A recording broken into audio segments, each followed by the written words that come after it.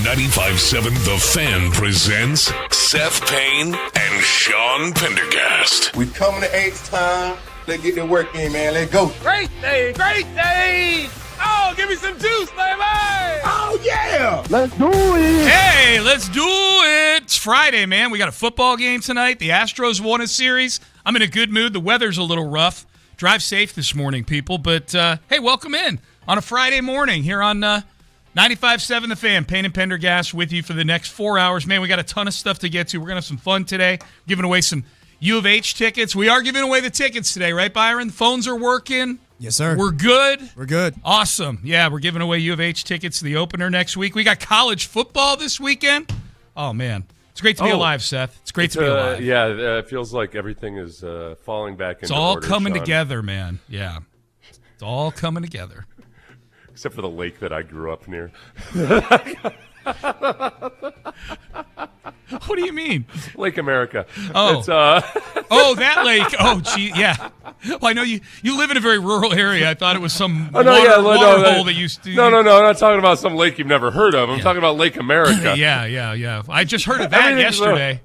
Everything is so weird. Of course you just heard it yesterday. Yeah. Of course, you weren't anticipating the change of the name of Lake Ontario. That wasn't on your bingo card. No, it was not. So when everything else is so weird in this current times we live in, we have football season coming back into order. Yes. Things are a little bit weird with college football. And that Yeah, no. We're talking about trying to eradicate the weirdness. College football's not helping right now. No, yeah. Not helping at all. College football's weird, but at least they're playing. Yeah, they're playing. Yeah. We get Belichick versus TCU live from Ireland tomorrow. 11 Ireland? o'clock. Ireland, yeah. Belichick. That's our export. That's what we're exporting to Canada these days. Yeah. You know what I thought yesterday? So I was watching the Vince Young documentary. Okay. Halfway through it, I'm still in the UT days. My gosh, what a glorious! You know what I felt awesome about watching that was I had such clear flashbacks to that annoying thing that people do, like they were doing with the Chiefs before they were about to win their third Super Bowl in a row. Yeah, everybody was naming USC, the greatest college football program in the history of college football. And I remember getting in arguments in the cafeteria there, whatever they call it now, the Performance Center, over at NRG. Reliance Stadium, excuse me. Yeah. And America Stadium. But I remember getting these arguments about how about how they were the greatest. People were saying, no, it's a slam dunk. There's nothing that's ever been as great as them. I'm like, wait a second. They still have to beat UT. Yeah, you got to win. Like, well, yeah, of course. So it was really cool to watch Vince Young through the first half of all of that. And that part of it, as far as just college football starting, it made me remember, that everything's all full of hope. It's a glorious time for everybody this time of year. Yeah. So you've watched the first half of it. You're through the college days with him now. So far, thumbs up on it? Pretty good? Yeah, I like it, man. I mean, you know what it is? So far, he's open and brutally honest. His mom and his sister are really good on it. Yeah. Mac Brown. You know what? The other big thing that struck me, though, is it is amazing how much it's changed in the last 20 years. Yep. When it comes to discussion about black quarterbacks. You know, he's still in an era where he was nervous about going to certain schools because he wasn't sure they would actually start a black quarterback. FSU only wanted him to play that long wide ago. receiver. Right. I mean, it was 20 years ago. Yeah. Or a little over 20 years ago. And that obviously that's changed a lot, really, in the last 10 years. It definitely has changed a lot. Yeah. It's absolutely changed a lot. But I'm not saying there's still not aspects to it and everything, but it was a matter of will this school even start a black quarterback? Right. No, it was extreme. Yeah. Even as recently as the early 2000s, like you said. It's funny. I was. Cleveland, the Browns played last night, and they've got this big quarterback controversy going on. Taylon Green, the kid out of Arkansas, played in the game last night. Didn't do anything throwing the football, but he had a play that wound up on SportsCenter and will be on SportsCenter all day today, where he ran out of the back of the end zone. He was almost Orlovsky'd. He was almost stepping out the back of the end zone. Yeah. He was able to scramble for about 35 yards out of the end zone. One of the very first questions that he was asked in the postgame, are you beholden to playing quarterback. Yeah. And he's like, yeah, I'm playing quarterback. I'm like, so we're still like, in some ways, he was a a guy like Orlovsky doesn't have any options, right. But you. Now, he was he was a 6th round pick out of Arkansas, which is different than asking Lamar Jackson, the Heisman Trophy winner, that question. But it's still out there. So, so here we are. We'll talk some football. But, Seth, I want to ask you what you want to hit first, because I've got multiple texts here, some in all caps, when it comes to the Astros. Okay. Do you want to talk about them beating the Yankees last night to win this series in Yankee Stadium and hold on to their lead? Their lead actually grew last night because the Rangers didn't play, the Mariners didn't play. So the Astros are up a game over the Rangers, 3 games over the Mariners. Or do you want to talk about the return of Brent Strom to the building? Okay. All right. I thought you were going to say Astros or something else. I don't know. It's all encompassing. So that's a tough one, because I felt this way after the Astros won the first game of this series. We talked about it, and we were kind of we spent the whole day griping about various things going on with the Astros. Mm-hmm. And at the end of the show, I thought, man, like, why could we just not appreciate that they beat the Yankees and how much fun it is to beat the Yankees? So now we sit here after winning 2 of 3 games versus the Yankees, and especially beating Garrett Cole. And the Yankees, honestly, looking like drunken grade schoolers in the field. Yep. But what a bunch of idiots. Yep. What a bunch of clowns. And their entire fan base booing Altuve. Oh, that was glorious to beat the Yankees. That was the play you're talking about, where their shortstop Lombard gets a fielding error. The third baseman's trying to come in and clean it up, and he zings the ball practically into the stands. Lombard's had 6 errors in the last 6 games. Yeah. This is why the Yankees can't beat good teams. That's right. Or the Astros. Yeah. Yep. So let's start there. We'll get to Strom in a second. Yeah, if you're just waking up, Brent Strom is back with the Astros as a consultant, an in-uniform consultant in the dugout. I just think this situation is weird in a fun way.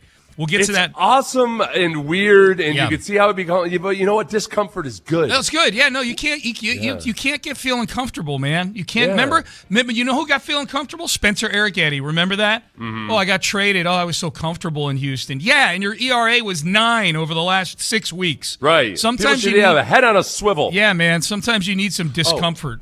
I remember the point I was going to make about just to tidy this all up about watching the Vince Young thing. Oh, yeah. Respect for Pete Carroll. I thought of Pete Carroll because we had mentioned Belichick and what a bum he is in college football. Right. But and we saw what happened with Urban Meyer when he went to pro football. Yeah. Still amazing what Pete Carroll is able to do in his career, with or without extra nuggets given to Reggie Bush. At both levels, you're saying. He's elite at both levels. To excel both in the NFL and in college. Yep.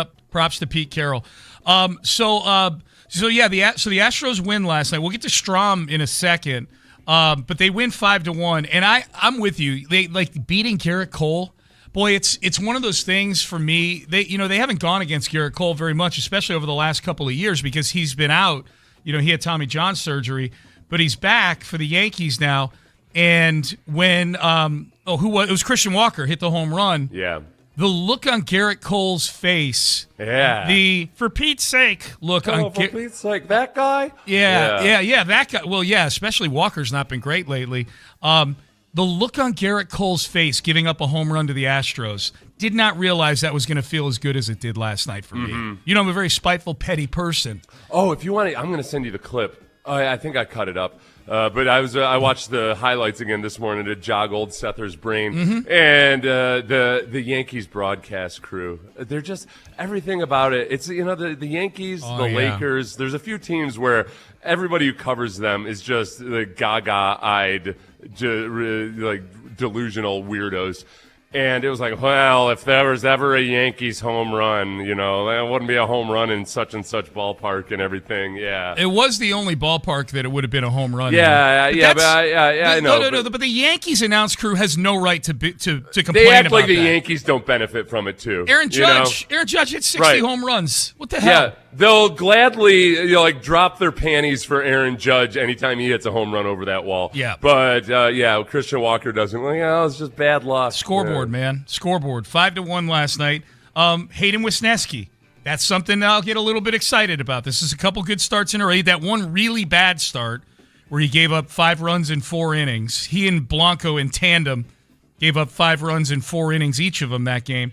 But really, really good last night. And not one of these Peter Lambert starts where it's 5 innings of 2 runs, but there's 11 guys running around on the bases and you're dancing with the devil. Hayden Wisniewski was just really, really solid last night. He had angrily solid. 6 strikeouts in 5 innings. Only put 5 guys on base in 5 innings. Gave up 1 run. Handed it over to the bullpen. Boy, Blue Ball. If you're starting to put an MVP ballot together for this team of like the top 7 or 8 guys, Blue Ball is right in the mix, man. Like especially given how the bullpen has started to fray at the edges a little bit here. Blue Ball came in and gave you 2 innings last night. Hader came in and shut things down. That was a nice win. That was a nice series win for them. Blue Ball has put in a bunch of innings, And look, the relief staff has been awesome. It's just a matter of can they sustain this for however much longer they need to. Yep. That's the scary part. But to get to Brent Strom, Brent Strom and his. You know what I've been talking about? We've been talking about this when you worry maybe a little bit about Bagwell having too much influence, and Bagwell is just notably abrasive about analytics and just does not like a lot of this highfalutin mathematical woo stuff. Not Fabechi woo. And I think the great thing about Brent Strom was always that, man, this is an older guy that 100% embraces the analytics, but also has the old school pitching coach ability to understand how to fix people, to look for things with the human eye, and to blend those things. You know, back in the golden era, you had A.J. Hinch, who was that perfect blend of, hey, had experience as a player, but also appreciated the analytics side of things, and you can be a good bridge to those kinds of things. And I've always worried the last few years whether, man, sometimes the message gets lost a little bit in your analytics staff telling the pitchers to pitch, you know, this certain mix of pitches, and yet you gotta have a human that's kind of managing it and figuring out, like, all right, does this feel okay? Okay, can we do this? All of that. And I think Strom's that great bridge for those two worlds. I haven't seen any commentary from either Joe Espada or Jim Crane or anybody else on the thought process behind bringing Strom back. And I know the thought process is he's excellent. He's an excellent pitching coach. Why not have this set of eyes on the pitching staff? I get the broad reason why you bring him in. He's very good at what he does and what he did. I do wonder if there's some specific things he's being brought in for. Like, I wonder if you've seen Pulp Fiction, Seth. You know the scene where John Travolta accidentally shoots Marvin in the face sitting in the back of the car, and now they've got to get this car off the streets and get it cleaned up. Yeah. So they call Harvey Keitel. Yeah. The Wolf. The Wolf. They call the Wolf because the Wolf is some guy who fixes things. You got a problem, the Wolf comes in and fixes it. I wonder if Tatsuya Imai is Marvin with his brains blown out on the seat of the car, and Brent Strom is the Wolf right here. Oh, okay. Marvin didn't come back to life or anything. No, he didn't, but the car got cleaned. Okay, so Tatsuya Imai is the car. He's the car. He's the car. Now, the car did get smushed in a junkyard after. Is Josh Miller John Travolta? Yeah, probably a little bit. Yeah, maybe he pulled the trigger on the gun. Tatsuya Imai is the situation that they were in. Yeah, he's the situation. You have to Tatsuya Imai is the Royale with cheese. Okay. Yeah. Okay. He comes from a different country, but he's supposed to be the same thing. Right. You know, as a Big Mac. Yeah. The focus here really is more on Strom in that he's the Wolf. He's coming in, and I don't think it's just Imai. This staff has like the 4th or 5th worst ERA in baseball. Like there are a couple good things about it. It's generally speaking a bad pitching staff. This is a thing about the Golden Era Astros and everything that Luhnow had built. And Strom was a huge fan of Luhnow, and you know we've heard about how Strom was not happy about the way that Luhnow was just unceremoniously dumped. It wasn't just what they were doing on the major league level; it was the entire organization from bottom. From rookie ball up to how they handled everything and had a certain approach to everything. Yeah. And, you know, when you lose all these different members of your brain trust through the years, whether it's Brent Strom or any of the former NASA scientists or anything else, how much of that has just started to fray at the edges, and how much alignment is there between every level of the organization and in the major league clubhouse. Like, I feel like Strom might be able to diagnose that and see what's different and what's wrong.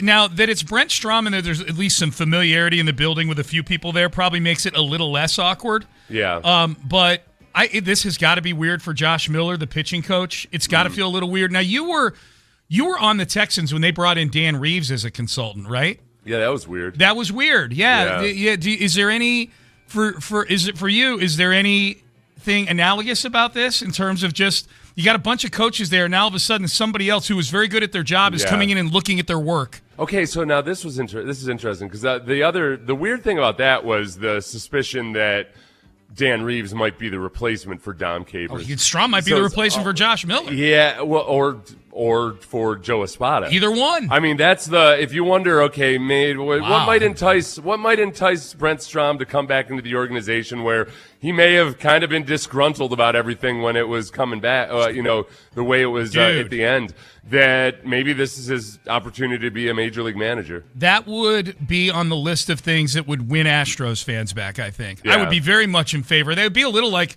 hiring D'Amico to be your head coach, and that you're getting a guy who's probably we don't know what Strom is as a manager. We didn't know what D'Amico was as a head coach, but he's 77 years old. He's 77. Yeah, he's a little older than D'Amico. Here's where I'm going with this, though, is that when you hired D'Amico Ryans as the head coach, you knew you were going to be elite on one side of the football. Yeah. You knew that whatever ethos he brought with him as a defensive coordinator was going to translate to the Texans defense, and it has in spades. I feel like if you're hiring Brent Strom, same thing when it comes to the pitching staff. You're killing two birds with one stone. And he's been around baseball so long, I don't have any issue with – I think he'll be fine strategically and putting a lineup together and all this other stuff. I hadn't even thought about that. That would be a very popular move, I think. Yeah, Strom's such an interesting guy because, he was a late bloomer in terms of just didn't get to the – he was done playing in 1977. His first time coaching in the majors was with the Astros in 1996. He kind of was just kicking around for a long time and just had so much accumulated knowledge that he's a youthful 77. But I think it's most likely, just given his age, I don't want us to come to ageism here, but I wonder if it is more just that, he's going to be a genuine consultant and kind of look at how things can, without coming in and being a hatchet man or anything, look at how the whole organization could be structured better. I love the thought. The fact that he is going to be in the dugout in uniform, to me, then you're a little more than a consultant. The consultant means you're hanging out in the film room and you're going home at night and you're watching the game on TV like the rest of us. There's something here. Manager, I hadn't thought about that, Seth. Okay. I like that. Do you guys like Looking at a picture of him from back when he was at the Albuquerque Dukes. Strom was a good-looking dude. Yeah. He had, Hollywood leading man looks to him. And he's a handsome older man now, too. Hey, our baseball talk, which we did tons of in the open here on 95.7 The Fan, is brought to you by Xfinity. Score the most reliable Wi-Fi. One price, 5 years, guaranteed. Xfinity, imagine that. Yeah, text in. What do you think? 713-572-4610. Do I need to Pender poll this thing? Would this be the popularity? What's the Pender poll going to be? About Strom. Would you approve of Brent Strom as a new Astros manager? Yeah. I knew it was about Strom. I just that's a good Pender poll. Okay. Yeah. Yep. There you go. I'll do it. I'll put it up during the break. All right. Coming up next, Texans are in Carolina tonight to face the Panthers. It'll be backups on backups. But tonight is big for a lot of people trying to make the team, trying to make an impression. Who is it biggest for tonight? We'll take a run through the position groups here coming up next. Bex Prime. Had Bex Prime last night. Amy and I did. Got done with doing the Texans collective stream.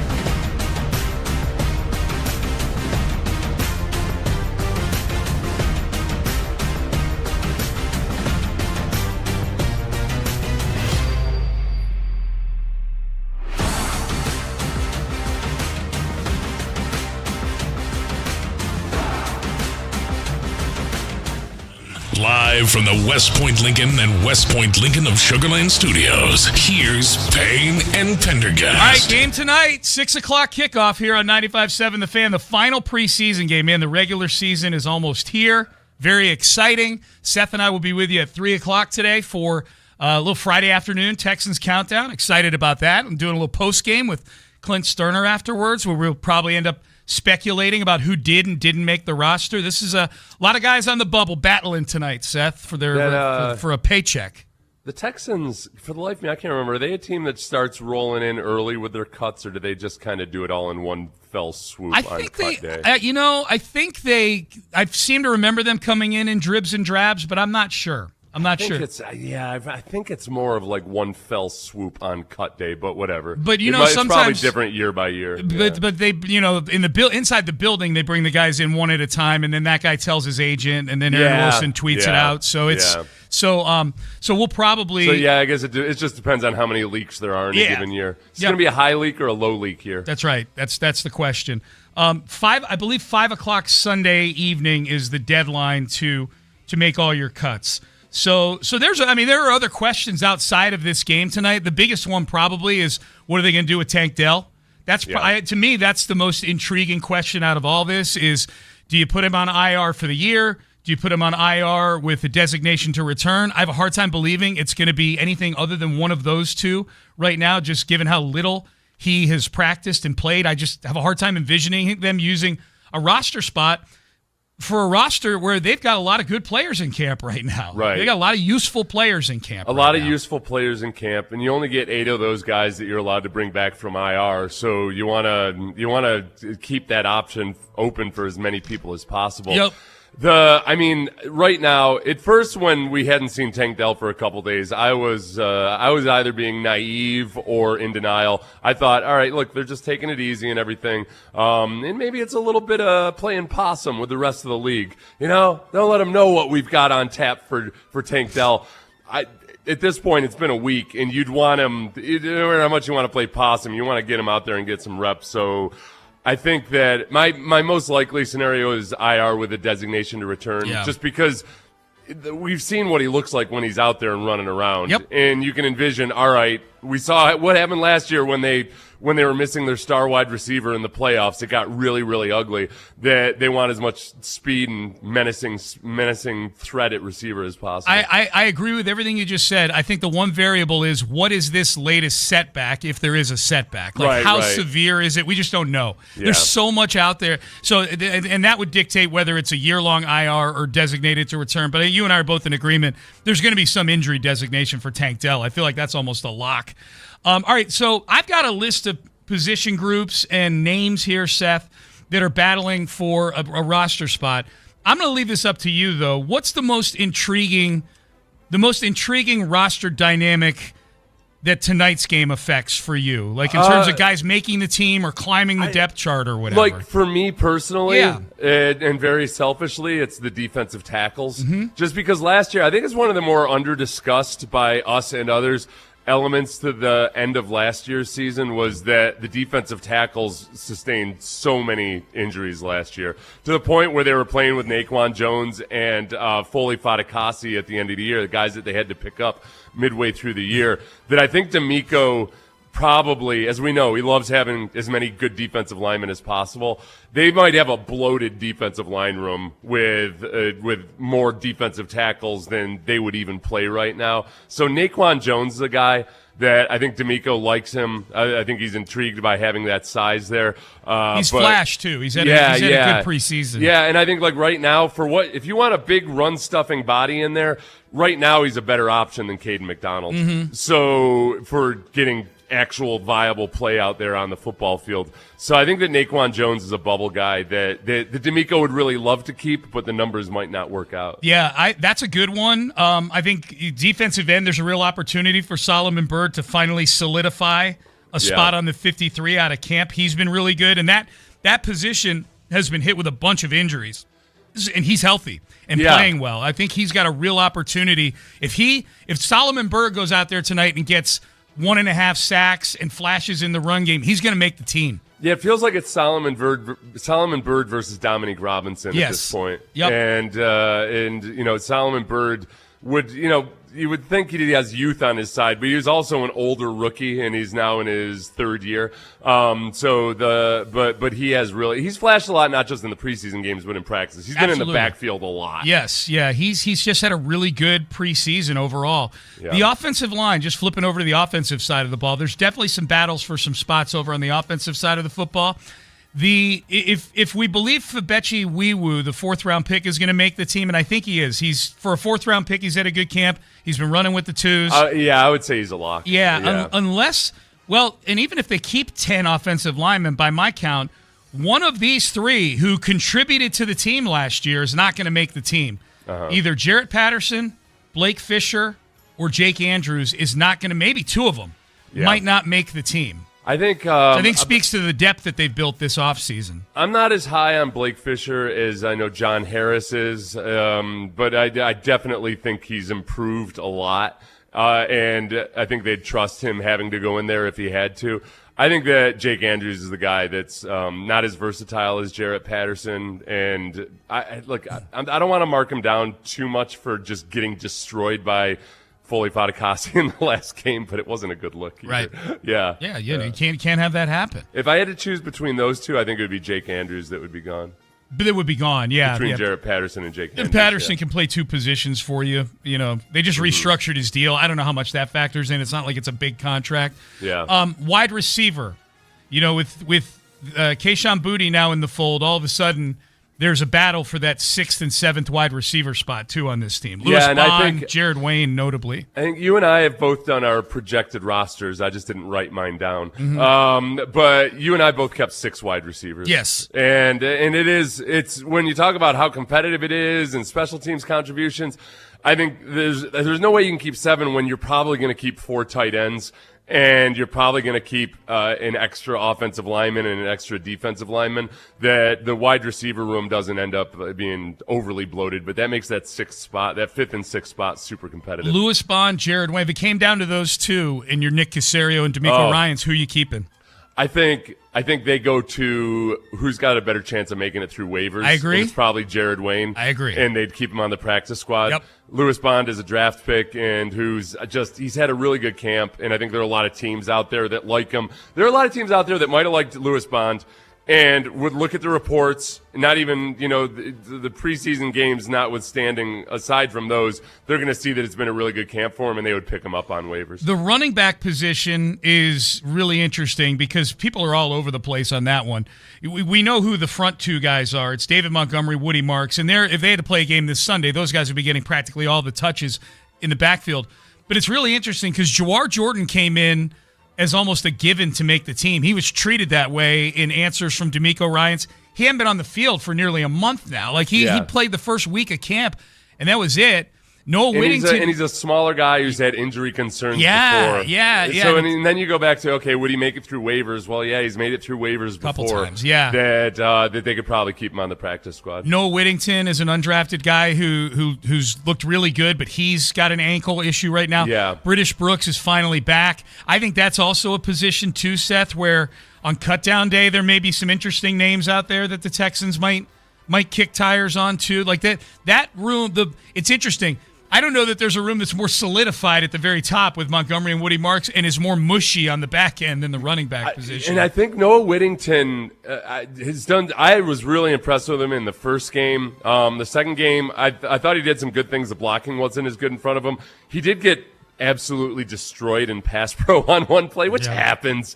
But I think that they would be more – I think that – they hope he makes it through waivers, but that they would call him up pretty quickly if they needed to, because I do think they can trust him. He's played a lot of football. He played 5 years of football plus his 4 games during his redshirt year. Yep. So basically 5.5 years of college football. Yep. And I think he's more polished than your average rookie running back, but I think he probably ends up on the practice squad to start the season. Yep.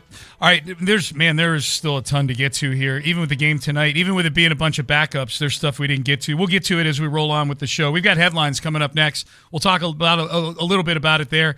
We've got multiple headlines with the Astros, the results last night, and welcoming an old face back to the building. We got some NFL news as well that we'll get into in headlines. Hey, we're giving away a 4-pack of tickets to the University of Houston opener against Oregon State. 11 a.m. kick on Saturday next week, a week from tomorrow. We'll be doing that in the 9 o'clock hour.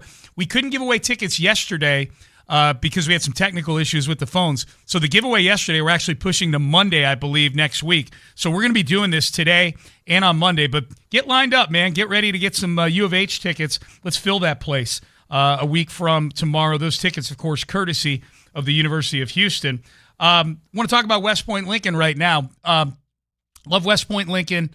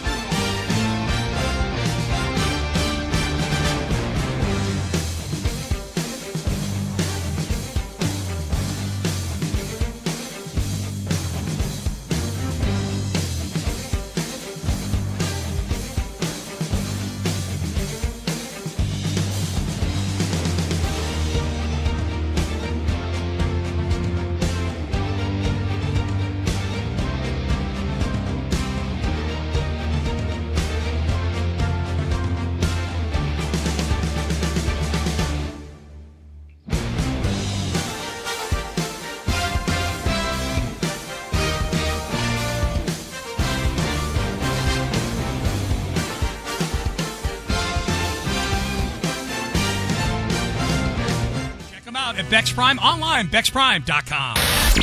Payne and Pendergast with today's headlines.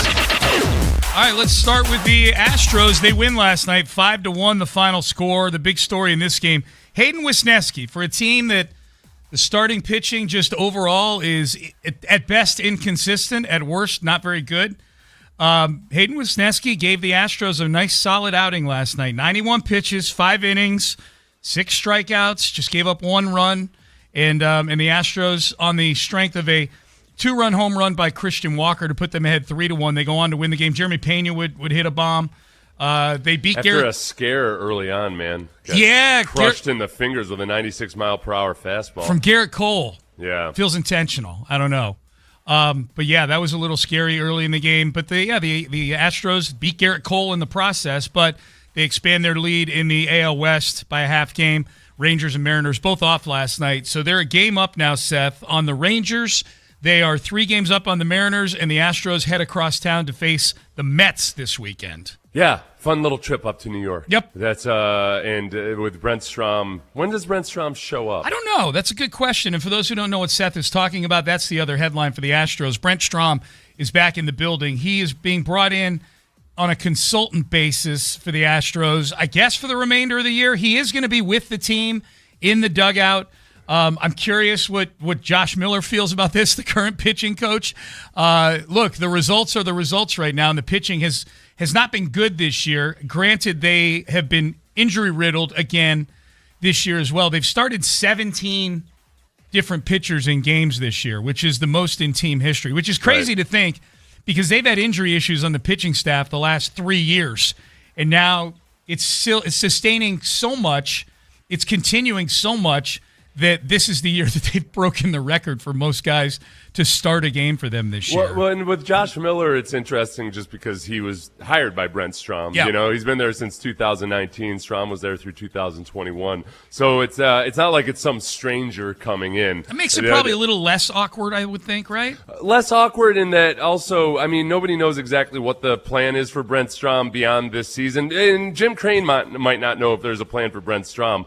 I had brought this up earlier, and I don't think it's totally loony. Is there a chance that Brent Strom is the next manager of the Houston Astros? Who feels weirder, Joe Espada or Josh Miller? Josh Miller, just because it feels very specific with the pitching. But I think your Espada point, your management point, is really intriguing to me. I hadn't thought about it.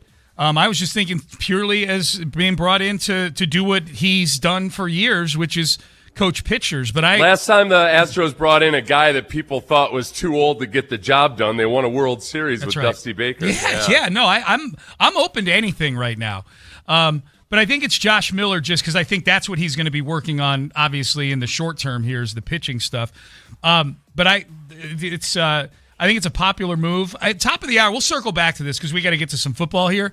But what would other moves be like this one with Brent Strom that might win some Astros fans back that have bailed on the team? I've got a few of them that we can hit at the top of the hour. Texans, we've got a game tonight. Nothing new with the Texans. They had an off day yesterday in Carolina. Game tonight in Charlotte. Panthers, Texans. Final preseason game. No starters are going to play. D'Amico isn't even being coy about that. He said no starters are going to play in this game. So this is a game, Seth, kicks off 6 o'clock tonight where a lot of guys are fighting for roster spots, impressing the Texans enough to bring them back on the practice squad. That's what the third and fourth quarter is probably going to be a lot of in this game. And I think in the first half, though, just as it was in the first game, the backups on defense are guys that you're going to rely on at some point. Some of those guys you're going to rely on at some point this season. And D'Amico is not happy with the effort out of the second stringers on defense in the first game. He was much more pleased after game 2. But for however long some of those guys play tonight, after hearing about the ones just destroy the Carolina Panthers ones, I want to see the Texans twos destroy the Carolina Panthers twos. Yes. I'll be greedy in that regard. I'm not going to be happy if somehow Kenny Pickett goes out there and marches down the field a couple of times. That's a really good point. If guys are going to be on the field in the regular season, I want to see them play well tonight. I like that. NFL news, Leonard Williams, defensive tackle for the Seahawks, gets a 3-year, $90 million extension. That puts him in the top 5 among defensive tackles. Speaking of Seattle, the new Seattle owner, Vinod Khosla, I believe I'm pronouncing his name right, was introduced yesterday at a press conference. And it was an interesting press conference because he revealed something. How would you feel if you were a Seahawks fan or a Texans fan? Let's pretend the Texans got sold to somebody. The McNairs sell the team to Vinod Khosla or an equivalent. And he gets to the opening introductory press conference and he says this. I also happened to come to this country in '76 when the Steelers were winning the Super Bowl. So actually I was originally and still am a big Steelers fan. Also, a little known fact, but I still watch all the Steelers games too. Yeah. Well, they would now in Houston. That would hit especially hard. Oh, yeah, that would be. At the very least, I know the Seahawks were in the AFC back then, but at the very least, this is a different conference. Yes. So he could be a Steelers fan and so. But yeah, telling a bunch of former Oilers fans like, oh boy, I'll tell you what, thank God for no instant replay. Yeah. Oh yeah. Well, and especially that's the time he came to the United States was when those AFC Championship. Oh my God, yeah, that's hilarious. He didn't even get like a courtesy laugh or anything. Like his son looked so very awkward. Uncomfortable. You could sense the look on everybody's face in the room. This might have been the one time in history where people actually wanted to see the rich kid son of the owner step up and be like, "Don't worry, everybody, I'm in charge." Which it sounds. I think his son. It feels like his son is going to be a big influence and is very much into a lot of the analytics and football itself and everything. People might be hoping that his son is actually going to be totally in charge. He's Vinod, the father, is 71 years old. Yeah. So he looks. But obviously a very successful self-made man. He's the Americans. He's like the American dream story, all except for the fact that he's a huge Steelers fan. He's an American dream everywhere but the team Still he am. just bought. He didn't have to say he still is a Steelers fan. Right. He could have said, first, he didn't have to bring it up at all. And second, he didn't have to double down and say, I still am a Steelers fan. It's a good thing he didn't come over in the 80s because he would have said Niners, and that would have been way worse. Yeah. In the same division. You face them twice a year. Oh, man. All right. Those are your headlines. Oh, last one here real quick. The ACC. We can check the box next to every Power 4 conference now. They've all voted unanimously to not let NFL players back into college. Yeah. Of course, there was another injunction in a Dallas courtroom yesterday that is allowing them to play. So again, back to the theme of the day where everything's so weird right now. Oh my God! These are the kind of things you pass that you're thinking everybody voting on this is like, is this really happening? Wait, we have to have a rule about this? Dude. We have to put this in writing that we can't bring pro players back. I'm so sad Lou Holtz is not alive for this right now. NFL player, yeah. His take on NFL play. We're not here for. Listen, you went to the National Football League, you get cut by a team. Get a job. Get a job. Stop going back to college. And I know you and I are different on this, but I do I have to just keep reminding myself. Well, it's professional football in college. It's not just illicitly professional football. No, they get paid. Nope, these guys are getting paid above the table. Yeah. And I get what you're saying. I just feel like there's levels. There's levels. Yeah. All right. Payne and Pendergast with you here on a Friday. All right, we will circle back to the Texans. Hey, let's go back to the Astros, though. This Brent Strom move of bringing him back in the building, I think is a popular move among Astro fans. Why stop there? I've got an 8-point plan to win the fans back for Jim Crane, and I will share it with you coming up next. Here's one of my I probably got, if I think about all of the companies that I speak for –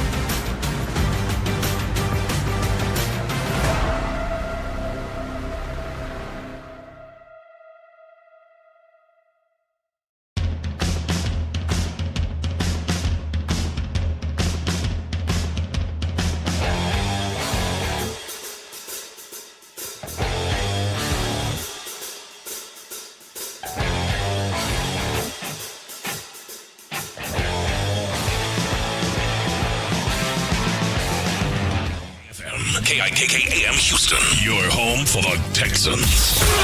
Houston sports leader is 95.7 The Fan.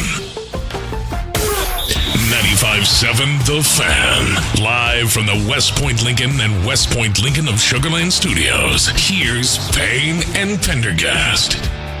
You can't write this. You just can't write it. Not one error, 2 errors on one play.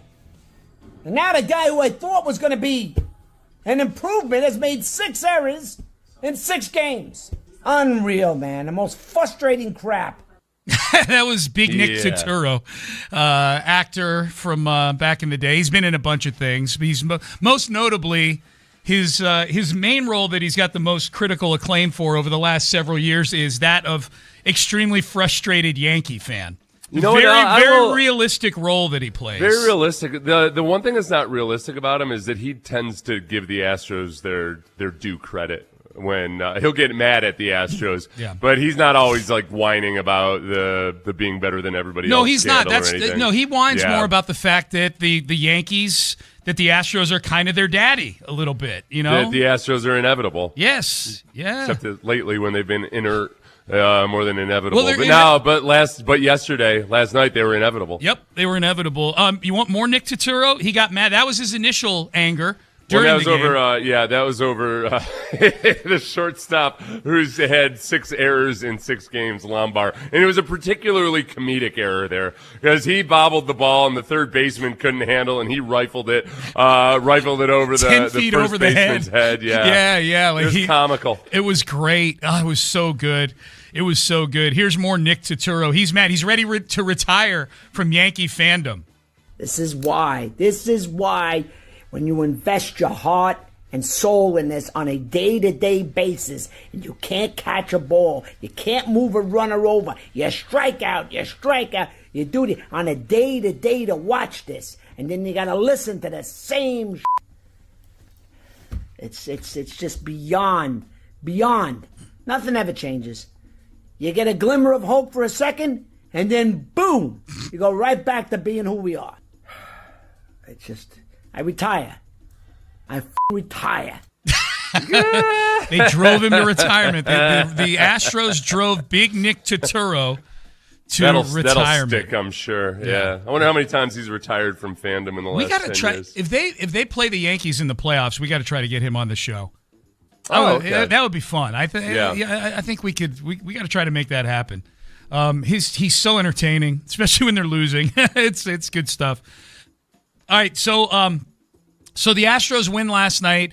They play the Mets this weekend. They're a game up in the AL West. Calendar's about to turn to September. Boy, Seth, during the broadcast, when they show that chart of the relievers in the last 7 days, and how many pitches each guy has thrown out of the bullpen, and then you add in the fact that they just don't even use Tatsuya Imai. Right. So Imai is basically eating a roster spot right now. Tatsuya Imai is basically, for different reasons, but is basically what Deshaun Watson was on the 2021 Houston Texans. Yeah, they might have him out there soaking up a roster spot. Is he shagging flies during batting practice or not? Do we know? Is that or do they do it too differently over here? Is he a walkthrough? Is he a walkthrough safety in practices? Yeah. So Imai doesn't even pitch. They don't even trust him enough to use him. And the bullpen is just getting really taxed. And I think people who watch the broadcast know the graphic I'm talking about. As whatever starter they have starts to struggle, they show this chart that lists all the relievers down the left-hand side. Across horizontally is the last 7 days, and then they fill in the graph, the chart with the number of pitches each guy's thrown every day. And it's a very, very full chart right now with a lot of double-digit numbers, a lot of crooked numbers in there, Seth, for this bullpen. So, but they're able to get it done last night. They get it done last night against the Yankees. A.J. Bluebaugh has been really, really awesome this year for them. And it's off to go play the Mets. The big news is Brent Strom is back. He is back as a consultant, an in-uniform consultant, so he's going to be in the dugout with the team. So this isn't something, it sounds like at least, nobody has spoken on this yet. It's only been reported. Well, I guess Espada reported it to media contingency yesterday, so I don't know how much back and forth there was with what. I don't know if there's a listed set of goals here for Brent Strom or if there's pet projects for him. You know, if he's being brought in and fixing Imai or fixing Christian Javier. Yeah. You know, Javier's a guy who he's actually coached before. If those are pet project, getting Hunter's four-seamer working again. I don't know if there's some listed goals here for Brent Strom, if he's being brought in with some very specific things to fix. There's certainly plenty to fix with this pitching staff right now. There's a lot to fix, and I wonder, though, the fact that he's in uniform in the dugout, in the short term, I would think it's more about the major league team, obviously. I think the thing about Strom, and probably what he doesn't get enough credit for, is that he was part of shaping the entire organization's developmental strategies and process. And that was one of the things people used to laud the Astros for, was the uniformity of the way they coached and the way they developed prospects all up through the system. That would be a good project for the offseason. Right now, it's all right. Help us put out this fire. Is there anything you can work with your old protege, Josh Miller, who you hired in 2019, to make this look more like it used to, when Astros pitchers would come here and you get the best version of them, instead of guys who are supposedly relievers but not even doing that. Yep. So I think this is a popular move. The sense I get is people like this. You have zero to lose if he's willing to come back and be a consultant. By all means, do it. Anything that's going to make the team better and the fans happier, I'm all for right now. So that would be number one. I've got a list of things here, Seth. You tell me if these are things that fit the category of what would maybe win some of the fan base back. I think it's fair to say, just look at the stands at some of these games, that they have lost some of the fan base through this stretch of the last couple years here. So do we want to say, on a scale of 1 to 10, how much does this win people back? Maybe, yeah, if you want to do it that way, if we want to quantify it. I would say, one, keeping Brent Strom in some capacity after this consultative run that he has here, whether it's pitching coach or, as you point out, hey, maybe he's a candidate at age 77 to have a few years running the team here. So this will be an interesting one to see how people sort this out in their minds over the next couple of months, because on the one hand, I think that, people miss Brent Strom. People miss what it looked like when Brent Strom was out there. I think the more cynical side of things is going to end up being, all right, is Jim Crane just trying to go back to the well again and bringing back Verlander, bringing back Correa, bringing back whomever? I don't think people will get that cynical about it. It's hard to argue with bringing Brent Strom back, so I think this is a 9. Yeah, that's a 9 for you. Yeah, and I think the difference there, there is a commitment, the financial commitment of bringing those guys back, damages of like a Verlander or Correa, not damages, but it affects your ability to do other things. Yeah. There's no competitive balance tax on bringing coaches in. So I'm with you.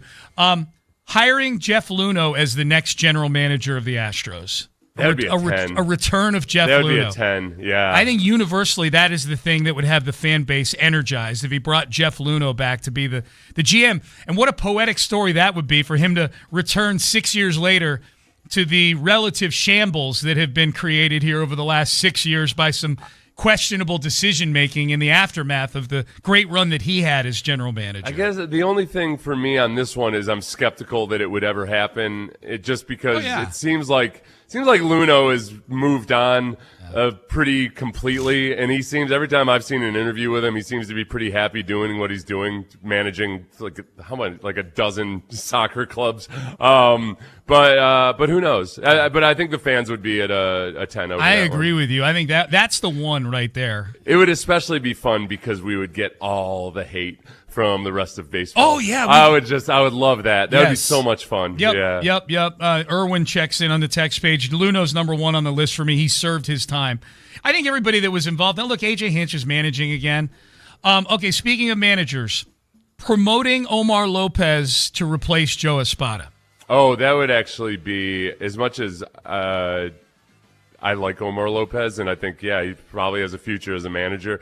I think promoting from within yet again would probably be maybe a 4. A 4, okay. Enthusiasm scale, yeah. I think him winning the World Baseball Classic is probably good for like a point or 2 on that rating. To which I ask, why? That's the one thing I'm like, okay, a manager of an all-star team that's just thrown together. Yeah. Yeah. It's cool. Because public perception, you know, like that's why. I'm 100% on your side in that. Like, I don't think him winning the World Baseball Classic means that all of a sudden the Astros season win total next year should go from 82.5 to 86.5 or something like that. Fire Jeff Bagwell. Oh, yeah, boy. We're just talking in terms of popularity in the fan, but I know this makes you uncomfortable. Yeah, I know. I guess my first question is, fire him from what exactly? I don't know if he draws a salary. It feels like he's just. Well, but you know what I mean. Yeah. Get Bagwell out of the building. Yeah. I just don't feel good about that in general. I just wish, like, firing him seems kind of extreme. Maybe a more defined role and one that is more in line with perhaps what people would want him to be. So I'm going to say, just for me personally, okay, that gives me a 3, I guess. It doesn't move the needle for me. It's a 3, and I think this is the one where you are on the other side of the fan base on. The sense I get from fans, at least the most vocal ones, that would be like an 8 if they just I do think, okay, don't you think most fans, though, okay, this is where I am at it. I was like, Jeff Bagwell was part of kind of I was in my 20s when Bagwell was a player. Yeah. And that was, I still want that part of me who remembers him as a baseball player and as a Houston Astro to not get completely and totally tarnished. So I can't delight in anything bad that happens to him necessarily. Seth, my history with Bagwell goes way back. I don't want but Jeff Bagwell, center striker for Xavier Middletown soccer high school player, to be sullied by this run that he's had as a special advisor. My history with Bagwell goes back to the roots of rural Connecticut back in the day. I feel like it's one of those things where if you look at this like a family, there's certain things that you have to do for the good of the family, but you don't feel good about it. You know, when you got to take Grandpa's car keys away, you're doing it for his own good, and you're doing it for the good of the family. But it's not like you wait until Grandpa gets in the retirement home bus, and as soon as he's gone, he's like, yes, he's out of here. Yeah. Screw Grandpa. Screw him.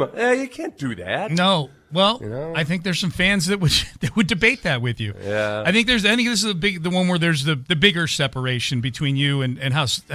I think there's a separation between you and parts of the fan base too. I don't think you acknowledge the people that have a sentimental side to them to Jeff Bagwell. That may very well be that I'm only hearing the very vocal social media fans. That could very well be. That could very well be. All right. So those are all sort of management things. As far as things that I think would be popular with fans, and again, this is my 8-point plan for Jim Crane to win back the fans that they've lost. I don't want to say win back the fan base, because I think there is still a healthy amount of the fan base that wants to make the postseason, goes to the games. You're saying stoke enthusiasm. What? Yeah, stoke enthusiasm, yeah. Extend Yordan Alvarez.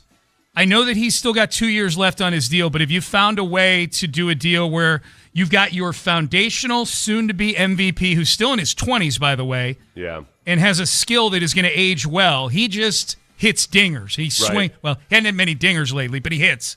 Extend him, tack 3 years onto his deal. So you are sending a message by doing that we are not. And I know there's some fans that want to tear it down and do that whole start over thing. I don't think they remember how awful that was. That would send a message to your fan base that, no, we are keeping the window open here. Yeah, I think that would be largely, people would be very enthusiastic. I think there's two elements that detracts from it a little bit. One, what you just mentioned, the people that just want to tear it all down. So there's that element too. And then there's the other side, where people might have a knee-jerk kind of, oh, wait, I just watched Altuve sail another baseball over the first baseman's head yesterday. Yordan, people don't realize Yordan is still a young man. Yeah. If you extend him 3 years, which I don't know if he's going to go for that, but you're just extending him on through his 32-year-old season. That's it should be a slam dunk that this should be a 9 for enthusiasm. Yeah, and that's why I wanted to make it clear that you, unlike Altuve, who there was a defensive element to what you were asking him to do, all you're signing Yordan to do is hit and play occasional left field.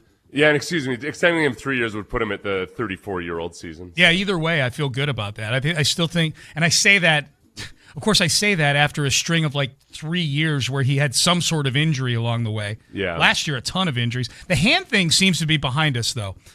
Unless this is a reason why he's not hitting home runs anymore. There's been some speculation that that's it, but I haven't really seen evidence of it. No, I've been looking for grimaces and whatnot. He's hit 1 home run in 24 games. Yeah. And yet he's still leading the American League in home runs. It's crazy. Okay, I got a few more. This is stoking enthusiasm and winning back some of the fans that you've lost. Do something with Jeremy Pena this offseason. Do something. He's got a year left, so we're heading into, and I know there's going to be a work stoppage, so that complicates things. But let's pretend for a second that it's a normal offseason coming up. Jeremy Pena is heading into the same territory that Kyle Tucker was heading into before 2025. Don't go into Pena's last year just riding it out. Either do something with him, either extend him or make a deal that helps replenish your roster. I think Pena. Yeah. I think you're going to be able to get more for Pena than you got for Kyle Tucker because of the position that he plays and that he is playing at a very high level in all phases right now. It would for them to do that, shortstop, for it to actually stoke enthusiasm, it would have to be a Kyle Tucker type of trade where you're getting young players with years of service time, et cetera, et cetera. So with that, I would put that asterisk on it. If they get an incredible trade, but it's all about the future. Yes. that just doesn't get people moving the same way actual bodies do. Yep. So I'll put this one. Trying to kind of handicap for what type of trade it would be. I think this would be a 6. Yeah. Because there's going to be a good chunk of people that are upset to see Pena gone. Yep. There's going to be other people that if you give him maybe Crane does his first long-term contract, there's going to be people that kind of aren't comfortable with that just because the like what it means for the future. Yeah, I'm operating under the assumption that it's a reasonable trade. Yeah, I would say they don't 6 botch on the this. trade. The enthusiasm will be all over the place. Yep. People have different opinions. What would you have more enthusiasm over? Assuming that the contract they give is reasonable or the trade they do is a good trade, which do you have more of an appetite for? I would be super enthusiastic about a air quotes reasonable contract. Yeah. But Pena, the reasonable contract from Pena's side might be 8 to 10 years. So if somehow they got him on a 6-year deal, I'd be over the moon for something like that. Yep. It's just I don't think that's likely. Okay, I have 2 more. 1, bring back Mauricio Dubon next year. Oh, okay. People would be really happy about that. They'd be super excited. They'd be super excited. Yeah. It wouldn't feel. They'd really like it. But I'll put this as a 6 because there's going to be a whole lot of like, oh, that's what's going to save the Astros. Okay, cool. So a 6 on that one. If you think that, I'm not saying you think that, but if you're someone who thinks that, if your reaction to bringing back Dubon is that's going to save the Astros, you're just not a smart baseball fan. No, because you're still waiting for more. Oh. You're not like, now they got Dubon back. Yeah, I'm not even thinking. Yeah. So I'm not even thinking of the sequencing of it. Like the word is enthusiasm. No, I get it, but presumably they'd be bringing Dubon back after doing a lot of these things already because you're not going to. I mean, there's going to be a work stoppage, So, all right, last one. Find some way, come hell or high water, even if it involves somehow accosting him in his driveway, like happened to Matt Schaub back in the day. Find some way to convince Tatsuya Imai to go back to Japan and opt out of his contract. What? This depends. It depends on what Brent Strom's role is in the organization. If they come to us with some kind of plan at the end of the year for, hey, this is where we kind of let things fall by the wayside in the way that we manage our pitchers and develop our pitchers, and that actually we feel like, no, we've got a real good opportunity here with Imai to turn him around and, I don't know, make him live in America for a couple extra months so he gets used to everything. But if they did just to get out from underneath it completely, and it's the old GM that did the Imai disaster, then people would be at a 7 on that. If Astros fans found out today that Tatsuya Imai just said, I'm going back to Japan, I think it'd be like an 8 or a 9 if it happened today. I don't. The only thing about it is you still have the stain of the whole experience with Imai and the lost season to where it's kind of like, I don't know, your brother-in-law says he quit drinking yesterday. You're like, okay, cool. It's a good first step. Right. All right. We've been through this before, though. Yeah. So let's, day 2, I'll get a little bit more excited. Day 3, we'll get a little bit more excited. He did vomit on my carpet 15 times in the last year. Yeah. I can't forget those things. Right. We're doing the right thing. Yeah. I'm glad you're going to meetings, but we got to, let's just keep this thing moving along. All right. So what do you think of my plan? How I think those are executable is this plan? I don't criticize any of those things. I don't think that promoting Lopez, just promoting in-house in general, especially when it feels like you might have systemic issues that you need to fix. That's the one that doesn't really do it for me. And then the firing Bagwell, I don't feel comfortable with it just because of I guess maybe the way you framed it. It doesn't have to be an outright firing. Yeah, I don't want him gone from the organization. Yeah. I mean, we're kind of debating semantics here. I think people just remove him from the role that he has. I don't think we're debating semantics. You want him out of the building. So that's I don't. So is that a firing? I guess. Yeah, I think there's a role for him in the organization, but it's got to be really. I want the new GM to have a lot more outright say over things than it appears that the last couple have had. Yeah, I just want his I guess to be clear, if they want to keep him around in some capacity where he's not affecting baseball decisions, cool. Like honestly, he was a hitting coach for a little while for the team, which I always thought was funny to me because he was the least orthodox hitter I've ever seen in my life. But that doesn't mean you can't coach approach and things like that, working counts, all those things. If they wanted like an on-field capacity in some way, like Bagwell, then cool. I just don't like how much influence he seems to have over important baseball decisions. I think there's a certain veto power element. Yes. Where you don't want too many people that seem to have veto power over the GM. The GM's got a plan, wants to do something, wants to execute something, but then there's 6 different people that can whisper in Jim Crane's idea into Jim Crane's ear and tell him it's a bad move. Yeah. So I guess on that one, maybe I should have been more specific. Like get Bagwell out of the personnel side of things. Yeah. Remove him from that. All right, Payne and Pendergast with you on a Friday. This was Ryan Fitzpatrick last night on the Thursday night broadcast. The Amazon Prime had the game last night with the Bills. Or, sorry, not the Bills. With the Browns and whoever the Browns were playing last night. The Browns were the story in that one because of the quarterback battle that Deshaun Watson ended up winning. This is Ryan Fitzpatrick just very matter-of-factly on the broadcast saying, when Deshaun Watson fails this season, ... But I also think this is set up here for Shedeur. I mean, if Deshaun, once he fails, Shedeur's going to jump into this thing, and he's going to be the guy, and this city is going to be behind him. Yeah. So you think he'll fail? Yeah, and it's going to happen. I mean, Shedeur's playing this year. I think all 3 of these guys. I think Gabriel's going to have a chance to play as well. But this is such a young roster with a lot of changing parts and a lot of new guys, so they're going to struggle on offense this year. Yeah, it was the Patriots they were playing last night. It's going to happen. Yeah, they beat the Patriots 37-13. Yeah, Somewhere out there is somebody who doesn't understand the way preseason games work, and either worried about the Patriots or jumping in jubilation. Yep. Yeah, Dylan Gabriel actually had a really good game last night. But I just love Fitzy, like. When he fails, and they're like, it's going to fail. You think he's going to fail?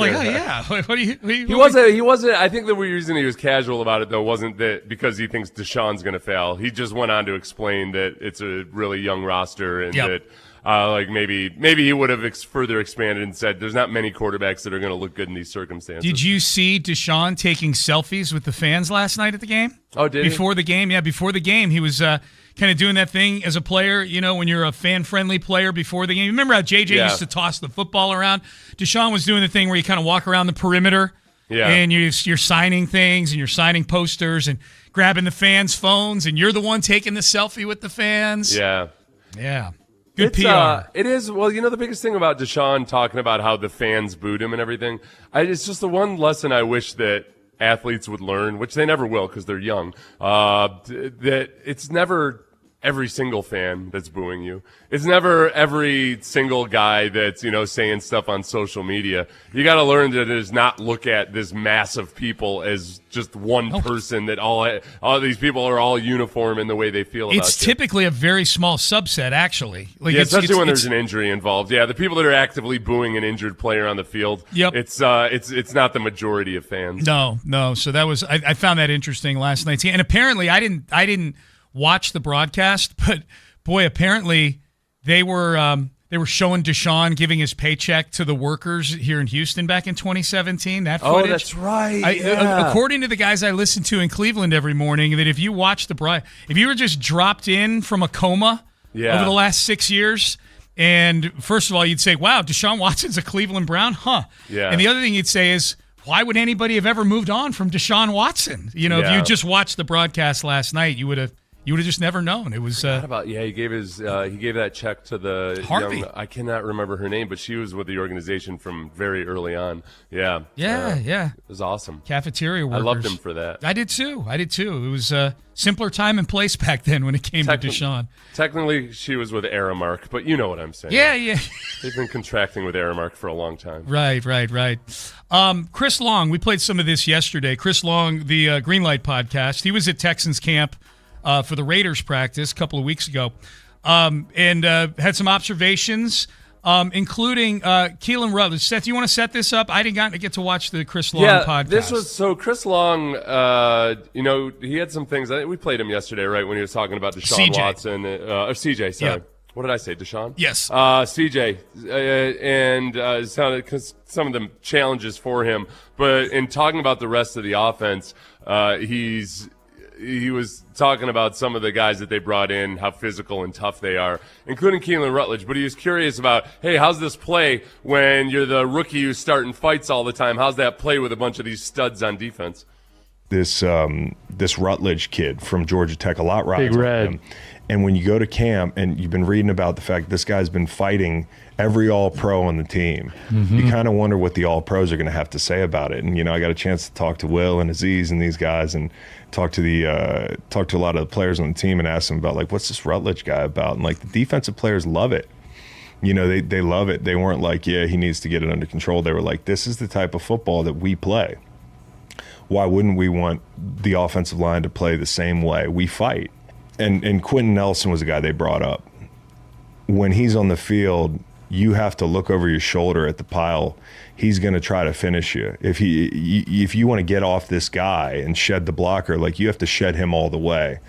And, there's a mental aspect to having a guy that's just going to try to get that last shove the entire game, especially in the middle of your offensive line. And he also looks very good as a football player in reaching people, getting up to the second level, his quickness, the whole thing. I think this guy could be a really important piece for them and could kind of not just flip the culture, but kind of flip the run game a little bit.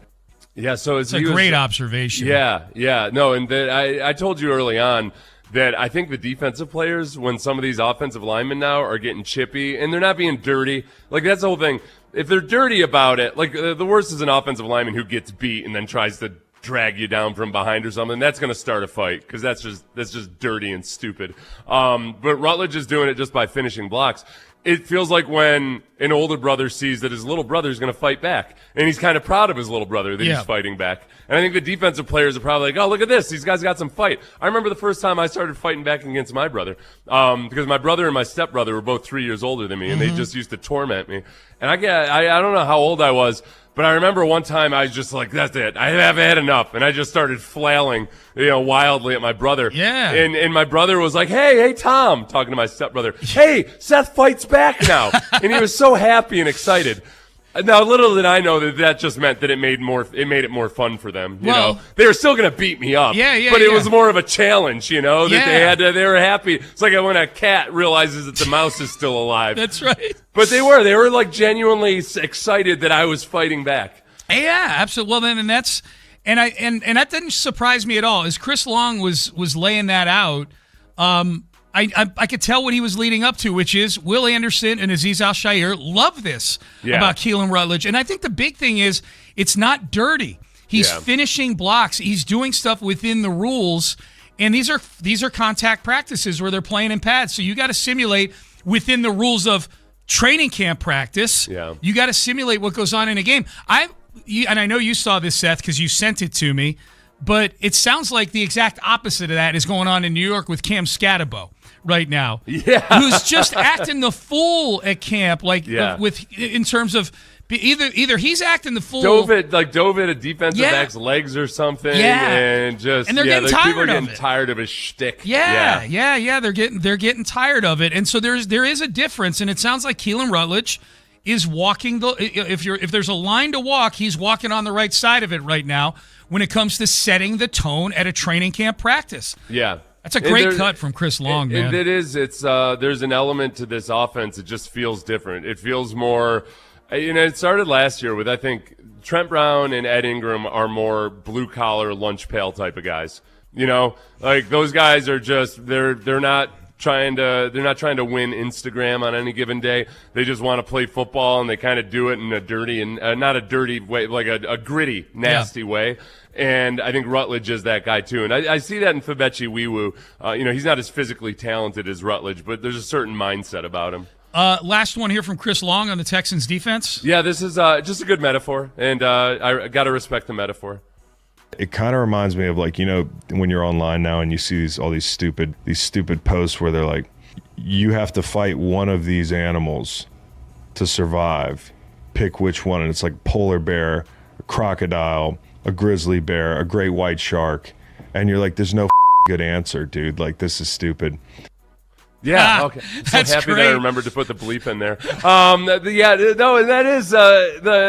He's talking about, you got the edge rushers, you've got the defensive backs, you've got the kill zone linebackers, anywhere, because that's the thing with the Texans, the kill zone. They don't like to advertise the kill zone, but you want to throw something up underneath because the corners are doing such a good job, you're gonna get possibly actually literally murdered by one of the linebackers or safeties. So it's really hard to just pick a spot to try to attack on the Texans defense. Dude, the best thing I saw, it was right after they signed Clowney, and I forget who tweeted this out, but they said, man, can you imagine being a team and it's 3rd and 12, you're backed up in your own territory or anywhere on the field for that matter, and it's 3rd and 12 against the Texans, and you're dealing with Will Anderson and Daniil Hunter coming in on these, the wide 9 angles there, and Jadeveon Clowney standing over your guard and center. Right. And if you're not sure exactly where he's going to rush. Right. He's in a 2-point stance, just menacing like a gargoyle over your guard and center.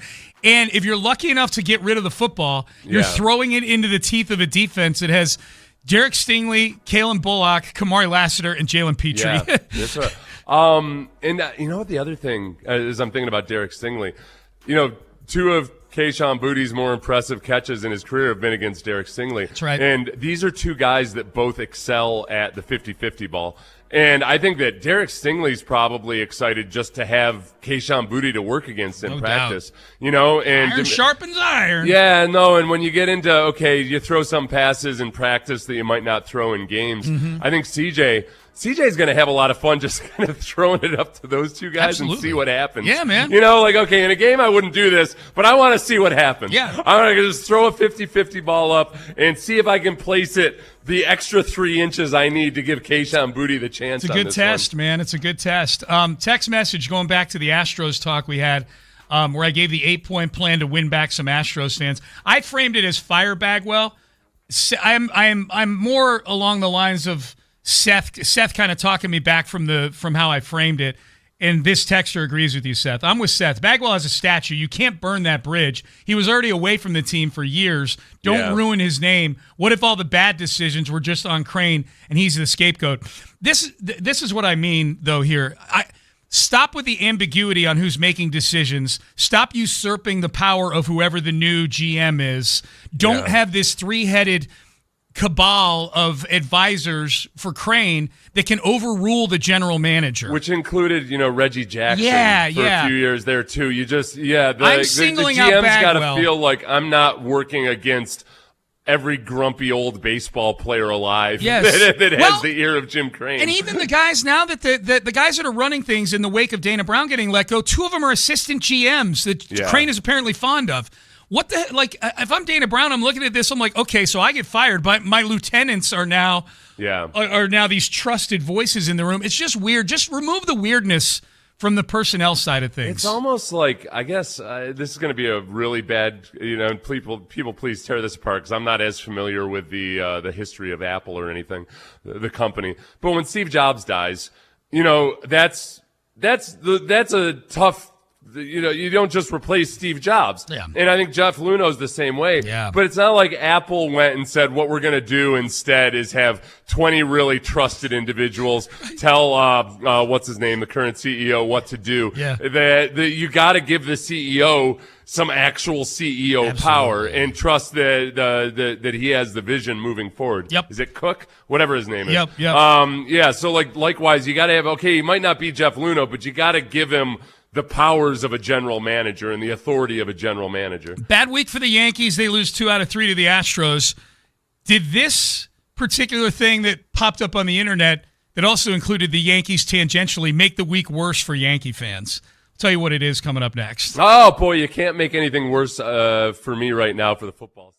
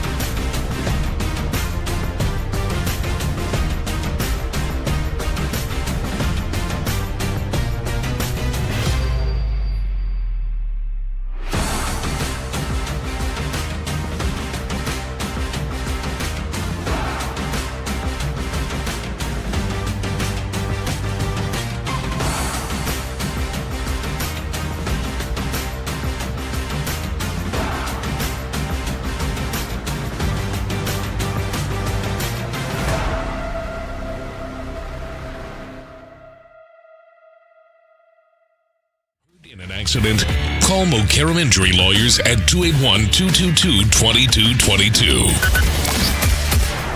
95.7 The Fan presents Payne and Pendergast. Definitely, of all the things I proposed in my 8-point plan to win back Astros fans who are disenfranchised right now or disappointed with the team, the Bagwell one has gotten the most run. There's people, Seth, agreeing with you, like don't burn the bridge with the Bagwell, keep him around in some capacity. There's others that say, okay, I agree with Sean, too many cooks in the kitchen, hire a good GM, let him do his job. The other one, but those aren't two separate things. Okay, the other one, let me read the other one real quick. Sometimes bad things happen to good people. Bagwell's a prominent figure in Houston and was a great player, but he's helped ruin the Astros. However it takes place, you have to have him out of the building. Right. So out of the building is the interesting part there. And maybe that's the best middle ground because it's not either or. Like just him not having the influence he may have now. And then this is the other problem is I don't think it's not just Bagwell. It's whichever of the advisors that are talking to Crane at this point, where it just feels like the way things are reported and everything, and maybe this is inaccurate, but it feels like the GM is fighting for every decision he wants to make. Yeah. Because if there's somebody that whispers in Jim Crane's ear that he doesn't like it for whatever reason, all of a sudden it's a big debate. That I just want, however, Bagwell and all of those other dudes are influencing Crane, for them to have less influence on the micro side of things. It can't be on specific trades. It can't be on specific acquisitions. Yeah. You want to have a say in overall and how things are operating or whatever, fine. But man, it just feels like a GM is fighting uphill to do his job when it's way, again, maybe this is inaccurate, but the way things are reported, it just has the feel of it being way more difficult for the GM to operate and make decisions than I would prefer if you trust your GM. I think fans, more than anything else, want clarity. They want to know who to point the finger at, and that's why I say, Seth, and I've said this for the last week, is that if they're going to keep Bagwell in the building in some sort of capacity where he has influence, I'd rather they make him the full-time GM, so at least we know that's the guy who the buck stops with him. Then have this nebulous role where he's whispering in Jim Crane's ear. At least this is the perception, where he's whispering in Jim Crane's ear on certain things, and he's not whispering in Jim Crane's ear on other things. I'd rather have that. The biggest disappointment, I think that the time where Texan fans in the Bill O'Brien era, where they were the most frustrated, was the flat organizational structure era, where they didn't hire a GM, and Bill O'Brien did not have the GM title yet, but he and Jack Easterby were operating as this two-headed GM. And anytime a decision was made, and a lot of very controversial decisions were made in that era, trading for Laramie Tunsil, trading Jadeveon Clowney, trading picks in season for Gary and Conley and Duke Johnson and all these things, that anytime you ask Bill O'Brien or somebody there, you couldn't point the finger to anybody as to whose decision it was. It's like, no, it's just this group of people. Yeah. That's frustrating for people. I think that's okay. So I understand that. But the one reservation I have about that is the squishy organizational chart, like an amorphous blob that doesn't always necessarily have strict roles. That can work also. You only care about it when things aren't going well. Yeah. Because sports organizations they're small companies. You know, like there are very few multi-billion-dollar companies that really only have a few dozen key employees, in the front office. And there are a lot of organizations when there's a good working relationship between the GM and the coach and a few other key people, you don't necessarily have to have things all that strict. Yep. It's just you don't hear about it as much when things are going well. Yeah, you don't care if people are just showing up and playing video games all day if they're winning 100 games a year. Yeah. Whatever they've been doing currently has not been the way to navigate out of this incredibly hard goal of wanting to make the playoffs every year while also restocking your farm system. Yep. We will definitely talk more about this, people weighing in on it. I want to get to what we teased. Have you seen the body cam footage of the Jed York arrest? I have, yes. The owner of the 49ers arrested on Sunday morning for solicitation of prostitution. He got caught in a sting operation where the police in northern Ohio, in this particular county, Columbiana County, put an ad on a prostitution website, and he pinged it 3 times with his phone. They finally replied back.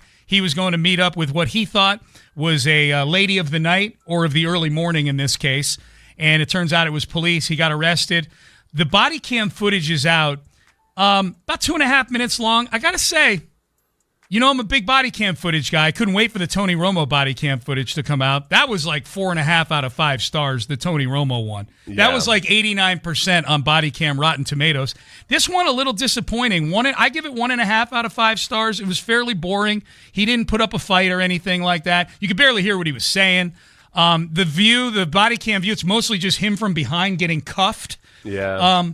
The one thing that was pretty funny is he was wearing a New York Yankees t-shirt. Yeah. Rough look for the Yankees. Rough week for the Yankees. You got the owner of the 49ers wearing a Yankees t-shirt when he's getting arrested for trying to get with a $160 hooker, and then you lose 2 out of 3 to the Astros at home. It was. I think the part for me, I guess, the look of confusion on his face as he's holding his hands up and as they're getting his belt, but then also seeing, the super rich and powerful dude wearing basketball shorts and a Yankees t-shirt, a little bit of punch, he's not fat or anything, but he's not in Kyle Shanahan condition. No. He's it just with his like 5 o'clock shadow going on. And he's a regular. You know what? And then he would go on to spend, was it 48 hours in jail or 24 hours in jail? It was 2 days. It was 2 days in jail. 2 days in jail. Yeah. And you just think about, man, I always try to put myself in the position of these people and like what that must be like. Yeah. And it's got to be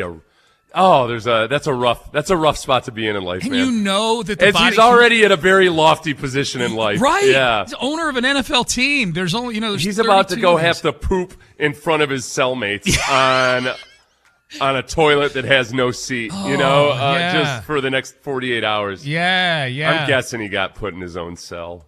Maybe. Plus, Columbiana probably doesn't have a huge, general holding population there at the jail. I'm guessing not. The cops confiscated what looked to be $160 of crisp $20 bills. I mean, the human monies that he had looked like they were fresh out of the ATM. Maybe even he might be old school. He might have gotten him at the counter. Walked in. Yeah. Walked in. Saw old Bessie he went to high school with her. Hey, Bessie. Yeah, you know what I'm going to see next? Janine. You know what she's What's doing she these up days? to? Stuff. She's living in a trailer park. Because, for those of you who don't know, he grew up in Ohio. Yeah. So I feel like he's just doing what you do when you go back to high school, That's it, man. Yeah, doesn't matter what you – doesn't matter how rich you are these days. You go back to your hometown and you're sleeping on the couch at your mom's house or whatever. You're going out and hanging out with your buddies. You're going to see Jilliana, for old time's sake. Stoking an old flame, man. That's all you're doing what you used to do on the 50-yard line for free. Now it's $160. Yeah, $160 and it's indoors. That's all. Uh-huh. Yeah. That's all. I won't say go out of your way to find the body cam footage. If you happen to be on Twitter, just search it and find it. It's not as good as the Tony Romo one. That had the pullover on the side of the road and the sobriety tests that were done in some parking garage. There was like a sequel on the Tony Romo one. Every time I see somebody get into the back of a cop car with the handcuffs behind their back too. Yeah. Oh, that's what really keeps me on the straight and narrow. Yeah. Shoulders. I don't want to have to sit in the back of a cop. There's so little leg room. Yeah. They won't move the seat up for you. No. No matter how much you ask. You're lucky if they even push your head down so you don't hit it on the top of the door right there. Yeah. Gary Gulman, the comedian, has a good bit about this because he actually got arrested. He had like a 20-year-old parking ticket he didn't know about. Jeez. And he's like 6'6". Yeah. And he said, I asked the cop if he could scooch the seat forward for him. He said, no, we don't. These seats don't do that. And he said, sir, my stepfather has a Ford Taurus, and I think you'll find if you reach under the seat, there's a latch that you can pull up on and scooch. That is great. All right, Payne and Pendergast. Into the 8 o'clock hour we go. We will do a 5 Reasons I Hate You. We got to get in regular season form here, so we'll do a 5 Reasons I Hate You for the 3rd preseason game for the Carolina Panthers. But up next, there is going to be off-season Hard Knocks again. Let's relive the magic of the one and only season of off-season Hard Knocks with the New York Giants. And I asked the question, if the Texans were to have been on off-season Hard Knocks the last few years, what are the Nick Caserio-related transactions or decisions you would have loved to have seen the behind-the-scenes footage of for Hard Knocks? I've got a list. We'll go through that coming up next. Hey, Mokaram injury lawyers, man. Let's say you're involved in some situation where some other bro is the one being.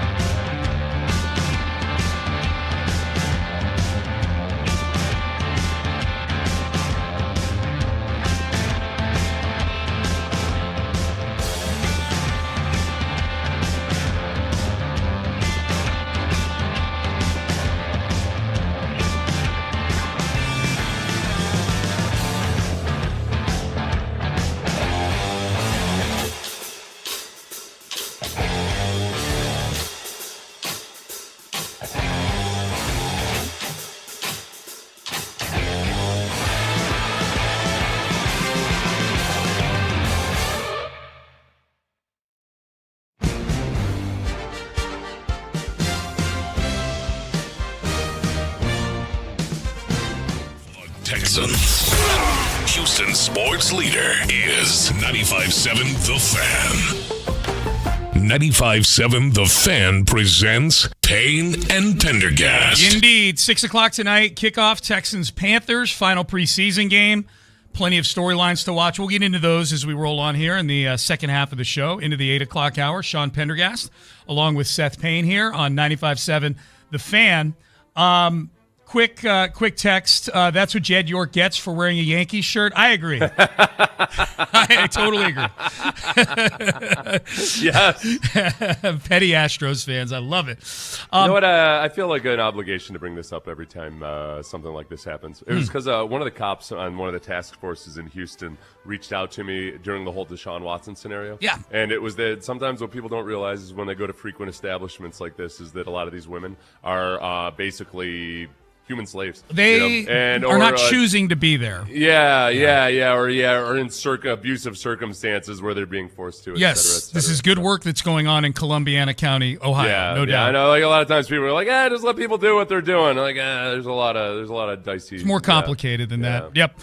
So we're getting off-season Hard Knocks again. I would say of the 3 Hard Knocks franchises, Seth, the training camp one, which is the original. The in-season one, which I never really got into, just there's so much stuff, and I think that's why they're doing away with it. There's just too much competition for it. Yeah. And then the off-season one, we only got one season of it, and maybe that's why it's my favorite, because it's left me wanting more. But that one season we got of watching Brian Daboll and Joe Shane run a bad Giants team. Yeah, well, and was Shane just episode after episode saying things that he would be proven wrong on in terms of how much teams would want with Saquon Barkley, what value would Saquon Barkley have for your team. Hey, by the way, not to mention, we got to find out what we have in Daniel Jones. Yeah, right. Yeah, right. So we're going to relive some of that here, but and for those who haven't heard, we're getting this again. We're getting off-season Hard Knocks again. Now, they are not doing one team. They're going to do a full division. And the AFC South is in the mix to get this. The only divisions that are immune to getting chosen are the AFC North and the NFC East, because they've both done one version of Hard Knocks, one of the other versions already in the last couple years.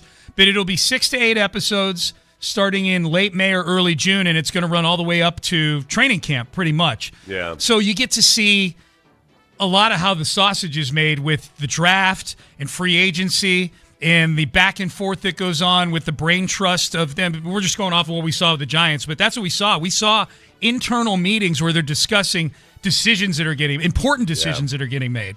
It's fascinating. I loved it. No, and it was also I think from the Giant, like if you think about the Giants season, the thing that I was impressed with was there was one young scout or personnel guy that was kind of pushing back against Joe Shane in terms of who might want Saquon Barkley, because Shane was acting like basically acting like a team would be dumb to sink a lot of money into Saquon Barkley.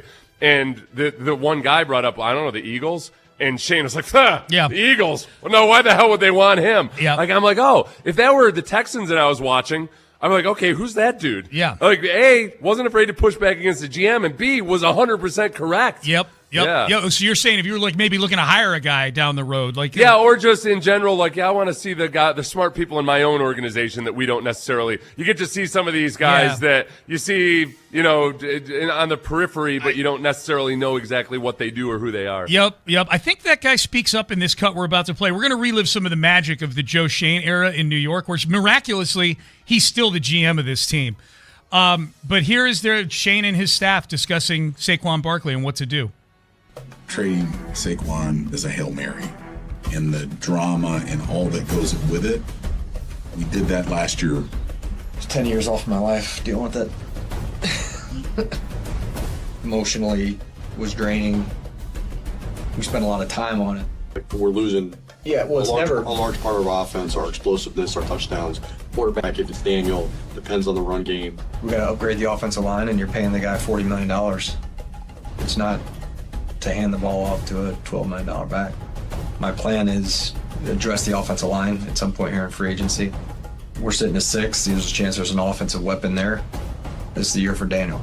Okay, it's the year for Daniel. That was the guy. I think that's the guy you're talking about. The one that was pointing out, like, we're losing all of our explosiveness. Yeah, he leaves the building. That wasn't the exact moment I was talking about. Maybe No. it was the same guy. The one thing about that is, like, I don't disagree with him in terms of just the larger concerns they might have had.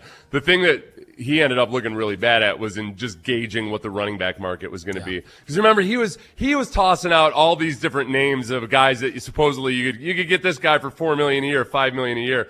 They did eventually end up signing Devin Singletary from the Texans for much more than $4 million a year. Correct. Yeah, because the running back market was way more robust that year than he anticipated. That was the year the Texans got Mixon. It was Mixon. Yeah. It was Derrick Henry. It was Josh Jacobs. It was Saquon Barkley. Here is Joe Schoen, GM of the Giants, actually having a conversation with Saquon, saying, "Hey, we're going to let you hit the market and see what your value is." Hello? Saquon, Yeah, what's up? you doing all right? Yeah, I'm chilling. Just chilling with the fam. You in Jersey right now? Yeah, I'm good right now. Yeah. How's the off season been? You doing anything? Yeah, I've been good. Traveled a little bit, but just trying to get back into the grind of off-season trainings. Yeah. All right. So I just talked to Ed Barry, and I think just mulling over this, the right thing to do is let you test the market and see what your value is. I don't want to do the franchise thing or all that stuff again. I don't want to go through that. We've both been through that. You know, if you really want to be a Giant for life and you're interested in staying here and coming back, just see what your market is and then have Ed come back to us and we'll see if we can come to an agreement. All right, I appreciate that. Does that sound good? Yeah. Can you give me your word on that, or you're not going to give us a chance? What do you mean? Like circling back? Yeah. I mean, I already told you where I want to be, so. Okay. Okay. All right, well, let's do that. We're good. We're good. Yeah, that part at the end where he's like, "Can you give me your word on Give that?" me your word on that? Well, it's for pro. Or are you not going to let us make an offer? Like Can you give us your word on that? Because Joe Schoen comes I've kind of across been- as soft, dude. I've been selling a bill of goods to the owner here. Yeah, and the owner's asking for hourly updates on your status. Yep. So I want to be sure that I could salvage my own butt if I need to. Yeah. Like Joe Schoen is so emotional about this. Boy, I don't want to do this franchise tag thing again. Boy, It that took was years off my life. Oh, it took 10 years off my life. I don't like things that are hard. Yeah. Guys, I know what you're saying about all of these things, but did you guys realize it's hard? Okay, Yeah. let's get this third one in real quick because I want to hit a Texans angle on this. This was the cut Seth's talking about. This is John Mara, the owner of the Giants, asking for an update. This Saquon's hit free agency now. Yeah. And in the owner, John Mara, who is a huge Saquon fan, is asking Joe Schoen for an update. And Joe Schoen, meanwhile, has been telling Mara this whole time that acting like they're gonna try to keep him around. Yep. Well, meanwhile, telling everybody else in the building that he's gone. What's the latest? Just on the Saquon thing. I just got a text that Chicago's driving the price up and Philly's out. I don't know if that's true or not. Which I don't know if I'll make a couple of calls. I don't even know if that's gonna happen, but I have a tough time sleeping if Saquon goes to Philadelphia, I'll tell you that. As I've told you, just being out. I've been around enough players. So, but he's the most popular player we have by far. Yeah. I just gotta. Hey, boy, he was a lot slicker in that scenario than when he was on the phone with Saquon, wasn't he? Saquon, who was wetting his pants. Just got a text. Chicago's driving the price up. Philly's out. They're gone. Dude, Philly's dead. You're reading my mind. I'm listening like, that's a different guy than the one who was shaking in his boots talking to Saquon. He sure is very cavalier with his boss. All right, so let's get to... He's going to Chi-Town. That's what they say. Chi-Town's where it's happening these days. Philly's Dullsville. Yeah. I tell you, Johnny, the price is going up by Chicago, I tells you.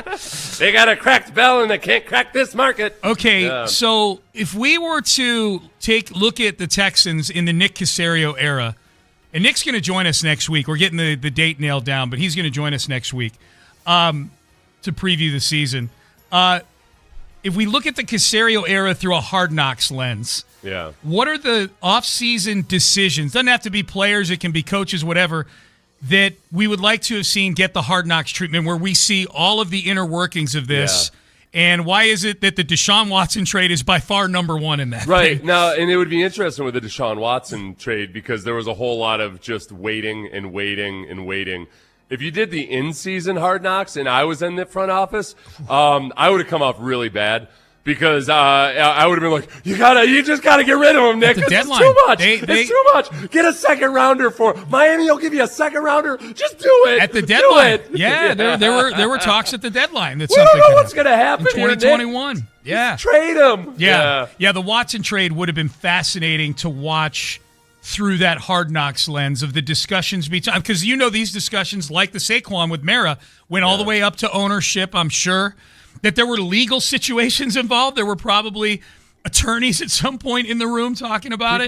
People don't know what Sean Pendergast and I went through during all of that. Oh my you remember God. we had that one guy, that one listener who was adamant that you and I were just such idiots to think that anybody would trade anything for Deshaun. I do. And I believe his case was, even if Deshaun didn't have all this legal baggage, Yep. that because nobody would do this, nobody would do this. And then they go and they get a king's ransom for him, and we never heard from that guy. Never again. heard from him again. Not even a hey, you know what, guys? Yeah, you were right. Wrong. Somebody Yeah, did I want was something. wrong. Yeah. Let me bounce a few others off of you here that I would love to see get the Hard Knocks inner workings treatment.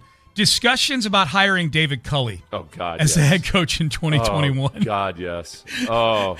I'd have an easier time watching it now. The outside the box maneuvering and angling that went, like the genius that went into thinking that it. And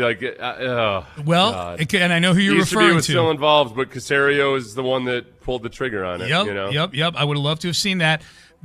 Along the same lines, similar lines, the discussions about pivoting to Lovie Smith at the 11th hour when the Brian Flores lawsuit became a thing and Flores and McCown were reportedly hell, that would have been interesting to watch the internal discussions of Josh McCown as a head coach, listening to Jack Easterby convince people that could work. Yeah, would have been fascinating to watch. The McCown stuff was interesting because there was a part of me where I kind of tried to put myself in that situation, and I fear that I could have maybe succumbed to some of the outside of the box thinking with Josh McCown, in that it was one of those classic boom or bust scenarios. Like, hey, if it works out, we really like this guy. Maybe he's got a lot of potential in the future or whatever. If it doesn't, it doesn't. But on the surface of it all, it was ridiculous. It was ridiculous. absurd. Yeah.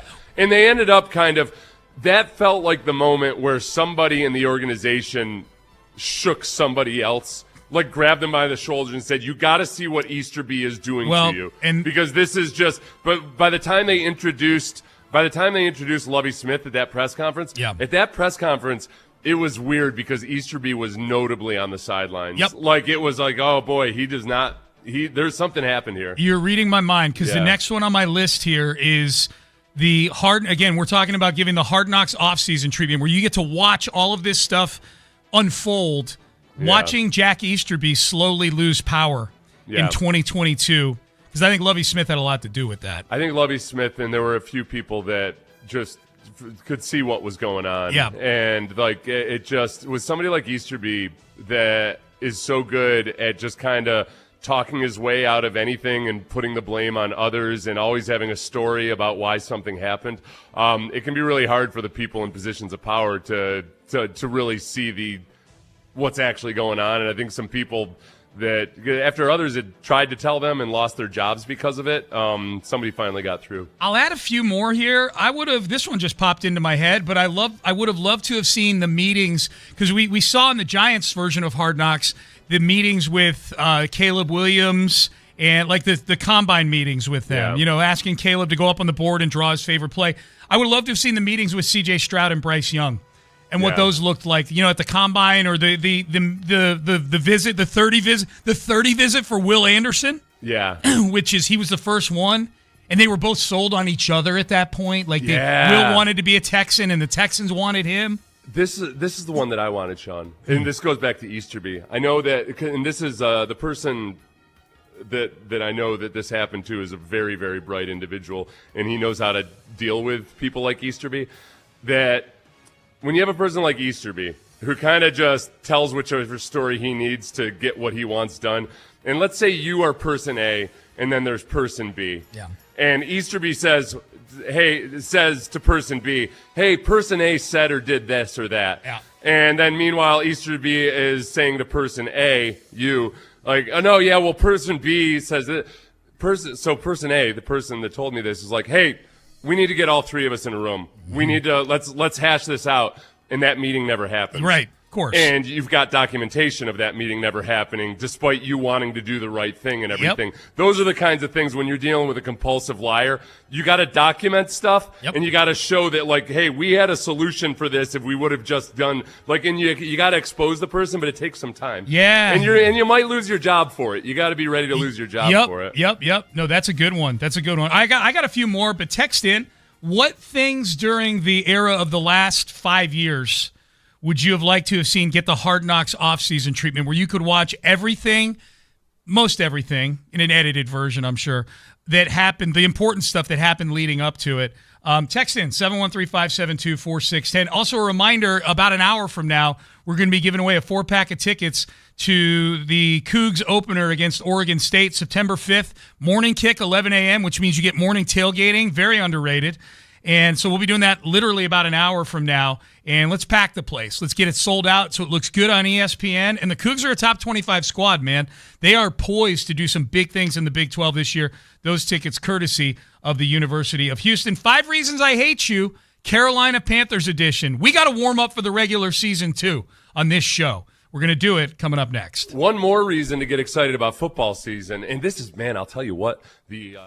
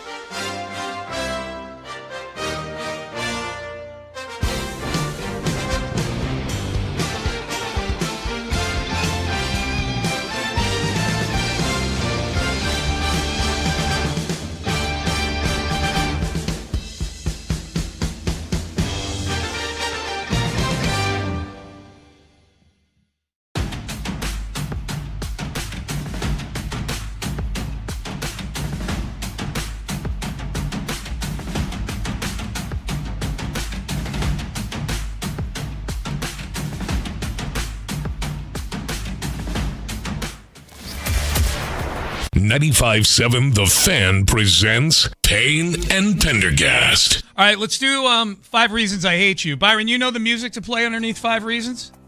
There we go. Nice job. Nice job.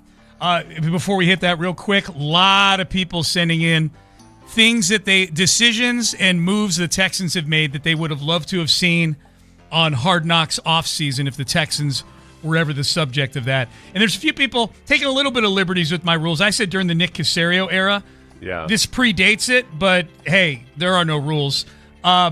Watching the Bill O'Brien firing unfold, how that all went, what was the conversation like? What were the conversations leading up to that like amongst the decision makers who decided that? Yeah. And what did the firing meeting like? This feels like people in reading the text, because there's a lot of text people wanted to see that one. This feels like people that it feels like they'd be watching the episode of Game of Thrones where Joffrey died, or Ramsay Bolton got eaten by the Greyhounds. And, yeah. I don't know though if you'd be able to light in it that much, because Bill O'Brien has just basically admitted to wanting to get fired at one point. Yeah, 2017. When he thought he was going to have an angle on the Patriots job potentially, right?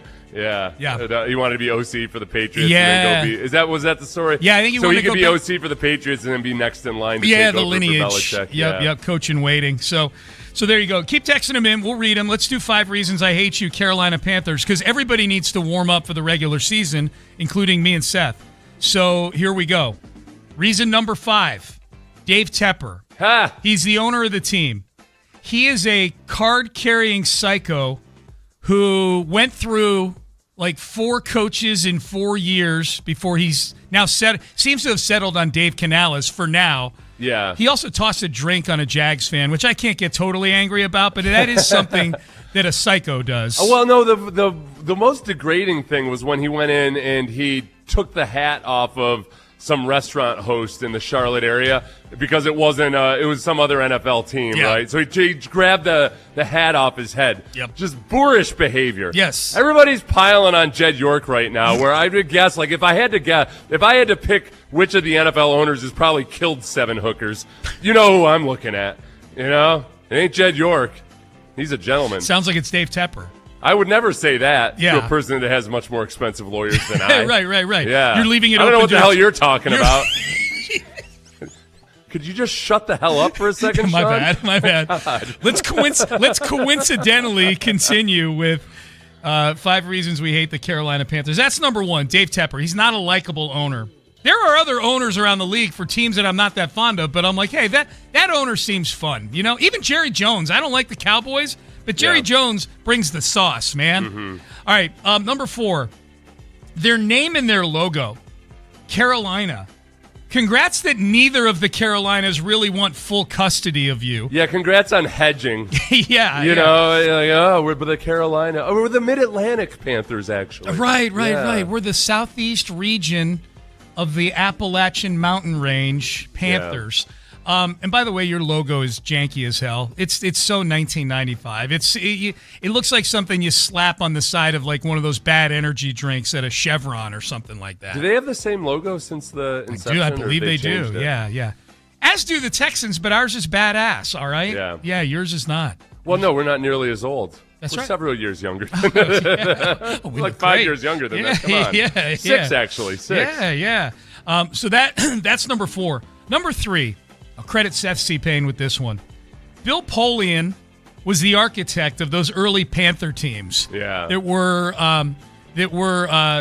That made it, and to his credit, they're very good. They were good teams. They made the championship game, and but also Dom Capers was the head coach. Yeah, and it didn't end well for both of those guys in Carolina. Everything kind of fell apart. But Bill Polian was the one that couldn't stop scapegoating Dom Capers for every bad thing that happened with the Panthers. You're a bad person if you do that. Taking shots at Dom Capers in weird ways. Polian was the GM of the Colts, and Capers was the coach of the Texans. So no, I've never liked Bill Polian just because I don't think he treated Dom Capers with respect or the dignity that he deserved. Yep. Yeah. You like playing for Dom, huh? I love Dom Capers. Yeah, he's one of my favorite people in football. Yep. And by the way, Bill Polian, your overtime rule change that you recommended that for some reason the league listened to your ass and adopted, changing it from 15 minutes to 10 minutes is stupid. It's the dumbest thing that's ever happened to American football. It really is. It really is. Dumb. And we've got, for some reason, Bill Polian got it done at the age of 97. So great job, Goodell. Yeah. You know, like Goodell walked in his knickerbockers and his lollipop, and he was like, "What do you want me to do, Bill? Okay." I'm just picturing the big ass lollipop. All right, that's number 3. 5 reasons I hate you, Carolina Panthers. Number 5, Dave Tepper. Number 4, name and logo. Number 3, Bill Polian is associated with your team's fingerprints are on your history. Number 2, Kenny Pickett is the backup quarterback for the Carolina Panthers. Kenny Pickett and his tiny little chipmunk hands.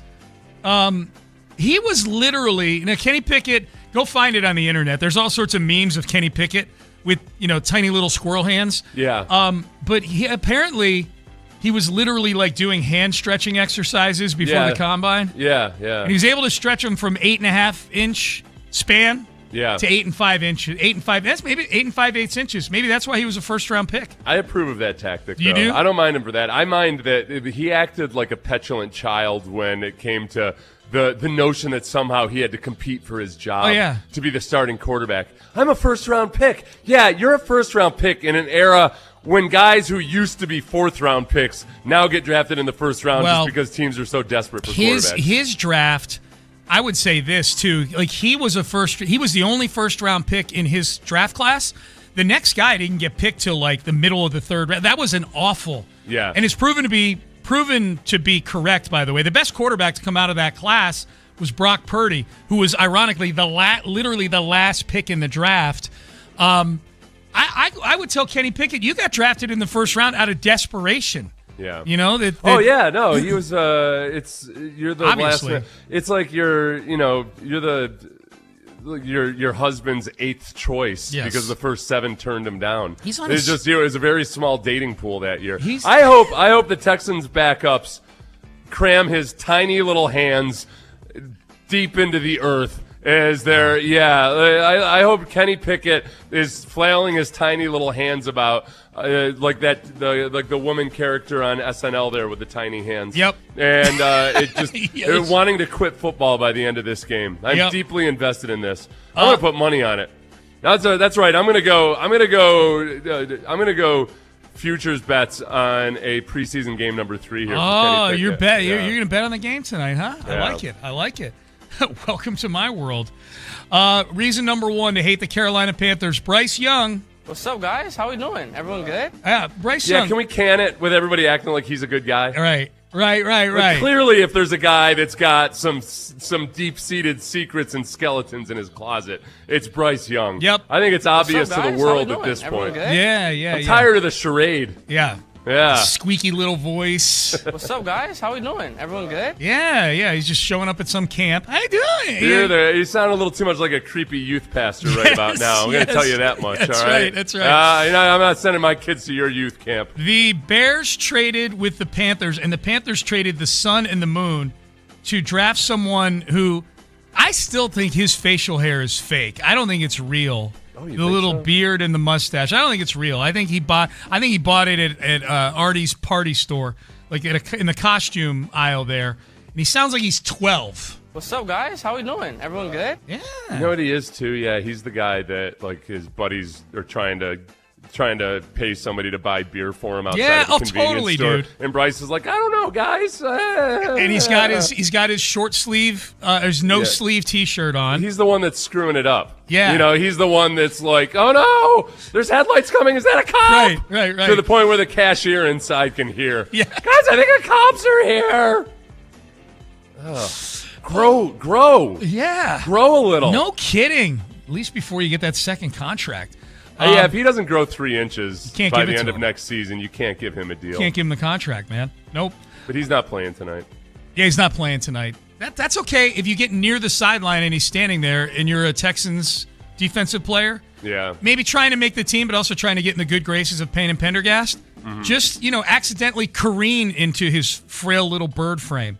I'm going to call out his parents, too. Like, at some point, did you not realize maybe you got a 2-year window here to give this kid some growth hormones? Exactly. You guys got a chance at being a genuine NFL star. Now he's just going to be nothing but a bust because you guys were too stupid to stick a needle in your child. That's well, Sammy. Sammy was on HGH. Yeah, my son. He was.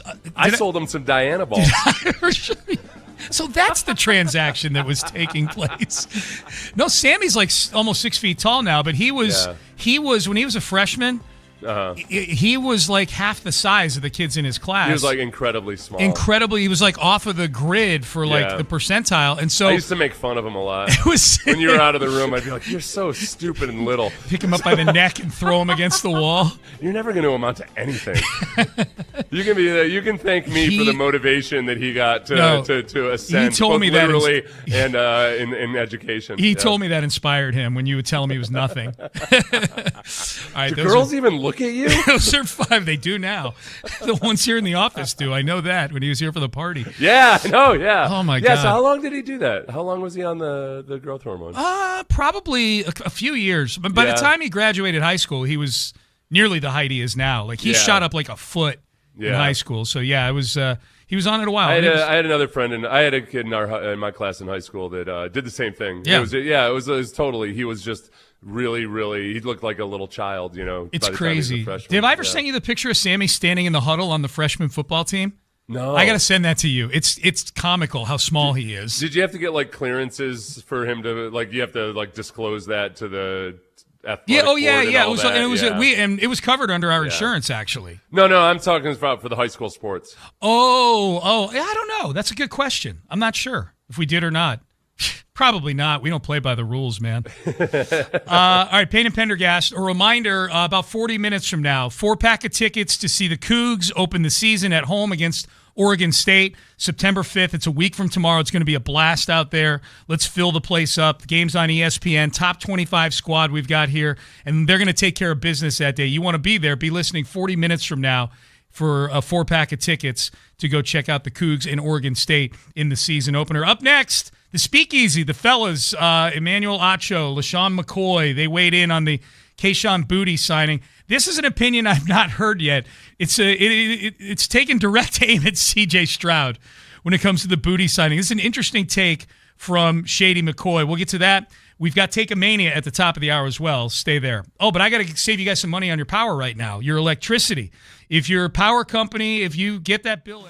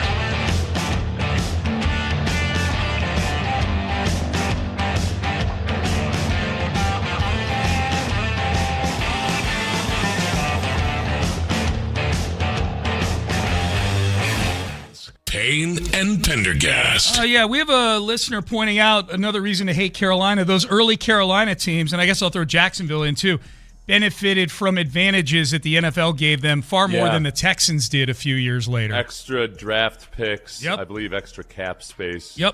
We were not popular because I was with the Jaguars at the time about like how much money we were spending on free agents and all the free. Because remember, they had for a while there, the Jaguars had James Stewart and Fred Taylor.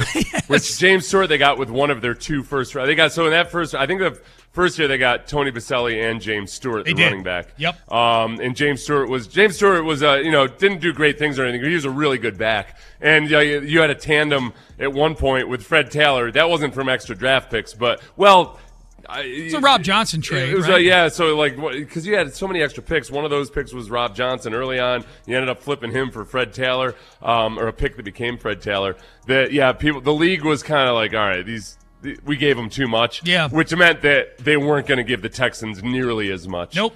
They pulled back big time. Yep. To the point where they're having to play dudes like me. Yeah. You were good. You had a unique. I don't want to go too far down this rabbit hole, but just in laying that out and thinking about it, you had a unique career in that you played for 2 organizations. I mean, Jacksonville was a couple years in when you got there, but then you were here for the Genesis. Anytime you're there for the first year of an expansion team, it's probably a super unique NFL experience. Very unique. Yeah. Very fun. Yeah. It was, 2 completely different experiences too. I'll bet. And it's weird because we won a lot more games when I was in Jacksonville, but I had a much better time in Houston. That's why you're here. Yeah. That's right. All right, Speakeasy audio here. The Speakeasy, LaShawn McCoy, Emmanuel Acho, they were chopping it up about the Kayshon Boutte trade earlier this week and talking some Texans. One of their takes is going to wind up in Take-A-Mania, so teasing ahead to that. LaShawn McCoy is going to be in Take-A-Mania this week, next segment. But this was Shady McCoy and his reaction. I did not see a reaction like this. Is a unique take by him. This is Shady McCoy. He's talking about potential replacements for C.J. Stroud. He shows out Baker Mayfield. Yeah. I think he said Sam Darnold for some reason. I think he was trying to point the example of Sam Darnold. But it made it sound like so. Anyway, Baker Mayfield, whomever. But then he throws in this name. No. I'm saving that for Take-A-Mania. That's you're saving that for Take-A-Mania. Yeah. Okay, This is the one on the Kayshon Boutte trade. So. Okay. Yep. I feel like this, given the context, is actually the worst take. But it needs a little bit of setting up because the question at the bottom of the screen is, does C.J. Stroud now have enough support around him? You see what we do with these quarterbacks? What? Not this Karen, but everybody does this. Does he have enough help? Well, God dang it, what about the receivers? Do they got enough help at quarterback? We're not asking that question. We're gonna throw all these picks in the postseason and all that, and we talking, does he have enough help? Freaking them wide receivers down there getting all type of hell balls from hell, getting hit. As they touch the ball, pick here, pick there, and we want to ask, does he have enough help? We ask the defense, do they have enough help? We gotta stop making everything about the darn quarterback. Right. Okay. So now this is a bad take. No, Sean. It's worse, and I will indict the entire room there. Yeah. The question was, I want to read it literally. Does C.J. Stroud have enough help? Yeah. Texans acquire wide receiver Kayshon Boutte from the Patriots. Jaden Higgins' name was mentioned once in 10 minutes, and it was not mentioned as the reason that the Texans went out and got Kayshon Boutte. Wow. So this is how, I'm watching the whole time, wait a second, somebody please correct him. Because LaShawn McCoy is acting like, oh my gosh, they're going out and getting even more help for him, as if they just did this out of the blue. Yeah. That it wasn't specifically because Jaden Higgins got injured. Yeah. Like, what the hell are you talking about? So all of those guys in that room are guilty because the main guy that kind of acts like the MC on that speakeasy, he mentioned in passing that Jaden Higgins was injured, but nobody laid out that the reason that they went and traded for Kayshon Boutte was because Jaden Higgins got injured. That's okay. The very question. Does CJ Stroud have enough help that they went out and got Kayshon Boutte? Yeah. And then to go on to LaShawn McCoy, all right, I just had to double check myself. The Texans ended up the 27th ranked offensive line on PFF at the end of last season. Nico Collins wasn't available in the playoffs, and I'm not excusing CJ Stroud's horrible decisions in that football game, but let's not act like he was working with a band of murdering marauders out there in that Patriots game. Well, and he's just, to me, the reason it's a bad take, like just in a vacuum, forget about the mentioning of Higgins or lack thereof, which is excellent context. Yeah. Like, this is how football works. Like, the quarterback it's an interdependent sport where the quarterback is the most important guy. And every team, even the ones that have good quarterbacks, it's about what they put around. Joe Burrow, is he Joe Burrow if they're not giving money to Jamar Chase and T. Higgins and giving those two $80 million between the two of them? Right. You know, like that's the big thing. Like, that's what makes Josh Allen so great, is that he was able to do what he's done the last few years with his help kind of dwindling up there through the years. And they went and got DJ Moore this year to help him out. But even the best quarterbacks, every offseason topic, it's been a topic for years with Lamar Jackson. Can they get him some receiver help? Right. But at the very least, I mean, it's a little bit different because he's also winning MVPs along the way. Yeah. So, no, but the other part of it, too, though, is that, it's not like the Texans have really, just gone hog wild in getting resources for the offense. They spend a lot more on defense. They've spent draft picks on offense in the last couple of years. But yeah, like the whole reason for the booty trade was that Jaden Higgins was injured. Yeah. They just didn't do this in a vacuum. No. Like, let's go out and get more wide receivers. Right. And as far as what McCoy did too, which is really annoying me this week, and I don't know why this is happening so much. Everybody on ESPN or all these other clips that I'm seeing, they've decided to act like C.J. Stroud operated the entire season the way he operated in the Patriots game. Right. Oh, it was just it's disingenuous to present it that way. I keep seeing people say, like, he needs to learn how to take care of the football. Like, yeah, dude, it was a huge problem in the playoffs. Huge. But learning how to take care of the football, you can't lump the regular season into that. He had as many turnovers in the two playoff games as he had all season. It's doing a good job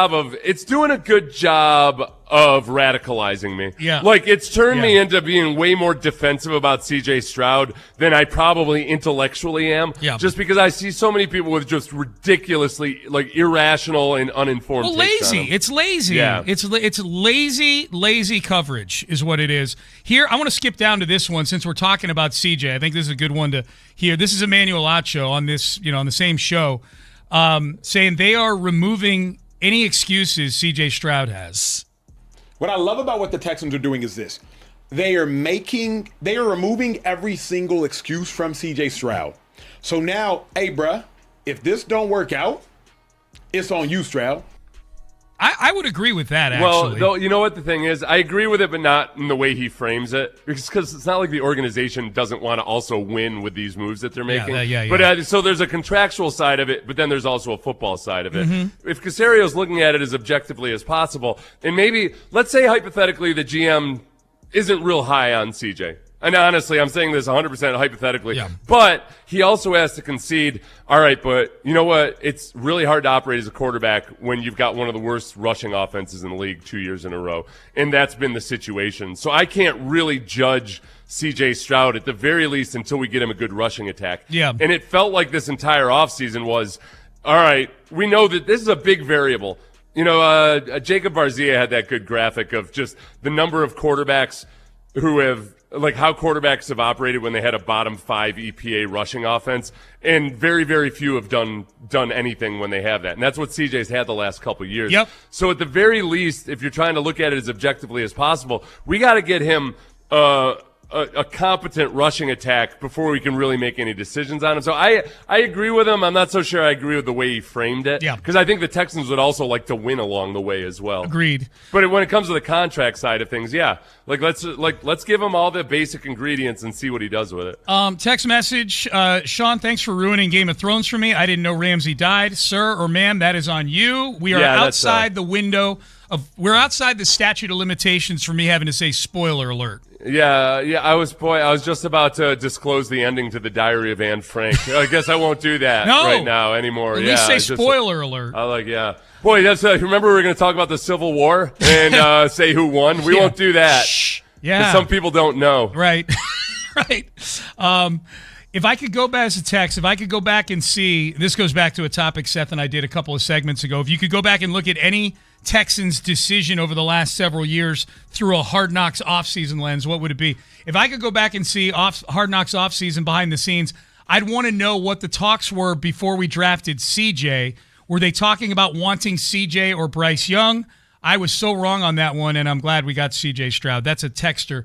Saying that. That would have been interesting, to see if there was, because there had been talk, like, are the Texans going to move up from 2 to 1 so they can get the guy they want?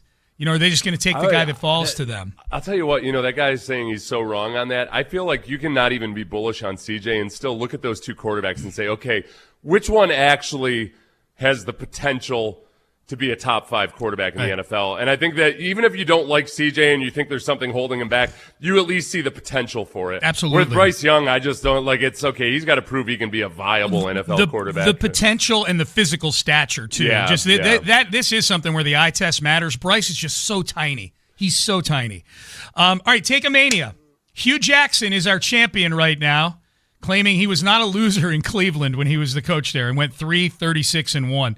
That's the champ. We've got some challengers who are going to try to take him down. This is how we look at the bad takes from the week on this show. We do a segment called Take a Mania. We will do that coming up next. I'll give you a great take right now. Boy, if you have anything metal, anything patio furniture, barbecue.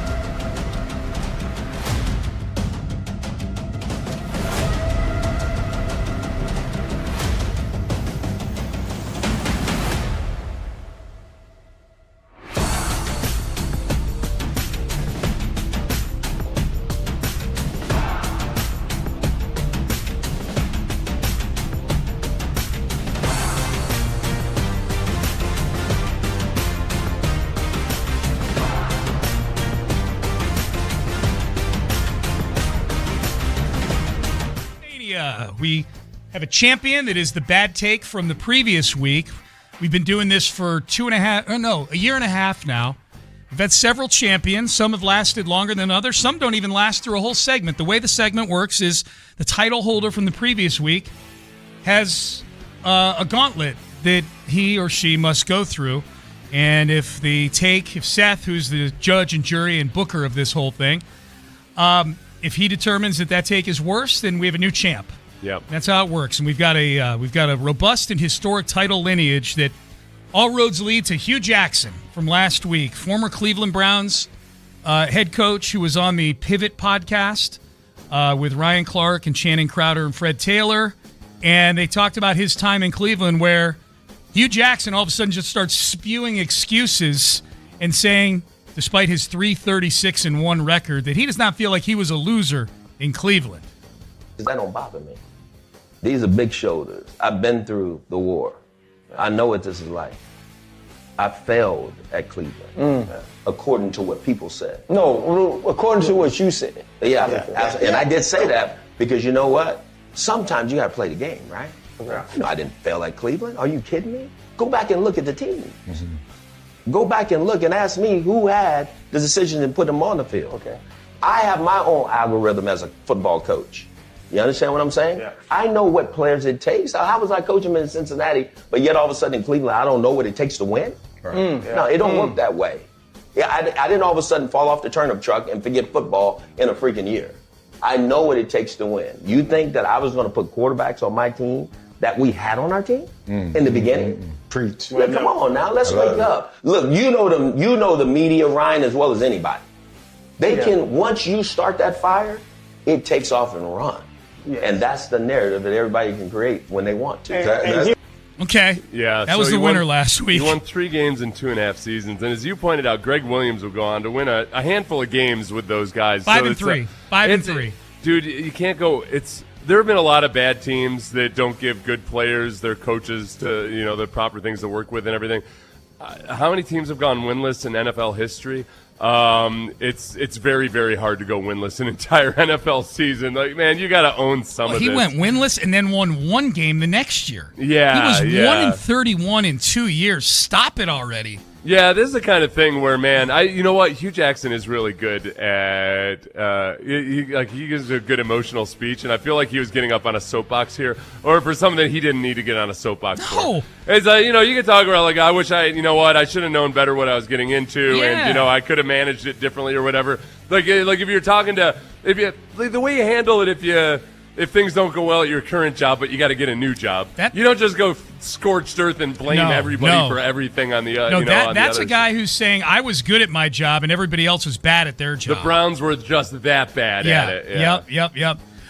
Guessing the check's all cleared for Hugh Jackson, if I had to guess. All right, so he's the champ right now. He was the winner coming out of last week. Here's the first challenger. This is Shady McCoy. Now, Seth, I may have you set this up just because the question here is important to the way this audio sort of lays out. Right. So, LaShawn McCoy is suggesting guys who would be better than C.J. Stroud right now. Baker Mayfield is one of them. He names another couple of guys in that same vein, and then he names this guy. Who that? Shedeur Sanders. All right. I got some super chats. If we want to get to those. Let's go and get to the super chats, man. Y'all gotta stop hating, yo. Let's get some. I'm not hating. I just gotta see it. I have to see something. You can't say Super Bowl bound with 7 touchdowns and 10 picks. What I'm saying is, I'm a Shedeur fan. He gonna do better than that. No, Shedeur. My man was. We don't know that. We don't know that. We haven't seen that. Yo, real talk. You were. Come on, bro was just he was giving them out. Shedeur was too. Okay, so that's how bad. His whole argument was to win a Super Bowl, you need. Yeah. And he brought up some good. I can't remember who they were. It was Baker Mayfield and another couple people where you could see, okay, well, we could argue about this. Yeah, would they win a Super Bowl with that quarterback? But then he brings up Shedeur Sanders in the same vein as all those other proven NFL quarterbacks. Yeah. I liked the way they handled that. They're just shouting him down. Move on. Unless you know what's happening, it's chaotic audio. Yeah. They're all just yelling at Shady about how stupid it is. I was like, he ain't going to do that. So, and again, he's talking about just that Patriots game. Almost saying that just anybody can go out there and not have a horrible game. Shedeur did throw 3 interceptions in at least one game last year. He threw for the season. He threw 7 touchdowns and 10 interceptions. I know that because that stat was recited over and over again yesterday with the cancellation moving forward to the Pro Bowl, which Shedeur Sanders played in last year. Yeah. And as one of those guys said, like, I'm not hating. It's just like you can't say that what you've seen so far is a guy that's going to win a Super Bowl. So what do you think? At the very late, especially when you're talking about just take care of the football. Yep. So what do you think? Worse than Hugh Jackson. As part of it is, I just don't enjoy basically people getting so triggered about Shedeur Sanders. Yeah, that's fine. And yet, LaShawn McCoy saying that you could win a Super Bowl if you just merely have Shedeur Sanders in there. Yeah, that's a worse take. This is a worse. Okay, all right. We got a new champ. All right, Hugh Jackson pinned, ironically, by somebody giving a take on Cleveland Brown related there. Yeah. Okay. All right, well, let's keep it moving here, and we'll just stick with Cleveland-related stuff. This was Deshaun Watson being asked in his post-game press conference on Saturday after an awful performance against the Buffalo Bills, which then led to him getting the starting job in Cleveland. Was asked, do you have any regrets about coming to Cleveland? Does any of that make you regret coming here? No, I don't regret anything in my life. You know, I think the Lord put me through situations for a reason, so I don't regret anything at all. But, you know, I had different thoughts on how it was going to be, but, you know, it is what it is. You know, sometimes, you know, the tables turn, and I'm patient enough because I'm a child of God to, you know, wait for that time to change. So I'm not tripping on it. Okay. I'm not tripping on it. I mean, I think he's kind of tripping on it a little bit, if you ask me. I'm looking at my tripometer right now. Yeah. Deshaun's tripometer is at an 85.6 on a scale of 1 to 100. You know, it's always dicier when it comes to people defending themselves. It's harder for me to do it. I think the problem with that press conference was I didn't have as much of an issue with him being upset about being booed and everything. It's that he just doesn't. I don't recall him taking accountability for the fact that he hasn't played good football. Well, he did the opposite. He said it was it was a personal thing. It wasn't his play on the field causing it. Yeah, he hasn't.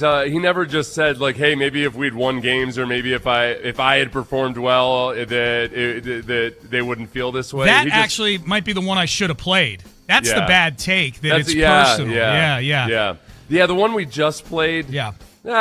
On the surface of it, it wasn't the worst. Okay, response, all right. Well, it sounds like it doesn't beat LaShawn McCoy. Shedeur kicks out, or Shady kicks out. I will say when the question is, do you regret coming to Cleveland? Yeah. And then he gave David Culley-esque, you know, it's one of 32 teams, in saying I don't regret anything in my life. Right. You almost feel like inside he's thinking, but if I did have to power rank things that I might regret. This would be one, but unfortunately, I do not regret things. Yep. Yeah. All right. So Shady McCoy hangs on to the title. Okay, we got a few more challengers here. Take a Mania. I don't know the name of these two guys, which may immediately put them, you know, kind of at a disadvantage. But it's a Titans podcast called Titan Sector. Yeah. And I think they more just represent the state of Tennessee and the city of Nashville more specifically on just weirdly defending a color, being part of the tapestry of a team that really didn't play other than 2 years when they were the Tennessee Oilers. They were the Oilers here in Houston.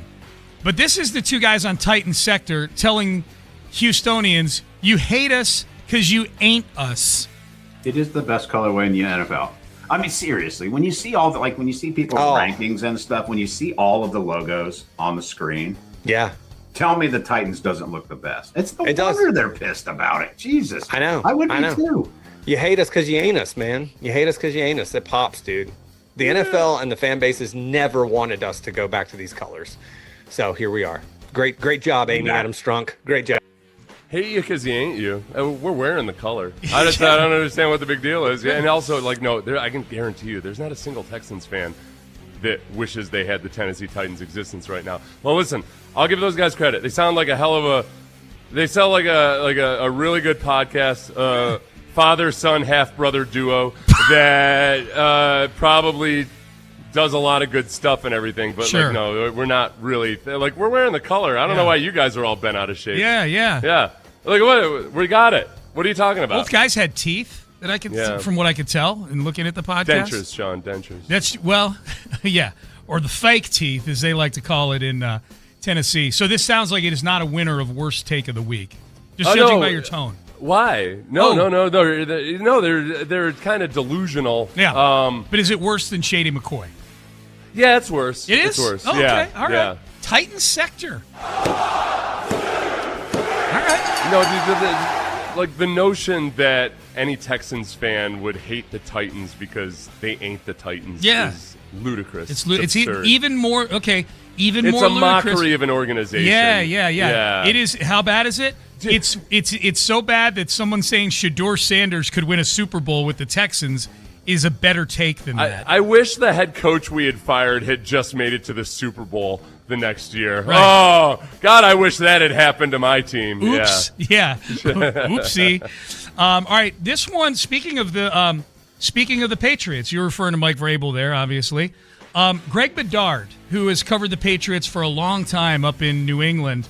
I forget who he was with originally, but he's got his own site now. It's a pay site, subscriber site, where he covers the Patriots. Does a good job. Been doing it for years. He was on a TV postgame show after their preseason game with the Eagles. Yeah, and I'm really eager to hear how confident he is in this. This is the confidence level is going to determine whether this is the bad take of the week or not. Okay, so it should be pointed out, this was the last preseason game before they traded Kayshon Boutte. Yeah. And there had been some rumors and talk that Boutte was going to get traded. So Greg Bedard says the fact that Kayshon Boutte did not play in that Eagles game is a sign that they are keeping and not trading Kayshon Boutte. I think it's definitely notable that Kayshon Boutte did not play tonight. And I asked people internally, I was like, why wouldn't he? Because I went into this game expecting this could be the Kayshon Boutte showcase game. And instead, they went the other direction. And so, to me, at least for now, I think that indicates to me that they are not trading Kayshon Boutte, at least not anytime soon, or at least they're trying to put out that signal to other teams that what? It got cut off right there. Oh, it got cut off. Okay. All right. Okay. So it wasn't a confident. They're definitely not trading him. But he says he talks to people inside the organization, and I'm just trying to follow his logic. Yeah. Like this is like a guy not playing. Sure, there could be some notion that they're trying to protect him, because they want him to stay healthy, play the rest of the season. But that's also exactly what happens when you're planning on trading somebody, because you don't want him to get injured before you trade him. Kayshon Boutte has been in the league for several years now. Yeah. He doesn't need a showcase game in a preseason against a backup defense. No. The Texans know who he is very well. Yes, I don't know, Greg. I expect better of you. Yes, all right. This is the champion. That's the first time we've had 3 title changes in Take-A-Mania.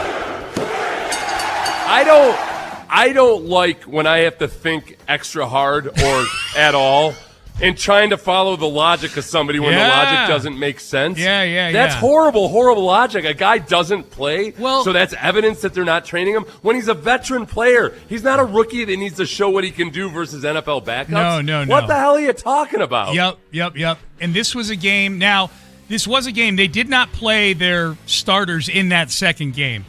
Vrabel has been very hesitant to play starters because they're dealing with some depth issues in places. Yeah. But yeah, I'm with you. Like, that's the reason you don't play guys is not because you're keeping them and putting in bubble. Like you. Yeah. What happens when a baseball player gets pulled from the lineup? Yeah. Right around the trade deadline. You're like, you must be saving him. Yeah. Okay. So that's the winner. So we've got a third title change. All right. This compared to the ones we've had, this is. Well, I don't want to color it with my opinion on it, Seth. This is last one. Steven Jackson saying that LeBron James is out of the conversation. Can't even be in the Kobe and Michael Jordan conversation anymore because of this. All the talk you hear about, the GOATs and him comparing him to Jordan and Kobe. For me, Cleveland, only thing that made sense for me to keep him in that conversation. Going to a team that's already championship ready, that's not what I would look at as the best player in the league challenging himself. I don't think that was a best player in the league move of what a guy that I respect as being the best player in the league would do. Okay, so at 42 years old, he goes to Philly to play with a stacked lineup. He is talking about that specifically? Yes. I thought maybe he was talking about earlier in his career or he's something. talking about him going to Philadelphia. Okay, so for and playing and doing this at an age where Kobe never even had the option of doing that at that age. Yeah. And LeBron, how old was Jordan in his last year? He came back and played with Washington. He was 40. But he was 40, yeah. So no, even Jordan didn't have the option of doing something like that. Yeah, that somehow this would knock you out because it's a chunk on your legacy or something of the actual conversation about, oh, this is a horrible He's take. saying basically, here's what he's saying, Seth. One, he's ignoring the fact that LeBron did something like that when he went to Miami during his prime. Yeah, so that's what I was confused about. If he's already in the conversation for you, how is doing it at age 42 all of a sudden getting him out? Which brings me to my follow-up point, which is, so what you're saying is he would have been better off retiring for what your opinion of his legacy is and actually continuing to play basketball and then he would at a still high be level. In the conversation about if he had just retired. Right. Now I love this notion too that somehow any of these guys would consider a player who is awesome but stayed on a bad team his entire career intentionally. Yeah. Like he would ever end up in the conversation for best player available. Right. In the modern NBA. In the modern NBA. All right. Okay, So this is a new champion. Wow! History. 4 title changes. This is what happens this time of year because it's the doldrums of the preseason. People start realizing, okay, nobody's really playing in the third preseason game, and we've got 2 weeks until the regular season. People just start throwing stuff out there. A lot of really dumb stuff. Yep, dumb stuff. This is a strong one. Yeah. This is a really strong one. That's good. This might hold on to the title for a while. I didn't know that it would, but I'm glad that you liked it. And by like, I mean hate. The last two are based on logic alone. Yep. You know, it's just bad to be that illogical about things. Let's give away some tickets here to what's going to be an awesome Saturday out at the University of Houston. The Cougs opening the season against Oregon State, September the 5th, 11 a.m. Love me some morning tailgating, man. The best, the absolute best. 11 a.m. kick. Let's fill the place up, man. ESPN is going to be there, kicking off the season. Top 25 Cougs. Been a while since they premiered in the top 25 at the beginning of the year. This is going to be a good team, man. Caller number 10 is going to win a 4-pack of tickets to see the Cougs take on the Oregon State Beavers. This is all courtesy of University of Houston. Get out there, be loud, and cheer on the Cougs to get that season started off right. Get the season started off 1-0. Now, we had technical issues yesterday. We weren't able to give away tickets. We're going to do this again on Monday, right, Byron?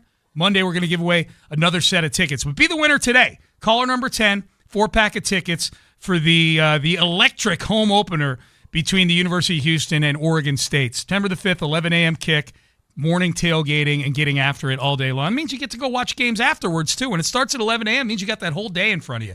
Yeah. All right, 713-572-4610. Up next, circle back to the Astros.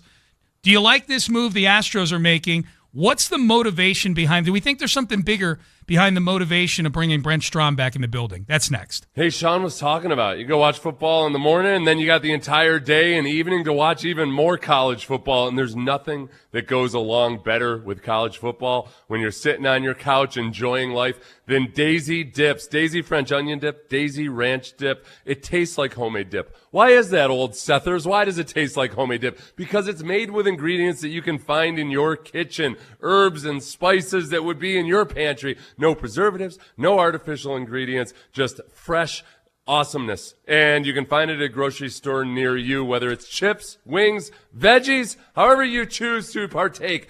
Daisy French onion dip and Daisy ranch dip makes the perfect football afternoon or evening at home. Go find it in a store near you. Dana Brown is out as Astros GM. The Stros and their former decision maker are parting ways after 4 years together before his contract was to expire at the end of the season. Who will Jim Crane call on next to lead the organization's personnel decisions? Louder, clearer, better than ever.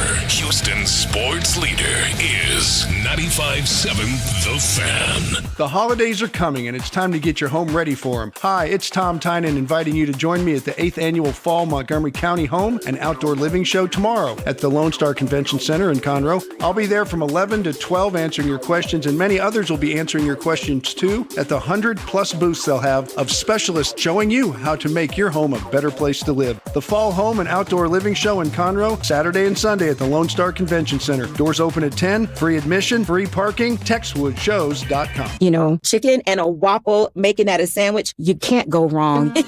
Hey, I am Jamia in America, and a little thing we love about the Chick-fil-A Chicken and Waffles breakfast sandwich is the maple flavor in every bite, the maple sweetness of the waffle. And y'all know the Chick-fil-A chicken is on point, right? And that bacon. think it speaks to whether you are team sweet or team savory. Order the Chick-fil-A Chicken and Waffles breakfast sandwich with a caramel cream cold brew on the Chick-fil-A app today. Real guests paid for their testimonials.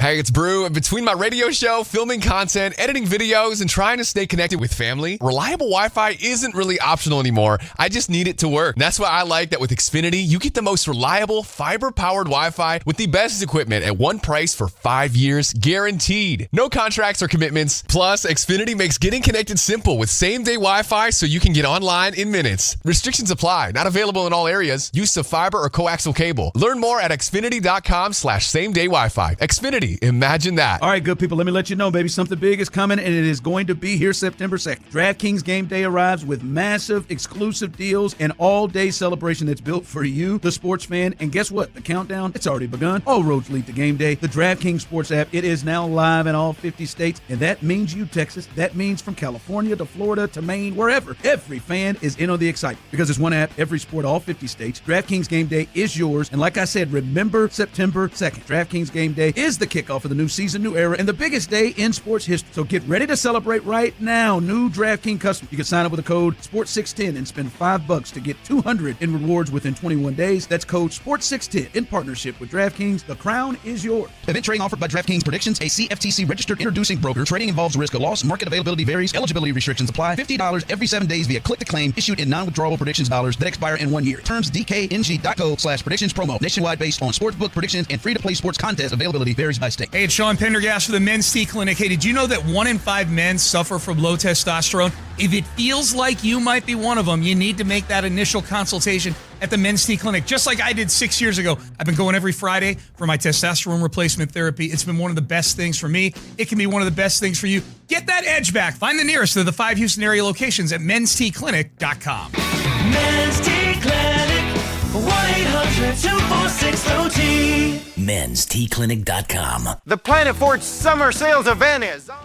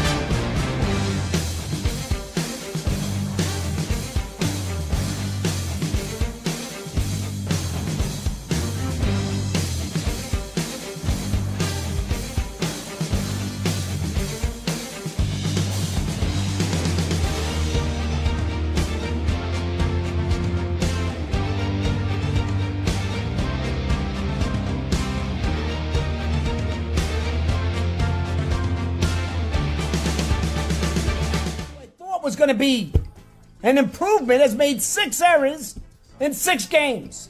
Unreal, man. The most frustrating crap. That's Big Nick Turturro, actor, legendary Yankee fan. You know, when he says, that's one era, I thought he was talking about like an era, like a period of time.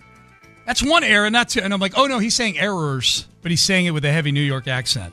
And there were 2 errors on one play in the game last night that the Yankees committed. Lombard, the shortstop, bobbles the ball right into the hands of the third baseman, who proceeds to spin and whip the thing practically in the third row of the stands.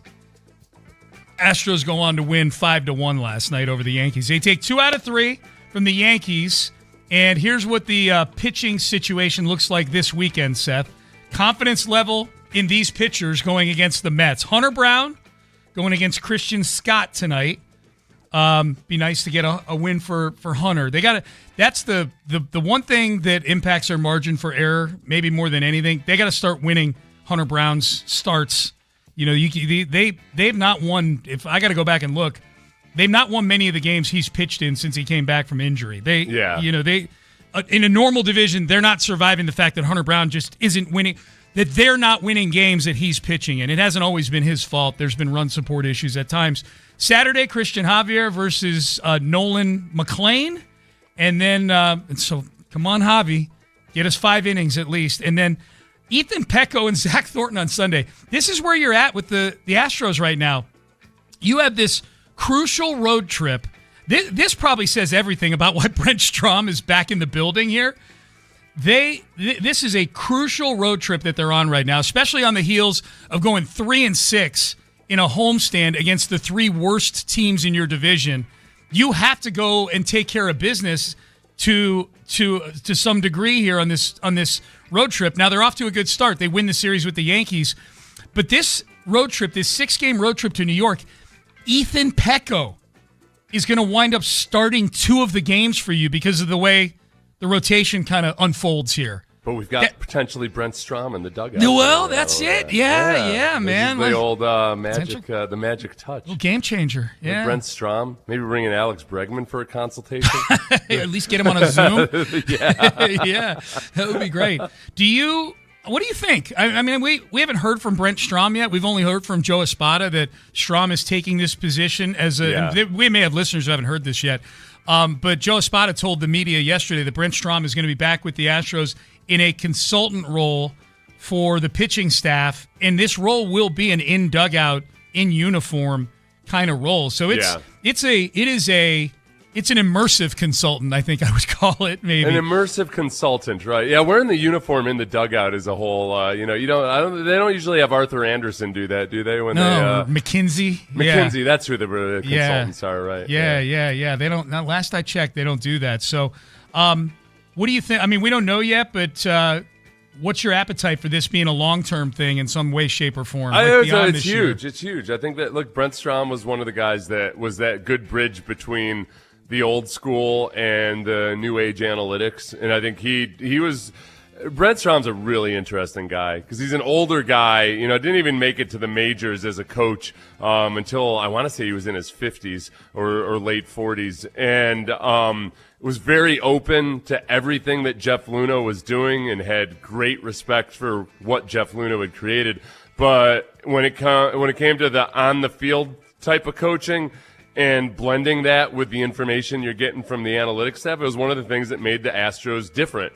And, Brent Strom as an older coach adopting the high-speed cameras and all of that I think it's really exciting for maybe if they can get the organization back to being innovative.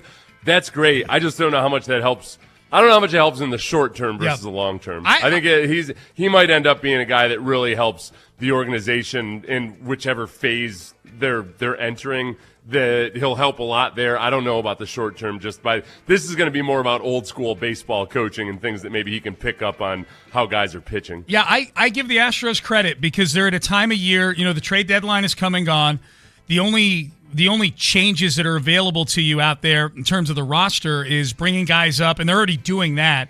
Bringing guys up from the minors who clearly aren't ready, or picking up the Nelson Velasquez's of the world off the street. So I don't even I don't even count those as help. So, you got the old saying, like, there's no help coming through that door.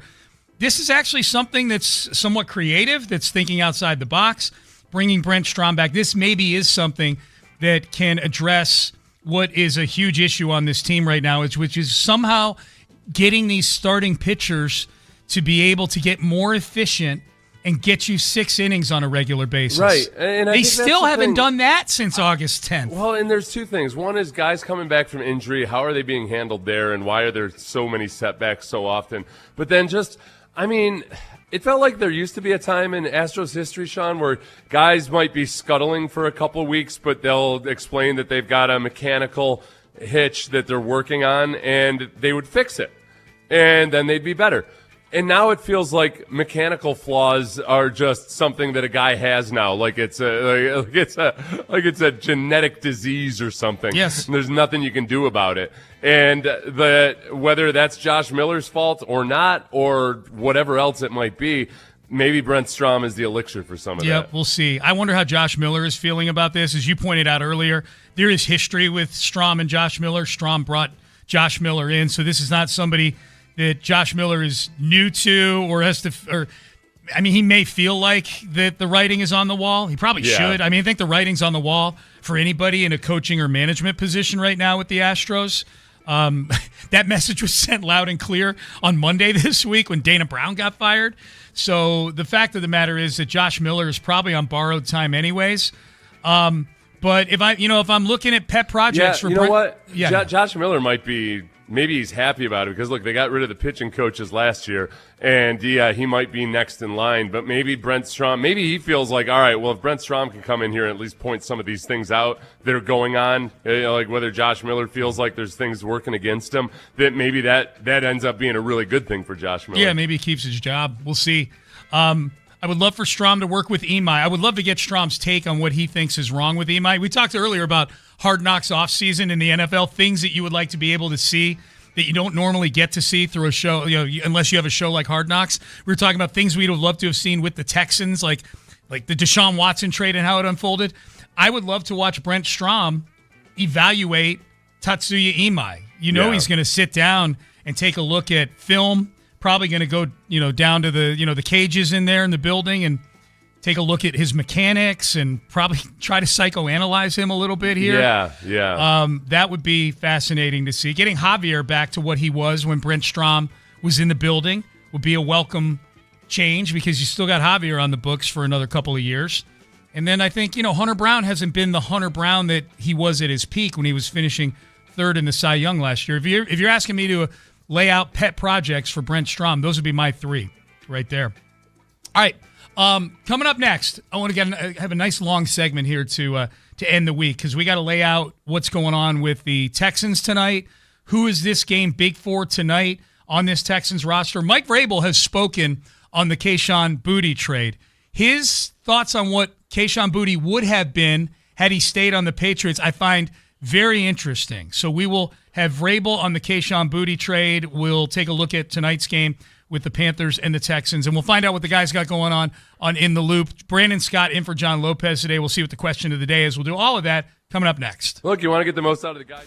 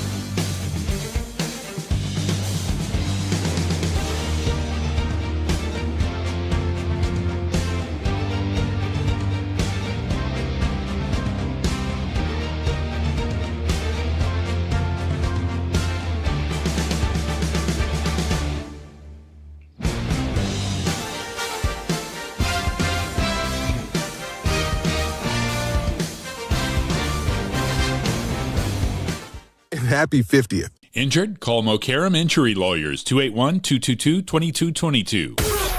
95.7 The Fan. Live from the West Point Lincoln and West Point Lincoln of Sugarland Studios. Here's Payne and Pendergast. No, I was a little surprised when the Patriots made a trade, trading Kayshon Boutte to the Texans when it happened, just because I think Boutte's a good player, and I think they helped a team that's competing with them for the AFC. Now I think they think, and I don't want to diminish Jalen Reed. Jalen Reed's he's a nice player. They feel like they needed that, so they have no problem with making this trade. It's been interesting, Seth, listening, and we're going to hear from Vrabel here in a second. It's been interesting listening to the other side because you do start to understand a little bit more, like, oh, okay, now I understand why they did this. They feel like they need to help themselves and not worry about what the Texans are doing. That's what confident general managers and head coaches do. They make trades they think are going to help their team, and that's it. Yeah. So here was Mike Vrabel. We heard from Elliott Wolf earlier this week. Here was Mike Vrabel yesterday on the Kayshon Boutte trade. It was one place where we do have some depth, and I think for all parties involved, that was probably the best thing. Without injuries, Kayshon probably would have been inactive. Unfortunately, it's kind of the way it was. It's just with this, him not playing special teams, and I tried to thank Kayshon as many times as I could. I texted him again today. His maturity, his growth, his ability to put into words last year and share his own personal struggle, but also the growth that he made from that's positively going to affect a lot of people. And I know that wasn't easy for him to do, and I've telling him all the time about how much I respect him for being able to do that. Okay. So Mike Vrabel. So that's interesting. He would have been a healthy scratch, barring injuries. He would have made the team, but because he doesn't play special teams, he probably would have been inactive, barring injuries. Right. Yeah, no, I think that speaks to there's a lack of versatility with Kayshon Boutte, and he doesn't play inside hardly at all. He's not so you can't use him in the slot. He's an outside guy. They've got their two guys they want on the outside, and without playing on special teams, okay, then he ends up being it's a little too heavily loaded for depth when he's got potentially limited duties and what they need him for on game day. So it's still got to be hard for the Patriots in that you do envision, okay, what happens if Romeo Doubs gets injured or what happens if A.J. Brown gets injured. But for the overall depth of their team, it made sense to bring in Jalen Reed. I think but that also is a reminder that, okay, we don't know exactly how the Texans are going to use them and who exactly are going to be the starters on game day in week one, that they're going to use multiple receivers. And it's not necessarily a simple depth chart layout. It's not. It's not. Well, let's okay. So from that standpoint, let's put the wide receiver position for the Texans aside. Let's look at what got sent out. Do you have a concern? The Patriots really like Jalen Reed, obviously. Yeah. What if something happens to Kalen Bullock or Reed Blankenship? Right. Have they created a depth issue that concerns you at all at the safety position with this deal? No, I think they like Kamari Ramsey a lot, and they have Reed Blankenship. So, if you compare it to last year, they didn't even have a starter that they liked last year. So I don't think so. I think that you've got enough in MJ Stewart, depending on what his injury status is. Yeah. Do we know exactly what his deal is? Everything I've heard is that he's getting closer to coming back. Yeah. So I think that's partly, MJ Stewart has a lot of experience in the system, and he's a veteran and all of that. That they feel good enough about the depth there. But they just didn't. Well, I think really what they're looking at the overall composition of the team is use Jaden Higgins, and you lose a playmaker. And I think Kayshon Boutte might be limited in all the the types of roles that they can use him in, but he's a playmaker, and they just want to have as many playmakers as they thought they had. Yeah. And so you've got a playmaker on either side of the field. On the outside, you've got Jalen Knoll, who I think they feel very, very good about. So it feels more like a replacement in overall playmaking ability in their wide receiving core. Yep. Let's play a little Will Anderson on the way out here. It's Friday. I like going into the weekend in a good mood, and Will Anderson always puts me in a good mood. He did a sit-down with Myles Garrett, the two of them, just chatting, probably after they got done, both bench pressing 900 pounds and doing box jumps and things like that. Did you see the video, by the way, Seth, of Will Anderson and Myles Garrett doing box jumps? No. They look like they're floating. Like it's I watched them doing some of the drills. I got bored with that video. Yeah. But it should have been 10 minutes instead of 20. But yeah, it's impressive watching those guys do anything. Yeah, dude. I liked was them running. They're running an arc, on a curve as if you're bending the corner. Yep. And they're timing and racing each other doing that. That stuff's really cool. Really cool. Really cool. Here was Will Anderson, though. This is something he talked about about Danielle Hunter's impact on him when it comes to his diet. It sounds like he still hasn't totally cut out the junk food. I got a chef now, so I'm mostly locked in on my diet and everything like that. But on my cheat days, I go to Voodoo Donuts, get me an apple fritter. You know what I'm saying? With some vanilla ice cream on top of it. Put it in the microwave for a little bit, let it melt. Dog. Fire. Okay, tell me what you think about this, because me and you kind of had this conversation. It's like your brain kind of messes with you a little bit, because I feel like when I eat my junk food, I go out and have my best games than when I eat my healthy food. When I have my healthy food, I feel like I don't play as good when I eat my junk food. So, I think that's why the inconsistency come in, because I'm like, man, I just ate a 10-piece wing, and I went out there and went crazy. I think that's just a you thing, dog. That was Miles. Did we play this last week? No. This one. This is right. That one. He was the one we played last week. He was saying the same thing. He was talking about Danielle talking to him about his diet. Right. Yeah. But he also talked about the junk food dynamic. Yeah, and that part of it. Yeah, where sometimes what happens is that you might not have had enough carbs that week. Like you're eating real healthy, but you don't realize okay, I'm a little depleted, and so you go and you eat junk food. And it tops off your glycogen reserves, which is great. And you start thinking it's the junk food that did it. Yeah. When you realize okay, no, I could have eaten something healthy. Yep. That didn't also have just a bunch of extra stuff I didn't need. It's a psychological thing. Yeah. No, it's physiological, but you connect it to just the food that did it. Yeah. And you don't realize, okay, we can get rid of some of the bad stuff and keep the good stuff. One more good one here from Will Anderson Jr. He's saying, this is more football related, saying that he prides himself on being out there on first and second down, but he said, man, I live for third down. I'm told that's the money down. For me, I really pride myself in stopping the run first, but third down, that's where you make your money at. And any chance we get an opportunity to get on third down, hey, that's where your money at. And I've had great vets. Jerry Hughes, Jonathan Gennard, D. Hunt, Derek Barnett, those guys always tell me, they'll whisper in my ear, go make your money. This where you go make your money at. Mm-hmm. And I take that personal, bro. This is what I'm here for. And I never forget, this is a sidebar, but it's kind of funny to me. Jacksonville game, my rookie year, I block a field goal, and I'm mad because I didn't get a sack. And my coach is like, man, you blocked a field goal, did this. I said, they ain't bring me here to block field goals, coach. And I just never forget, that always stuck with me. They brought me here to get after the quarterback. That's why I whisper to you every day before the show. What's that? Before you sit down on the microphone. So this is where you make your money. Mm-hmm. Just a reminder. Yeah. This is where you make your money. That's right. I need that. There is the nice thing, the pure thing about third down, which is nice for pass rushers like Will Anderson, is that there's no. You don't have to worry about also being a good, complete, well-rounded football player who stops the run and plays your responsibilities and everything. Third and long is beautiful for edge rushers because you just go get it. Oh, yeah.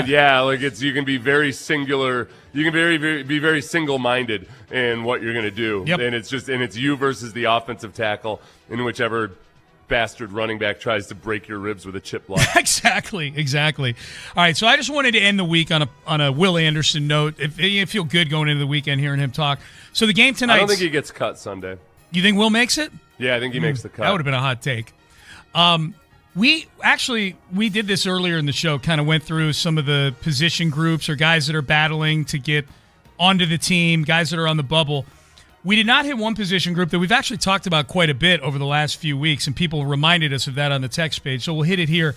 How intrigued are you by the slew of linebackers that are currently auditioning to be LB3, especially given that I don't think Wade Woodaz is going to play because he's got that broken thumb right now. He's got a broken thumb. Yeah. And it's not like he could stack and shed before he had a broken thumb, so Correct. I don't feel all that optimistic about him.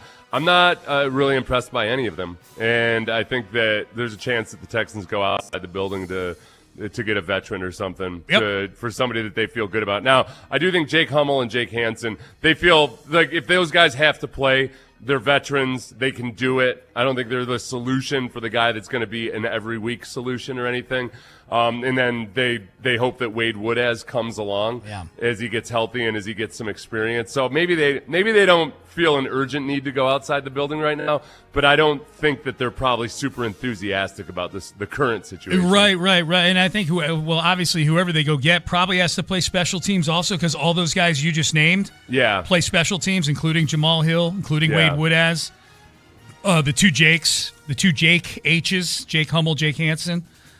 So that'll be an interesting one. What beyond that, as we look at guys on the bubble, which position group interests you the most tonight? You're sitting down to watch. I'm intrigued by Naquan Jones and whether he makes the team or not, because I think that right now he's better at doing what Caden McDonald is going to do than Caden McDonald is. And I think that D'Amico really wants to have that role of a bigger body, run-stuffing type of dude, just some sheer bulk to have out there.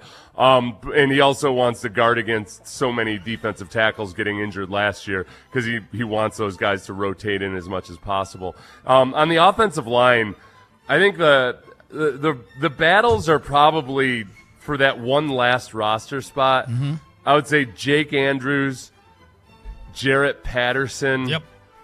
And that's probably it for guys that might somehow, beat out another guy for that roster spot. They redid Jarrett Patterson's deal. I don't know if that's a sign of anything. Yeah. It wasn't like it wasn't a move the meter type of renegotiation or anything. No. Where you feel like the guy's a deadlock. And then I think they've got a few guys that are probably going to get cut, but will probably be on the practice squad. Yep. Like James Neal is the offensive tackle that they gave the most guaranteed money amongst the UDFAs to him on the Texans. So and he was, I think they looked at him as a guy who's going to be a project. I think Fabechi Wiwu is safe no matter what. I do too. I think he's safe also. He's at a good camp, especially for a fourth-round rookie.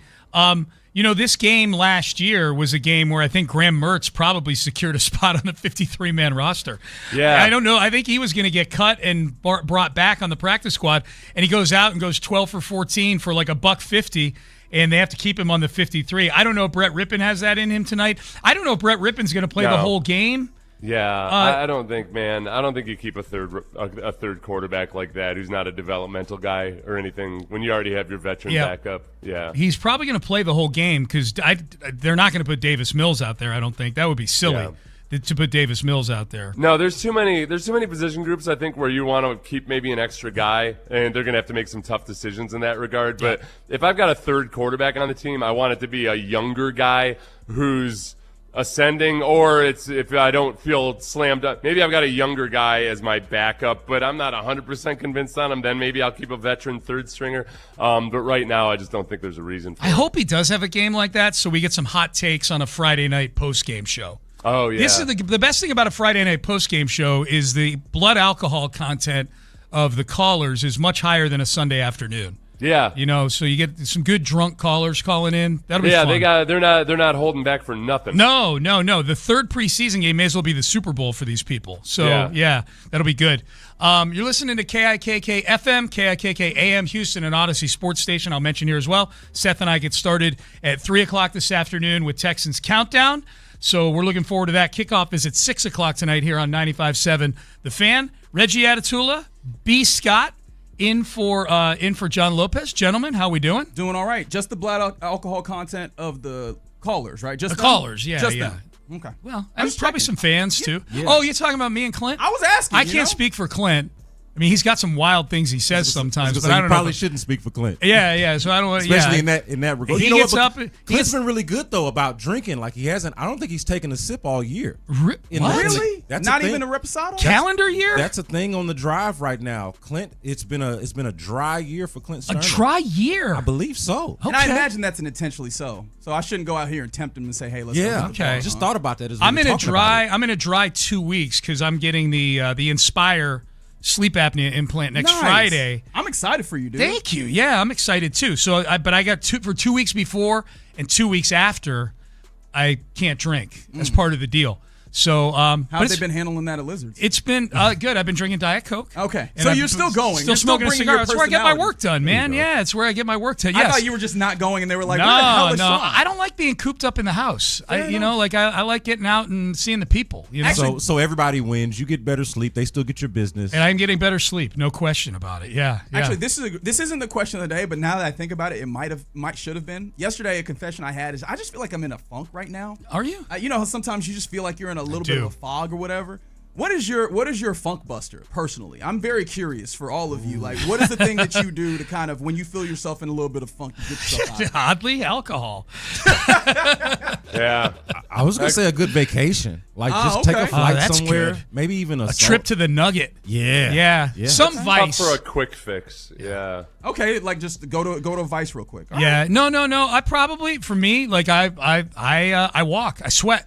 Okay. Yeah, like I go. I would say a walk for me specifically in the woods. Like I got to get out into nature and kind of with no phone and everything, and that just kind of cleanses everything, wipes everything out. Yep. Yeah, I think I got to get away from the vices because the vices contribute to the funk. At least mine do. Got you. So or can. So I kind of got to get away from the vices just to get out of the funk. That's interesting. I like to get out. Like I'll walk, but I also like to stop places in the neighborhood because I've gotten pretty plugged in with like. The place I go to get my cigars is a block from where I live. Yeah. And I've got, as you know, Reggie, I've got a few eateries within a short radius of my house and other things like that. And so I know the people there. So I get out, I walk, and I stop in and I get a cup of coffee or something or buy a cigar. There you go. Whatever. Just get out and interact with people a little bit. Shout out to Donna on the YouTube page. I'm guessing this is her answer, but if I tried to do it, I think it would kill me. She said take a Pilates class. See, I'm on to them. But see, I can't do that. That's super soldier stuff over there, that Pilates stuff that they be doing. You ever done Pilates, Seth? No. Yeah. You ever done yoga? Yep. How'd you like it? I don't have the hips for it. I didn't like it because it wasn't like hot yoga, and I sweat too much for something that's not supposed to necessarily be like a full bore sweating your butt off. Ugh. No, and it wasn't hot yoga. Yeah. I just sweat too much to the point where it's embarrassing. So I really liked it. I thought it was good stuff. I sweat too much. Yeah. I don't bend well at all. Oh, you're not Maybe flexible? you need the yoga. Not then. at all. You look like you would. You get slender. No, I'm slender, but I'm Yeah. a straight line. Are you? Yeah, Okay, man. The rigid. Stiff shoulder's hips. bad. The hip is bad. No good hip turn. It's all bad. Crosstalk brought to you by D&M Auto Leasing. So, gentlemen, no Lopez today. That is correct. He's playing hooky. He's doing a little bit of a philanthropy, a little fundraising. I know. I'm just giving him a hard time. Yeah, that is good. Yeah, I he's doing usually don't defend him. I know. Philanthropy, This is sure, new. Lopez. Yeah, air quotes. What is the question of the day? Question of the day. What athlete's non-sports memorabilia would you want? Because there was... you're excited about this. I'm very excited about Michael this. Jeffrey Jordan. Yeah. Obviously, people love his sports memorabilia, but apparently he has a custom Ferrari, or he once had a custom Ferrari, and that is currently going up for auction. Yeah. And I'm just like, this is going to go for crazy money because it is Michael Jordan's. Yeah. Okay, so mine would be, it's not an athlete, but it's a sports figure. I've long said that I would love to have the motorcycle that Bobby Petrino crashed. Yes. Oh, that's a good when one. he had his assistant, his hot blonde assistant, riding on the back, supposedly riding on the back of the motorcycle. And I've long wanted to do in my house, someday, if I had enough space to do this, have a room that is a hall of shame, where I've got jerseys, like an OJ jersey hanging there, like jerseys of various ne'er-do-wells in there, and I said that I would have that motorcycle hanging like the spirit of St. Louis from the ceiling. I like it. In that room, the Pendergast Hall of Shame. This is the answer, by the way. This is great. If This we're is so going good. down this, Not that I I've think thought there's some about really this. good This ones. is so good. Yeah. All right, so can I throw you a counterpoint and see if it works for you? Okay. Rather than the motorcycle itself,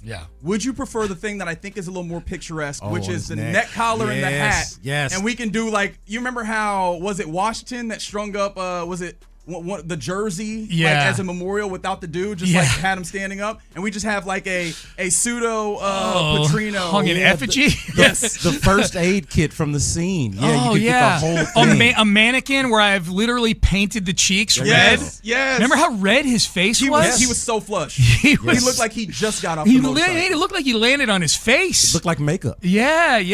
Oh, Kinda looked like a clown. I love that. So would I rather have the motorcycle or the clothing he was wearing, the neck brace and the lid? Get the whole kit, man. Oh my Get God! The whole thing. I think you guys put the mannequin on the bike with the neck brace. Now we're talking. Yeah, man. Yeah, so that would be mine. Seth? I just like to. I think I might actually do this weekend. I wanna go out and buy one of these NFTs from the COVID era that is now plummeted. Remember when you could buy an NFT, which was nothing other than the proof that you owned an NFT, which gave you no rights or income or anything else whatsoever, a non-fungible token. Yes. Like Justin Bieber's Bored Ape. Originally sold for $1.3 million. His what? Now worth, I don't know. Now it's worth like less. It's dropped over 99%. Oh, really? Yeah, like they're not worth it. They're nothing. It's nothing. Yeah. It's like you own the NFT for this famous photo. So do people have to pay royalties for me or anything, or do I get to nope, nothing to do. But you own the NFT. Sean, you remember on Twitter at that time where everybody had that little ape monkey photo? Yeah. That's basically it was that, and everybody was just like, well, I can just put this in. I could just take the PDF, or not PDF. Okay. I could just take the JPEG and put that wherever I wanted. Okay, There was an NFT that said that somebody owned that specifically. I got you. Yeah. I got you. Okay. But ultimately, just to make a mockery of the whole concept, right? Yep. That's what we're doing. Yep. I'm with that. Oh, that'll be good. Yeah. What's it in honor of again? In honor of Michael Jeffrey Jordan's that's custom right. Ferrari. That's right. Being sold. But I like the places where everybody else is headed at. Oh, is they already texting Oh, in? yeah. This one is a great one from the 8-2. I'd forgotten entirely about this story. You remember the pole assassin? The pole assassin. I don't. So this was I remember this being was the a term. nickname of the girlfriend of which Texas coach was it? There was one of the University of Texas football coaches. Oh yeah, and she put him on blast. Yes. Yeah. She had a monkey. Yeah. This person's like, I would like that monkey. Oh my God. Yeah, I forgot. Oh, that whole story, I don't remember any of the details, The but I actual remember monkey, just to be clear. I remember what you're talking about. Well, I mean, hey, maybe they on the Jed York plan. You know what I mean? Let me not speak for the texter. Oh, yeah. But that would be funny. Jed York's Yankee T-shirt. That would be the mannequin I would put right next to the Bobby Petrino one. Jed York with a Yankee T-shirt, cuffed in the back. Was he wearing khakis? Was he wearing? No, khaki he's wearing shorts? basketball. Were they basketball shorts? Yeah, they were like baggy basketball. They were like Fab Five basketball shorts. Yeah, you got to be ready to go. He looked like any random. He was ready to get put in the Do you game. think he had already limbered up? Do you think he had already done his stretches before he got into the minivan? I hope so. He looked like a 50-year-old who was out getting bagels in the morning. You know, like any other dude, not the owner of the 49ers or anything else. Which, to be fair, he probably was. He was wearing, other than the Yankees being on the T-shirt, he was wearing exactly what I wore to walk down and get Beck's Prime Takeout last night. Yeah. Baggy Rocket shorts, Better Call Saul, loose gray T-shirt. Except just if you were on your way. Not a care in the world about what women think of me as I walk in and pick up my food. Well, apparently him neither, because he didn't care about what she thought about him. No. He was just trying to pay her for the service. Do you have your human monies? That's all she wanted to know, man. And he did. If you saw the body cam. You said he had 160, so good for him on having the enough nose. for the tip. Yeah. Oh yeah. People were texting in like, yeah, you can tell he's a cheap ass. He had exactly 160. Yeah, there was no wasn't it 140 that they had talked about? There were conflicting reports. It was originally, okay. It was originally 140. Apparently, there was a mistake on the original report. It was 160. I like the idea that he was coming with the change, and then he's like, "I got an extra 20 for you in case you do it well." You know. Yeah, well, I feel like how's that work though? Because like people negotiate prices, right? Yeah. So I would feel like if you negotiate a price, then that's something where like, all right, that's the tip is built in. Well, come on, you always tip your server. Come on now, come on. Yeah, but it's an independent operator. Well, it is, but if I find out even more so, but if it turns out the service is really good, I like to have a little extra just to do you guys for the trouble? Do you tip your barber when the barber owns the barber shop? Yeah. Yeah. Mm-hmm. Okay. Yeah, I never knew about that when I was younger, and I started doing it, but I never realized, like, I never knew for sure what the etiquette was. What's a barber shop? I was gonna say, same. Sean, right? Same, I'm a DIY guy. Yeah, I tip myself. All right, it's weekend time. We are done. We're out of time. Seth, I'll see you at 3:00. Until then, antibodies to you. Yeah, antibodies, and just be careful of that $160. Thanks, buddy. Yeah, I got 5 hours to go get it done. Spend it wisely. All right, thank you for listening, everybody, this week. We'll see you at 3:00 this afternoon for Texans Countdown.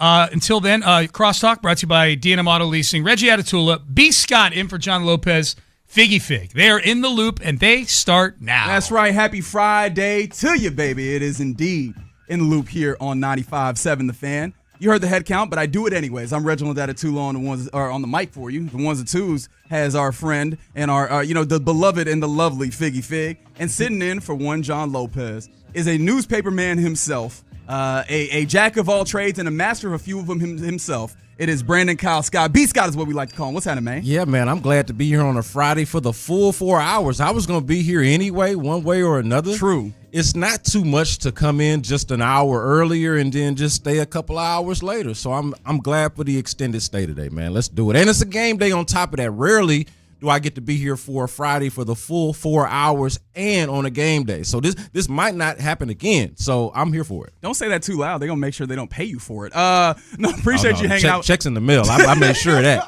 Sure of that. Hey, temper the enthusiasm, Yeah, buddy. man. Yeah. Don't sound too excited about it. No, but now that you mention it, do I have to make sure we get some B Scott's thoughts in here? Oh, yeah, we'll have thoughts. Okay, I was like, thoughts. I hadn't thought about it in that way, but I will make sure we get those at 11:20. We'll also talk to Houston Dynamo head coach Ben Olsen. Sorry, let me say that right.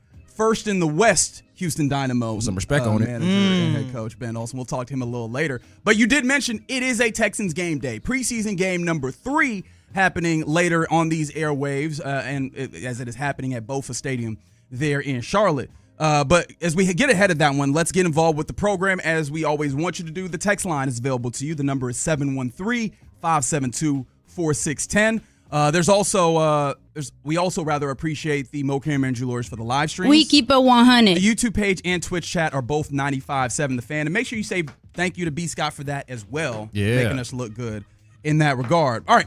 Game day today. And one thing we know is unequivocally, and I don't think they're going back on this one, B. Scott, no starters. Yeah. No starters in this game. It wouldn't make sense to play the starters. I mean, what could the starters teach you today other than the reps? And I know a lot of people value that, think that you need to get out there with the live bullets and to get as many valuable reps as you can. But I don't think you would learn anything from these guys. The reward would not be worth the risk to me. Well, when you say you, who are we talking about? I think that anybody. I think that me and maybe some of us that have been on the outside that have not had the benefit of being at the joint practice that they had in Carolina and maybe some of the other practices recently, we could be able to see some of the guys that we haven't been able to see recently. Like I would love to see Jalen Noel before we get him out there week 1. I don't need to, though. They don't. They've seen him. There's a level of comfort there. So I think that I'm creating a distinction without a real difference here, to be fair. Yeah, because even if you see Jalen Noel, what is it going to take?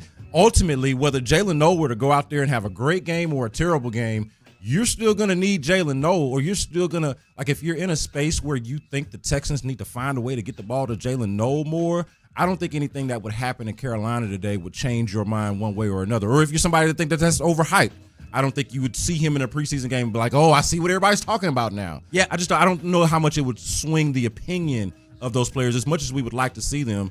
If for nothing else, the entertainment value of it. No, it would be a teddy bear, it'd be a consolation, it'd be a blanket, like that's what it would be. That's a good way to put it. It would just be a comfort for me to be like, all right, I see exactly what it is before you go and match up against one of the tougher opponents that you will have in week 1 on the 13th of September, the Buffalo Bills. Yep. But again, to your point, I don't think the team is learning anything about themselves in this game with starters. But what is there to be learned about the Texans with your backups playing tonight at Bank of America Stadium? Yeah, I think you can learn a lot about the back end of the roster, obviously, because those are the guys that are going to be playing. So I think that is the main and chief value in the game. It's like figuring out who exactly is going to be on the team. I thought Sean did a good job in the cross of just mentioning, or right before we joined him in the crosstalk, of mentioning how Graham Mertz made a spot for himself on the roster last year. Now, I don't think that there's don't threaten me like that. I don't think there's a quarterback that's doing that. Yeah, I was like, don't threaten me like that. Because if there's one thing I don't need is a third quarterback on this roster. Nah, I think Seth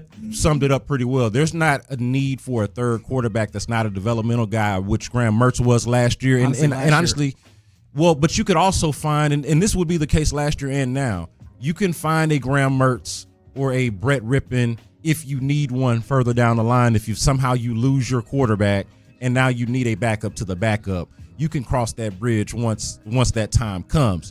So there's not that, but could guys like a Naquan Jones, who I think is going to make the team but has an opportunity. Really? So here's the thing with Naquan Jones, and this is just an example, but there are others across the team. I thought that it was too crowded of a room for him, even though he had done enough to make the team.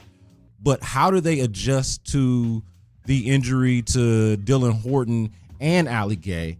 And does that mean that they go heavier on the interior guys and kind of lean into the positional flexibility of a Logan Hall the way they did with a Danico Autry in the past, and then just say, hey, we like the interior guys and we're going to go with that? Or do they feel more comfortable with more of an edge guy? Does that open up an opportunity for Solomon Byrd, who's also had a really solid camp? And so I think there's an interesting numbers game that's happening with guys who have played well at different positions, and they got to make the math one way or another. So that's what I'm most intrigued by. But also, like, underneath that is, and maybe some people will roll their eyes at this, but the operational stuff I think is going to be key as well. It just in terms of, hey, we know that this is not the guys that they're going to be out there with, but I think you can evaluate, the play calling, and Nick Caley might not even call the plays. They've done this in the preseason as well, where they've given other guys opportunities to call plays. But I think you can learn or get some kind of rhyme or reason for what the team wants to look like. I think they'll do identity things, even with the second and third string guys out there. So I want to see what it looks like.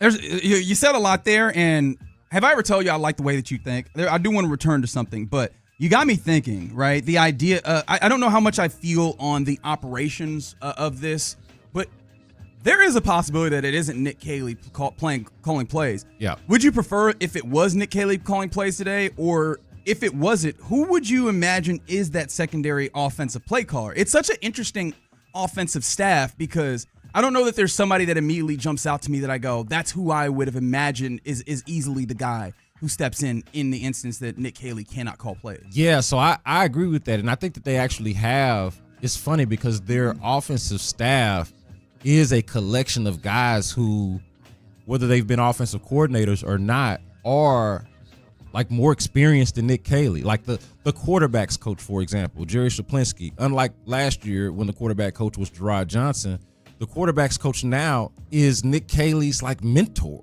Like a guy that kind of schooled Nick Caley a little bit, somebody that he looks up to. But what's funny about that, so it's not though, like you're training Jerry Shaplinsky for some kind of like promotional role per se, but he could be a contingency plan because he thinks like Nick Caley, if that makes sense. But what's funny about that, though, is I think he has never ascended nearly as high as Nick Caley has when it comes to roles on a football team. I don't think that he's ever been a play caller or play caller adjacent. It's always been kind of position coach and assistant in that way. Maybe he doesn't want to be. Man, like maybe he's comfortable with that. I don't know, but it does make you think, like, who would they be trying to develop? Like Ben McDaniels, for example, is another offensive coach who has now been around for a long time. Obviously is the brother of a prominent play caller, probably the most prominent play caller of this system, in Josh McDaniels. Would that be the guy that would call plays? Is that somebody that's in training or could be in training for an offensive coordinator job somewhere down the line, if not here, somewhere else?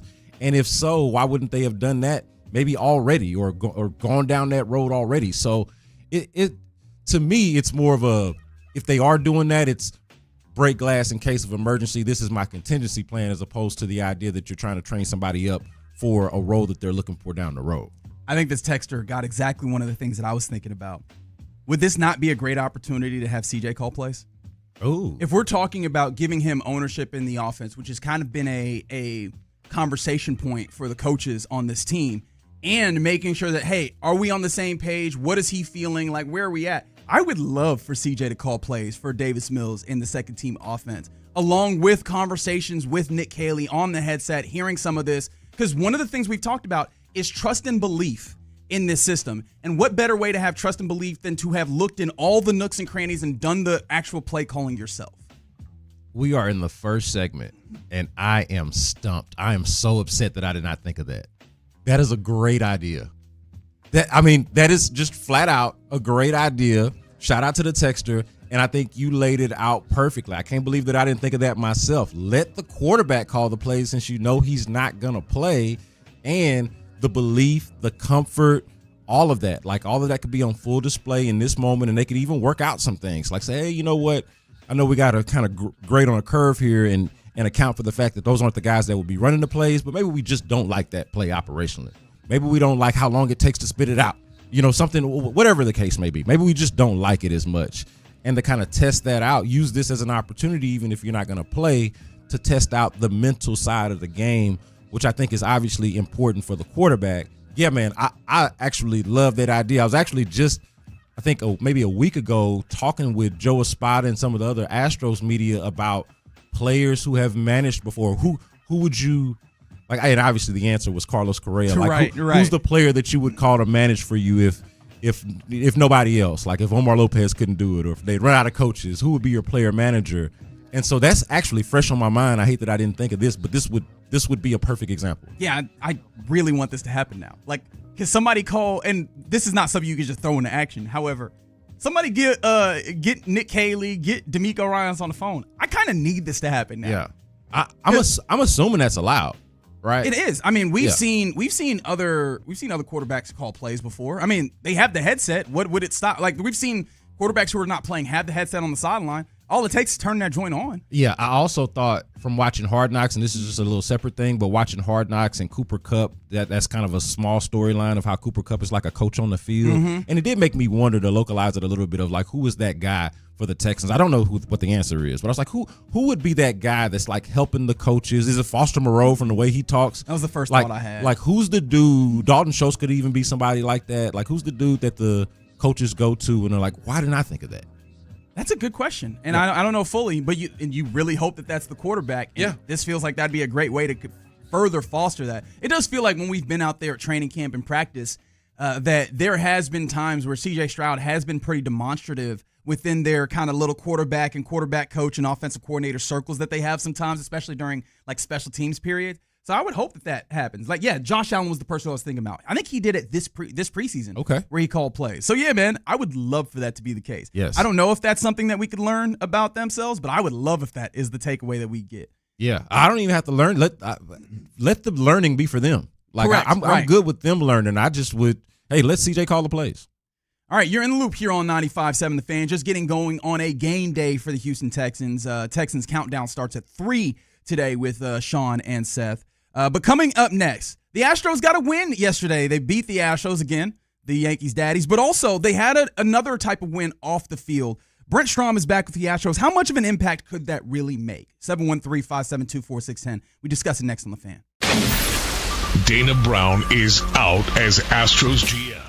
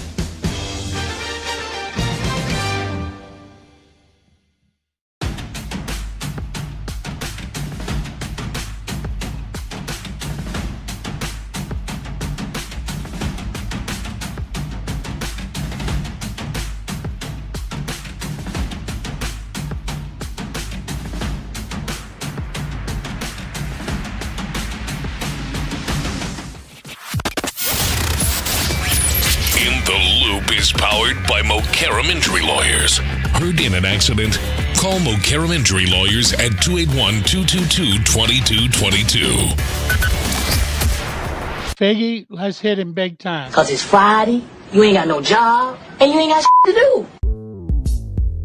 Houston, let's get in the loop. You better get ready because we're going to show up and show out. With John Lopez and Reggie Atatula. Always live, always local. Would you rather be single and sit across the table from Joy Taylor at a wedding or get free tickets to the World Cup final?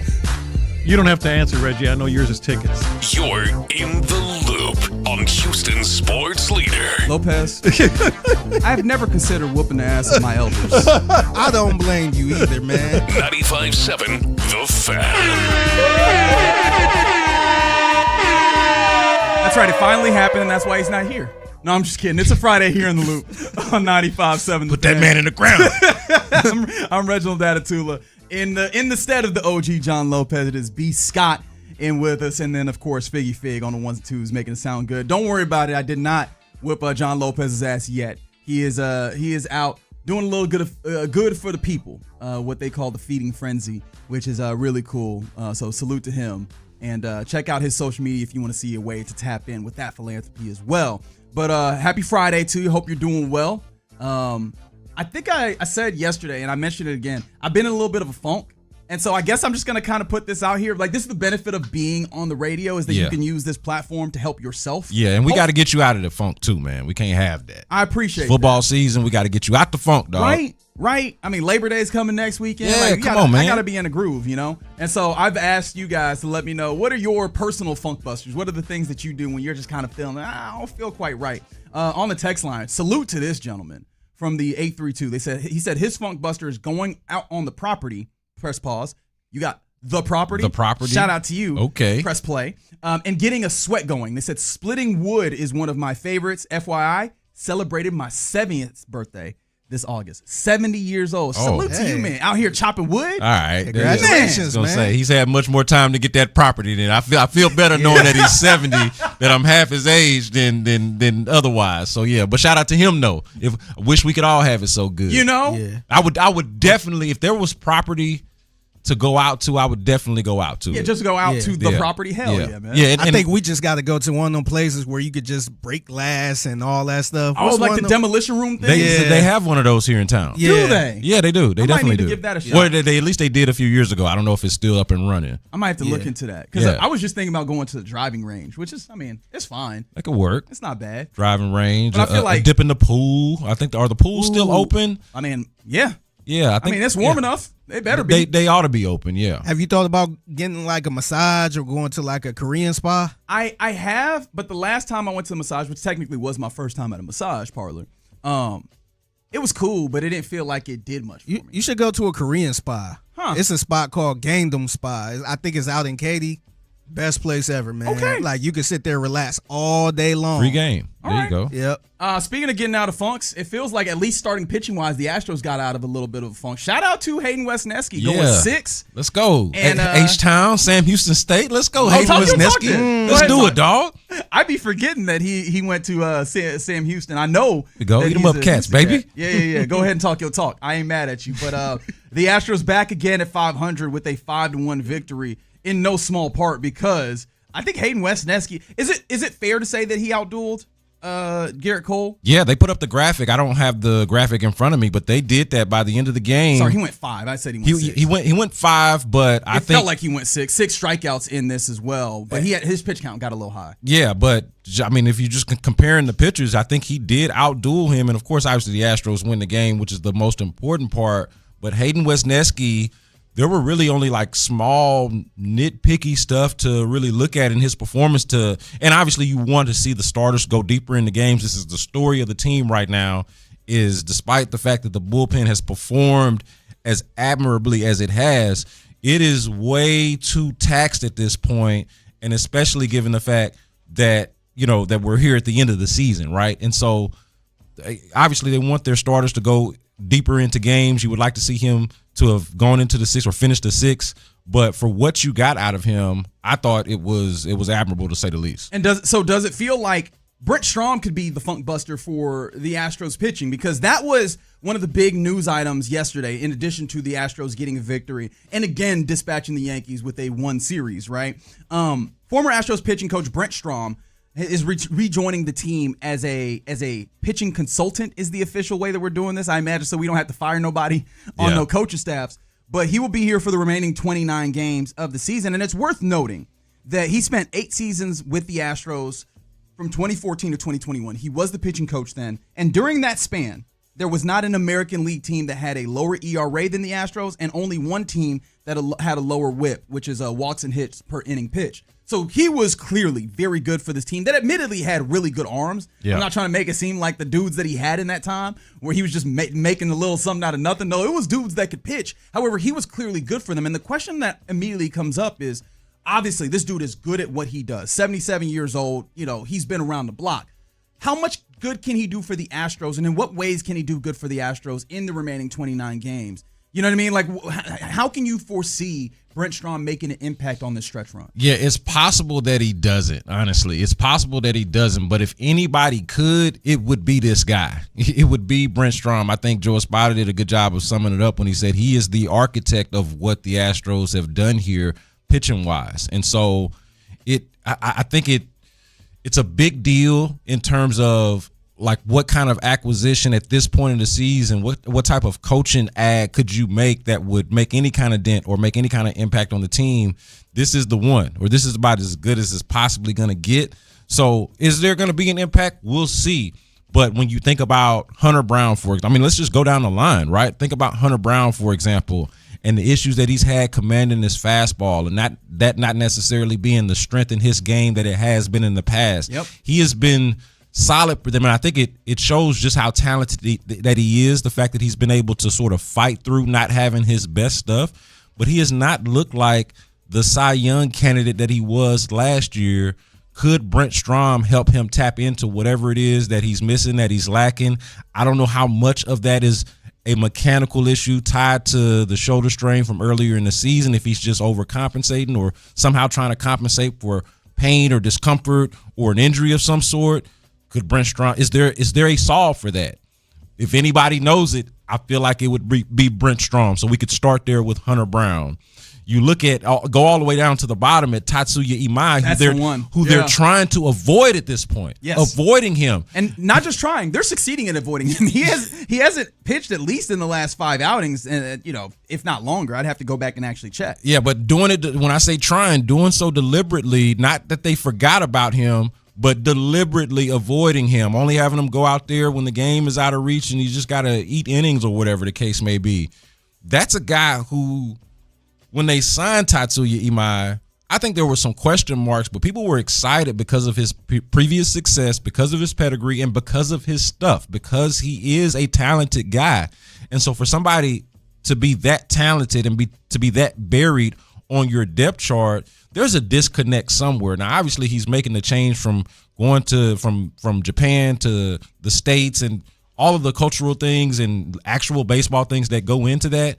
But when it comes to just coaching the position, right, coaching the mechanics, coaching the smaller things, could Brent Strom be somebody that Tatsuya Imai needed all along, and it's just a better late than never type of scenario? I'd love to see what Brent Strom could do with Tatsuya Imai if he could get his hands on him. That's the thing that I immediately thought of is it possible that this could just be special project? You moved on from no one else. The team can continue operating as normal, and we could have this just be Brent and Strom and Tatsuya Imai doing a buddy cop comedy over on the side. Yeah. And just, can you get him right even for next season? That would be such a funny prospect of buddy where comedy. the bell curve of where the Astros are in the general landscape of things does not look fond for the next couple of years. It looks a little bit better if you have somebody who has Tatsuya Imai stuff commanding in a way that is demonstrative. And the way that he's going right now, I don't see him getting that. Brent Strom taking him under his wing, there's a possibility. And then, so I love that as a possibility. And then if he has time as well, a huge thing would be getting, as you mentioned, Hunter Brown back to form, because he is a dude who, as you mentioned, when he is going really well, he is a bona fide ace. Yeah. Right now, he is maybe your best pitcher. Maybe, right? Those are very, very different things.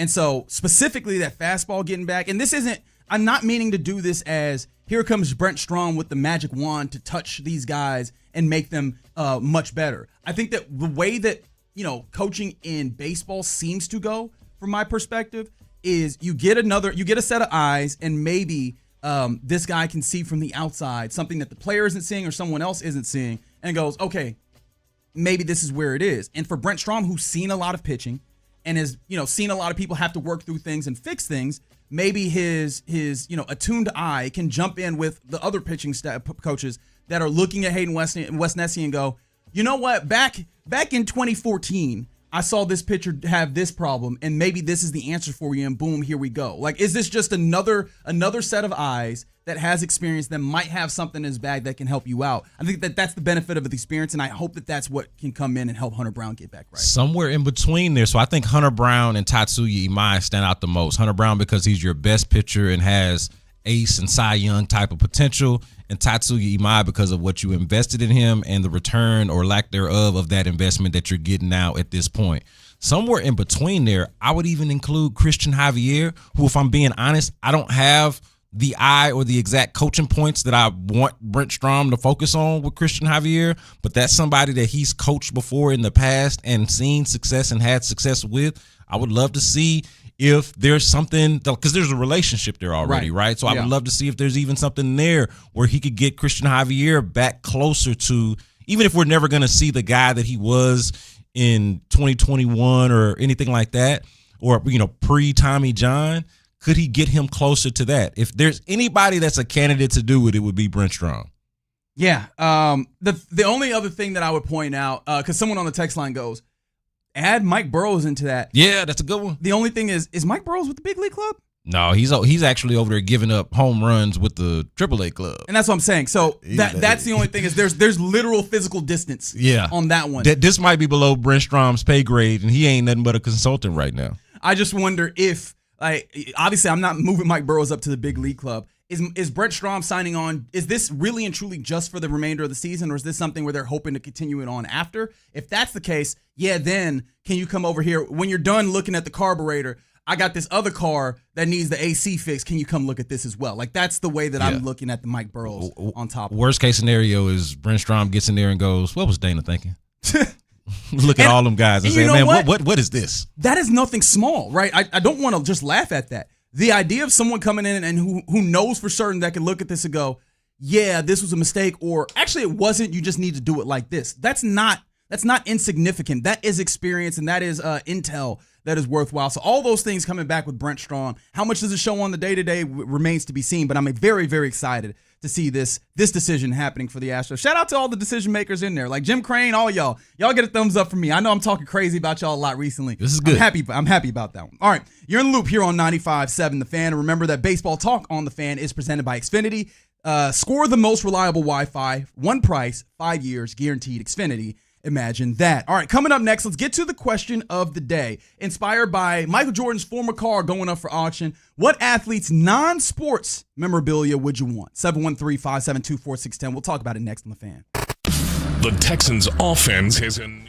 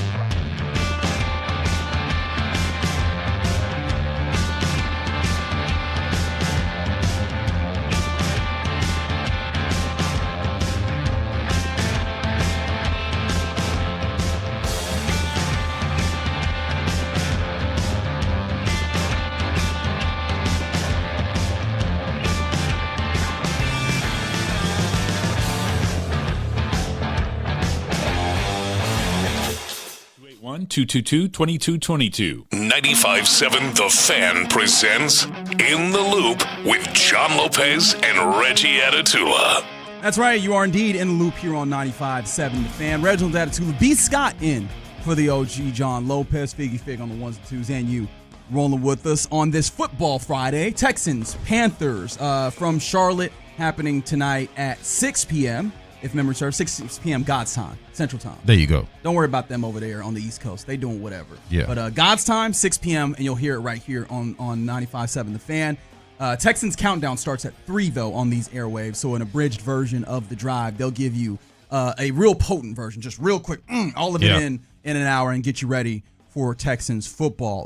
But leading you up to that, obviously we have you till 2 as normal. And that means we get to the question of the day right now, where I don't know if you know this, but, Michael Jeffrey Jordan was really good at basketball. I don't know if you've seen this, B. Scott. Have you heard of this gentleman? Yeah, I was in Chicago a couple of weeks ago, and I was reminded quite a bit.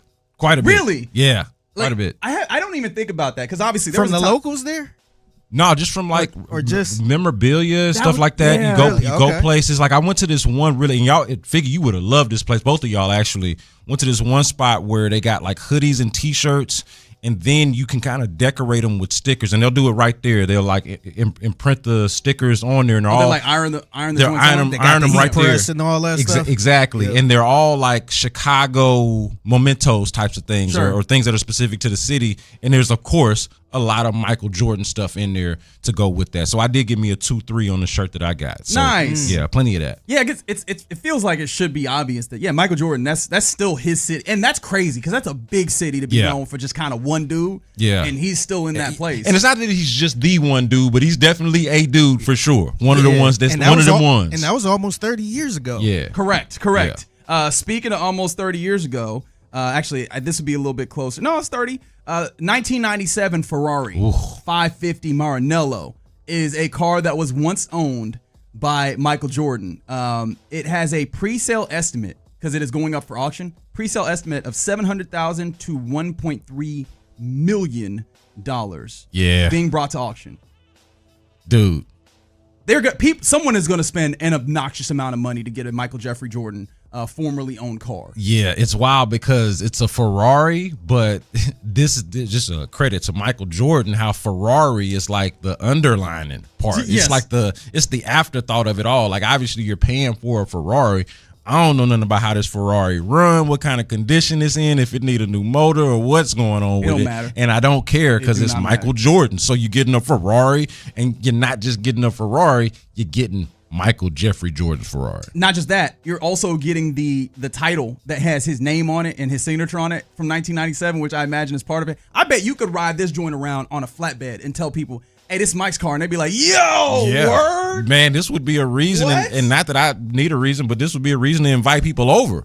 Be like, hey, man, you want to come to the house real quick? I'm barbecuing and everything. This is the kid's birthday party. Give them a different reason to come over, and then when they get there, oh, by the way, let me show you this real quick. Flex on them. Let me show you something real quick that I got in the garage real quick. So to give you an opportunity to flex, what athletes' non-sports memorabilia would you want? 713-572-4610. Yeah, so there are a few things like.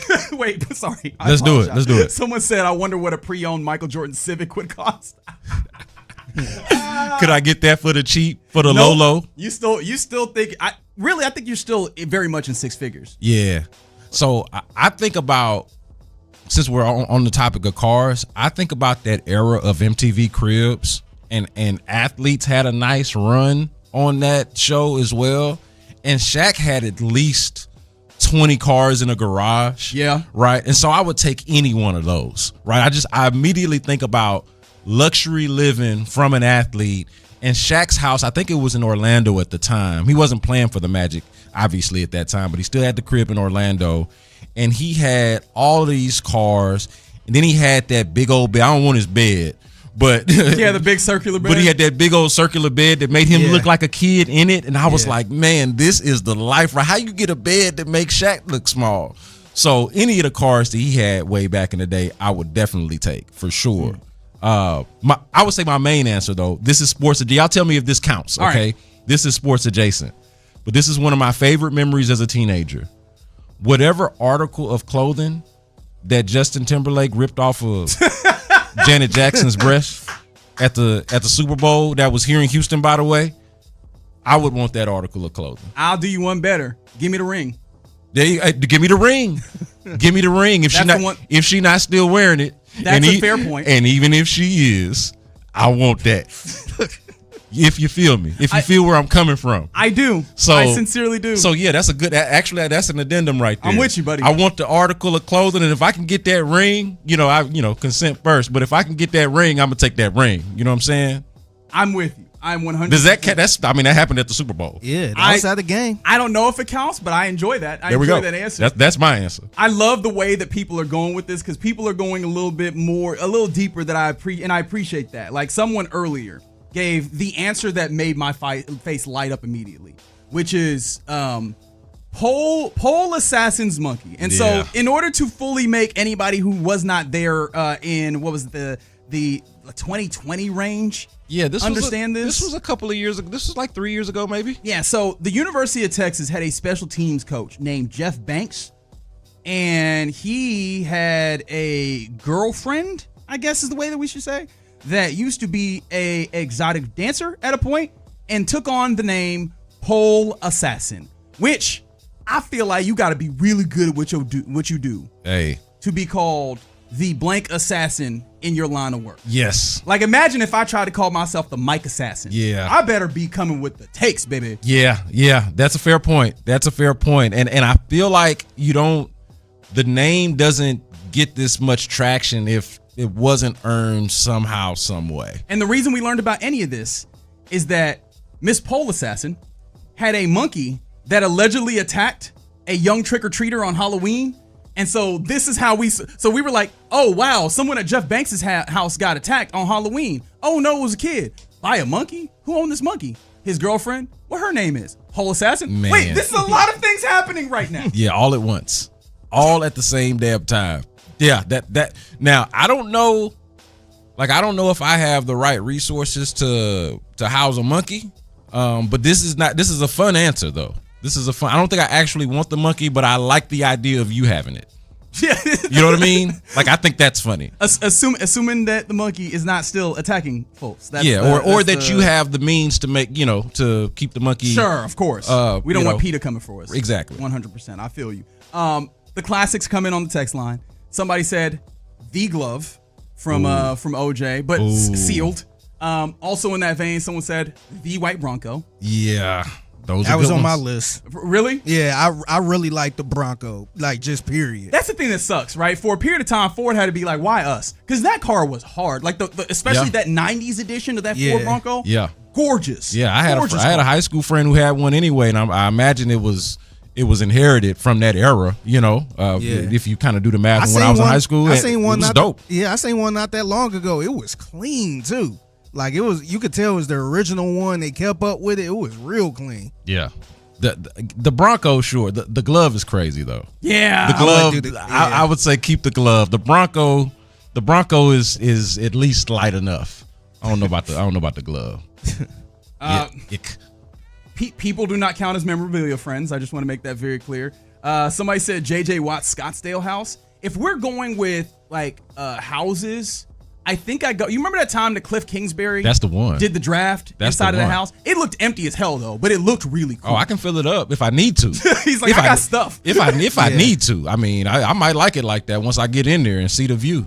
But yeah, that view alone from that shot, I didn't see the rest of the house, but that view alone I would take. Yeah, that one was incredible. I have a middle class version of that view at my house now, much more tamer version. I would love to get that one. All right, if we're going phones, subdivision of phones, do you want Brett Favre's phone? Do you want Tom Brady's phone that got destroyed? Ooh. Or do you want the shoe phone that, was it Shaq or was it AI? Or it was the one that Shaq had that he let AI use. Yeah. You remember the shoe phone? Yeah, the shoe phone. Or is there another phone that you got in there? There could be Joe Horn's phone from the... I'm going with the Joe Horn phone. Yeah, that's funny. I love that celebration so much. I was thinking about the LeBron phone. When I think he was at WrestleMania or something like that. And that was All-Star Game. That was All-Star Game. Was it All-Star Game? Yep. And he had the flip phone out, taking the pictures. Yeah. That's a good one. No, he did another one when he was at WrestleMania or something. Did he? Yeah, he took a picture of Stone Cold, and they turned to the camera to show the picture. It was a flip phone. Yeah, he was. I think he took a picture of The Rock or Stone Cold or something like that. Huh. Also, LeBron was just doing this all the time. Well, although he is the child of an era where we got phones. It was around that time, man. We got cameras on our phones, and we were like, "What? I'm taking pictures of everything." Yeah. He turned around to the camera, showed the picture of this little flip phone. Yeah, I don't think I want anything to do with Brett Favre's phone. I'm gonna be honest. I don't think I want anything to do with that. There's gonna be stuff in there that I'm not gonna want to see unless I'm doing like a piece, journalism type of thing. Nah, go ahead and give me Tom Brady's phone over that. Another thing I would like, to be honest, and y'all probably ain't gonna like this, but J.J. Watt, that Leatherman's jacket that he wore. I thought about that, but I was like, I think that is too sports. But I very much would want one of the Leathermans. The actual jacket, the jacket was fire, man. It was so good looking. Yeah, I want one of those. That was a fire jacket. It was a fire jacket. We maintain that, man. At least I do. Is that they could have kept those jackets and just not worn them to the game, and they would have been a hit. I think that this might be a winner. So there's some great ones coming in. Someone said, remember The Rock with that little fanny pack he had in that one photo that everybody gets after him about, where he was wearing the turtleneck and everything? I like that one that comes in. Someone said the Sharpie from T.O. Oh, that's a good one. Where he brought that one out. But I think this one is really good. The Little Penny. You remember Little Penny? Oh, yeah, that's I would love to have Little Penny. Yeah, but can you get Chris Rock? Or does he have to have just the sound thing with him? Like he has to make sound? I feel like I would do it almost like a museum where I'd have him in some kind of structure, and then I'd get it recorded, have the recording that would play with it. There'd be a button that you could push, that's and then what you you hear need. Chris. I think that's how you have to do it. That's what you need. I think you can do that at Build-A-Bear or something like that. Keep those coming in on the text line, 713-572-4610. Someone said Tiger Woods 9-iron that Ellen used. That's a good one. That's another good one. I like the way y'all think. I don't know if you're great people. And I'm not saying I'm a good person either, but it's making me laugh, and I appreciate that here on this Friday in the Loop on 95.7 The Fan. Coming up next, though, let's go around the NFL, where the NFL has gotten in bed with some companies that make me look a little sideways at them. Let's talk about this and more next. Dana Brown is out.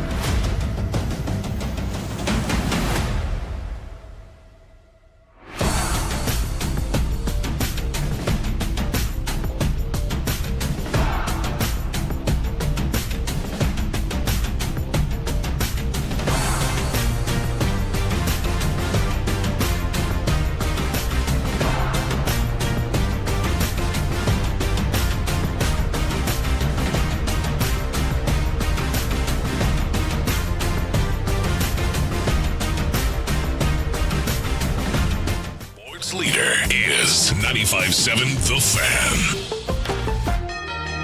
Let's go around the NFL in the loop style. Why are you smiling? Because I love football.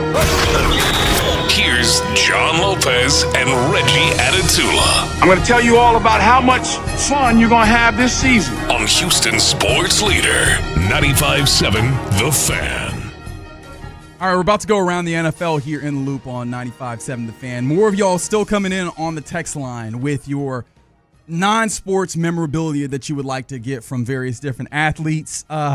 Someone said, wait, hold on. Let me make sure I get this right. Someone said the warm-up suit that Fat James Harden wore, which, again, is still sports memorabilia, but made me laugh. In that same vein, someone said Dante Robinson's Pay Me Rick cleats. Ooh. Again, sports memorabilia, but did make me laugh. Yeah, still pretty good, though. But a good one that I think is a little bit further into the technically non-sports memorabilia of a sports figure.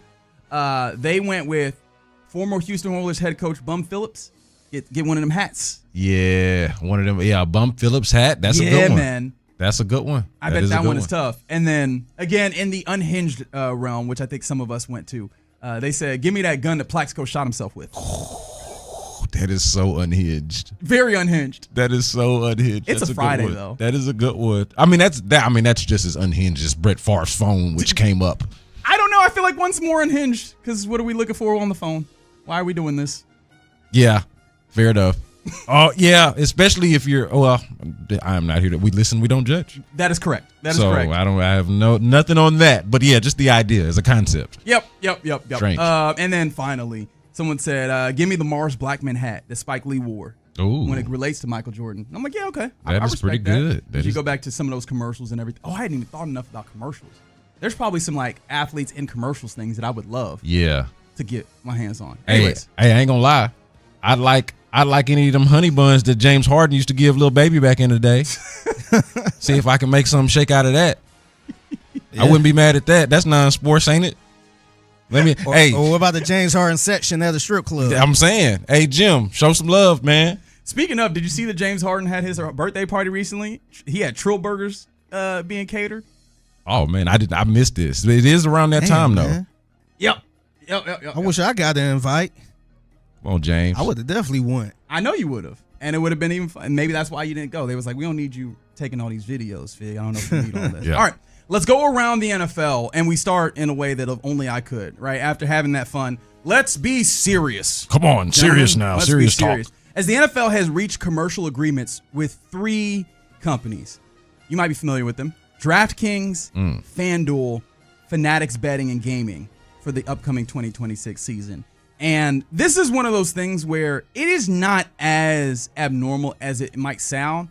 But man, in the midst of all of the things that the NFL has been dealing with in the last handful of years when it comes to gambling, to have this so explicitly and doing it across 3 different gaming companies, we are reaching a fever pitch. Like we're reaching an inflection point when it comes to gambling and our sports being so intertwined. Yeah, I think we've even reached past it at this point, right? I mean, I know this is a new partnership that's announced, but like the gambling has been, I don't want to say forced on us, but has, for lack of a better term, been forced on us over the last several years or so. And so it's not surprising, but it also does make you wonder, how do the leagues, and this is the NFL we're talking about, but how do the leagues in general deal with at least the appearance of hypocrisy in terms of how they deal with gambling and how they deal with gambling, if you catch what I'm putting down there, right? Like there is a hypocritical sentiment or feeling about it, and I'm not exactly sure what the best way to handle it is, because this is where the money is, and we understand all of this really before morality and before any of the things that you might hold near and dear to your heart. This is about profit and where dollars make sense overall, and this does make sense financially. So yeah, this is an inflection. I think that's a good way to put it. This is an inflection point for the league and how it handles gambling. Yeah, I'm very curious because I understand that there is still a fairly clear line of demarcation on the if you play in this league and if you are impactful to the outcomes of the games, you cannot do these things. But everybody on the outside, we will streamline this for you to be able to gamble on these games. I understand that line of demarcation, but is there something that the league could do that makes it to a point where you go, all right, guys, this no longer works? Because I do think that while I can stand on my soapbox and go, hey guys, this looks kind of funny. There is that line of demarcation, and there is a logical, space there. Is there a point where the NFL is grabbing at this gambling money to a point where you go, okay, now you actually are hypocrites? Yeah, no, I mean, look, I think you could have been there already, honestly, like if you wanted to be, because there's just so many ways around it. And to everyone's credit, like I think they've done a good enough job of trying to set that line or to make sure that they punish those who cross that line. But it's just such a murky grind. There are so many ways around it, right? And when you push it in this way, I think it's easy for people to try to justify it more. And when I say people, I'm talking about athletes and folks that are involved in the game. They say, hey, my league has a partnership with gambling. Why can't I have my, or maybe I can have my aunt's sister's cousin place bets for me far enough removed, and no, is it morally right? No, but I feel like it's easy to see how they could view the hypocrisy of it and explain it away and excuse it away. And to me, it just opens up Pandora's box. It opens up that door that I don't really feel like they're really trying to go down that aisle or go down that road that the door opens toward. Yeah, the only thing that another thing that I think of with this continued embracing of gambling in football, which again, it's kind of been there and it's only growing.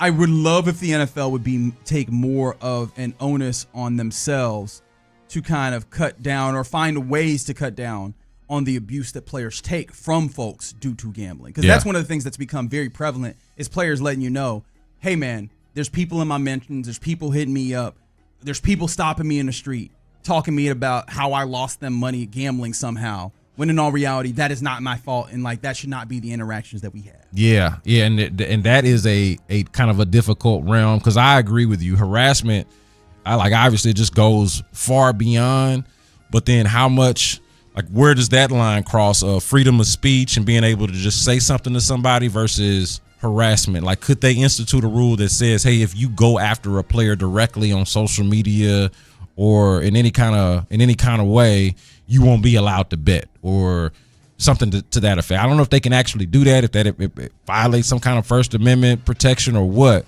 Because, you can say something to somebody without it necessarily being harassment. Right. And so now they got to investigate what is what. What was just somebody making an offhanded comment that you got to just take on the chin versus, oh, this person is repeatedly or threatening this person or something of that nature. Of course, you don't want that. So they could do a better job with that. Yeah, and I think that's when you're raking in all this money, you have to be able to, on the other side, at least in order to make this feel a little bit more appealing rather. I think you earmark a little bit for this to be all right, we will find ways to make it so that not only are we taking in money, but we're not bearing as much of the brunt, or we're not forcing our employees to bear, or our partners to bear as much of the brunt of the other thing on the other side of this, which I think we have to be honest is indeed continuing to grow. They need a task force. They need a good old task force. Okay. All right. Anti-athlete bullying related to gambling task force. Okay. They have to shorten the name, of course. And you also have to make sure that it creates an acronym that likes. Because I feel like there's got to be some business out there or some person who's the consultant. Because there's way too many things that have a task force or committee where they come up with some kitschy acronym for it, and you're like, I know y'all spent good time thinking about this. There's got to be just one dude who does this, right? Yeah, every organization has a cheesy person in it that's able to put that type of thing together. So yeah, I might need to work on my consulting firm doing that. I think that's where I need to go. Yeah, build a consulting firm and just come up with the acronyms for people. As we continue around the NFL, I take you to the building a roster portion of the program, as there are a number of teams that are playing or have played their third preseason game now. And there's a number of coaches that are answering questions as to how that factors into how their roster is built, specifically with quarterbacks. All right, B. Scott, I take you to Pittsburgh, where Mike McCarthy says that the Steelers' 4 quarterbacks have earned spots. Earned spots. They have earned spots, Well, which is nice. to say, can you see the Pittsburgh Steelers carrying Aaron Rodgers, Mason Rudolph, Will Howard, and Drew Aller all on an active roster? Yeah, I can, only because it seems like that teams, I don't know if it's something about that division or what's going on, but teams are starting to lose their mind about quarterbacks. I don't know if it's just such a desperation to have one to where you just like to have all the quarterbacks that you can possibly, all the quarterbacks that you like that you can possibly have, you want to have those. I could see it as much as I think it is ridiculous, and I don't think any of those quarterbacks are particularly all that good or worth keeping per se. Not that you got to get rid of all of them, but I don't think of any of them so highly to where I'm, man, you know what? I got to have Will Howard. I got to have Drew Aller. His preseason performance notwithstanding. Like, even Aaron Rodgers, one of the greatest of all time, which, of course, they're going to keep him around, but I ain't got to have none of those 4 guys. So the idea that they would have all 4 of them is beyond me, yet I could see it. Yeah, I think that's the thing that gets interesting for me is the way that their room is built. Aaron Rodgers has to be the starter, but he's probably one I'm least excited about. Mason Rudolph is the one who I feel most comfortable of the 3 that I could place in there and gives me just an adequate floor. But the other 2 are interesting upside prospects. And so, yeah, that's like, I understand how you would get to 4. I just think as soon as you put 4 quarterbacks on your roster, I don't think you're a serious organization. I don't think you're a serious operation. Yeah. How do you take 4 out of 53 roster spots just on a quarterback position where you only want to see one, talk less of how many you actually will see? Yeah. The old saying is that if you've got 2 quarterbacks, then you don't have one. What does that mean if you got 4? You know, like I mean, I imagine the concept is still the same, but this is just a mess. They are basically a slightly upgraded version of what the Cleveland Browns had going on last year. And that's what I was going to bring you. Like, from one team where you go, all right, there may be some interesting quarterbacks, to the Cleveland Browns where I don't know how interesting their quarterback room is as a whole. It seems like head coach Todd Monken, who has had quite the year to this point already as the head coach of the Cleveland Browns, he has been non-committal on the 4 quarterbacks that he has in camp right now. I mean, how would you play it if you were the coach? Their situation is way more interesting because none of those guys are good. Like, I think, like you said, Drew Aller is a interesting prospect. Aaron Rodgers is at least one of the greatest of all time, even if he's washed today. So there is some intrigue, at least in that Steelers room, brother. And Fig, you know this as well as anybody. That Browns quarterback room is pitiful. Now, what I would do at this point, especially after how we've seen the relationship deteriorate between Deshaun Watson and the, let's call it, Browns community at large, I would just go with Shedeur Sanders at this point and then be prepared to draft a quarterback after the season is over with. Or if I can find another veteran that's available, kind of what they did with Joe Flacco a few years ago. Not Joe Flacco himself, but if there is a comparison to that, like this year's version of that, I might try to go down that road.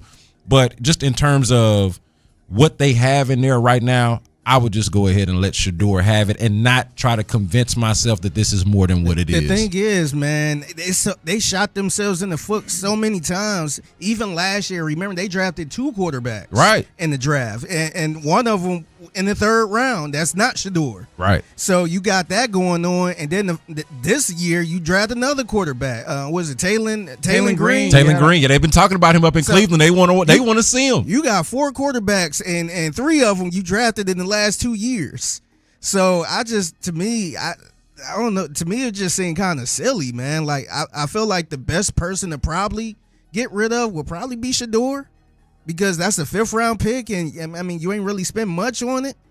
And you think Shedeur is the best one to get rid of? I'm talking about if I was in that room, because Dylan Gabriel, I don't think he's a starting quarterback in this league, but he looks like a backup quarterback. 12 of 15 yesterday, 186 yards, which is good for 12.4 an attempt, and 3 touchdowns. Admittedly, in a preseason game 3, but he looked really good last night. Yeah, to me, his ceiling is a backup quarterback, man, like career backup quarterback. I wouldn't build my team around him, but to me, that seemed like a safer option than just keeping Shedeur on the bench like that. If you ain't gonna play him at all, that's what I'm saying. That's who I would play. Like, I would not just keep Shedeur. I would play Shedeur. Yeah, I think the real thing is they don't want to take that loss on Deshaun Watson and that money, and they got to realize that's a loss. You got to eat that money, man. It's been gone. That's over with. No, I'm saying you got to eat that money. You got to let them go, man. They don't want to let them go. They keep trying to start them because the whole money thing. You got to move on. I would let Deshaun do the 2021 Texans thing and just go do your own things, Deshaun. And then I would just make that decision whether you like Dylan Gabriel or Shedeur more. I don't have to argue with you about that because I don't think neither one is going to ultimately be all of that good. So just pick a guy between those two and roll with it. So there's a couple. Yeah. So those are some of the quarterback problems that are happening with some of those camps. I'll be interested to see how they cut them down. Couple more things in the legal portion of around the NFL. Josh Jacobs, Packers running back, was charged yesterday with 2 misdemeanor battery and misdemeanor criminal damage to property charges, according to Wisconsin court records. The charges come 3 months after he was arrested following an alleged domestic violence incident at his home near Green Bay. And so with that being the case, both of them Class A misdemeanors that are subject to a fine of nothing more than $10,000 and not more than 9 months in prison if he is convicted of both, or 9 months in prison, or both, rather, if he's convicted of them. And so this is one where, I mean, how far are you willing to go for a Josh Jacobs that has been pretty good for the Packers? But I mean, clearly this is starting to look bad for him, where the charges are coming for him. Yeah, but they're misdemeanors. Like I think this is obviously nasty, ugly allegations, of course.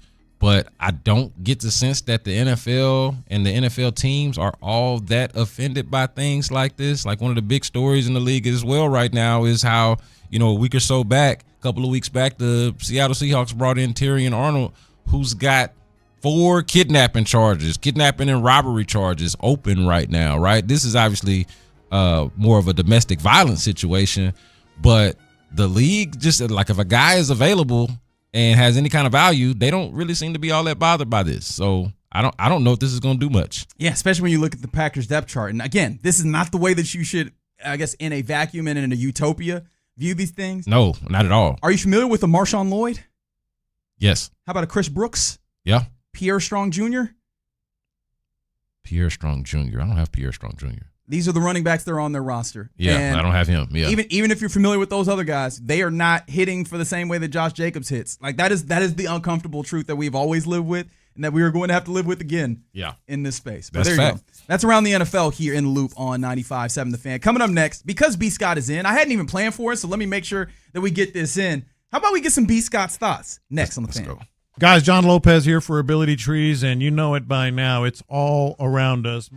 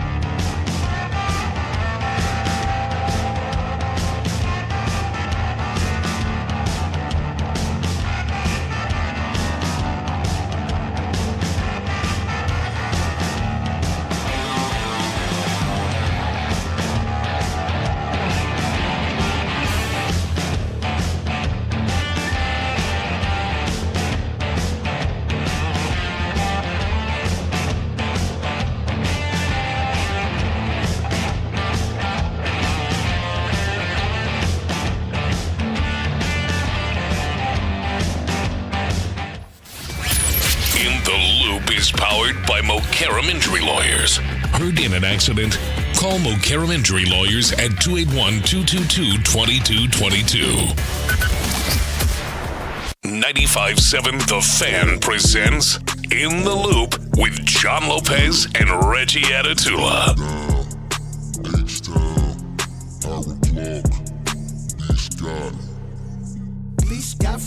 That's right. It's a Friday here in the Loop on 95.7 The Fan. The OG John Lopez out doing a little philanthropy work, but sitting in with us is the man that we would have at this time anyways. His name is Brandon Kyle Scott. We call him B. Scott. We're going to get his thoughts in a second, but I need you, listener, to help me out on the text line. 713-572-4610. I believe that shame is a powerful tool in society, and I'm asking you to use that tool right now. The man to my right, who is about to give you his thoughts, refuses to go and get his shoulder seen. The shoulder that seems like for a period of time has not been working the way it needs to. And I've been telling him, you got health care, you better go. So go ahead, jump on the text line, 713-572-4610, and shame him into doing good for his health and for his children. And with that, we give you B. Scott's thoughts. I've just been toughing through it, man. Toughing through it. It don't go all the way back, so I can't reach back to the back seat and grab nothing. Fortunately, I got kids back there to hand stuff to me. Oh, you can't even do the cool look back when you're backing out? I know we all got backup cameras now, but sometimes I can look back. I can't reach back. No, I know, but that's the look back. The look back is you put your arm on that. I don't do that. You can't. You know how you used to put that arm on that on the passenger seat? I can put the arm on the passenger seat. Okay, you can do. I can't get to the back seat. Okay, I got you. I can't get to the back seat. Certainly can't grab nothing, or I will be in serious Those have pain. Someone look at that. Yeah, man. I'm gonna have to do it. I'm gonna have to do it. But for the thoughts though, y'all tell me, how deep into this game is Wyatt Teller gonna be playing? Like, how deep into this game do you anticipate seeing Wyatt Teller out there on the field? Are you certain he's gonna play? How much do you want? I mean, they said the starters weren't playing. Last time I checked, he wasn't that. So, I mean, he might not play in this game, and that would be a great sign, I think, for Wyatt Teller, and especially like his standing with the team. I think that would be a great sign.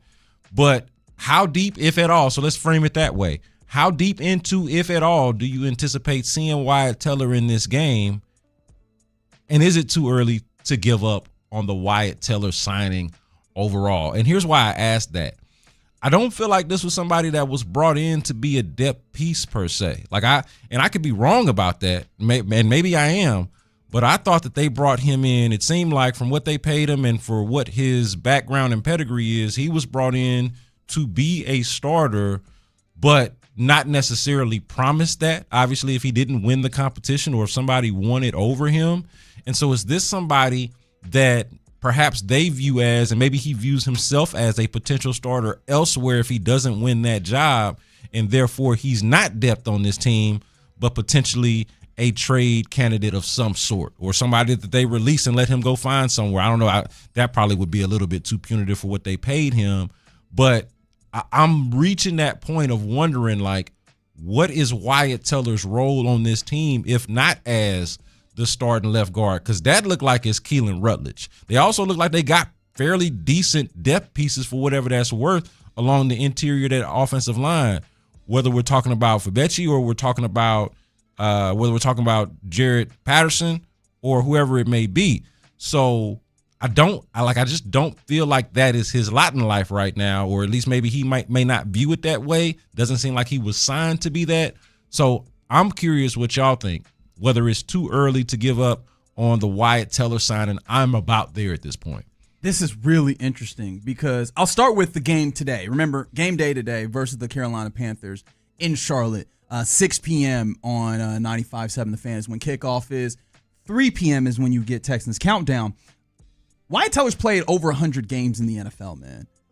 I find it, as much as I think you're right, I don't think that he's a starter no more, which is concerning. As you mentioned, a 2-year, $16 million deal is what brought him here to Houston. And so that is the type of money that you imagine would have had him as a starter. And it felt like that's where they placed him until, at least my interpretation is, he got beat out by better circumstances on the offensive line. But I don't know if I don't know if whatever his output right now is still so poor that they feel like they're going to put him out there, maybe in just deference to him as a vet, right? Not just a veteran, but a vet in this league. So I don't know if he plays tonight. If he does, I think that'll be very telling on your second question, which is it too early to give up on the Wyatt Teller experience? And at that instance, I think that we have a very interesting conversation to be had there.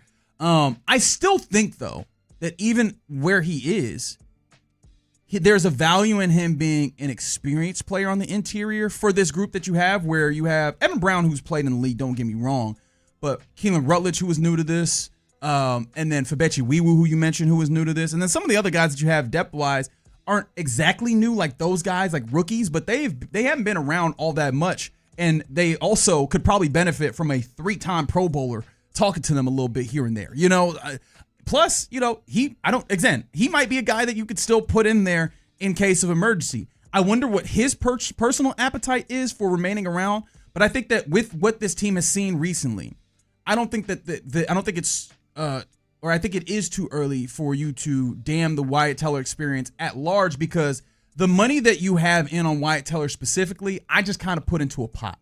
I'm looking at your offensive line spend in general, because I am not so hard up on individuals need to match their pay. I am more, what is your general pay, and are you getting the outcome that you needed? And I think that the offensive line, I think your starters look like they're capable of doing what I can expect from them. But then also, in recent years, we've seen how an injury have put you into the lurch, capital L lurch. And I like the idea of having depth that I feel comfortable coming in and having, whether it's experience or capability, to come and do that. And I think Wyatt Teller gives you some of that. Yeah, so I don't know how much I love him as a depth piece at this point, but I do like how you frame that in terms of viewing it as a pot, because the negative is, hey, is it too early to give up on the Wyatt Teller experience? Just the whole idea that it's some kind of existential crisis that you might give up on him. That's the negative piece of this thought. The positive piece of this thought is, what does it say about the team that you would arrive to the third preseason game and just a couple of days out from cutting this thing down to a 53-man roster, and your two marquee offensive line acquisitions and signings in Wyatt Teller and Braden Smith right now seem to be somewhat of a non to less of a factor, potentially a non-factor right now. Like, we're not talking about those guys at all. Braden Smith, the most noteworthy thing that he's done now, has gotten injured, unfortunately, and was in the process of battling for his position with Trent Brown, and looked honestly, like he was on the back end of it. Yes, it looked like he was losing. Yeah, it looked like he was losing that battle. So now we're talking about both guys, right? Wyatt Teller losing the starting position that I think we had penciled him in for, and Braden Smith potentially losing the starting position that we had penciled him in for. And then what it says about the offensive line, that their two key acquisitions, or what it says about the team in the front office, I should say, that their two key acquisitions on the offensive line are potentially non-factors, and we're going into the season actually feeling pretty decent about the offensive line. Like, nobody's like doom and gloom, oh, Wyatt Teller's not playing up to the expectation, oh, Braden Smith's not winning his job, what's the offensive line gonna do? No. They brought back Trent Brown, and I think some of us might be a little shaky on how many games he can give you, but we feel pretty good about Trent Brown when he plays. Mm-hmm. So let's rock with that. Keelan Rutledge, I think it's become a popular thing for a lot of people to say now, might be their best offensive lineman, or even, like, if you just want to keep it to the interior, maybe their best interior offensive lineman on the team, period, right now, and hasn't played a down. We're able to glean that just from watching them in practice and watching him in the preseason and just kind of getting a feel for what he's all about. So to me, the positive side of this is that it says a lot about the work that they did on the offensive line, that these two guys could look like failed signings potentially. We don't know that for sure, but potentially look like failed signings, and that the offensive line might still be all right. They still got to play, but I'm not concerned about the offensive line, despite the fact that I'm concerned about the two main guys that they brought in. Yeah, the roster building portion of this, I think, serves as a little bit of a Rorschach test, that ink block test that they put up to you, and like, hey, what do you see? And I think it says more about you, what you see, than I think the circumstance itself, where one way you could go is, if you are maybe more negative, you go, those are the two acquisitions that I imagine that you place squarely at the feet of Nick Caserio as he builds this roster, and you go, ooh, could these possibly be more strikes on your record when it comes to acquiring talent? And I hear you, listener, going, but what about Keelan Rutledge? Interestingly enough, shout out to Cody Stutes. They did a little interview with Keelan Rutledge, I believe this week, and there was a little nugget that I found to be interesting, in that apparently Nick Caserio didn't talk to Keelan Rutledge at all in the pre-draft lead-up. It was actually Cole Popovich. So how much of the credit do we give to Cole Popovich for making good analysis of their upside offensive line acquisitions within this? I think at the other side, you go with what you were starting to get to, which is it all forms together like Voltron and looks like an offensive line that is ultimately ready to go, that is moving guys in the run game, that is at least very much doing what they need to do against bad run defenses, and hopefully we'll see exactly what it looks like against better run defenses as we go through the season. But that is a hop, skip, and a jump away. In fact, more than that, it is a far cry from what it had previously been in the last couple of seasons with offensive line on this team. Dare I give Nick Caserio credit for leaving it up to the experts? Right, because if I were to ask you as a Texans fan, everybody that's listening right now that's a Texans fan, I would ask you right now, who do you feel more comfortable with right now evaluating your offensive lineman of the future? You about to draft a guy. You might want to draft a guy. Who do you feel more comfortable with making the evaluation at this point on the offensive line specifically? Is it your general manager or is it your offensive line coach that helped improve the offensive line, albeit not that much of a talented one the year before, but you could see some things get better coaching wise? It would probably be the coach. And so part of whichever leadership, one gets to the right answer is really the answer. But right now it seems like that's the coach. Well, right? I think the receipts that we have would tell you that the other guy would lack the trust to be the answer to the question, right?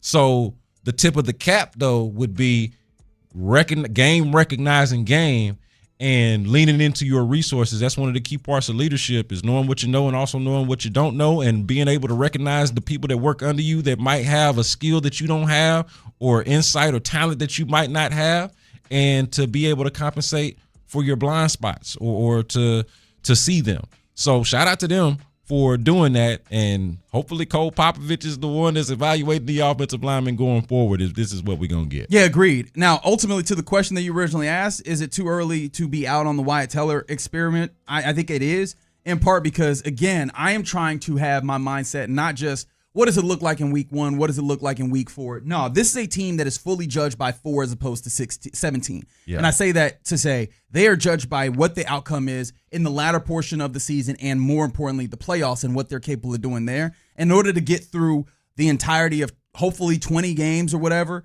21 games, I guess, right? 20 if you win enough in the regular season, right? I think that it is a war of attrition type sport, is the car crash sport, and I would like to have more people that I can turn to in moments of danger, and I think the Wyatt Teller still exists as that, even if he's not a starter for whatever he calls. Yeah, I've just been a little concerned from what I've seen in training camp. Been on the ground a lot. Yeah. And normally a guy can outplay, play well, and it doesn't necessarily translate from training camp to the regular season. But normally when a guy is struggling in training camp, that does not bode well for it just suddenly flipping the switch and being a thing once the regular season comes. Have you liked Fibechi Nwiwu more? I think I have. Okay, I was about to say, because you hesitated to a point where I was like, if that's enough of a hesitation, I think he hangs around. You know what I mean? Yeah, I think the value is going to be the other part that you talked about. At least he has the experience, has seen it all, former All-Pro, 3-time Pro Bowler, so there is some value in that. All right, you're in the loop here on 95.7 The Fan. Those are B. Scott's thoughts. And, of course, he's with us all show, sitting in for the OG John Lopez. Coming up next, let's get into what's popping, in which the Astros won and have another big series still in the state of New York. And Week 0 of college football is upon us, baby. Let's talk about that and more next. Dana Brown is out as Astros GM.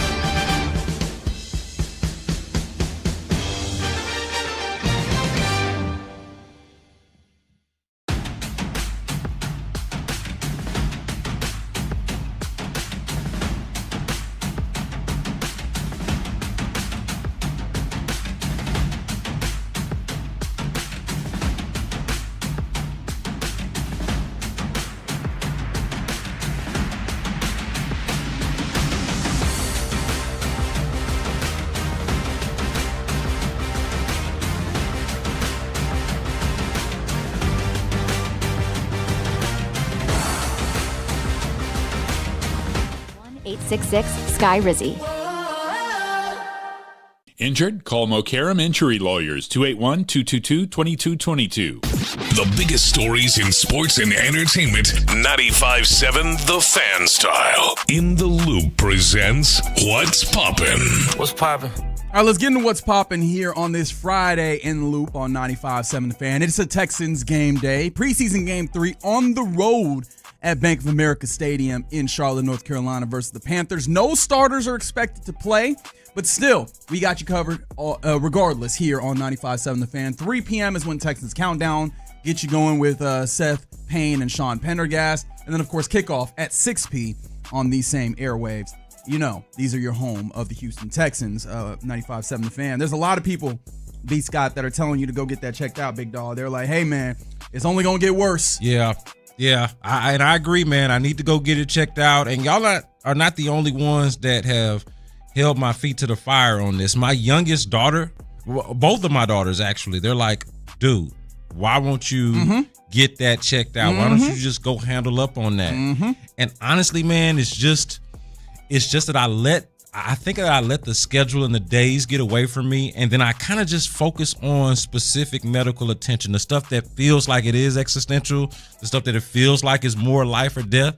And then for whatever reason, I don't know if you want to call it toxic masculinity or whatever it is, but I'm like, oh man, that shoulder will be all right. I ain't got to worry them doctors about this particular thing. I need to go get this, and that checked out. And I am reaching that age too where you start to worry about other things where it's like, man, I got another shoulder. I'm good. I'm straight. It's all good. I just won't use it.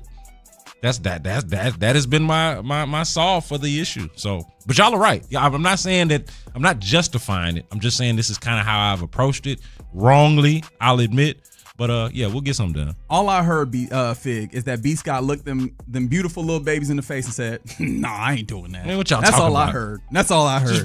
Just put some Robitussin on it, man. Could not be me. That's like a little chip in the paint where you be like, "Oh, I'll get that fixed. Yeah, I'll get it fixed one day." It's all right. That little dent on the side of the car, I'll get it fixed one day. Oh, you know what? I'm glad you said that too, Fig, because I did actually. This is a bad thing to admit, but I did actually get some paint and body work done on my car not that long ago. Wow, so you getting the car fixed but not your arm? I know, unbelievable, bro. And that happened way after the little paint issue happened way after this shoulder issue. Y'all boo this man. 713-572-47. Hey, the car is more important than the shoulder, man. That's crazy. Hey, bro. man, you gotta look good. They say you need to set that appointment. You see that? 281. Set that appointment, B. Scott. Hey, he gonna be looking fly in the car though. Yeah, that's all that matters. He gonna be using the other shoulder. Yeah. One hand on the steering wheel, the other hand tied to his body because he cannot move it.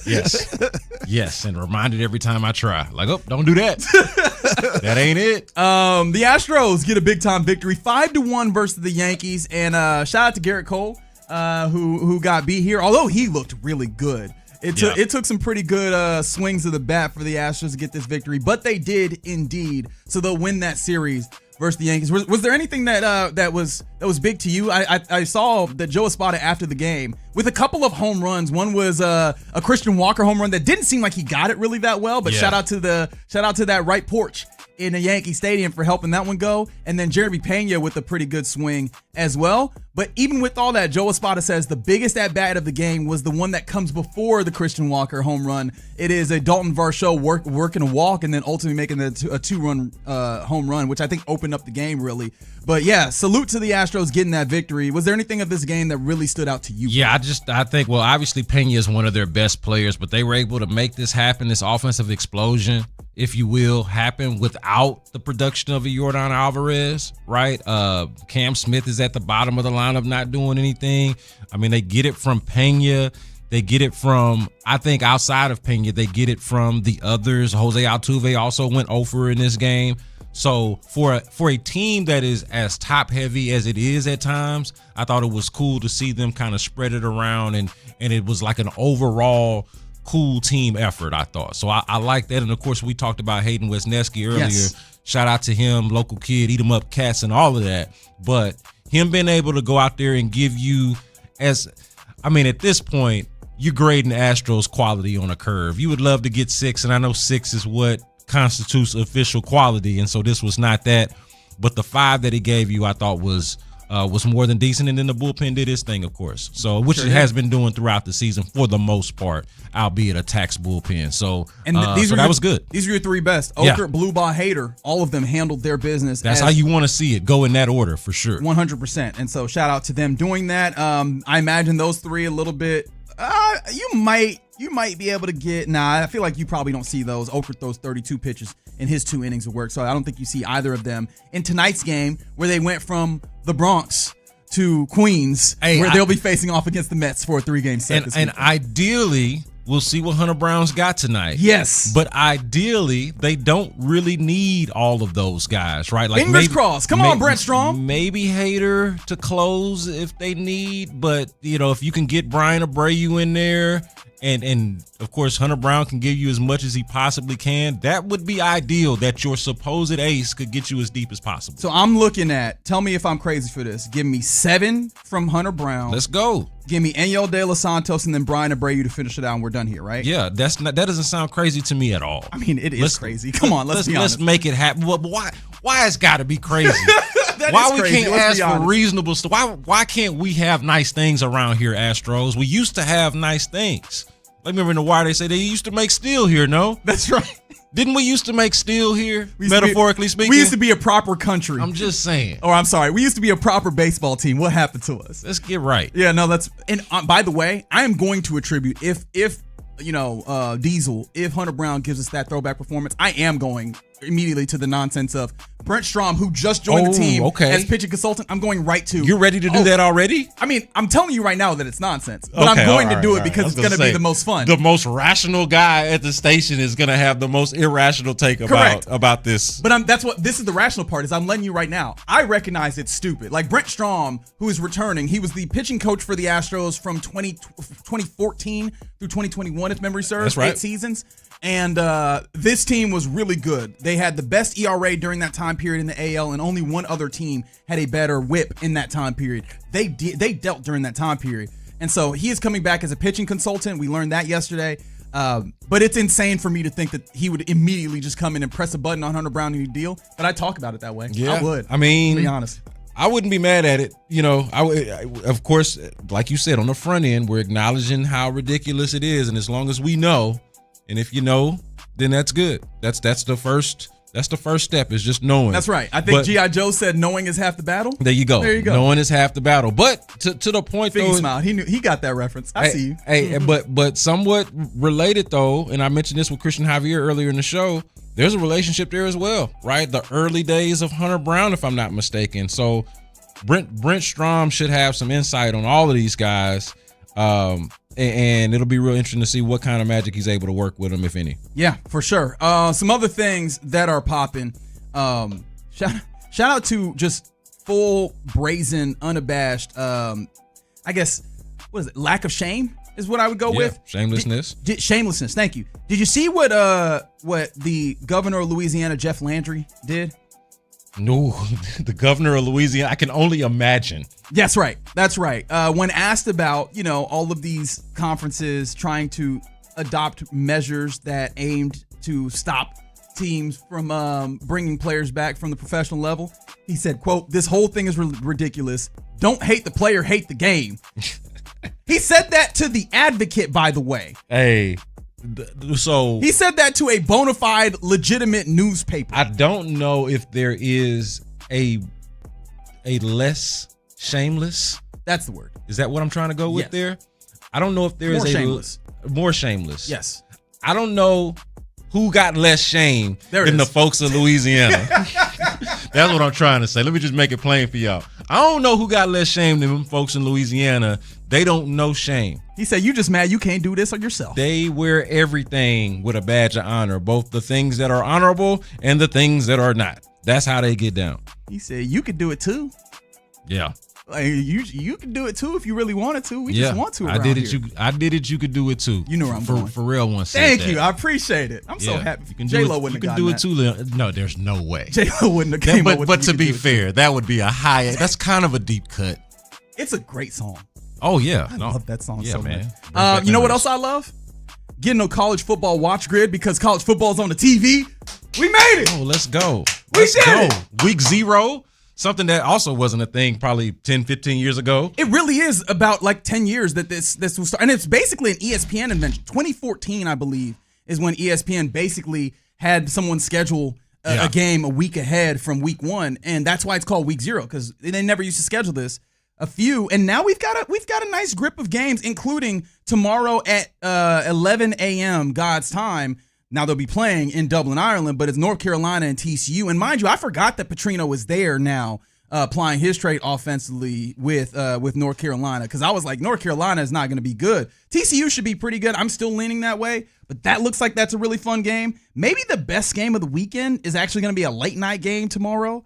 Memphis and UNLV at 9 p.m. I think it's going to be a really good one. Some have said that's a game that could have actual playoff implications, and I'm trying to understand it. Don't even think too much about it. Just watch it and enjoy it with that thought what? process. Memphis and UNLV? Well, everybody in the group of whatever, a group of 6 or whatever, is vying for that one playoff spot that is set aside for potential, winners on that level. So, man, I think I see that. Plus, we're going to get a bona fide Hawaii game in a non-Hawaii window. Hawaii and Stanford are playing at 6 tomorrow. So, if you want to see what Hawaii looks like without staying up till 2 in the morning, this might be the one right here as well. Yeah, not a bad one. I want to clean myself up on something earlier, though. Hunter Brown made his debut in 2022. So that was after. Brent Strom was out after 2021. So but Javier was there at 2020, so at least he's still in. Yeah, that one did make sense. The Hunter Brown one, they just barely missed each other, unless they might have cross paths with him being a AAA guy, but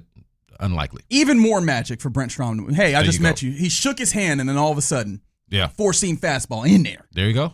Located properly. All right, you're in the loop here on 95.7 The Fan. That is just some of what's popping. Coming up next, are you optimistic about Nick Caley yet, or do you still need to see more today and moving forward? 713-572-4610 is the number to text. We talk about it next on The Fan. The Texans offense.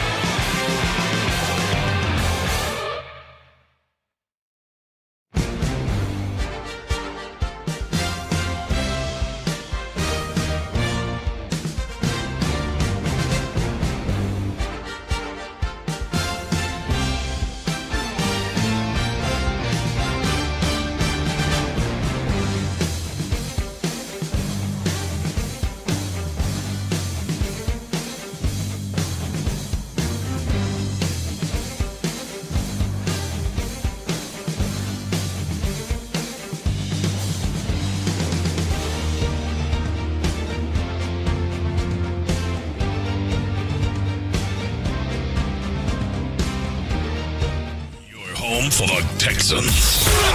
Houston sports leader is 95.7 The Fan.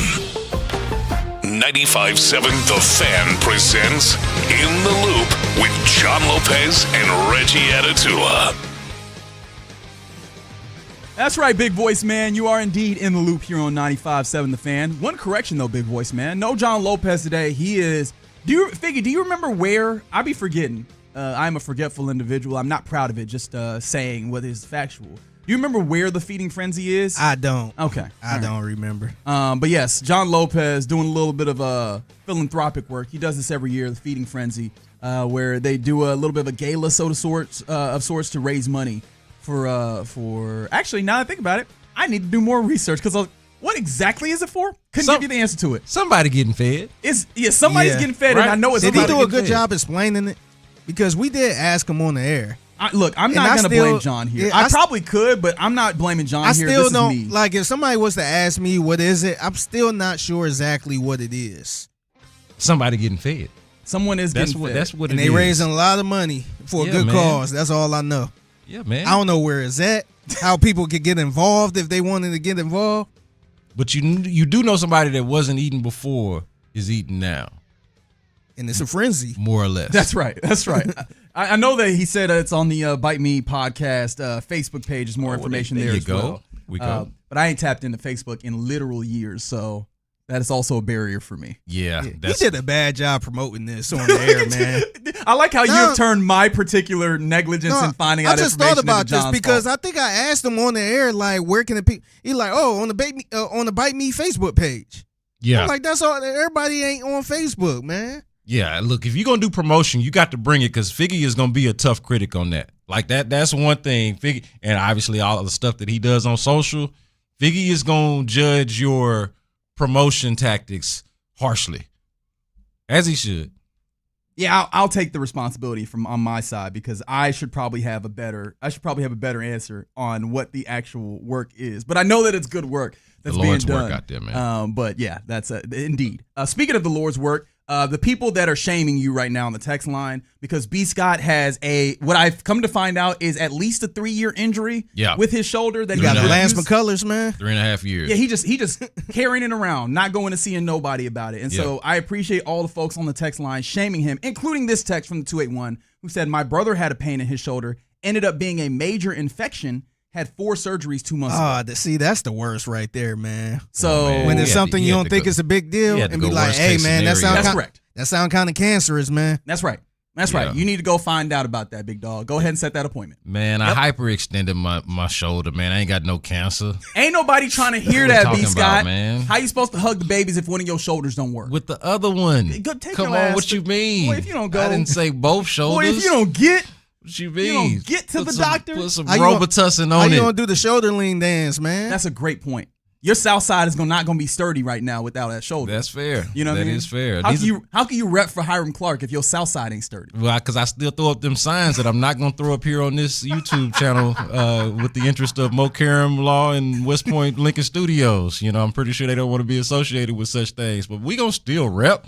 You know what I'm saying? I got my Join the Swarm t-shirt on. That is got fair. all of the Houston gear. I got Houston tats all over my left arm. I got an Oilers tat right here, man. Talk that talk, man. We putting on, man. Well, go ahead and talk that talk to the doctor when he looks at your shoulder. I do need to do that. Or she, Y'all ain't lying. I ain't saying y'all wrong. Speaking just of in the meantime, just a little tussing on it. Okay. Speaking of associations, how happy are you with the Texans association with Nick Caley as of right now? Are you optimistic about him and the job that he is actively doing for the Texans at this point? 713-572-4610. Or do you still need to see more? Yeah, so I'm not straddling the fence at all here because I am actually optimistic. I thought he improved over the course of toward the end of last season. The last game notwithstanding, I did not think that the Patriots game was a great game, but it also just was less than ideal circumstances. Didn't have his full complement of weapons out there, didn't have the proper offensive line out there. Still didn't think he called necessarily the greatest of games, but I've said this a lot last year toward the end of last season, that by the time we got to the end of it, he wasn't anywhere near toward the top of my list of complaints with the team, whereas he was toward the beginning of the year. And then going into now, the preseason, obviously the training camp practices that we've been able to watch, I feel fairly decent about it. Like, I feel fairly optimistic about it. It just has not been enough, and we have not seen enough to not still have legitimate questions. Obviously, it is a different team, a new team, right? A different complement of weapons that we're talking about. So how is he going to implement those? We still have our questions about the things like the tight end involvement, the running game overall. You know, Nico Collins, I think this is one that comes up, especially with tape watchers and like the football nerds of like, man, can we do a little bit more with this guy? And I think this is something that we talk about here on this show. I know the afternoon show talks about it. I've heard Clint say specifically, I'm waiting on Nick Caley. I'm waiting on the Texans to use Nico Collins the way Sean McVay uses Puka Nacua. Now, obviously, they're not the exact same type of player, but the concept is the same. Move this guy around, do more with him. And so these are the things that I want to see more of. How are you going to take advantage of having a guy like Nico Collins on your team? What are you going to do to scheme up a run game, especially if your offensive line is improved to the degree that we think it is improved? And what does it mean for a former tight ends coach who is now an offensive coordinator to actually have tight ends on his roster? And especially this group, which I think is complementary. Guys do different things, right? So what is that going to look like with Nick Caley or parts of it that I'm still interested to see? But I am optimistic about what I've seen so far. I don't even think Nico Collins needs to be the same type of receiver as Puka Nacua. Shout out to Matt Harmon, Reception Perception, and the Yahoo Fantasy Show, I believe, who really focuses on wide receivers. And he said this stat that has been laser etched into my brain, that of the same calibers of wide receiver, Nico Collins has been moved around the least since Julio Jones. Yo. You remember how Julio Jones was used, just like pure X receiver, chuck it up there dog type guy. That is the profile with all the charting that has been done by Reception Perception of what Nico Collins has been used like to this point.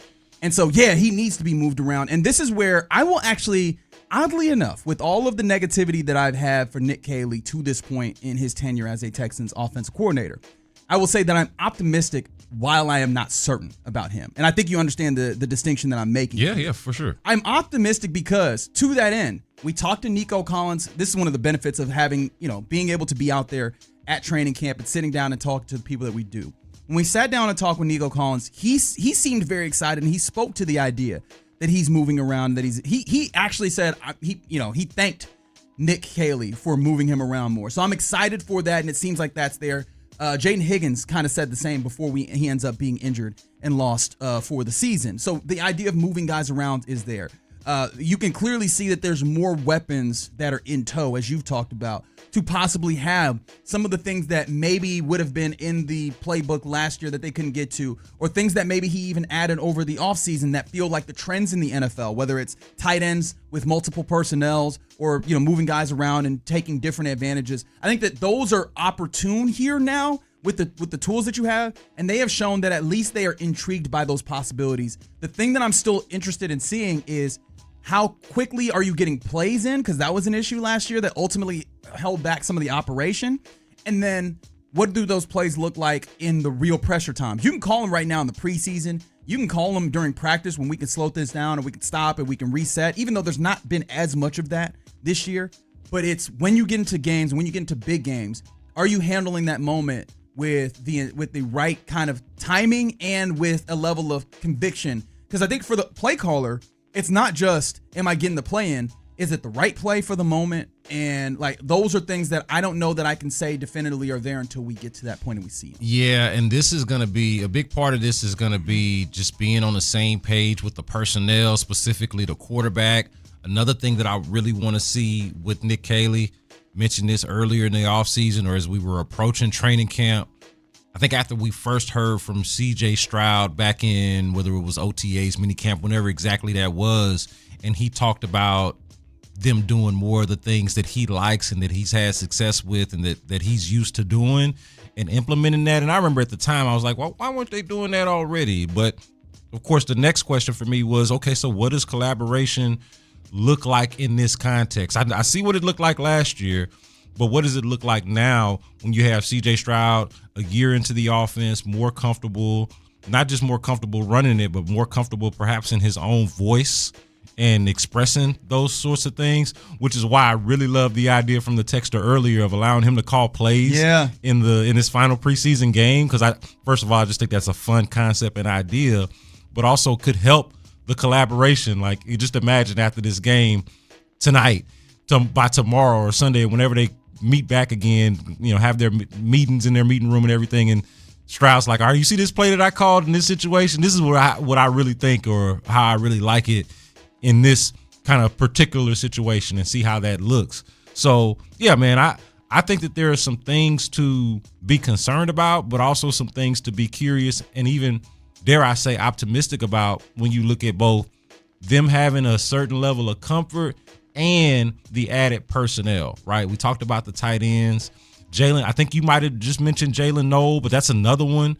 Like, can we figure out a way to get Jalen Noel the ball in space, or just figuring out the best ways to use him? Because he was, I think most of us would agree, underutilized at times last year. For whatever reasons those were, fine. But can you make enough progress within the offense to figure out a way to utilize this weapon who I think provides something very specific to the offense in terms of speed? So there are a lot of things, but I am overall optimistic, even though I need to and want to see a lot more. Yeah. Can I also do this, because I have recently been accused of being positive to the point of homerish?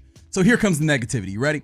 I still have curiosity at the very least, and probably concerns as to how quickly this ship turns, right? And I say that to mean last year, with the way that this team was going, they did make some adjustments, but they came hella late and hella slow.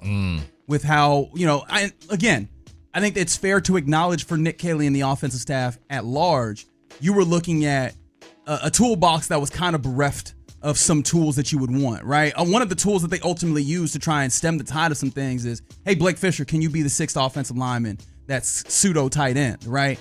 So that is already not the most optimal tool to use in the period. But it still felt like it took them a while to figure things out. And yes, Nick Caley or D'Amico Ryans can talk about Nick Caley, doing so much studying that he was calling him and blowing up his phone where he's like, hey, man, take some time off. I think that's all fine and good. That happens in your off time when it's very easy for you to go and research the league and figure things out. How quickly are you adapting? What needs to be adjusted? What's the trends in the league? What are some things that you can steal and make yours and make your team better? I still don't have a good idea about. And the first iteration, or the first opportunity and offering that we had to see how he would handle this, I think it was a resounding F. Now, I acknowledge he didn't have great tools for that to be an A. However, I don't know exactly where between A and F that lands in the midst of a season where I think that if you're making it to the Super Bowl, you're going to need to adjust a couple of times. Yeah, and it's impossible to have that answer on August 28th going into the final preseason game. Yes. Like, we just do not know, but I think it's a fair point that you raise. And not just, I know we're talking about Nick Caley here, but if we're just talking to the Texans community at large, which we clearly are here at the flagship station, this was an issue with the last guy, who I think did a good job with play scripts, did a good job with plans, but adjustments were not necessarily his strong suit. I used to say this at the time, back when Bobby Slowick was the offensive coordinator, that he would have made an A in script writing and a D or maybe a C at best in improv. Because and so where does Nick Caley fall in line with those grades as well, right? How is his plan, and then how is his improv or his adjustment to said plan when the plan either gets knocked off of its stand a little bit, and like, how does he pivot? How does he adjust? Ultimately, is the question. I don't think we know the answer to that, and won't know the answer to that until we get deeper into the season. And just to further hammer home this point, it's not even just what if things don't work, because I'm sure there's someone listening that goes, well, that's why it's just going to work and you won't have to adjust. You're coming into this, and I'm not even saying that to poo-poo that person. Okay, that's a fair thing to say. But then this Texans team is probably the most heralded Texas team going into a season that we've had in the 25-year history. There has not been a team that has come into a season that I think is more heralded at the start of the season. Maybe in that early 10s kind of. Yeah, I think because of the season that they were coming off in 2011, that there was a high expectation in 2012, but I don't know if it was quite like this. And so with that level of attention, I think that there's teams that are watching you all season long that you are their Super Bowl on their schedule, and they're going to come with that hotness, and their advanced scouts are going to be looking at you intently. So if there's things that's working early on the season, cool. By the midseason, teams are going to have game plans and ideas of what they're going to do there. So what is your off speed? What is your next iteration? Yeah. And that's going to be something that falls squarely on the plate of Nick Caley to have. Yes, watching out for Nick Caley's secondary pitch. What is it? Because we've talked about Cliff how does it play? If Cliff Kingsbury, if we were just looking for the first thing that you put out here, Cliff Kingsbury would be one of the dudes that we talk about really well in the NFL. Yep. When you get to the second half of the season, fell off. Yeah. Nick Caley, this is a step forward in the offense in general. Cool. Can't fall off at the second half either, because that's where the expectations are. Yeah, fair enough. All right, you're in the loop here on 95.7 The Fan. Thanks for rocking with us on this Football Friday. Coming up next, we get you our lunchtime confessions. All right, let's talk about D&M Auto Leasing and your new vehicle in this auto market. Look, one thing that you can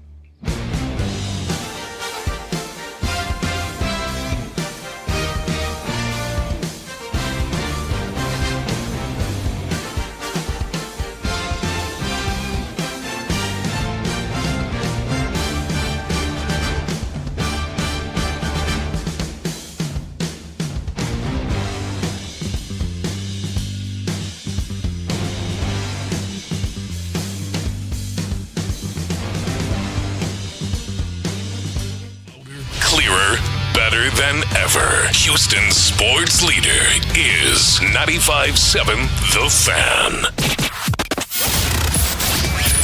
In the Loop is powered by Mokaram Injury Lawyers. Hurt in an accident?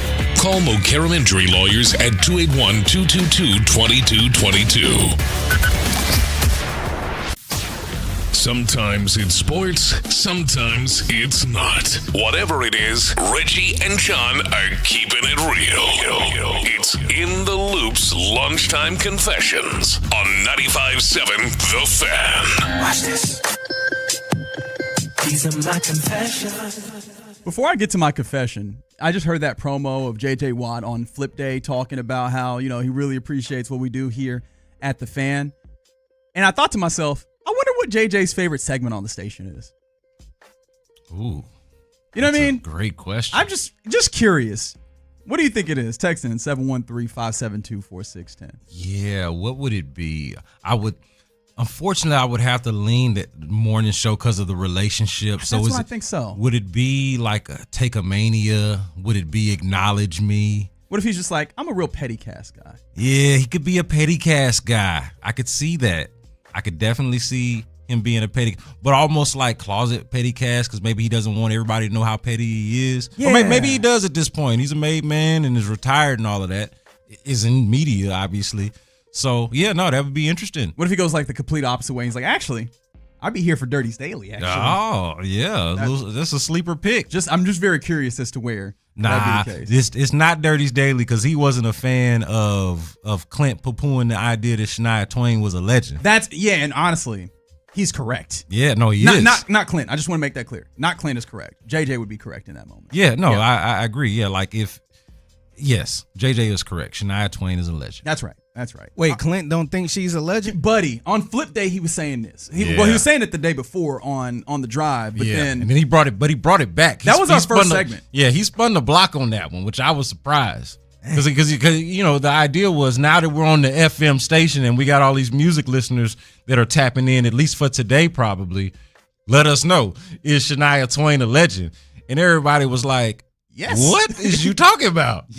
Yes, she is. I'm scared to know what he feel about Dolly Parton at this point. No, he was all in on Dolly. He was all in on Dolly. Sure. That's universal. I do remember Clint saying he wasn't the biggest fan of, I guess it was hard for him to get into the female country artists? Yeah, which is a shame artists. because they be writing their asses off, man. Yeah. He do like Lainey Wilson a lot. Yeah. He does. But That's I mean, the one who he do doesn't like. at this point? Lainey's everywhere. Fair enough. Anyways.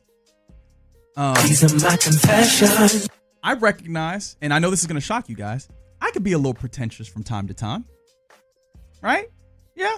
I don't believe it. Yeah, it can come over that way. But I at the very least, I try to operate in a way where I do not believe anyone is better than me, right? But I know that I can give that off at times. And with that being the case, right, with that level of pretense that I operate with, I randomly realize, and I've got to admit, I've unintentionally become the video over text person.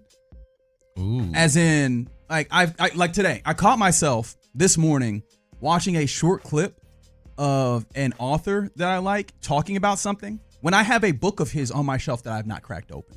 Yeah. You know what I mean? Like if I look at my phone and my app usage, it's a lot of Instagram. It's a lot less Twitter, if you get what I'm saying. Like I have gone from what I had previously been, which is like a reading articles and taking in that information via text where it's, really laid out and you can get into a lot of the thought process, into these easy to bite like videos.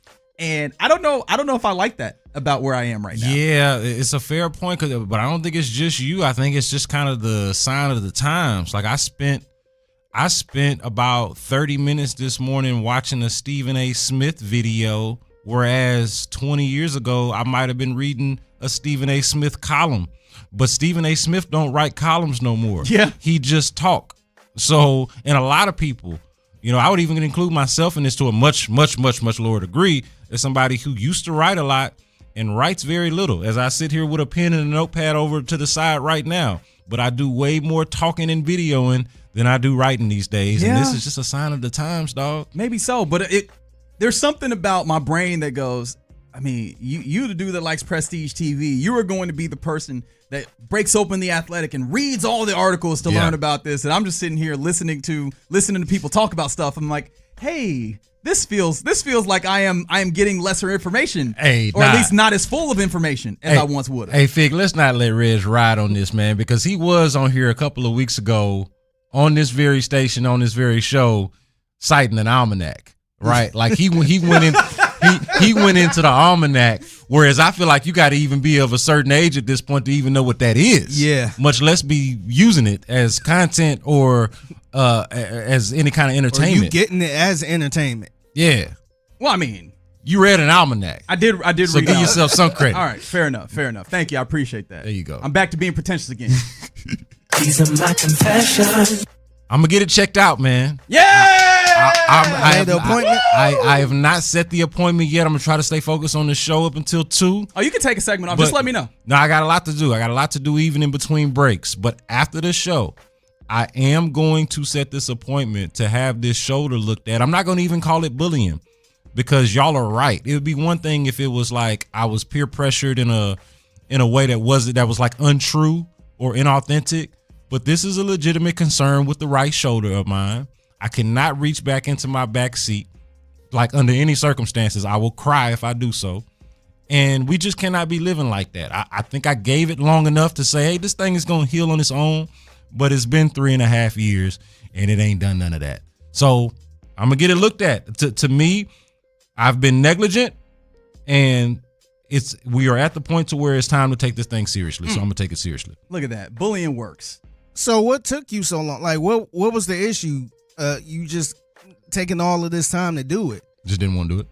Just straight up, just didn't want to do it. I was telling Reg in the break that I've got other like medical things that are much more urgent of concern that are like, front of mind and more of a focus for me. So when I do go to the doctor, it is for something way more to me important than my shoulder working. Yeah. But that don't mean that I don't have time to have my shoulder looked at. Like I told you, I went and got my car painted and all this other kind of stuff. Like I can get the shoulder looked at. You out there running babies to get physicals and stuff. Yeah. You're around. Yeah, you got time. I can do it. I can definitely do it. I'm gonna do it.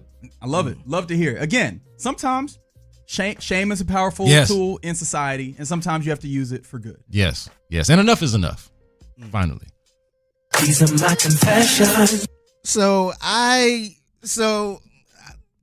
had this for probably like a couple months now and didn't think I needed this. And I thought this was always a luxury, but now I feel like I need to get more of them for the house. I finally got me a bidet.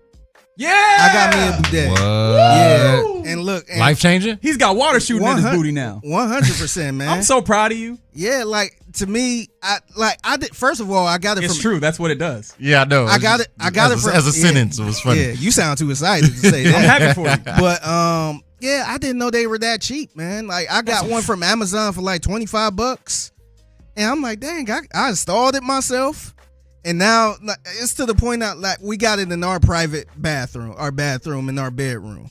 So now, like every time I got to go to the bathroom, I will go past 2 bathrooms to get to the special bidet toilet. That's what I was I'm gonna like, tell man, I told my lady, I'm like, man, we need to get 2 more. That's right. We need to put them in every bathroom. Yeah. This is the only downside. What took so long? The only downside is now every other bathroom is ruined for you. Like legitimately, I have thought to myself, are there portable bidets that I could take with me? Because if I need to go and I am not at the house, buddy, I feel bad about it. Really and truly. Because it's a different experience. It feels so fresh. And what took so long for me to get one is I thought they were super expensive.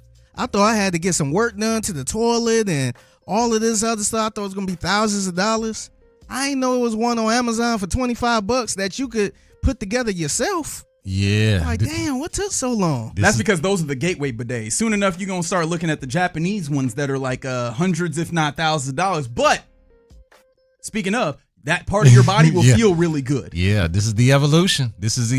I just have not reached that point yet, Fig. Really? I graduated to the wet wipes, which we had the discussion about. They say that they don't actually flush. I'm here for, I'm not here for that long. I'm not really all that concerned about the planet after I'm gone from it. Wow. But I'm just going to be honest with y'all. Damn, Let the environmentalists come for me. I knew he didn't care about them babies. He's like, I want to hug them. I don't need this shoulder for nothing. It'll be their problem. The Earth don't need to be here. Let them figure out the plumbing situation. I'm here to be fresh. Yeah. But someone said they thought they heard Figgy squeaking when he walked in. Yeah, that's what that sound was. Yep. It's like, we don't have wet floors. What's going on? We don't have we got carpet up here. What's going on? What's that squeak? Squeaky clean, man. Squeaky clean. Now me and my lady be fighting for that bathroom now. I'm with you, man. Now I gotta go to the bathroom downstairs with nothing. Yeah. This is all to say. And then after I finish, I go up to the other bathroom to make sure I'm squeaky clean. See, y'all on the bidets, I'm on the wipes, but I think this is a clear sign that the toilet tissue, it's time to just go ahead and make a different use of that. No, because when you wipe get your nose when with you get that. the bidet, the toilet tissue is still useful, right? You don't have to you still need to get dry. The thing I will say though is, how did we go so long with this being the technology, right? If you think about it in simple terms, if you ended up with like mud on your arm, right? Would you just take a paper and scrape it off? No, you would like wash it off. Right.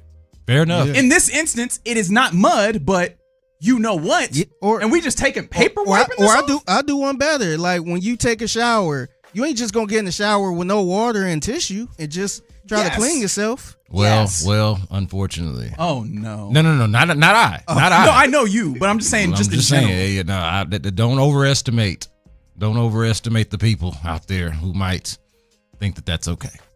832, you're not wrong. These are just lunchtime confessions, and that particular benefit of the bidet is not one that you're supposed to say when people are in general eating time. So I will not say that portion of this. But you are right. You are right.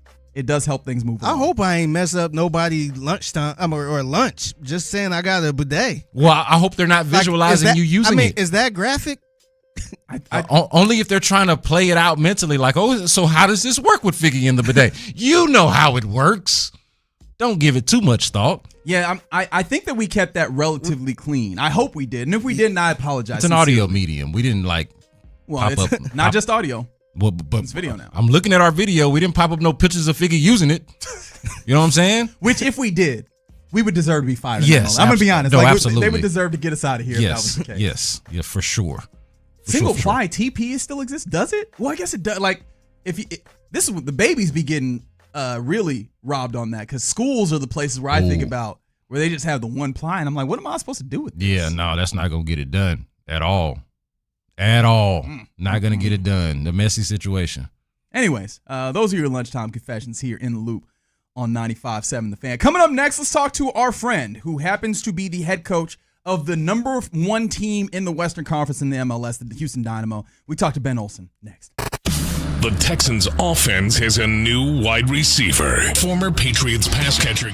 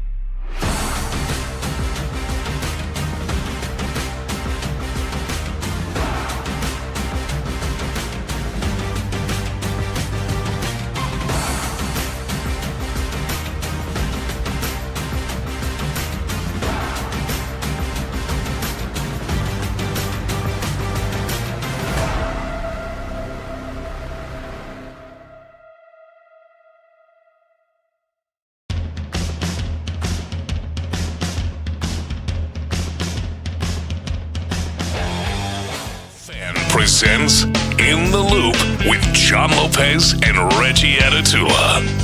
That's right. You are indeed in the loop here on 95.7 The Fan. Reginald Atatula, B. Scott in for the OG John Lopez today as he is down in Port Aransas with the Bite Me feeding frenzy. Look at me knowing a few more things about what John Lopez is doing today. There you go. Figgy Fig on the ones and twos. And you rolling with us on a Football Friday. Texans versus the Panthers happening at 6 p.m. on 95.7 The Fan. That game is in Charlotte, North Carolina, on the east side of the country. Here on this side of the country, the good side of the country, we got a different type of football happening this weekend. And with that, we turn to, I guess, does this count, Figgy, as the Texas Mattress Makers Hotline? Yeah, dude. All right, very Yeah. good. To talk to our friend and technically head coach of the second best team in the West as of right now versus the standing by the standings. He's a Dynamo. It's Ben Olsen. Ben, what's happening, man?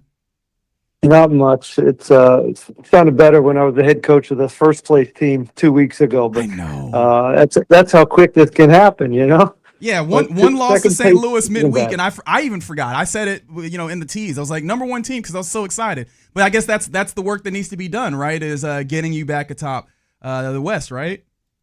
No, that's it. There's a dance here. I mean, it's tight everywhere, and it's really nice to be up at the top though, and chasing it, and understanding that there's a real urgency and tension at the top of the table here that we like. We're not necessarily used to that with this club being this high, and so it's a new experience, and it's one I think our players are mature enough to handle, and with the arrow pointing forward, we just got to keep pushing. And this weekend against San Jose is another opportunity to pick up some points.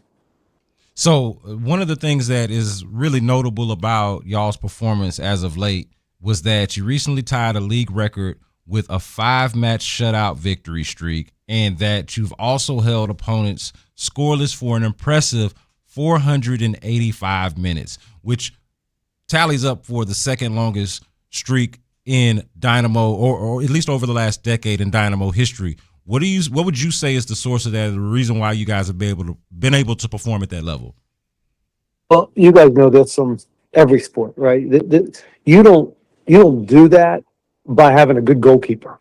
You don't do that by having two great center backs or a good back four, right? This is all collective, and you have to have everybody looking after each other, blocking shots, having good reactions when the ball turns over. It's a complete collective effort to put those type of numbers up. And so I'm proud of everybody for going through that. And that means our DPs, our big dogs that are making a lot of money, to the wide back, and so offensive guys, defensive guys, everybody rowing in the same direction with that stuff. So it was a shame we didn't, break the record. St. Louis, we gave one or two up, and so now it's about responding and getting back to that, because that's certainly where that's been where we've hung our hat on over this last couple months of having some success. Ben, I remember us having a conversation at the start of last year's season, and I mean, it was very clear the conversation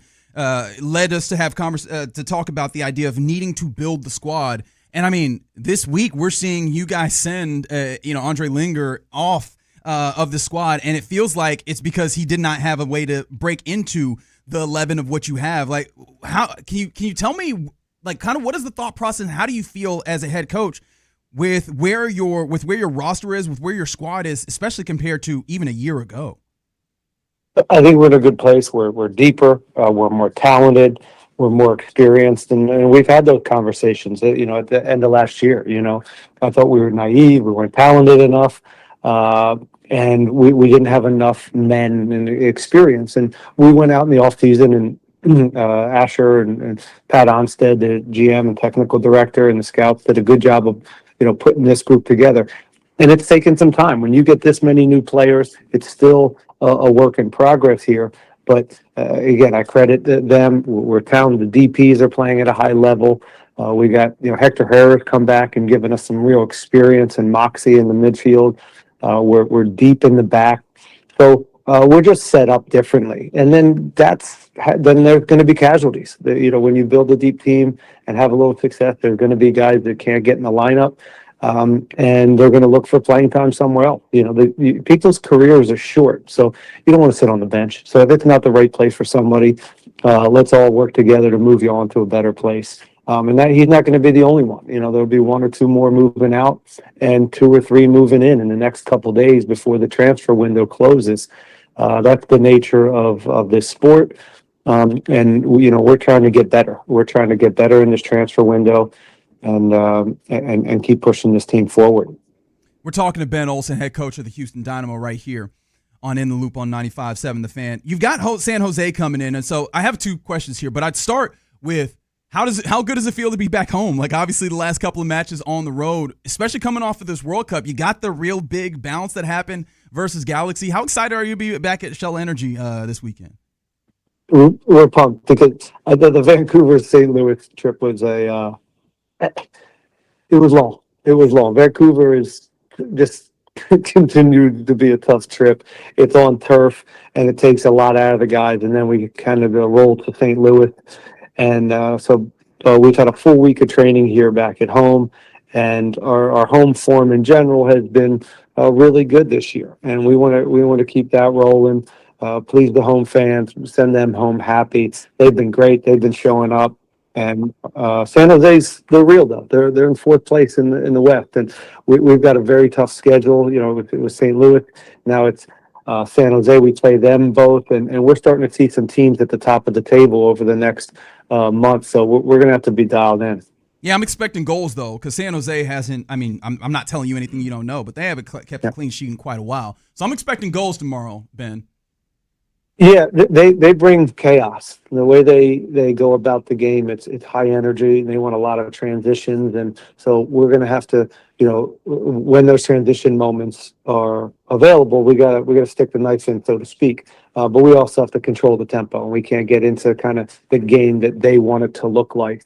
It'll be an interesting game. They do leave themselves exposed, but they do that because they're super aggressive, and they turn you over higher up the field, and then they're closer to your goal. It'll be fun. It's we're looking forward to it.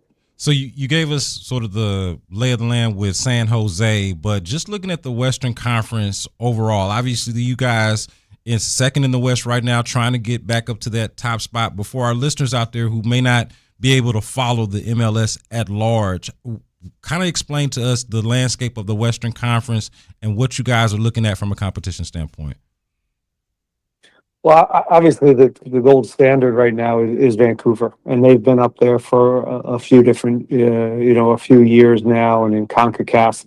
So we're always trying to get to that spot, and we beat them the other day. So we'll continue to try to get up into those spots. But LAFC is another team that's been up there for the last 3 years. I think they're in the third spot, and then you got San Jose and a few other teams that are still hot. St. Louis is creeping; they haven't lost in a while. So, as I said before, it's nice to be in and around these types of teams, and we haven't really lived this high up into the standings. We've lived in 3, 4, 5, and 6. It's nice to be up here, and it should motivate us. We have to continue to stay humble and hungry to try to stay up here. We don't want to go back down to 3, 4. We want to keep pushing. We want to catch Vancouver and make a real run at this thing. Ben, what have you noticed as we're talking to Ben Olsen here on The Fan, what have you noticed is the big difference when expectations are now higher for your squad and you're playing in this level as opposed to what it felt like you were playing, I guess, as recently as last year? Because, I mean, we're talking about a Texans team that is very much in that style of everybody's talking Super Bowl or bust. What is it? What is it like to live in that realm of expectation now? There's more tension. There's more tension and expectations, and this is still a job of taking the temperature. Who is your team? Are you experienced? Do you have championship caliber guys on here who've been through this and have had the target on their back, or do you not? Can they handle it, or do you need to kind of make sure you're taking the pressure on yourself, or your messaging is the right one? So I think a lot of it depends on who your group is and have they been here before. And again, we're still talking in that way of humility and hunger. And if that wavers, if that wavers for a second, you'll creep down. It's just there's too many teams right now towards this end stretch of this season that are hungry and are motivated because they don't have the points we have. Right? There's a desperation to a lot of teams. So if we don't play desperate, if we don't play with that humility and hunger, it just doesn't work. It just doesn't work. So we'll try to live there. That's our messaging in this moment in time, and so far it's been okay. I'm just curious what it's like for you, though, Ben, as the coach, having to deal with that tension and just the change in tension, if you will, if you've had to approach things differently, obviously having a different team. How have you been different as a coach, given what the stakes are and what you guys have in front of you? I think I'm hyper alert of the things I just mentioned. Right, I'm hyper alert if we're a little bit lax now, and our tone on the training field, training pitch. Some of the stuff that has gotten to this point is starting to waver. Right, so you constantly eyeing that stuff, but you also have to enjoy it. And so I think that's the balance we're always as coaches trying to have is how to enjoy this, but still have that tension and desperation when it really matters. So that's, again, I don't know if I'm getting it right, but I'm trying to thread that needle, if that makes any sense to you guys. Is there anything specific you do for the lads to help them enjoy it as they go through it as well? They have no problem enjoying it. I don't have to do it.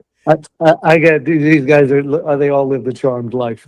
But this group is it's a special group. It reminds me of my first year here. They like each other. They do Wednesday barbecues here. They enjoy each other's company, and it helps, of course, when you're winning. But this is a neat group. The culture is really is positive. Whether they're in the lineup or out, they're supporting each other. And I think we're experienced enough. We've got enough guys that have been around the block that they can handle it. So I haven't had to kind of crack the whip a lot and yell and scream and do this kind of made up motivational speech types situations, because I think they're mature enough to handle this. And there's nothing better from a coach's standpoint when the players are saying before you're going to say it, right? It's much more powerful when they're saying it themselves. Ben, before we let you go here, is you guys got a home match at Shell Energy Stadium there in Edo, 7:30 p.m. versus San Jose, the Earthquakes. There's been a conversation around the NFL world about a team that used to play in Houston and jerseys and that. And it makes me think of this as well, because this is a team where the Dynamo, they came from San Jose previously, and they were the previous iteration of the Earthquakes. How do you feel about teams that move from one city to another and then kind of utilize that, I guess, that history that is, I guess, within the franchise, but not with the city? Like, where do you fall on that, especially in this matchup happening? Oh, man. Wow. Because San Jose came here and then came back. I see what you're saying. Like, obviously in the MLS, it's a little different because San Jose kept that identity. But like, do you feel like that's how it should always be in sports? Because I know some people are like, the identity should stay with the city, no? Identity should stay with the city. From a name standpoint? Yeah, because I mean, the Earthquakes are still there, the colors are still there, like that. But I mean, technically, this is the franchise here. Come on, right? Ben, are they jacking our style or not, man? You know what we getting at, man. Are they jacking our style or not, Ben? Answer the question, man. I'm just kidding. Here's what I'll say. San Jose was there before even the MLS was there. So the history of the San Jose Earthquakes, they've been around a long time, 30, 40 years. So they were in the old leagues. So they kind of continued that. Then they moved here. They kept their identity there. I don't know, man. I don't know. I don't think they're copying our style. I don't think so. No. Appreciate that, Ben. I'm ducking that question. No, it's you cool. guys give me tough questions, man. Yeah, man. Had to hold your feet to the fire, a man. little bit, I think we've developed a relationship where this is okay. We have a lot of fun with this, and especially when you're winning the way that you are. So excited for another 3 points. Correct? Yes. Yes, yeah, we're going for 3. We're going for 3. Again, I don't like the going for. I want the guarantee of 3. With your chest, Ben. With your chest. We're gonna get 3. We're gonna send fans home happy. Thank you, Ben. I know that's uncomfortable, and that's why I do it. Love you, buddy. See you guys. There he is, Ben Olsen, the head coach of the Houston Dynamo. That was fun watching them squirm. I love it. I love it. But also, one of the things that he did point out, they were the San Jose Earthquakes before the MLS. You know who was the Houston Oilers before the AFL? Yeah. Just pointing that out. Yeah. All right, you're in the loop here on 95.7 The Fan. Appreciate Ben and hoping for 3 points tomorrow at Shell Energy at 7:30. You can also catch that on Apple TV if you so choose. But coming up next, there is a football game to be played today, an American football game. What are you looking for in preseason game number 3 for the Texans? We discuss that next on the Fan. We've been talking about all kinds of stuff here today with the high expectations, playoffs, winning the championship.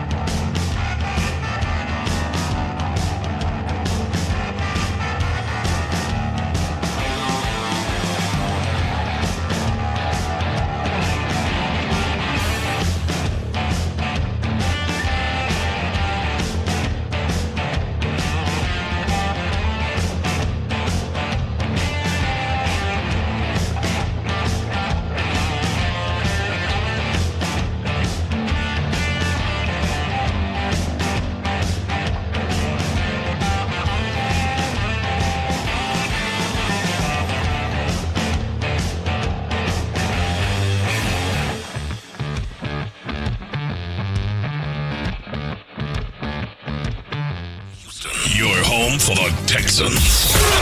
Houston sports leader is 95.7 The Fan.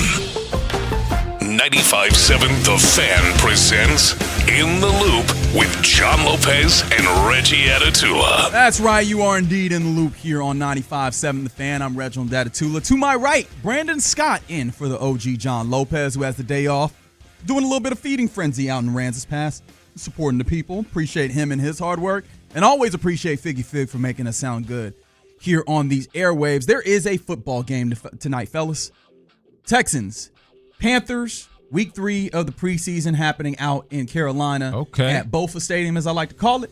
You'll be able to hear it right here on 95.7 The Fan, as always. And within this game, no starters, but I think there's still stuff to watch for and people to watch for. Who are you watching for tonight, B. Scott, in preseason game number 3 for the Texans? Yeah, well, I suspect that Jared Wayne has the potential to be the star of the game in some regard. Hell, right? He was already kind of star of drives in other games already to this point. Yeah, and when you couple that with the fact that he is on the fringe of the roster and that the guys on the fringe of the roster are going to be the ones playing, you got to figure that the best of those are going to shine tonight. So I'm expecting a big game for Jared Wayne, and more specifically to like the bigger picture point about the Texans, is that the audition? Is that the thing that puts him over the top for that last wide receiver spot? We probably suspect that they'll hold or carry, I should say.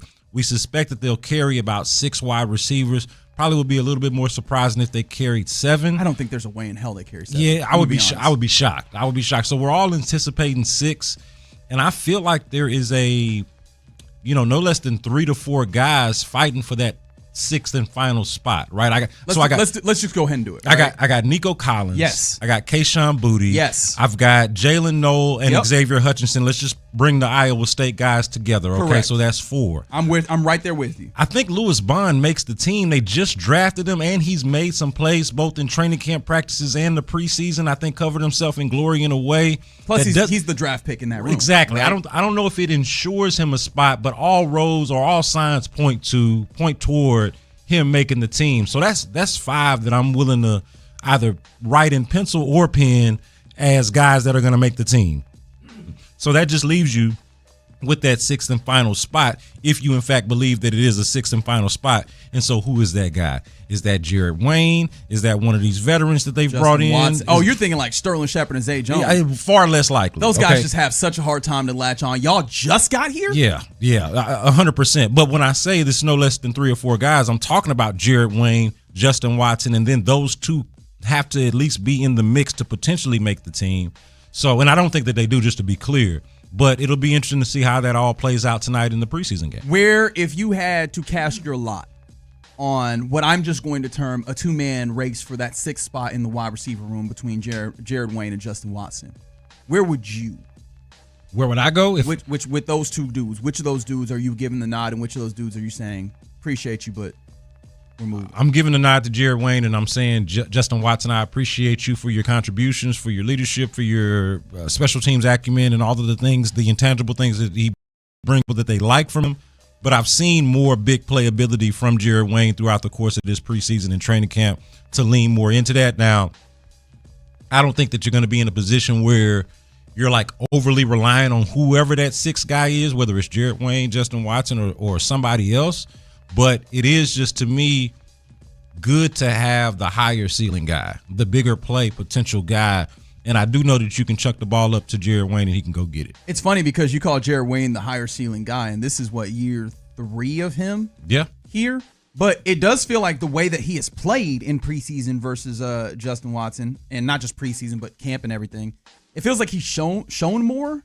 Or at least his name has been called more. Well, but the weird thing is, I know that they just respect the hell out of Justin Watson in a way that it almost doesn't even show up to me. Like, it does. I don't see it necessarily, but I also know that they just generally have that level of respect for him. And I'm wondering, does that win out for over like that and the experience and the Super Bowl, part of that? Does that win out over Jared Wayne has put together a pretty good camp? That's what I was going to say. Like, do you have an issue with that, though, to have a guy not really show up and for the value to be something that you can't really see or touch or feel?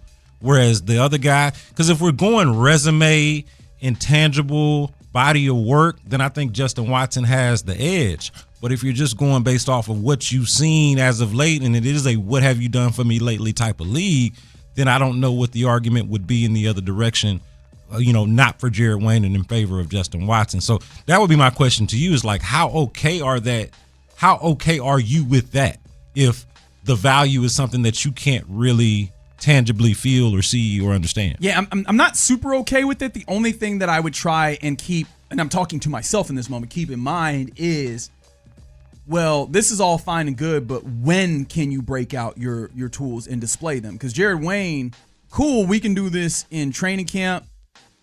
I haven't seen Jared Wayne to this point show up in a regular season game, talk less of a game that matters, and go, hey, I need you to go get this for me, whereas Justin Watson has a little bit more to that regard. Now, I don't know that I'm going to make a big deal out of the more to that regard, but I do think that there's a little bit more belief that Justin Watson has been in moments where you got to show up, and we need you to show up, and he does. So to that point, let me paint the picture for you like this. You get to the end of the season. Let's fast forward all the way to the end, what has been the end for the Texans for their entirety. You get to the divisional game, and knock on wood, hopefully this doesn't happen, but you get to the divisional game, there ain't no Nico Collins. The circumstances are not ideal. Whatever it is, war of attrition, we understand it. And you need playmakers. You want somebody that you can throw the ball to, that you can make a play with. Who are you trusting more, Jared Wayne or Justin Watson? Right this moment, I think Jared Wayne, and that's why I would lean that way with you. I'm just putting out there. I just don't want to, miss the fact that they respect him a lot, and I think that factors in somewhere. I don't know to what degree. The elephant in the wide receiver room, to be particular here, people on the text line are killing us with question marks after the word tank. Tank? Yeah. It seems like you're where I am, where this might be an injury designation. It looks like it. It looks like it. And I want to say I was asked about this over the weekend, and I was leaning toward him actually being on the team and like straight up 53-man roster. And in retrospect, that was hopium, because I was at a place, and we've talked about this on the station, how it's kind of been up and down with the Tank experience, especially here in training camp. But I was at a place where I was optimistic about Tank's prospects of returning, and maybe not, even if he's not a factor in week 1, potentially being on the team, because that's part of the rollout, and maybe we see him in week 2 or week 3. They don't designate him so as to not have him not available for the entirety of the first 4 weeks, right? So kind of give you a little bit of wiggle room and let you hedge your bets a little bit. But yeah, man, you fast forward to today, and it's time for the third preseason game, and Tank has not been out there. Hasn't been doing anything. And it goes back to my earlier question that I've been asking about Tank, going back to the offseason, is when is he going to be ready for violence? And I don't feel like I have a better answer to that question than I did when I first asked it, and that was months ago. So the Tank Dell question, while I feel like it is far less urgent than it was, say, when Jaden Higgins got injured over a week ago, because at that point I was like, all right, enough of this hand holding and all of this kind of soft pedaling the whole thing. How close is he really? How ready is he going to? Because look, this is not just a feel good story. This is an actual football player that we're talking about. So when is he going to play football again? Forgive me for wanting to know the answer and to get a more concrete answer and feel for that. But I think it's less urgent now that they've made the Kayshon Boutte trade, but it is still a valid and real question for me, at least. The only answer that we've gotten in regards to Tank Dell is everybody is on their own timeline. And so his own timeline apparently is one that puts us in this place where, which we knew already. We knew he was on his own timeline. We've been known that. That's right. So that's right. But what does said timeline look like? It don't look pretty to me. It doesn't look pretty enough, because a pretty timeline would have had him back and capable of, again, being ready for violence. I love the way that you put that, at some point during this. But yeah, I think that they are leaning into the sunk cost fallacy of it all, and I understand, because the upside, they're going to keep him around. I just don't think you can have him on the active 53. Yeah, the whole his own timeline thing is just like, we kind of did it earlier in Confessions when Fig asked me, well, why haven't you looked into that shoulder thing yet? And I was just kind of like, because you ever ask somebody something and you ask them why, and they say just because, and it's like, because what? You know what my mom used to give me? My mom's answer when she was, being like that, like parents are, she used to tell me, because Y has a long tail and 2 branches. Yeah. That used to drive me up a wall. up a wall, man. What you mean Y has, like, I get it. When you draw a Y, yeah, long tail, 2 branches. And I'm like, that doesn't help me in this moment. I just need to learn how to spell this word, Mom. Help me. Help me, please. Help me. All right, speaking of helping me, what are the other places that you are helping yourself to watching in this game? What are the other people? Because I don't know that there's a ton of them. Obviously, starters aren't playing, and I do wonder how far that extends. Like, is it just starters, like pure starters? We're getting 22 dudes who aren't playing? Or how far does this reach? Like, are we seeing Reed Blankenship out here again? You mentioned Wyatt Teller. I know we're not seeing Woody Marks. I can't imagine that we get that. But, like, how far does this go? Yeah, it is interesting because they say that the starters aren't playing, but is somebody not playing mean that they're a starter? And somebody playing seems like it means that they're not one, right? Like, and so what's the Venn diagram that we're doing here with who's playing and who's not? I think that part is interesting. But folks that I'm looking at, and I talked about this, I want to say either in the toss or earlier in the show, but I mentioned Naquan Jones. I'm real curious about the math on the defensive line. Where's the surplus and where are they going to try to, like, make it work, right? Like, do they go ahead and just slot somebody into that defensive end role, considering that they've lost 2 guys in Dylan Horton, and Ali Gay obviously had the injury at the same time as Braden Smith earlier in the week at the joint practice? Or would they go heavy on the interior guys, given that Naquan Jones arguably has been one of the more impressive guys that they've had outside of the obvious ones that we knew are going to be on the team? You know what's funny to me? Naquan Jones feels like a pretty known commodity to me. I don't know that I need to see him. You know who I do feel like I need to see towards that same, trying to answer that same question? Let me see Dominique Robinson. Let me see Solomon Byrd. And if they look good enough, maybe this is a circumstance at edge rusher where I go, I can keep one of those guys as defensive end for, and we'll try and work this out, maybe sliding Logan Hall over. If one or both of those guys do not look good enough, maybe this is where we go a little lighter on the edge, expecting Logan Hall to move over and maybe, looking at the waiver wire come cut down day, and then we add there, and maybe for the time being we carry a little heavy on the interior. But I think it's more for me, do some of these other edge rushers stand up? Another thing that I'm looking at, just to real quick, I think that Jake Hummel, Wade Woodaz, I think is probably, where he is, but just in that linebacker room, I know that this is pure hopium at this point. Somebody show me something, please. Fair. Like, just somebody show me something, please. And I know I didn't said this the first 2 preseason games to the point where the likelihood is if somebody is telling you who they are, listen to them. But I'm just like, please, just please. Please? Yeah. Can you show me something that gives me some encouragement that one of you I'd feel good about one of you stepping in as the third linebacker? Yeah, the depth at that position does leave a lot to be desired, and that's, no disrespect to what Wade Woodaz was able to do a couple of weeks ago with his pick 6 and everything. And look, I think that the comfort level with those guys has got to be the lowest, like in terms of the depth at that position. The comfort level with those guys got to be the lowest of just about any position. Certainly on defense, I would say it's not even close. But yeah, I want to see, will the real backup linebackers please stand up tonight? Yeah, please. All right, you're in the loop here on 95.7 The Fan. It's about that time where we typically hand things over to Figgy Fig for the mixtape. What you got, man? Yeah, got some crazy stories that involve scamming. And look, man, I just stick around for this, man. It got 2 different stories about scamming. Figgy's been on one with the crazy stories, and so I expect him to really land it with a flourish. Let's do that next. The Texans offense has a new wide receiver. Former Patriots pass catcher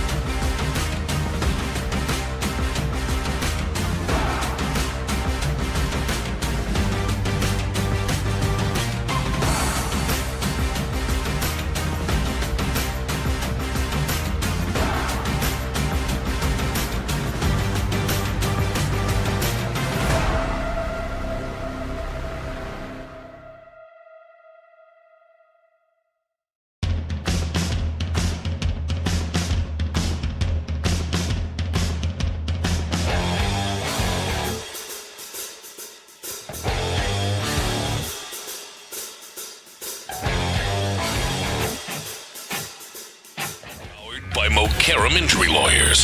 Heard in an accident? Call Mokaram Injury Lawyers at 281-222-2222.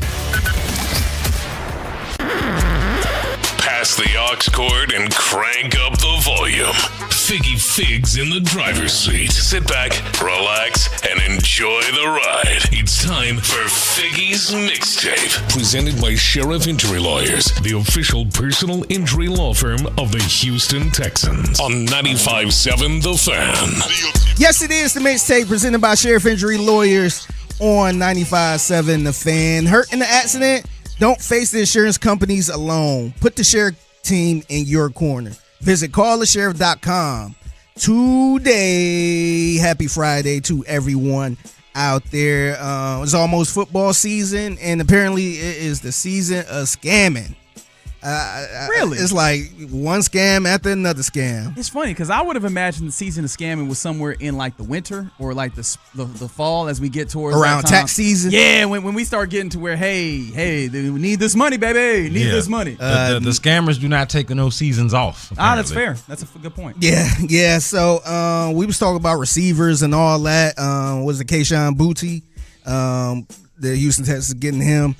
And thank goodness Nick Caserio ain't look over to the 49ers because it was a wild receiver that was over there that apparently I guess the 49ers didn't know that was on the doggone team. So here's a story about a guy who was, I guess, was he cosplaying as a receiver?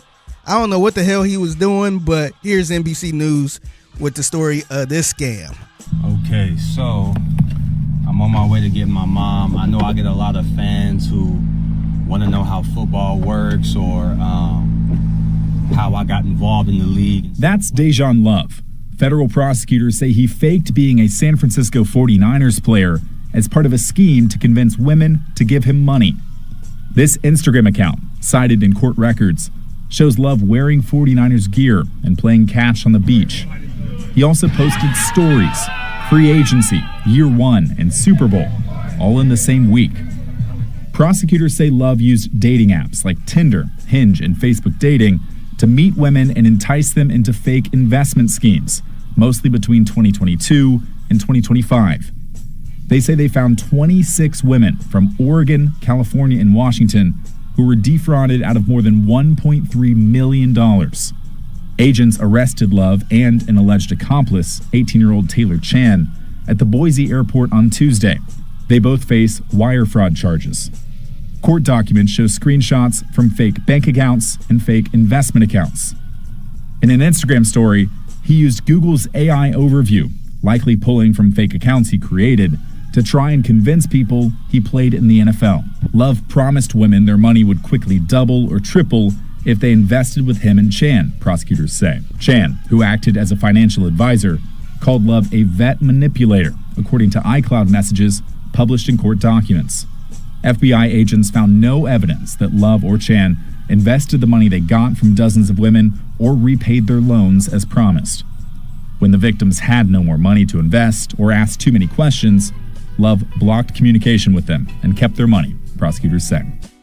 Man, I really want to look at these women and be like, are you serious? You thought he was really an NFL player? That's not because they are digging. Look, man, they are looking all over Instagram, finding all type of videos. I'm like, he don't look the part. Look at that route he running on the beach, man. Figgy's like, how could you not tell? His release is awful. Hey, he doesn't even stack his hips. Hey, what's happening? He here? running route like me. Yeah, I mean, I can. He said that's a banana route. He didn't even get. And to also, landmark. you can't just Google the roster. That's what I was gonna say. Like I can accept non-ball knowing, right? Not everybody is a ball knower. Not everybody is in the sports. I get it, but Google is free, especially it's one thing to. It's free and it's less good now. Yeah, but you can you figure can't out, Google the damn roster. You can look up the depth chart. Yeah. You can definitely Google a depth chart and get a good enough result. I got some homegirls that are not football fans at all. And as soon as they think they know a football player, they will Google the roster immediately. Yeah, but you got to think to Google the roster, especially if you're not a sports person.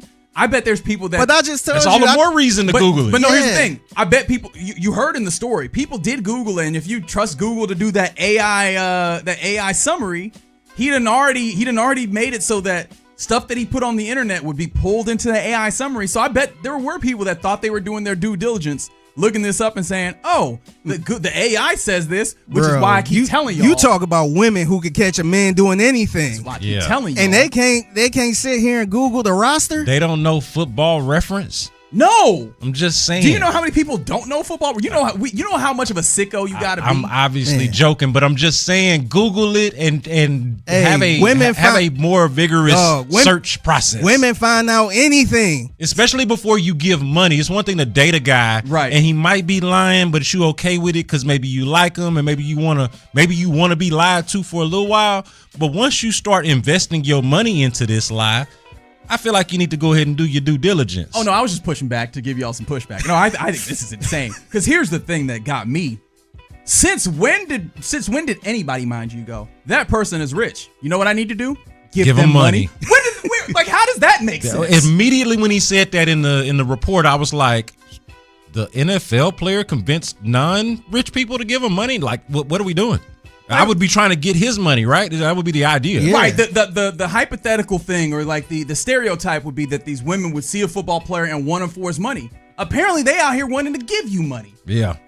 I didn't realize that was a thing. Yeah. Yeah. I think look, it's fair to say I don't think those women were very smart with this, and I'm trying to be nice with it because like I said, I got some homegirls who be thinking they came up on a dope dude that got money. And once they start asking them for money, it's just like, nah, I'm out. Like, no, you should be giving me money. I should not be giving you money. You the rich one, flossing all on Instagram and all that stuff. Why are you asking me for some money? That's right. Yeah. What happened to the racks that you were putting across your forearm? Yeah. What happened to all that money? Yeah. But Buddy is exploiting stupidity. Oh, I mean, that's what this is. Correct. It's finding marks and shooting that target. They done pulled up a video of him signing a contract. Like, dog, what are you doing, man? You going way too far, man. Cosplaying is the answer. Here's the thing, there's one more thing in this story that I found to be fascinating, and it's clearly not the most important thing. They said an 18-year-old financial advisor. Well, did I hear that correctly? Yeah, an 18-year-old scamming. Because you think that they presented themselves as 18 years old? Like that fake doctor from several years back? Which was weird because that fake doctor was operating for multiple years and did not get caught. And I was like, how good? Are we missing the point? We might need to put him into med school. Yeah. Because how is he getting over for this number of years? Yeah, scamming aside, invest in this young man's future. Yeah, I was like, he might actually be a savant. This 18-year-old financial advisor, quote unquote, there's not a chance in the world that I believe, you can have all of the credits and accreditation. If you're 18-year-olds, I'm not giving you my money to invest. Not a damn thing. Yeah. Not nothing. Yeah, you lucky if I give you money to go to the store. Right. Yeah. But I would also go into a deep, deep, deep depression if I got scammed by an 18-year-old. Yeah, because I would. Because I remember being 18. I remember even the small. I didn't try to run those scams quite like this, but they were so stupid, and I was just not. There's no way I could get a scam run on me by somebody that is just barely out of high school. I bet this happens to you a lot as a father of relatively young children. Yeah. Where you see them clearly trying to get one over on a line. You're like, this is the worst lie I've ever heard in my life. All the time. Kids, and I guess to an extension, you could say 18-year-olds are not kids, but you know what I mean. Kids think they are so much better at lying than they are. Yes. They're so horrible. Weekly. They're so bad at this. Every week there is one where it's like, this fool don't realize that I was 11 years old before. That's a dumb lie. That don't even make sense. What do you mean? Man, it's crazy, man. Prayers to them ladies, man, who got. Man, because ain't nobody coming to save you on it neither. Yeah. No. It's just gone. Yeah. It's a mixtape presented by Sheriff Injury Lawyers on the Fan. So from one scam to another scam. This one, I don't think this young lady is in any legal trouble, but she is definitely being exposed. It's a lady by the name of Angel Victoria. And I want to say she actually made her rise to, what's that show, Temptation Island? Oh, okay. I think she made an appearance on there at one point, but she blew up from her social media posting her journey on being a Duke PA student. But the thing is, she was never a student. People dug up all the information. They said she never attended that school. No information on her graduating or anything. But meanwhile, on social media, she is posting the cap and gown. She is posting her going to class, doing all type of, I guess, clinical classes and all that stuff. But here's more from, I guess, this scam from Angel Victoria. An influencer has been accused of making money by pretending to be a Duke PA student until a woman exposed everything on graduation day. Angel Victoria had been presenting herself online as a Duke PA student for years. She posted about studying. She also shared what she claimed were clinical rotations. She even reportedly landed brand deals through this identity and carried the PA student persona all the way onto a Netflix reality show. Then an actual Duke PA graduate named Kira saw her content and immediately realized something was wrong. Kira said their class originally had only around 91 students. They attended classes together, took exams together, and spent long nights studying. But she had never seen Angel before. Things became even more suspicious when Kira started looking back through Angel's older posts. She believed Angel had been using the lives of real PA students as references, then repackaging those experiences as her own. Now more people online are going back through Angel's old content. As the questions grew, Angel allegedly began blocking some of the real students who challenged her. Her social media accounts were later taken down or deleted. So it seems like that. It seems like the internet and just social media and all of that has both made it easier to do scams and then easier to catch them. Does that make sense? Yes. Or at least has provided a gateway to do. Maybe not made it easier to do them, but provided more of a gateway to commit these scams, but also provided an avenue for you to catch somebody and to provide the receipts. Yeah, I think what we're working on is the idea that light sanitizes, right? You get more sunlight sanitizes, right? Is I guess the sentiment that the more eyes that we can get on this, the more likelihood that somebody gonna see this and be like, hey, these things don't add up like this moment. Which, not gonna lie, I feel like you need to pick a department that's a little bit bigger with a lot more nameless, faceless people. Yeah. First of all, Duke is a private school that is pretty small. Then you went to a program with physician's assistants. Yeah. That is pretty small as well. Buddy, I'd be a business student at State Tech University, right? Like, why did you pick those ones in particular? Hey, Fig, why they didn't pick Argosy?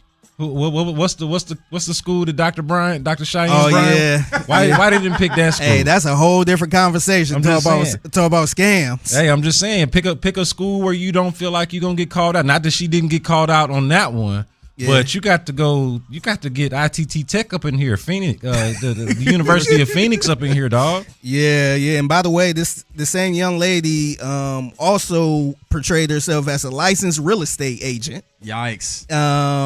And I guess she was posting a lot of home listings and tours and stuff like that. Do we know that she wasn't, or she was not? They dug into that as well, which is where she kind of could get in trouble with some real trouble. Yes. If she was really out here trying to sell houses and all that stuff, because that part right there is illegal. Now the other part she was doing, I guess technically she can't get in trouble for it, but this one right here, she might get in trouble for it if they find something. Goodness gracious. I don't know what she doing, man. Yeah, I'm just thinking of, think of the imaginary life that she's supposedly living right now. The imaginary life is, I am a student at a very highly regarded university while doing a pretty difficult program, and on the side I sell houses. Word? Okay. Word? Okay. That's a lot. She was doing a lot in her imaginary life. She probably got bridges for sale too. Yeah. By the way, she claimed that she earned a double major in psychology and biology from UNC Charlotte. And the university had to respond to this and said she did not graduate and left school partway through her studies. Man. So I guess she living by that term. You could be whatever you want to be. That's the beauty of America. You can be whatever you want to be in spite of yourself. Yeah. And she is really trying to do that all the way. Maybe I should be a doctor, man. Maybe I should just hang around the school. Why not, man? Just act like I'm going to class. You got potential, dog. Yeah, they sell the white coats on Amazon, right? I mean, they do. I just feel like I just hang around, man. I know we're all kidding, but I feel like I have to say it out loud. That's not a good idea. Yeah. I just want to make Get out of here. Get out of town. Really? We're all joking. I just feel like somebody has to say the words. Yeah. That's not a good thing to do. Figgy Fig did not move all the way from Cleveland to Houston and become a radio star just to scam his way into the penitentiary. Look, I understand that 100%, but you have to understand where I'm coming from. I just feel like somebody has to say the words. Do not do that, please. Really? Okay. Yeah. By the way, if you ain't say that, man, I probably would have went out and did it, man. You wayward son, you. Nah, but here's the thing. Look at me covering my CYA, right? Yeah. Because let's say that Figgy is joking, except in a mixtape segment in 6 months, it is actually Figgy Fig in here, and then. Yeah, he said this on the air, and everybody was encouraged. No, man, you're not going to catch me. He was hiding in plain sight. You're not getting me. You know what? You're right, because I would have came out and sued Reggie for not telling me I should back out of this. From the 832, Houston has a freshman class of 7,000 plus. She should have just picked Houston. Yep. That is a big-ass freshman class. It is. That is crazy, man. Yeah. Shout out to U of H, man. Shout out to Houston, Making baby. moves now. All right, you're in the loop here on 95.7 The Fan. The mixtape every weekday, 1:20 p.m. If you see something mixtape worthy, hit our guy up on social media at the Figgy Fig. But coming up next, we get ready to draft the weekend before we hand things off to the fellas of the drive. We will do that next. Dana Brown is out as Astros GM. The Stros and their former decision maker are parting ways after 4 years together before his contract was to expire at the end of the season. Who will Jim Crane call on next to lead the organization's personnel decisions? Louder, clearer, better than ever. Houston's sports leader is 95.7 The Fan. Your Odyssey Sports Minute is brought to you by Zadig Jewelers. This is an Odyssey Sports Minute. Presented by AutoZone. Get in the zone, AutoZone. The Braves finished off a 3-game sweep of the Dodgers by winning last night 1-0. Chris Sale threw a complete game shutout with 11 strikeouts and only giving up 5 hits. The Braves now sit 1 game back of the Dodgers for second in the National League and 4 games back of the NL leading Milwaukee Brewers. I'm Chris Black.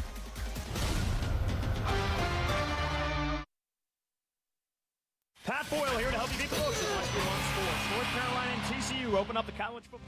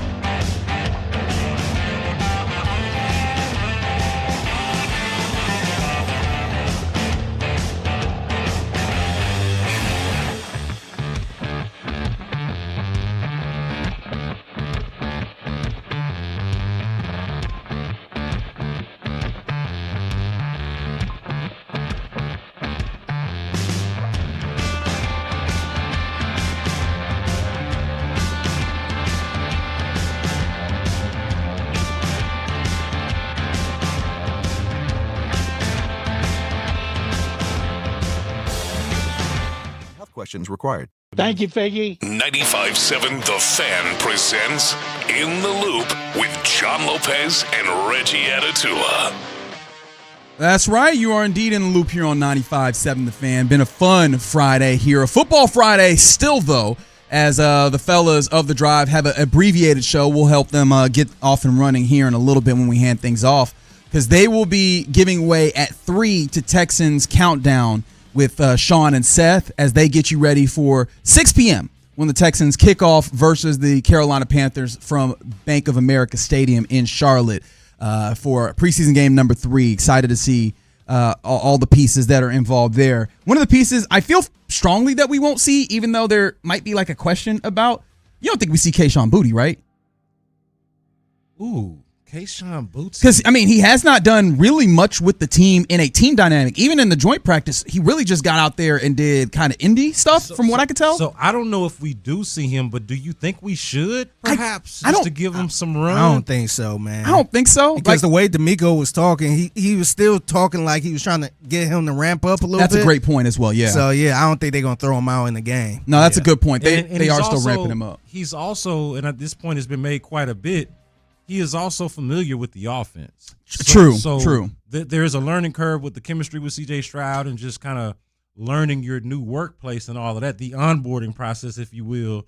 But it's not like they need to see what he can do, or he needs to learn the terminology to this great degree per se. So, no, that's fair. Probably not. Probably wouldn't see Kayshon. Yeah, fair enough. I asked the question maybe more so because his name came up again. Out there in New England, the head coach of the New England Patriots, who has had a summer, we could say, Mike Vrabel. Yes, he has. He was asked about this deal, and so this is in the context of why this deal happens that sends Kayshon Boutte here to Houston, and then of course Jalen Reed out to New England with a 2028 7th round pick. This was Mike Vrabel about Kayshon Boutte. It was one place where we do have some depth, and I think for all parties involved. That was probably the best thing. Without injuries, Kayshon probably would have been inactive. Unfortunately, it's kind of the way it was. It's just with this, him not playing special teams. And I tried to thank Kayshon as many times as I could. I texted him again today. His maturity, his growth, his ability to put into words last year and share his own personal struggle, but also the growth that he made from that's positively going to affect a lot of people. And I know that wasn't easy for him to do, and I tell him all the time about how much I respect him for being able to do that. Hey, stop tampering. Fair. Stop tampering. Don't be messing with our players. Don't be texting our players no more, Mike. That's actually a great point. Yeah, he was like, I've been trying, which honestly, he was like, I've been trying to tell him that. And I was like, is he not responding to your texts? Yeah, leaving them on delivered. That's what I was like, is he leaving them on red? Is Kayshon just not responding to that? Fair or foul, B. Scott, that he's out here mentioning the fact, or maybe it isn't fact, I don't know, saying that, yeah, man, it's cool because he wouldn't even been active on game days up here. It does feel kind of backhanded-ish, right? Doesn't it feel like a backhanded compliment? Like, yeah, this works out for all parties involved, but old buddy wasn't going to be able to play for us. He wouldn't even made this team barely. Like, what you mean, though? Yeah, that was, and I don't think that it's inherently wrong, because that's how I kind of came to the idea that, hey, maybe Kayshon Boutte could be available. You look at that wide receiver room, and they have A.J. Brown, they have Romeo Doubs that they brought in addition to, like, Kyle Williams is a young, talented guy that they got last year, I believe, or was it this year? Did they draft him this year? But a young receiver that they're excited about. That is also, in addition to, I can't remember who the slot receiver is that they have there. So that's like 4 guys that I think are going to be impactful. And then, who else do you have that's active? Maybe he could probably still be fifth wide receiver that is active for you. I just felt like it felt kind of nasty, but I understood what he was talking about. I didn't take too much umbrage with it, but I do wonder if this is one of those things where I would like it to be taken wrong, so that Kayshon Boutte has another thing on his, another chip on his shoulder to go out here and do good for. Give me some bulletin board material. Side note, though, real quick on the Patriots, are they like low key scary, considering that they've gotten rid of their 2 top receivers from last year and replaced them, and to the point to where they don't even feel like these guys can play on their team no more, right? Like they get rid of Stephon Diggs, they now trade Kayshon Boutte to Houston, and they're like, hey, forget our Super Bowl wide receivers from last year, we're going to level up. Like, I don't know if they're being discounted because of all of the circus around them and everything else, but they might be quietly and improved, and they're going to have to because their schedule is going to be more difficult. But that might quietly be an improved team. Yeah, I think that's the thing. I think they are indeed an improved team, but I think that it is neutralized by their schedule will be significantly more difficult than it was last year. I think that those things are, at least in my mind, relatively equal to where we end out at a net neutral, not necessarily in games won, but in, I guess, how effective and impactful they can be as a team. Because as much as I really like what Kayshon Boutte is and the way that he carried them in some ways, or he was very good for them in the postseason, being a contested catch maker, I would put A.J. Brown up to do that every single time with all due respect. Yes, you know? That is all fair. And so, yeah, no, that's a fair point to bring up. I don't know that I'm scared of them per se because I trust, now A.J. Brown's a big boy, but if the Texans meet up with the Patriots again, I still feel good about the way that they go about handling up on that. Yeah, not scared, just wondering if I'm discounting because I think we've leaned a lot into, when I say we, I just mean the conversation, has leaned a lot into the schedule being tougher and maybe not enough into them leveling up with the guys that they brought in. It's a fair point. Fair question to ask. I imagine that watching these games that we get going here relatively soon will give us answers to that regard. Speaking of watching games, let's draft the weekend, fellas. Weekend full of sports and other merriment, and so let's pick it. And I did the randomizer, and the order is Brandon, myself, then Fig. We'll go through a couple rounds and see what we got coming on this weekend. All right, so I know it's a football Friday, and it's a game day, and we're all excited about football. And so maybe you think I'm going to draft football. I know it's a sports station. Maybe you think I'm going to draft sports. But I'm going to zag a little bit where everybody else might With zig. the number one overall pick, huh? With the number one overall pick for the weekend, I am drafting the release of Prince's posthumous album. Wait, it's a posthumous album? Yes. Wait, I am I completely missed this. I am drafting. You said Prince? I am drafting the Prince album that his estate is releasing that has obviously unreleased music, and some of it is even from his teenage days. They are calling it timeless. Prince Estate. This is from Billboard right here. Yeah. Prince Estate This is a good releases selection. funky, career-spanning, timeless vault album commemorating the 10th anniversary of his death. And so there's music from Prince that you have never heard, that I have never heard, that is going to be released this weekend. And I'm sorry, love football, love baseball, love the sports. But if you're going to give me some Prince music that I ain't never heard before, I got to go with that. That's interesting. I will be intrigued to maybe hear it. The only thing that's giving me pause is Prince was real big about like people having his masters and things that he wanted and things that he didn't want, right? Yeah. Like he was very big as that on, artists, I guess, supremacy. Yeah, he ain't going to know about it though. Yeah, you're technically correct. Just say it. How you feel about it that you said that out loud? You feel good about it? You feel good about yourself? My grandfather used to make this joke all the time about different friends that had requests about how they was going to be buried and how their funeral was going to go. And he'd say, they ain't going to know. You are correct. You are correct. They'll be there, but they won't. Yeah. So I don't know how he would have felt about this music coming out the vault. But as you mentioned, you know how he would have felt. Yeah, you're right. You are correct. What are you gonna do about it? That's why it works. Yeah, he's not here to. What are you gonna do? Y'all asking a man that is dead and gone to bow up is crazy. Yeah. Bet you won't whoop me though. It's crazy. That is so Houston though. All right, I will go ahead and select here. And yeah, man, give me week 0, the game in Dublin. Give me UNC TCU because one, it gives me an opportunity to see either Bobby Petrino having things go well or more opportunities to bang on Bill Belichick, which I am always here for. Plus, college football is just back. All of it wrapped up into one selection. I want that one. That is 11 a.m. tomorrow. Let's go. Okay. So I guess I'll take the game after that one then. San Jose State versus USC. Man. I mean, USC, they've got to come out and press this year just in general. And I know that San Jose State is not going to be a real challenge for them. But this is one of those where how bad do you beat San Jose State is kind of a question in a weird way. Run rule? I would love to see them because USC is just a run rule on this. This is a real question of a year for Lincoln Riley. Like, hey man, y'all need to make the playoff this year. Need to. Fair enough. They ain't done it under him. Yeah, it's been a lot of just Heisman winning. There's been a lot of Caleb Williams and what else? Yeah, it's been a lot of dudes that are really good that makes me go, you can recruit, but can you coach? Yeah. And that feels like a weird thing to ask about Lincoln Riley. Yeah, used to think for sure that he could. I still think he can, but he's going to have to prove it. Yeah, he's going to have to. What have you done for me lately? All right, you want to get another round in real quick? Yeah, man. So I'm keeping it music. Oh, wow. He's like, I'm not taking none of this sports on the board. Y'all can have all of the sports. I'm going to take Erykah Badu and The Alchemist. That's a good album coming out too. They are also releasing an album this weekend, and I will be too. So I will watch the sport, but we will have as the soundtrack in the background a little unreleased Prince music and a little bit of Erykah Badu, a little Baduism up in here. Al might be my favorite producer doing it right now. Yeah. So that's a good selection. All right, I'm gonna be real sicko here. I'm gonna be very sicko. I was thinking about taking one of these movies out here, like the Coyote Acme thing that's coming out. Give me Bengals at Eagles tonight at 7, CBS. That's a deep cut. And you want to know exactly why? This is the real sicko portion of it.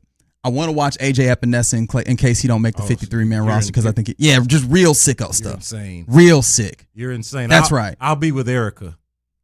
And I'll be with AJ Epinesa. I feel like one of us is winning for sure. I'll be with Erykah and Prince. I told you, man. And I told you the other day, man. I thank God for you because you're not watching it.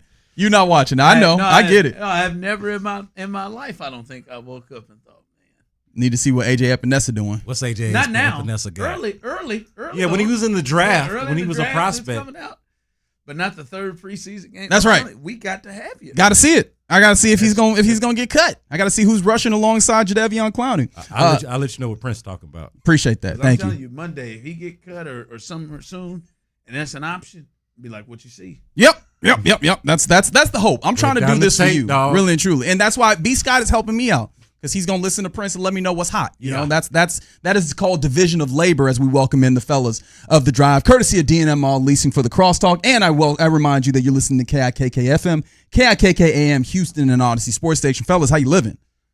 Living good, baby. Living good. Short and sweet today. Got a little 1 hour action before we hand it off to Seth and Sean. But and I just know for a fact that y'all are not going to mail it in. This is going to be the most energetic, the best hour of radio that I've ever heard in my life. I ain't going to lie. I thought about doing it from the house.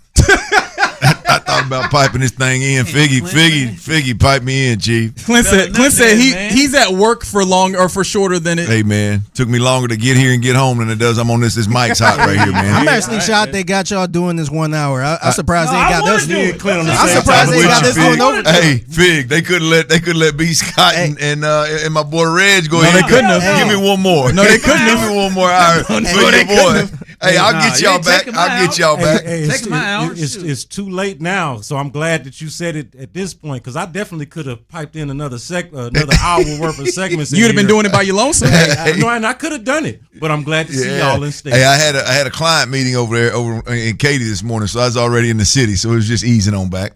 And I've been having a great one, man. Got me good leg day in. I thought I got hit on by a bad one. Oh, really? You might have. No, I didn't. Why are you so sure? Well, have you had toilet paper on your shoe or something? We had a conversation. Oh, okay. Clearly wasn't. Oh, you walked it out. Okay. I got done. He felt good for about I didn't think he walked it out. Oh, man, I got done. I got off got his haircut back in the haircut has been immaculate, yeah. The party, but I come in, man, I get done. I'm finished. I get done. Oh, you already showered up? I got off the. No, I'm going home to shower. Oh, okay. But I got off the treadmill. Got done, finished off my leg day, walking home. I went over to my little locker where I got my keys in, and this girl, she is walking and she is eyeing me, and just smiling, and she needs your parking spot. Hey, maybe she was put together. We still in the gym. I know she needs your locker. She came from the ab area and walked over to me. I'm like, little beeline action. She said, and she pointed, and I thought, man, we gotta listen. It's active. I like that part. He said we got a live one. He said we gotta listen. We got a live one here, bababy. You know, they biting. Now you're still in it, and right, but Figgy and Brandon, and you're kind of close, and Clint, like you sometimes just want to know you still got it. Yeah, that's right. You know, you still got it. I ain't gonna lie to you. You just wait for the magic words to flash the ring. Like, hey, sorry. I had a lot of those walk up on me, right? That had a lot of those walked up on me. She said, "Did you go to Kansas?" I got a Kansas t-shirt. Right. I said, "Oh no, just I'm from Kansas City. I'm just a big fan." She goes, "Oh, I saw you the other day. You had on a Royals shirt. You were working out. And I just knew you had to be." Well, she goes, "Well, nice to meet you. I went to KU." I said, "Oh, okay." You should still count that. I'd count that. That's not a count, man. It was the shirt. But what was the name? If you was out here for real, I'll be honest with you. I checked out after I found out it was after she established because he's a good wholesome man. But let's be honest, if he was out here, I think you could have closed that one. I was not suggesting that he wasn't a good wholesome man. I'm talking to the listeners. Usually, I don't walk away. But you don't walk away with a nice to meet you unless beforehand there was a hey, I'm. I didn't get a name, nothing. It was the vibe was clearly about the shirt where you were from. But here's the thing. This was not a. I believe in you. I know who you are. I believe in you that if you was out here in these streets for real, you let down. Yeah, I think you're making that one happen. You would have cornered her into some kind of Perry Ellis Cornered is insane. Wow, cornered is wild. The worst part, I had just finished. Not physically cornered. I know. Even metaphysically, it's not the way I wanted to go. For some reason, I had just finished. Watching the first half of the ball Kansas in 2000, 8-9 matchup in the tournament in 2000 with Quentin Richardson giving them that work. Drew Gooden and Kirk Heinrich. I don't know, and I'm like, she would have appreciated that. She would have appreciated Black some Greg. Drew That's for sure. That's for sure a conversation starter. Oh, no doubt. I think you would have made something happen there, man. I believe. Thinking to myself, wow, man, cutting out some of the things I've been cutting out, but getting this show a little bit all right. Shows it. Oh, count that, man. KU, yeah, man. Go ahead and count that one, man. I need to make something clear too. I feel like I'm getting a raw deal here on the Shania Twain thing. You said what you said, big dog. You got to live with that one. Go back and listen. I just questioned the immediate. Oh man, you've been pretty hard. I'm still questioning it. No, I'm absolutely there. I've never said Shania Twain is not a legend. I said somebody said she was a legend. I said, oh wait a minute. Let's talk about this. And it's turned into. I just kind of to further the conversation said, well, let's talk about this. Oh, okay. And it's turned into I'm a fool because I just questioned. I don't know, man. So here's the thing. She is a legend, but I actually appreciated the fact that you questioned it because we do throw around the term way too loosely. Like we just around here we damn sure let do. Everybody be a legend. So I think she does. We invite people back. We give people polos. I mean, what in the hell is going on around here? Yeah, no doubt about it. No doubt about it. I think legendary status does need to be checked a little bit. So I do appreciate you did that. But she is one. I had no idea. I will be completely transparent. I had no idea that she was, from a sales perspective, had been so big. Yeah, she had that run, man. I mean, she's number one in that sales. I don't remember exactly what the category was, but like I would have never thought Shania Twain was that high on any list. Legend at the bank. Top 10, yes. Top number one? No, I didn't have that. So, but it's just to be clear. Now, I don't want this thing to get painted like I just came out of nowhere and was like Shania Twain's not a legend. I just questioned, well, are we sure? Now you feel how I feel when they get out here to call me 5'11". We're in the same boat now. I don't know about that. No, you feel it now. You feel it now, don't you? Clint got aggregated, doesn't like it. I mean, I'm okay. No, I'm okay with it. I'm okay with it. But got clear by his own station. I just want to be clear. Says Shania Twain sucks. Yeah. He never said that. I mean, my wife got on to me at lunch the other day. Did she? I said, give me a song, and she rattled off about 10. I was like, oh, okay. Guess you're. God, she was ready for that. Yeah. It was. She'd given it some thought. And I mean, and then JJ didn't help it. You know, the JJ Watt piece didn't help. He did put some lighter fluid on that thing. He did. Well, I mean, like to JJ, I was gonna come back and be like, hey, around here y'all pass out that legend type, label real freely now. So I understand you, but. Also, he would be like, "What that got to do with me?" There are also different levels of Hall of Famers too. Now, I can get with that. I can get with that. And I said that there. I said that. So, anyway, enjoyed y'all. Barkley's a legend, but he's not the same legend that Jordan is. But he is a legend. Okay. Yeah. Jordan's an all timer, generational. Well, you're talking about. I mean, I still wouldn't even. I'm thinking more. Dolly is it like Jordan. I'm thinking more. Who's a Hall of Famer that went in that your common folk wouldn't know. Harold Bain, Chris Bosh. Is it? Well, I was thinking. I was referring more to football because I mean basketball is a little more, even though it is more like an artist, a music artist, because they are noticeable. But like football, like there's been times I turn on Hall of Fame speeches and look at them like I ain't got it.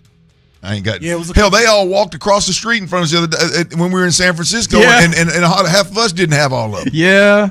Yeah, I remember when Ray Guy was Ray Guy the first punter to make good call, it? Guy was the first. Yeah, I remember people were like, "What, a punter?" Yeah, and he was great, but people just weren't used to that. I mean, you was asking about Morton a little while ago. Morton Anderson, yeah, kicker. Yeah, I ain't got him. I mean, I know who he is, but right. I'm just telling you, if you lined up 20 Hall of Famers, you walk by us that weren't the biggest names in sport, you'd be like, "Who the hell is that last one?"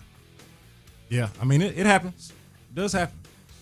Very good. All right, we have taken way too much of this very shortened show already. Appreciate that, That's boys. my bad. 10%, 50 minutes. Appreciate. Yeah, you getting the hottest 50 minutes that you're gonna get this side of Mississippi. All right. Appreciation to DNM Auto Lease for the crosstalk, but right now the drive is live. That's right. The drive is live, and we're live in the building. You hear and see Clint on YouTube and Twitch. Figgy is gonna ride with us this 1 hour. As we hand things off to Seth and Sean for the pregame show coming up as the Texans. They'll have their final preseason game tonight at Carolina. We got one to just get through. And then after that, man, I'm sorry, we do. We got one to get through. We get through tonight, and then it's Bills week, right? It is regular season, and this thing is off and rolling for one of the most anticipated. I feel like I've said that every year. The last 3 years, one of the most anticipated seasons. That's what happens for the Texans. But tonight, no starters. That was announced. D'Amico announced that early in the week. No starters, and I wonder, Clint, how many backups? Like I don't think we see Jadeveon Clowney. Hell, he hadn't practiced, so I'm certain we won't see him. The way they're having defensive ends go down, hell, they might not be able to play a Dominique Robinson. To be honest with you, he may have to sit just so they don't get anybody else injured, but we shouldn't see a lot of the frontline guys and a lot of the guys that we expect to make a difference, but maybe a few, Clint. And there are some still roster battles of guys that are trying to make the 53. Who do you think tonight is important for? Who for you do you look at tonight for the audience to be watching to see that's important? Well, my hope is that we see Jalen Noel. Just because I want to see him, even though I don't know if they've slated him as a starter or not. I don't know exactly how they view Jalen Noel. I would like to see him play a little bit. I don't know that we've seen enough from him at the wide receiver position to just say, hey, man, to hell with training camp. We'll put you on the field week 1 against Buffalo. So I'd like to see Jalen Noel. We've heard Blake Fisher obviously is having a great camp. I'd love to see Blake Fisher get some more run. The Wyatt Teller piece at left guard. Or right guard, whichever side he's going to play. Can he play his way into not just being, a depth player, but not being the most disappointed offensive lineman that we've signed? And then Jarrett Wayne. I think Jarrett Wayne is another guy that's probably worked himself into, should be treated like a starter maybe, given the injury to Higgins. But I would imagine he's going to play tonight as well. So I think Jarrett Wayne we could see, and then the second round pick, Caden McDonald on defense, I think is a potential early, and then Jalen Smith, the defensive back out of USC. I think he's going to be a more integral part to this defense than we think outside of your top 2 corners. But he's probably going to get a little run. I think those are the 6 guys that I'm looking forward to seeing. Yeah, the one that really jumps to me is like you look at the numbers, I don't think Wyatt Teller and Jake Andrews can both make this roster. Okay. Like just when you start thinking about interior guys, we know they're going to keep at least 3 tackles. Maybe more, but at least 3 tackles. And clearly Evan Brown's going to make the team. He looks like he's going to be the starting center. Obviously Rutledge is going to make the team. He's a starter. Ingram's going to make the team as a starter. The kid from Oklahoma, the rookie, they're not cutting him.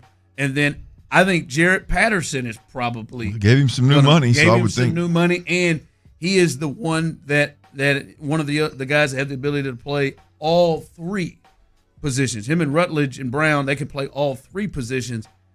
I mean, that right there is 5 interior guys before you get to, and maybe all 5 of them don't make it, but that's 5 interior guys before you get to, Trent Brown, Ursery, and then the Braden Smith, Blake Fisher situation. Both of them can't make it. Mm-hmm. And to me, it is, I think I don't know if it's decided already. I think Wyatt Teller and Jake Andrews, these are big nights because I think it's going to be one or the other that isn't on this. Well, the Jake Andrews piece in itself, I think, is really important. The Teller piece is more of a, boy, what did Nick Caserio miss on another one, and how bad was it, and can he even play? The Jake Andrews piece is you go from the starting center to not making the team potentially. Because if you look at it, forget the numbers. Forget the numbers. I wonder what kind of sense it makes to keep a center only when you've got 3 other guys that can play center, 2 of which have played more center than Jake Andrews this training camp. Like how many potential centers do you need? You've got 3. Counting Jarrett Patterson, you've got 3 that can play center. So and the thing is, all the other ones can also play guard. The Jake Andrews thing is interesting. Is he playing for another team ultimately? And what does that look like? So yeah, it's crazy to think that you go from the starting center on this team, really a plug and play starting center too, just handed a job. But if he was not going to be the starter, it was always going to be problematic for him to play the team. No question. To make the team, because have we seen him play guard? I have not. Like not that I think know he's lined up every time he's lined up at center. So I think that is problematic for him. And we see Evan Brown play all 3. We see Rutledge play all 3. We see Patterson play all 3. And not just Patterson play all 3. Patterson has played them in the playoff games. He's played in big games. So, yeah, I think it's – and Sean, and I'm probably with you, Sean, I feel Andrews is the odd man out. I would say that it looks like you said maybe he's playing for a different team. Yeah. Coming through. So yeah, I would. Well, if all things were healthy, right? If all things worked out the way that you would like for them to have worked out, and you got Teller and Rutledge, and like Teller was a true backup to Rutledge as a first round pick, and then you got another draft pick this year backing up Ingram on the other side, and it's an Evan Brown, Jake Andrews, then I could see potentially one of the guys being the odd man out. The Teller piece that's not working out, that doesn't appear to be working out at all, hell, he doesn't switch from left to right. Like that doesn't look like it's going to work out at all. So it opens up a spot where for a guard, which is going to steal a spot from a center, I believe. So I would love for the Texans to have a backup left tackle, like all the way across the board, left tackle, left guard, center, right guard, right tackle. I'd love for them to have a solid backup that's dedicated to those positions, and whether they're active or not is irrelevant, but backing up those positions and let's ride. But I just don't know that that's going to work. That's going to work out from a numbers perspective. I don't know they're going to go 10 deep like that. Too bad. Well, even if some of them were inactive, you know what I mean, or even if some of them Practice somehow were on the P squad or whatever, then that may be a deal. But I don't think it's going to work out that way. Yeah. Text line saying, wondering they hope Noel plays tonight, so they maybe can get some run. I wouldn't be surprised if he didn't. I wouldn't be surprised if they. Well, they need him. And because I think they need him, and maybe they feel like they're seeing enough. And to me, there is a bit of a deal of like, how much does he get, with Davis and against. Like it feels like to me, both Carolina and the Texans, without some of these guys at the back of the roster, are really trying to get out of this thing and get to next week. Yeah. So I wonder how much they feel like they need from him, but. We'll see. I think, as you said, Jared Wayne probably gets some action. Maybe Caden McDonald, that's one to watch to see if he gets action, or they just say, no, we want to keep him because we know we're going to have him. So big night tonight for the back of the roster and just trying to get guys out of there healthy, because obviously that injury bug has hit them a little bit, as we talked about, especially at the defensive end spot. All right, coming up, We'll get you any later updates about tonight's game as they will get started at 6 coming up right here on The Fan. But the Astros, huge win last night, which means they win the series. And I don't think I have an apology to lay out, but I do feel like, I don't mean to steal your bit, Payne and Pendergast, but I do feel like I need to acknowledge a player for the Astros. We'll discuss that coming up. Well, that's the least you could do. I need to acknowledge, a player in the real estate game.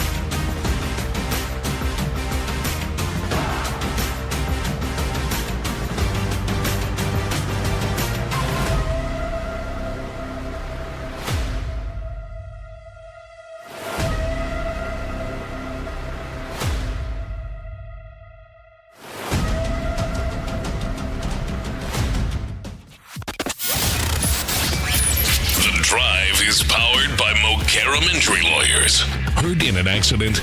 Call Mokaram Injury Lawyers at 281-222-2222. 95.7 The Fan presents The Drive with Stoerner and Hughley. All right, it's game day as we got a quick shot here as we will hand this thing off to Seth and Sean. Seth Payne, Sean Pendergast. They have the pregame show, and then you'll be set and ready to go post-game, the last post-game for the preseason, and then it becomes Bills week. It becomes the first week of cut week first, cut week, and then Bills week coming up. So. A lot of guys are going to be on the streets. I read an article this morning, top 10 players that will more than likely be released. There's some big names out there with the injuries at the edge rusher position, at the wide receiver position. There's bound to be question about the depth at the interior linebacker position, the depth at the safety position, if you will. There's going to be some guys on the streets that I guarantee the Texans are going to take a long, hard look at. Absolutely. So that'll be a piece of early next week. And as you mentioned, obviously it's never too early to get into Bills week as well. So yes, sir, get this last little preseason game out of the way, and then we tend to real business. Yeah, there's some Jake Andrews guys out there that the Texans are keeping their eye on in certain positions, like guys that could help them. Defensive end, as you talked about, is the one that makes a lot of sense since you've had several of those cats go down. All right, last night, get a little baseball in here with the Astros as they came up with a big win. This is a big series win, right? They go to Yankee Stadium, no Hunter Brown in the series, and they take 2 of 3 from the Yankees. Big last night. Hayden Wesneski, I like the emotion coming off the mound a couple of times. 91 pitches. I even give it to Joe. Joe said, I'm going to try to get you to the 6. He said, well, no, let me calm down here. Can't seem to get up out of here. But they are 67-67. They now have a full game lead over the Rangers, 3 games over the Mariners in the West right now, looking to get over 500 in this Mets series. But Wesneski, 5 innings, Clint, we can start there. 3 hits, 1 earned, 6 Ks, pitched with confidence. Again, I would love to push for starters to go, more than 5 innings. But if you could get anything close to that, that you would obviously love it to go 1 more inning and be a quality start. But right there, man, that is what they needed, and you get in and you damn sure, especially against the opponent. Obviously, Aaron Judge is not in there yet, but an opponent that scored 9 on you the night before, it's big to get that from Wesneski. Yeah, look, I mean, you had Wesneski going against Garrett Cole. Yes, you want to talk about what you would think would be a lopsided matchup. But Garrett was dealing too, to be honest with you, for the most part. Yeah, he's a tough watch for me because he's someone that I can't help but remember him being in an Astros uniform when he's pumping 98 off the ball. It's awfully fun to watch. But they knocked him off of it last night, man, and Okert got back out there and had a good outing. Blue Ball was absolutely nails and was able to give him 2 innings instead of 1 inning. That's where last night for me, from a pitching perspective, I got to tip my cap to Joe Espada. Was Blue Ball went out there and in that first inning, which would have been the 7th inning, was nails. And it was blatantly obvious that he should send Blue Ball back out there. But he already had Abreu out there warming up. And we're talking about it in the dugout while the Astros are hitting. What's Espada going to do? What's Espada going to do? Well, he sat Abreu down and pushed Blue Ball back out there, and he finished the 8th inning impressively. So, yeah, man, I mean, there were some good decisions made last night, and the way the Astros stretch that lead out and gave the pitchers a little comfort zone there was nice late. Yeah, that was big. They won 5-1. They're Pena scared you to death when he got hit, but they said the X-rays are negative. Then he pumped one out to extend the lead a little bit later on. So you feel pretty good about that. All right, 2 things that I need to address. Mm-hmm. Clint and Figgy. One I will give an apology to. The other one I will not.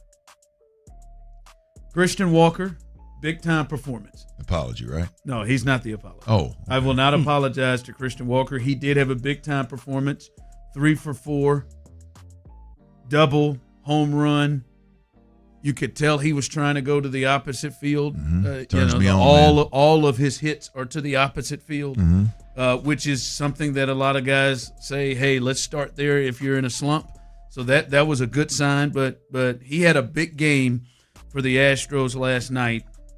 I do not apologize for having him in my stock down, or apologize yesterday for questioning if he should sit his ass down with the way he was playing. Oh, okay. But I will. What did you say yesterday? That I have a hard time doing. You got the saying backwards, right? You got in your mind. You scream criticism and whisper encouragement. All right, I screamed the criticism yesterday. What I will do, I will scream the tip of the cap to you. Big time performance. Scream the praise, whisper the criticism. Big time performance for you. They needed it. You needed it, and he came back and performed well. I probably would have maybe thought about sitting him down yesterday. But, hey, nice call on Joe. Push the right button. He's going the other way. Maybe he found something. Do not, text line coming in. Show, you absolutely should not apologize to Christian Walker. You were right for calling his ass out. I added the his ass out. You were right for calling him out, and the statement stands. He's been awful. Yes. Hopefully he picks it up. Well, we just want you to talk about him again today, so maybe. Now, where I will give an apology to, I want to give an apology to about 3 gentlemen. Yainer Diaz, Christian Vasquez, and this goes all the way back to you, Victor Caratini. Now, listen, you guys are not, Johnny Bench or Pudge Rodriguez when it comes to throwing runners out. Molina either. I won't leave him out of there. You're not that. But I think we've been a little bit too hard on those guys with the running game. These pitchers suck when it comes to holding on runners. Jazz Chisholm, the jump Jazz Chisholm got, it's like Hayden didn't even realize somebody was over there. Right. Yainer didn't have a prayer. One of them, another one, he caught it, and it was a good throw. But if you're not even going to look over there, a part of this, and hopefully, honestly, Brent Strom can help with this. Maybe Brent Strom can help these pitchers get better than this, because I don't remember, Clint, the running game. Now, Maldonado was there as well, but I don't remember the running game. Just guys just running at will, and their percentage seemed to be so low. Some of this has to go. A lot of this has to go on the pitchers. I watched that yesterday with Jazz Chisholm over there multiple times at first base. He didn't even look over there. Yeah. Just the jump of he's got 2 steps on it. Yeah, that's a hill that I will die on. Now it gets a little bit cloudy, because you would think a Major League Baseball organization would find a way to get it right with at least a couple of their guys. But the hill I'll die on is that 99% of the time bases are stolen the pitcher, not the catcher, especially at this level. Right? And so there's clearly something with Astros pitchers, and I don't know if it has to do with the rule changes. I know the league-wide, the rule changes obviously changed the game of holding runners on closer, tighter, which allows him to steal more bases. I get that, but it just seems to be egregious in Houston. So I like where your head's at. I apologize to them. I think I know I have put it on them a lot. He caught a ball yesterday that was thrown in a position where you would try to throw somebody. He didn't even attempt to throw. It didn't matter. Saved the arm. It didn't matter. Baseball Talk on 95.7 The Fan is presented by Xfinity. Scored the most reliable Wi-Fi, one price, 5 years guaranteed. Xfinity, imagine that. Coming up, before we hand things over, boy, if you did not hear what Mike Vrabel had to say about the newest Texan, woo! You better hear it. I wonder, does it at least make you pause a bit on what he's going to be able to do for the Texans? We'll discuss that coming up next. All right, look, I hope you're not one.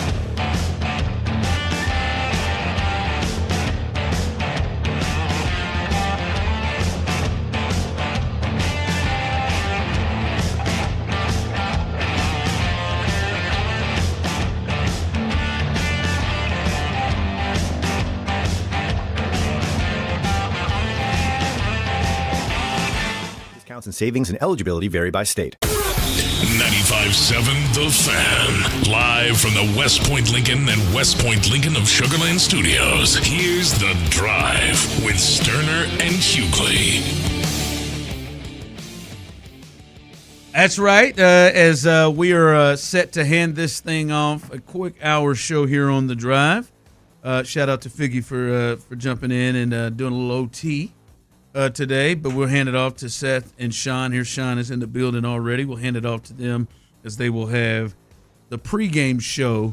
As you can listen to not only the pregame show right here on 95.7 The Fan, but you can also listen to the game right here. Mark Vandermeer, John Harris. Actually, John Harris will be doing TV. I'm sorry. Mark Vandermeer and Andre Ware will have the call for you.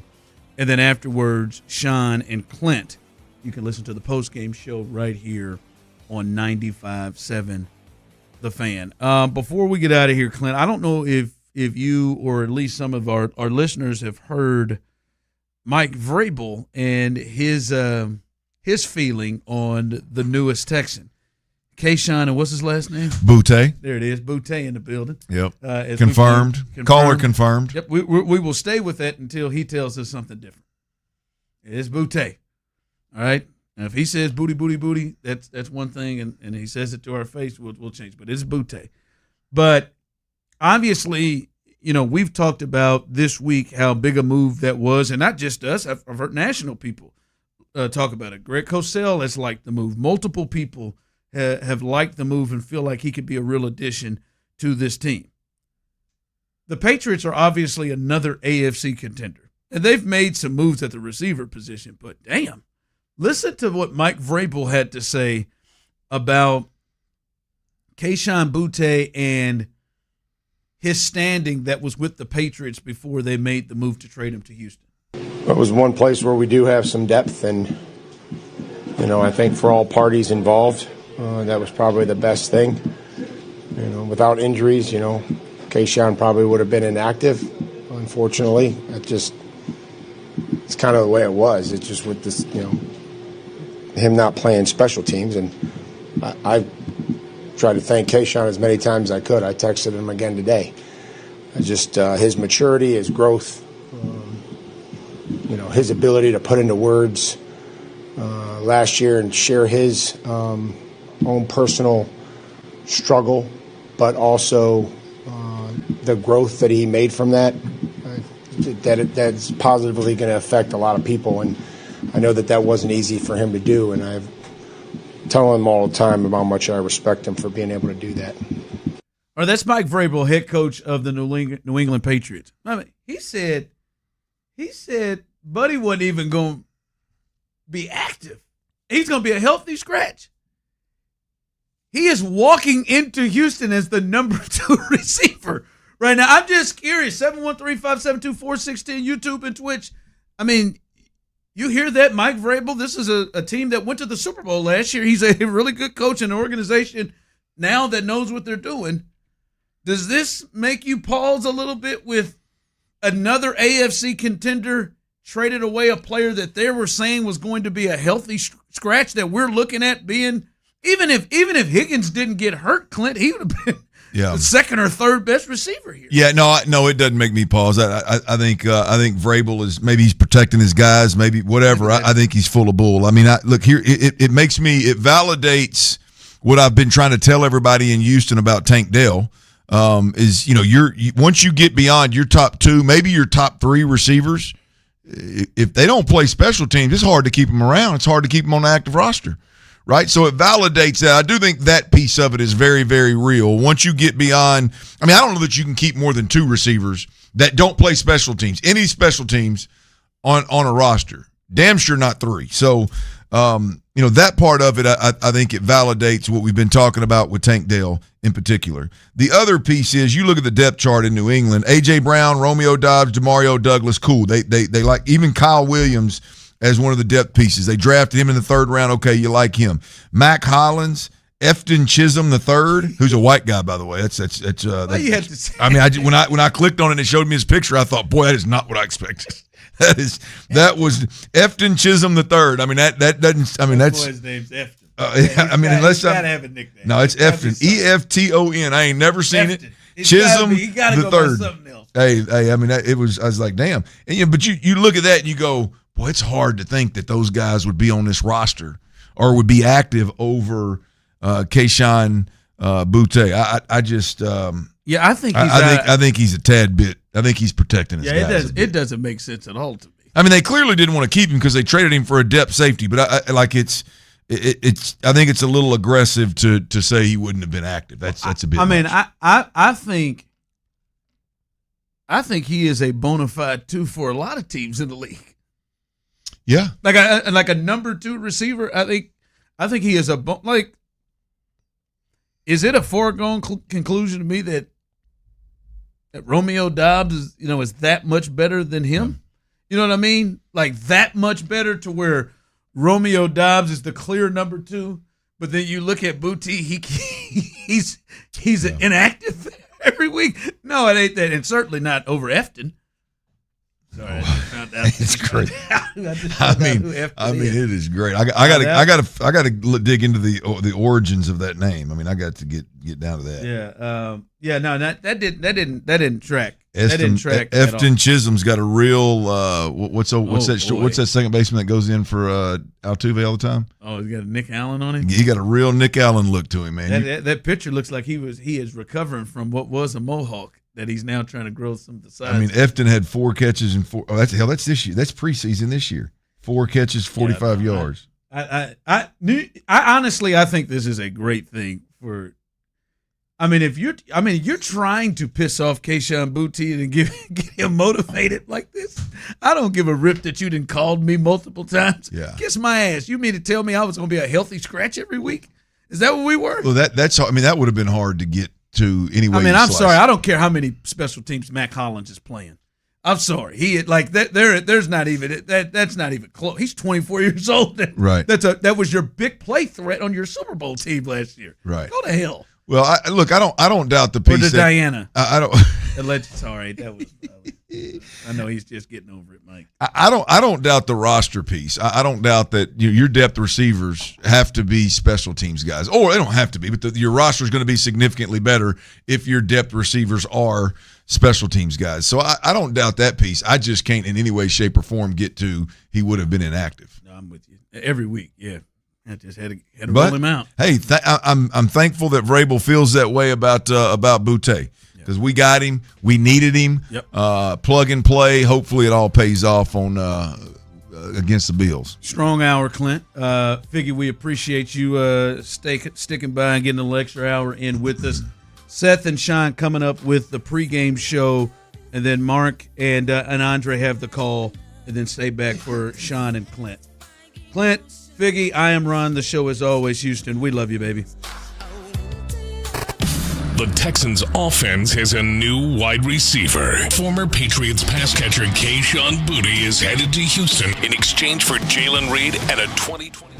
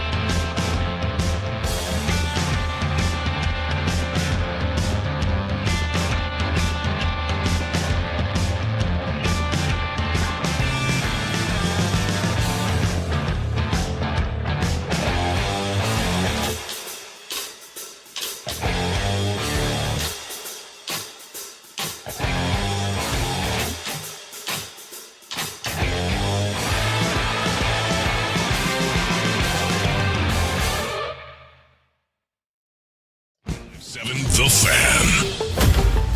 It's game day. Here we go! Your Houston Texans are ready for action. Touchdown, Houston! Welcome to Texans Countdown, presented by Modelo Especial. Also brought to you by Reliant, Houston Methodist, Heineken, and Cachada Casino Resort. Good afternoon, Texan fans, and welcome to Texans Countdown, presented by Modelo Especial. Welcome to Week 3 of the 2026 NFL preseason, where today, in Charlotte, North Carolina, the Houston Texans are there to take on the Carolina Panthers. The Texans and Panthers come in tonight following a joint practice on Wednesday where, by all accounts, the Texans dominated on both sides of the ball. Tonight, they look for their first win of the preseason. They are currently 0-2 in the preseason as we get ready for Week 1 coming up 2 weeks from Sunday. Hello, everyone. I'm Sean Pendergast alongside 10-year NFL veteran, original Houston Texan, and my co-host weekday mornings, I should say, here on 95.7 The Fan. And Seth Payne. And Seth, the starters are sitting tonight for the Houston Texans. That has been declared by D'Amico Ryans. They got good work done on Wednesday, but there's no shortage of storylines tonight for guys that are trying to either make the roster, make a final impression so they can get on the practice squad, or maybe even move up the depth chart a little bit. Yeah, and the Panthers starters are all going to be sitting as well. So they got, on both sides of both teams got the bulk of their work done in those joint practices. I think that there's still some decisions, I think, to be made, not as many as there were a few weeks ago, but also just in terms of the guys that are going to make the team.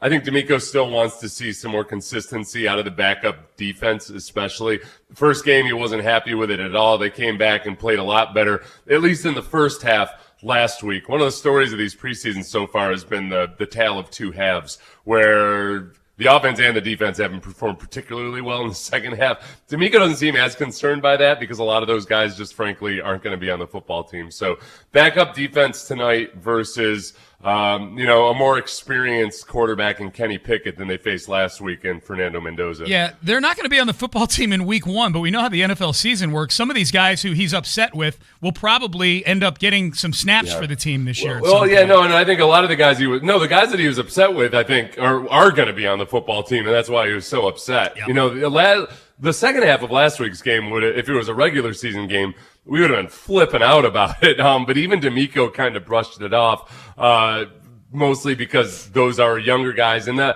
the second half of games also, there's just a few guys that might really screw you up who definitely aren't going to be on the team. That tends to create some lopsided scores that don't tell the whole story. But the guys on the defense who are backups who are going to be on this team and the team will rely on them at some point during the year, I think that was what rattled them a little bit in the first game. And they looked a lot better in the second game. So give us some of those names. Who do you think? Guys, not necessarily guys that are on the bubble to make the roster, but guys that we think are going to play tonight that are going to factor in some way when the regular season rolls around. Who are a few of those guys? Well, I think for one, Caden McDonald, and he's their second round pick. I think they wanted more out of him after the first game. I think he improved, but he still has a lot of improving to do.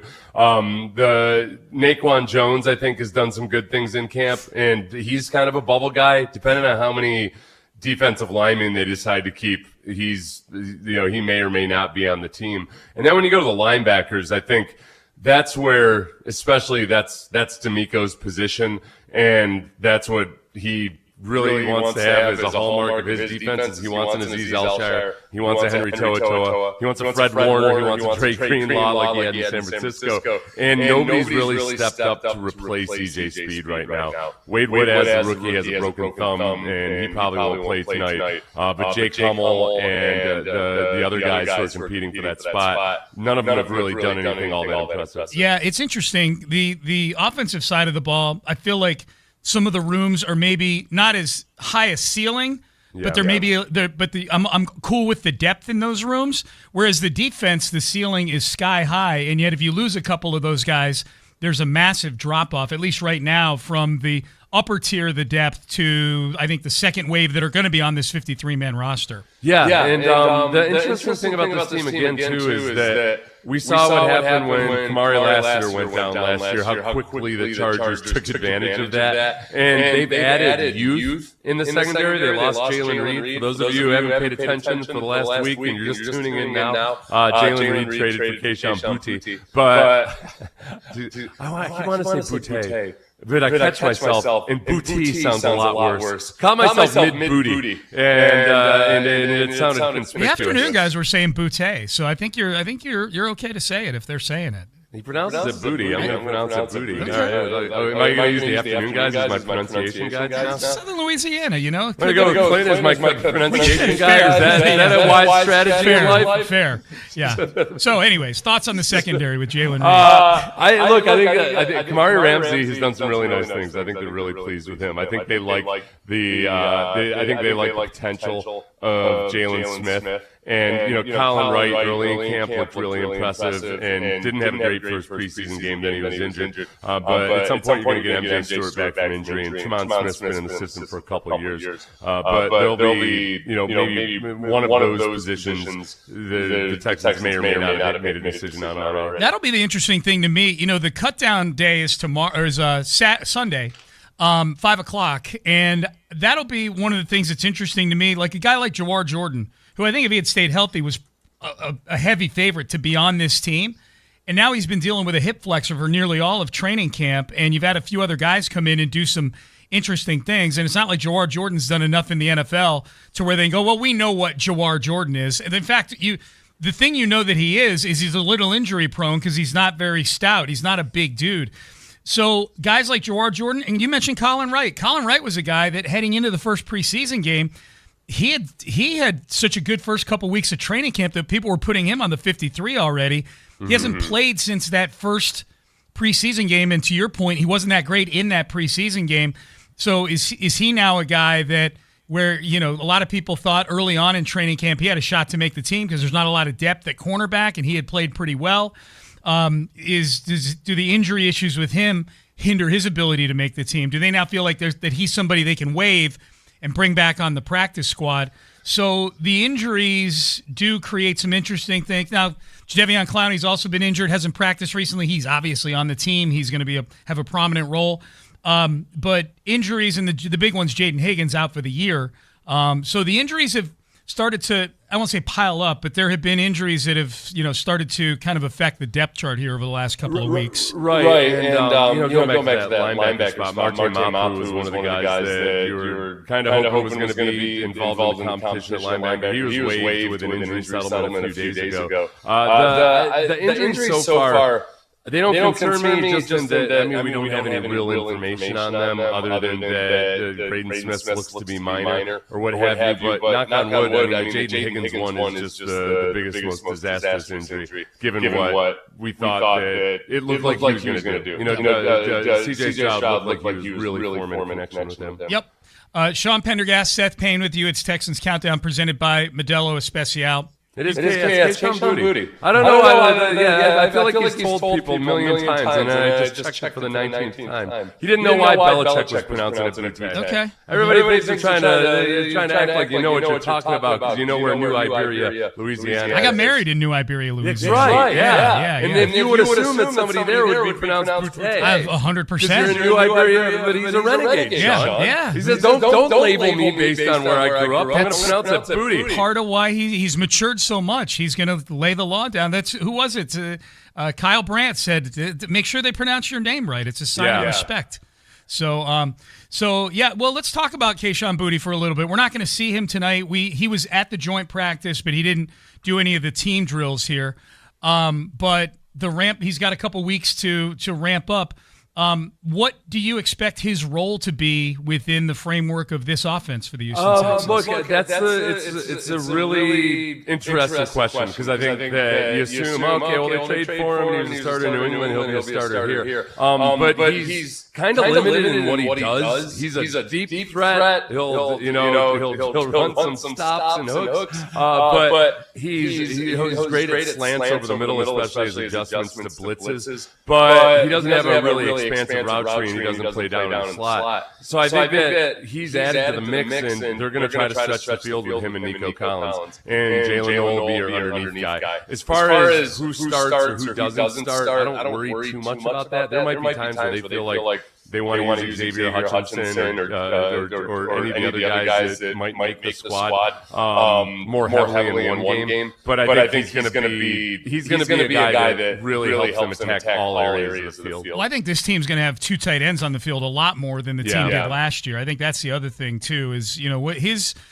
Part of how this receiving core has been affected by Jaden Higgins' injury, the addition of Kayshon Boutte, is the tight ends and the running backs are going to factor into that in the passing game this year, just as to how the receivers are deployed. They have beefed up, literally and figuratively, that tight end room with guys that I think are, Foster Moreau, consummate pro, Dalton Schultz, we know what he is. Marlon Klein, I think, has exceeded people's expectations here early on, as has Cade Stover. Cade Stover's had a decent camp here as well.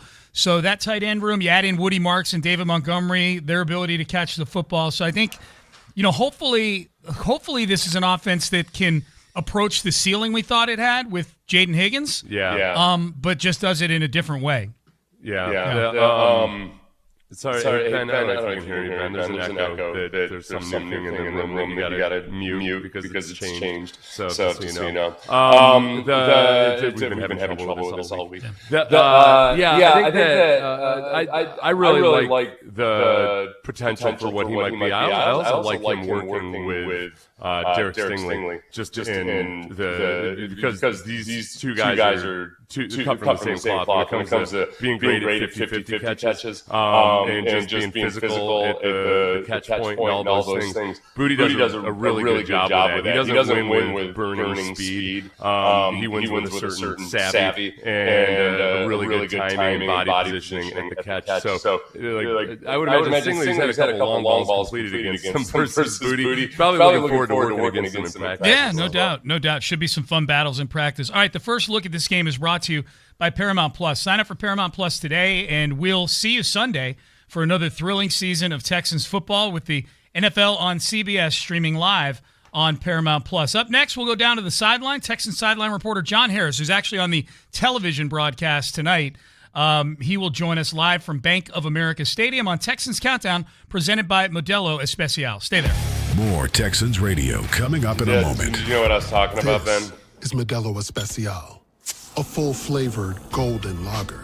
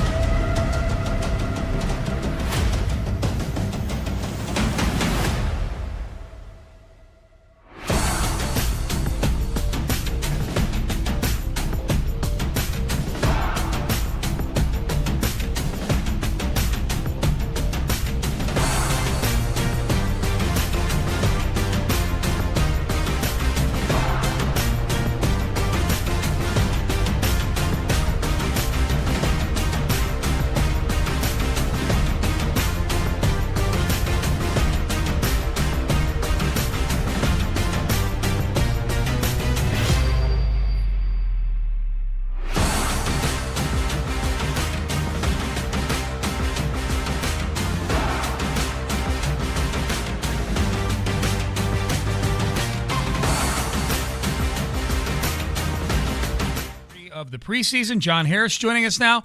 Johnny, set the scene for us. How are things in North Carolina today on the heels of Wednesday's practice? Hot. Sunny right now. Apparently we'll get a little bit of cloud cover, which will be kind of nice. But this is a beautiful stadium inside. I mean, it's got a great view of downtown where we are. So looking forward to some guys fighting for their football lives tonight, fighting for their football lives within the Houston Texans organization, and in some cases putting on film for 31 other teams to watch and see if they want to make a waiver claim or sign a guy afterwards. So this game has a lot of meaning. I mean, we talked about it throughout the last few weeks, and especially in the preseason. Like, look, week 3 last year preseason at Detroit, Graham Mertz had no idea what he was going to do, and then he goes 14-16, and everybody's looking around going, we might need to keep Graham on the 53 because if we subject him to waivers, somebody's going to snatch him up, especially after what he did. So this game is going to matter for a handful of guys, but, the starters aren't going to play. You're not going to see. They got enough work, and I thought the cut you played coming in just kept reverberating in my head because when I was talking to Woody Marks after practice on Wednesday, I said, Woody, did you guys take that personal? Like, coach saying, the effort wasn't good and Monday in practice. And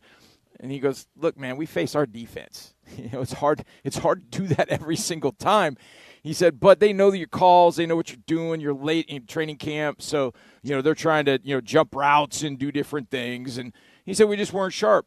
He said, but we got the message when the lights went on Wednesday in practice, and both sides did a really nice job against the Panthers, both offense and defense. Yeah, I guess that's the tough thing, too, is not only just going against the defense, but I think with the offense and the offensive line, especially when you want a certain element of physicality in the run game, there's only so much you can do when you're not playing full tackle football.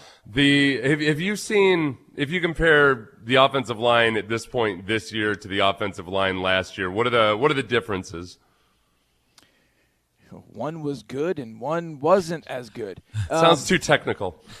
Yeah, I mean, dumb it down a little, Johnny. Okay, if you just boil it down to, and it's funny because we talk about this all the time when it comes to the draft. You watch a guy at times, and you're like, "Well, why is he good?" And I'm like, "Well, he just blocks his guy." It's like sometimes it's as simple as that. But I think there's a lot that goes with the differences in the offensive line for this year, last year. You're talking about guys now that most of them have a full year in the system, and the guy you brought in that didn't have a full year in the system might be the most talented offensive lineman you have, and might be the most talented interior offensive lineman you've had in a long time, that being Keelan Rutledge. So you've got continuity for the most part. Then when you bring in a rookie, dude's a stud, and he can play center, he can play guard, he sets the tone. So you've got a lot of that going on, and then you've got Ariante in his second year, not a first year. Trent has lost weight and, playing very well on the right side. Last year when Cam Robinson was in the lineup, I don't know that anybody felt really, really good about that. Like, he's out there because we paid him some money, but is he really one of the 2 best tackles we have? And we eventually found out, no, he wasn't. And he didn't stick with anybody else at that point. So you realize, okay, we've got to get guys on the field at that point that you feel really good about. And last year, the Lake and Tomlinson thing at left guard, and it was like, well, about 2-3 weeks in, you realize, no, this ain't working. Well, let's try Juice. Well, I don't know if that's working. Hey, let's rotate him. I don't know if that's working. And eventually you put Titus there. Once Trent was healthy enough to go play right tackle, and then you started finding something with that offensive line. I think you're finding that a lot earlier this year. Obviously, fingers crossed everybody stays healthy. But I think a big piece of that has been Evan Brown. I think Evan Brown has played very, very well at center. He's picked up the calls about as well as you possibly can. And I think Evan has played really well at center, which allows them to let Keelan play at guard where he is more of a natural. And it's something that the three of us talked about, back in the offseason. Like, hey, if it comes to that, Teller doesn't work and Ingram doesn't work, whatever, or they're hurt, you just slide Rutledge over to his natural guard position and you don't lose anything. In fact, you probably gain something.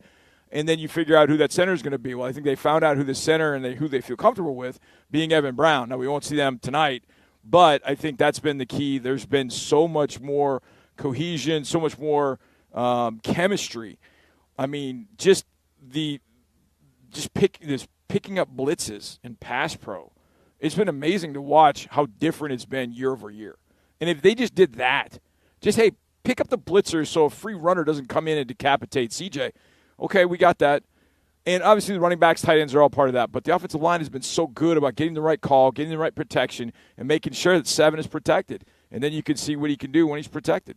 John Harris is joining us here on Texans Countdown, presented by Modelo Especial. Johnny, one more from me on the offensive line. D'Amico had big praise for the improvement of Blake Fisher on Wednesday after practice. I'm curious your thoughts on where Fisher kind of fits in, how much Braden Smith's injury, which we know it sounds like is only going to be temporary, just a few weeks.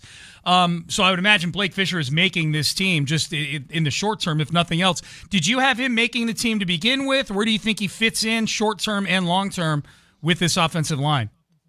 I think the question for Blake is, at what point did I realize he was making his team? Mm-hmm. Because I think when you look back to the OTAs and offseason and you're like, okay, well, Braden's healthy and Trent's healthy and you got Ariante, where is there room for Blake? I don't know that you're going to keep 4 tackles. Maybe you do. He did a good job at times in that 6th offensive lineman role. I don't know. And then you go into training camp. You go into training camp, and you're like, I don't know. I mean, Blake just feels like he's odd man out. And then training camp starts, and you're like, hey, 57 might be one of our best linemen we have right now. Like, he's playing extraordinarily well. His pass pro looks completely different year over year. His run game, he's always wanted to finish in a run game. He just looked like a totally different player. And it was about a weekend when I went, that dude's making his team. Now, I don't know if he's going to start. I don't know if he's going to be the 6th offensive lineman whenever they want to go jumbo, but that guy's going to play a role with this team this year, and he's better suited to do it in year 3 than he is in year 2. And I just think he's been improved. And I was glad to hear Coach say that about him, because I've been thinking it for a while. But there are times when you don't hear about a player, you're like, I'm seeing the right things, right? Like, I'm seeing him.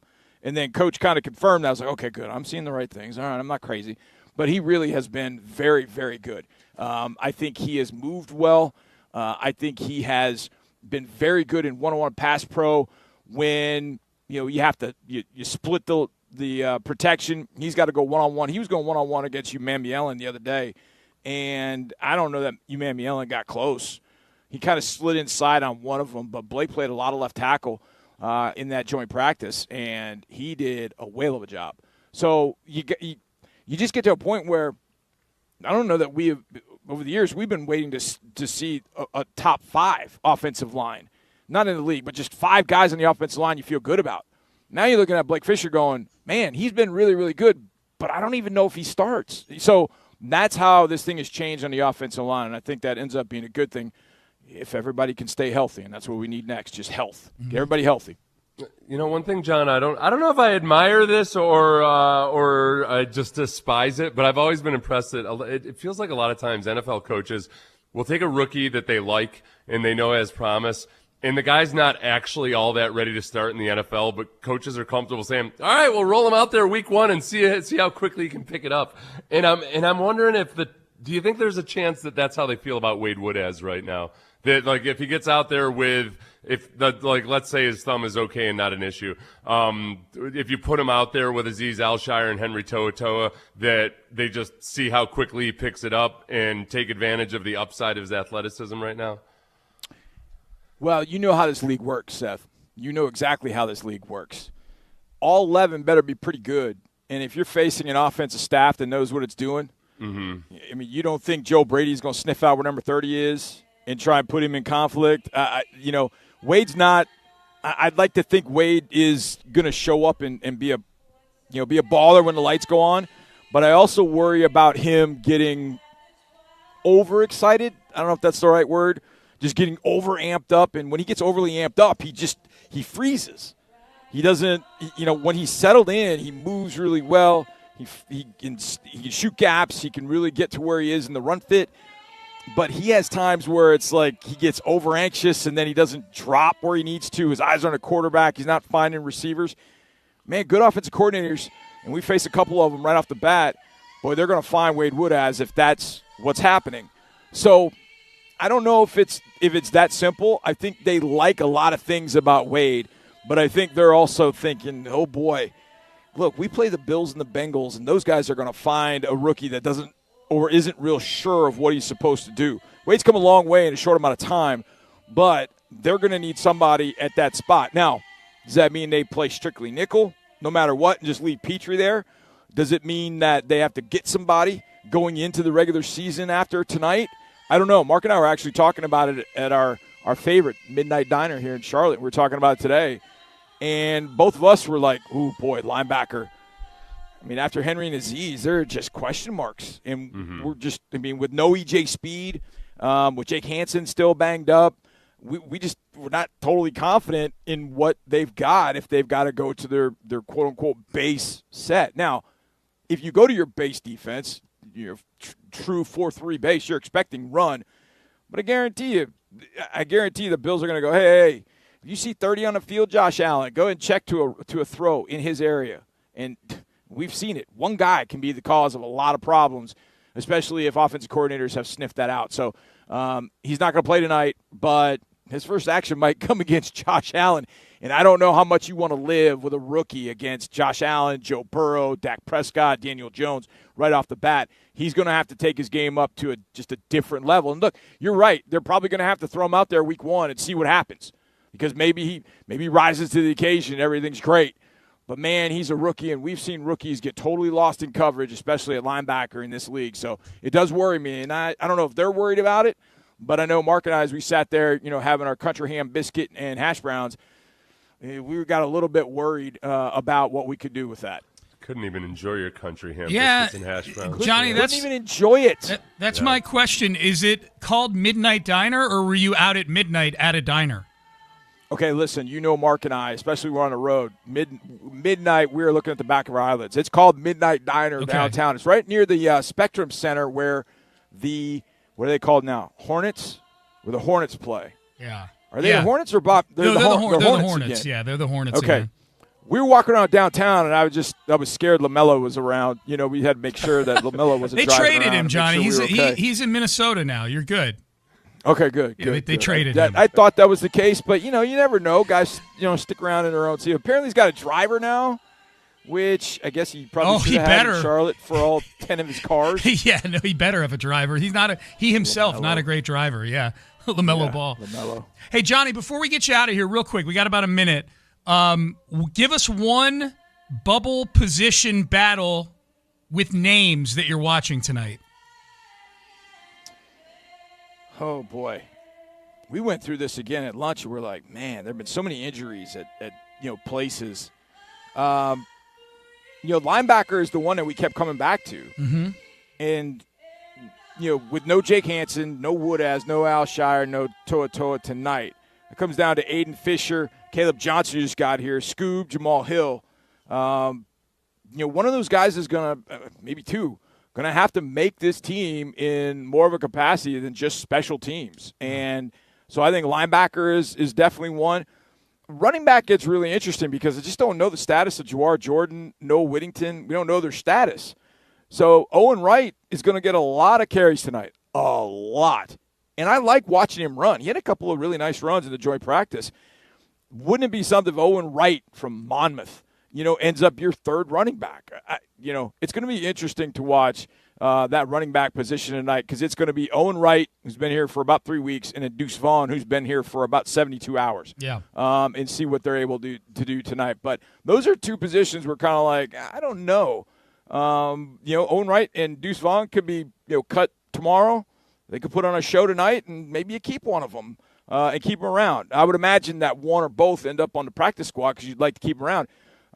But your running back depth is stretched really thin at this point, given the injuries to Jawar and to Noah Whittington. So that's maybe one spot they look at waivers. I don't know. British did some decent things in the joint practice. I don't know if we're going to see him much at all tonight because I feel like you got to keep him healthy, if nothing else, because he might be your number 3 as well. So I think running back with those two guys, and then I would think linebacker as well. There you go. John Harris, Texan sideline reporter. He is on the TV broadcast tonight on Channel 13 on KTRK with Kevin Kugler. What is it? Kevin Kugler, UND, right?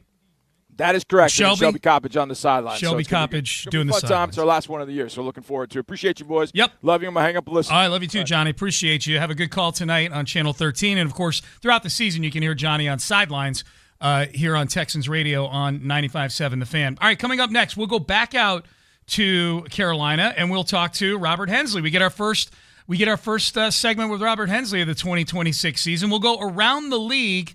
No games on the schedule we're going to go through with Robert because it's the third week of the preseason, but we will go through a few over-under win totals that Robert likes and will break down for us here. So if you're into that sort of thing, Robert's always got great information. So we'll do that coming up next. It is a Friday edition here of Texans Countdown presented by Modelo Especial. 6 o'clock kickoff tonight between the Panthers and the Texans. Stay there. You're listening to Texans Radio.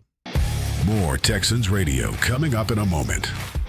To all the physicians, researchers, and nurses who've made all the difference, the families you've helped would like to say, thank you, Texas Children's. To hear their stories, visit texaschildrens.org.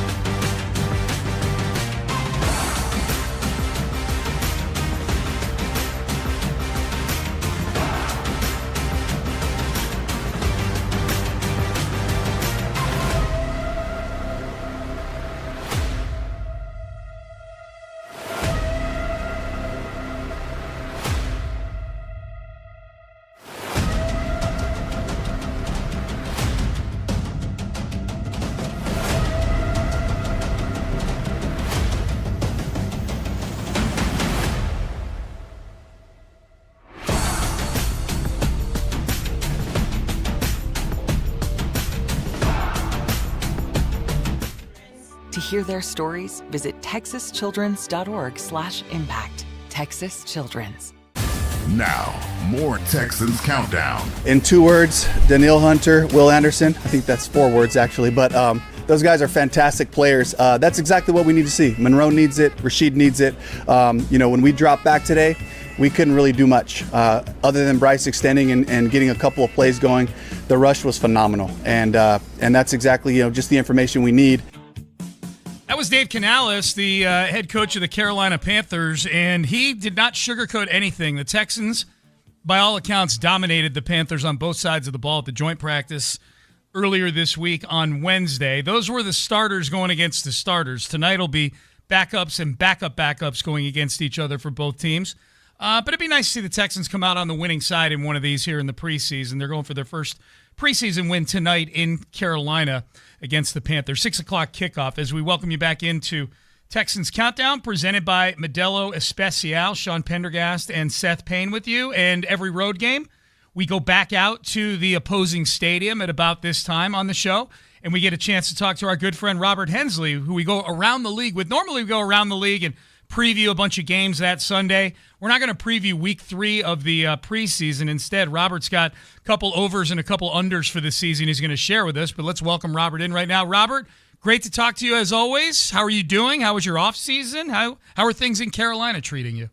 Good afternoon, guys. This city is actually, I think, underrated. I mean, at least the part of the city that we saw, very clean, nice, good options, restaurants, and they got a minor league stadium here, baseball stadium, plus they've got basketball arena. It's I'd say Charlotte's underrated. Okay. I was surprised. We've been here plenty over the years, but this is the first time we've been here for several days, and I kind of liked it. Good deal, man. Good deal. Well, let's get right into the stuff, the information that you shared with Seth and I here, so we can share it with the audience. Before we get into your overs and your unders for the season, lay out for us just exactly what type of volatile world are we living in the NFL right now as people are looking at how teams did last year and potentially what it could look like this year. Did 2025 teach us anything? Yeah, these over-under win totals, you can look at things. We're here, 2 weeks before the season gets underway. You can look and say, oh, this team's clearly better than that one, or this team's a heavy favorite in their division, but you can never really predict what happens in the NFL. Last year alone, 7 teams saw their records improve or decline by at least 6 wins. That's the most that we've had in one season since 2008. I mean, we are on a 17-game schedule now, but even then, even with one extra game, it's rare for teams to flip by 6 wins, and we had 7 of them do it last year. There's a lot of things that factor into that. There's, injuries. If you have a star quarterback and he goes down, how are you going to respond to that? There's locker room dissension. Some teams end up, imploding because they can't keep their locker room together. Plus, you've got the luck factors, whether it's turnover margin, a ball tipped in the air, does it get intercepted or does it hit the turf? Do you have a good fumble recovery rate? If balls hit the ground, teams are good at forcing fumbles, but once the ball hits the ground, it's basically 50-50 who's going to get it. So teams that tend to have a high number of fumble recoveries, percentage-wise, end up having better records. Teams that pull out close games in the end, that's hard to duplicate from year to year. Teams that do well in tight ball games tend to regress toward the mean, and that's going to be one of the factors as we get into some of these teams that I'm predicting are either going to exceed or fall short of their over/under win numbers. Yeah, so I'm interested in hearing what you think about the Lions, because the Lions are in that category where, man, they had a disappointing year last year by their standards or by what people expected of them. They also saw their head coach, who's not a coordinator, taking over offensive play calling, which always raises your eyebrows a little bit, and you wonder, okay, just exactly how is this Dan Campbell thing going to work out? How do you see it working out for them this year?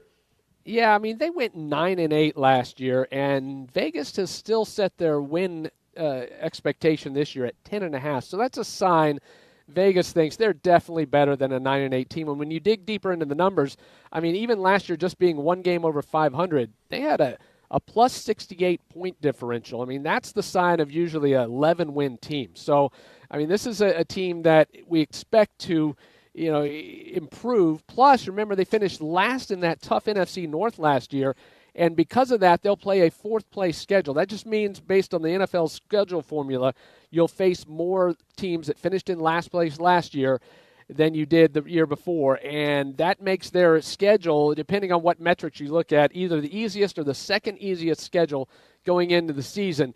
So, I mean, that's a huge factor in how many wins to expect from a team. And the Lions, 2 years ago, were one of the best teams in the NFL. I firmly expect them to improve, and it wouldn't surprise me if they win 11 or 12 games. That factor you're talking about, Robert, that fourth place schedule thing, I think sometimes people think it affects the whole 17 games somehow. 14 of the 17 are done by a formula, but when it comes to something like a season win total, that can make the difference. You're talking about 3 games that are variable, and just as an example, because the Texans do play that, the 17th game for the Texans this year is against the NFC North. They play the Packers in Green Bay.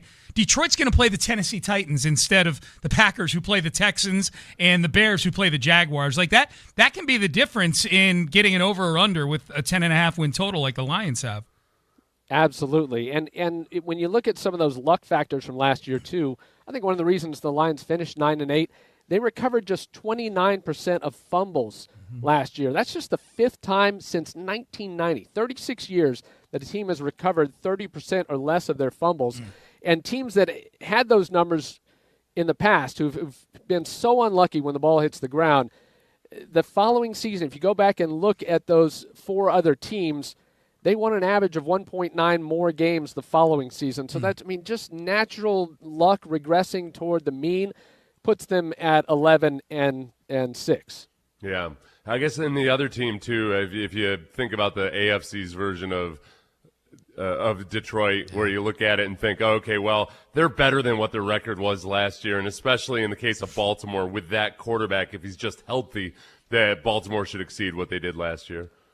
Yeah, they had bad luck in one-score games. They were just 1-4 in one-score games last year, and even though they finished 8-9, their point differential was plus 26, which is better than a 500 team, certainly. And because they played poorly last year, whether it was because of Lamar Jackson's injuries or their defense, the first part of the season was absolutely awful.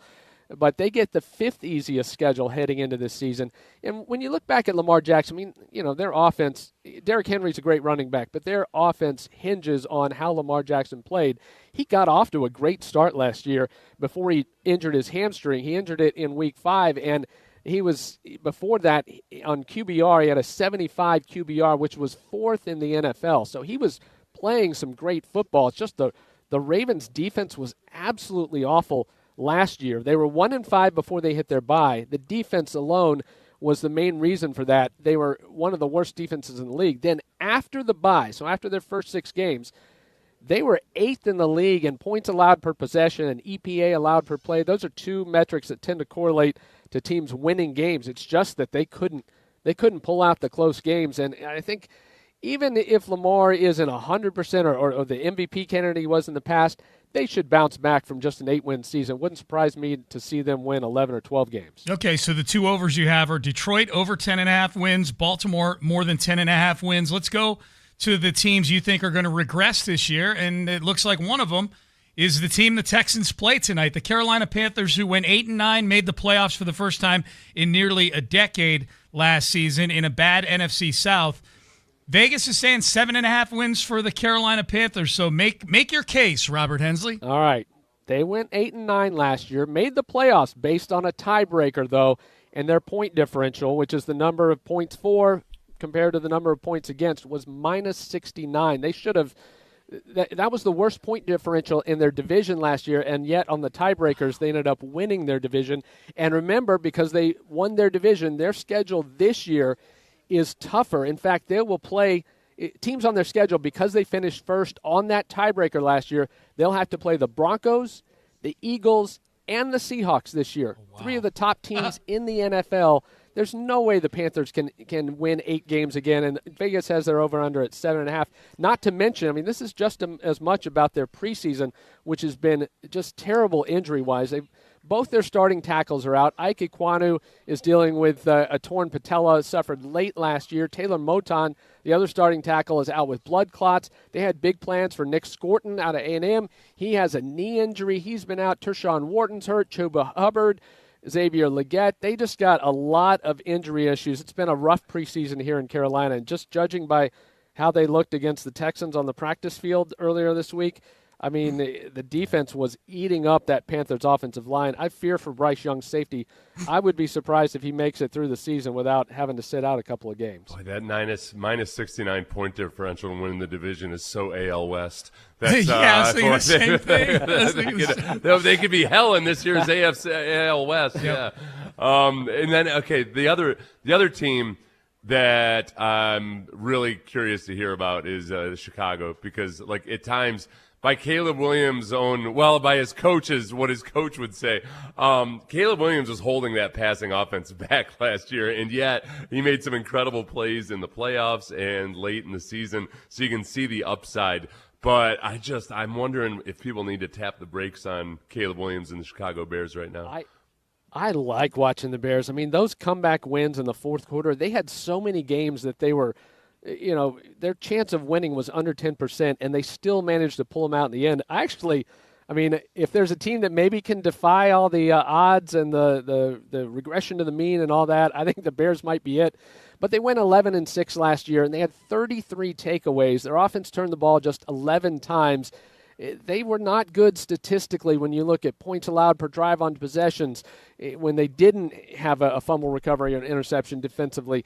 They also recovered 2 out of every 3 fumbles in their games last season. When you look historically back at the teams that have done that since 1990, it's less than 24 teams. In the following season, those teams collectively recovered less than 50% of opponents' fumbles. So it just bounces the other way. Because of all those turnovers, their turnover margin at plus 22 is one of the highest we've seen in the last 35 years. Those who ended up in that neighborhood, the plus 22 and better, have averaged a turnover margin of plus 3 the following season. It's just everything that could go their way did, and that's why they went 11-6. They are an exciting team, and I like Ben Johnson. I think he's a great coach.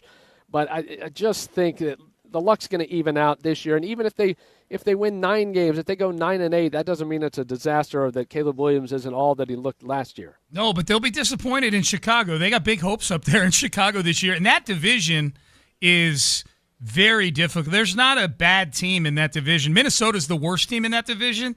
And I think they're going to be playing with a significantly upgraded quarterback situation this year.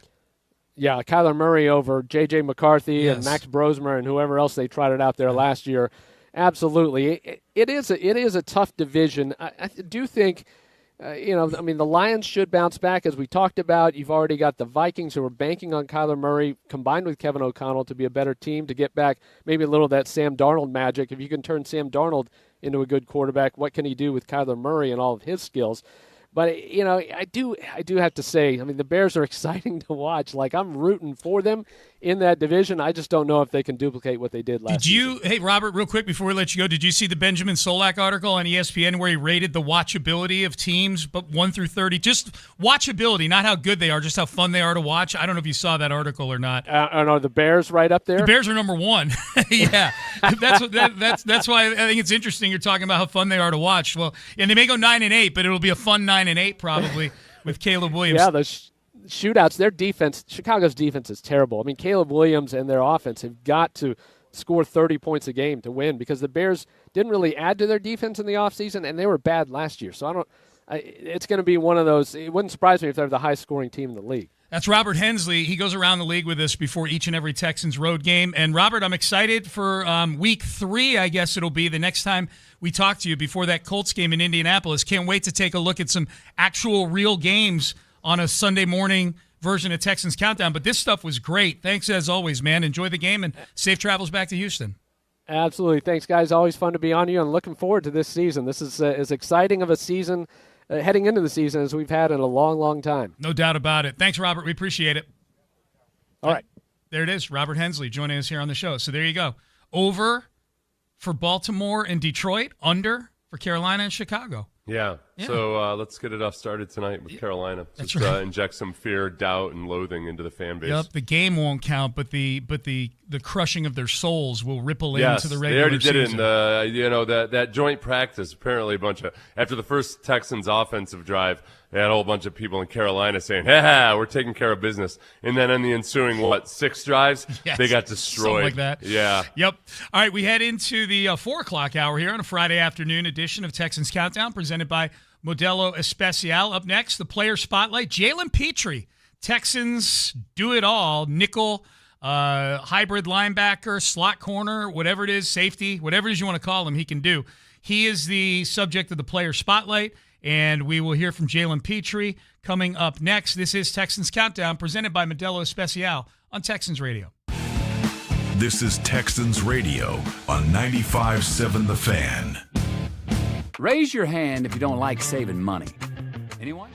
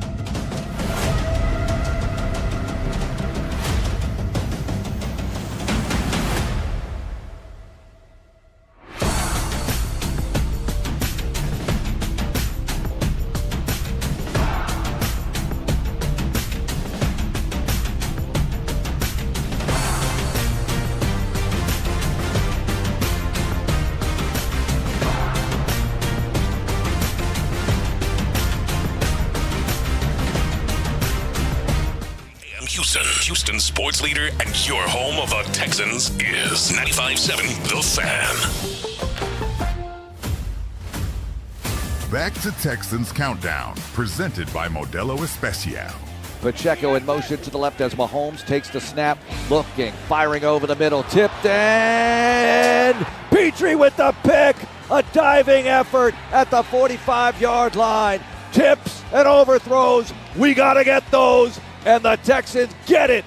The deflected interception. That was one of the best interceptions I think I've ever seen.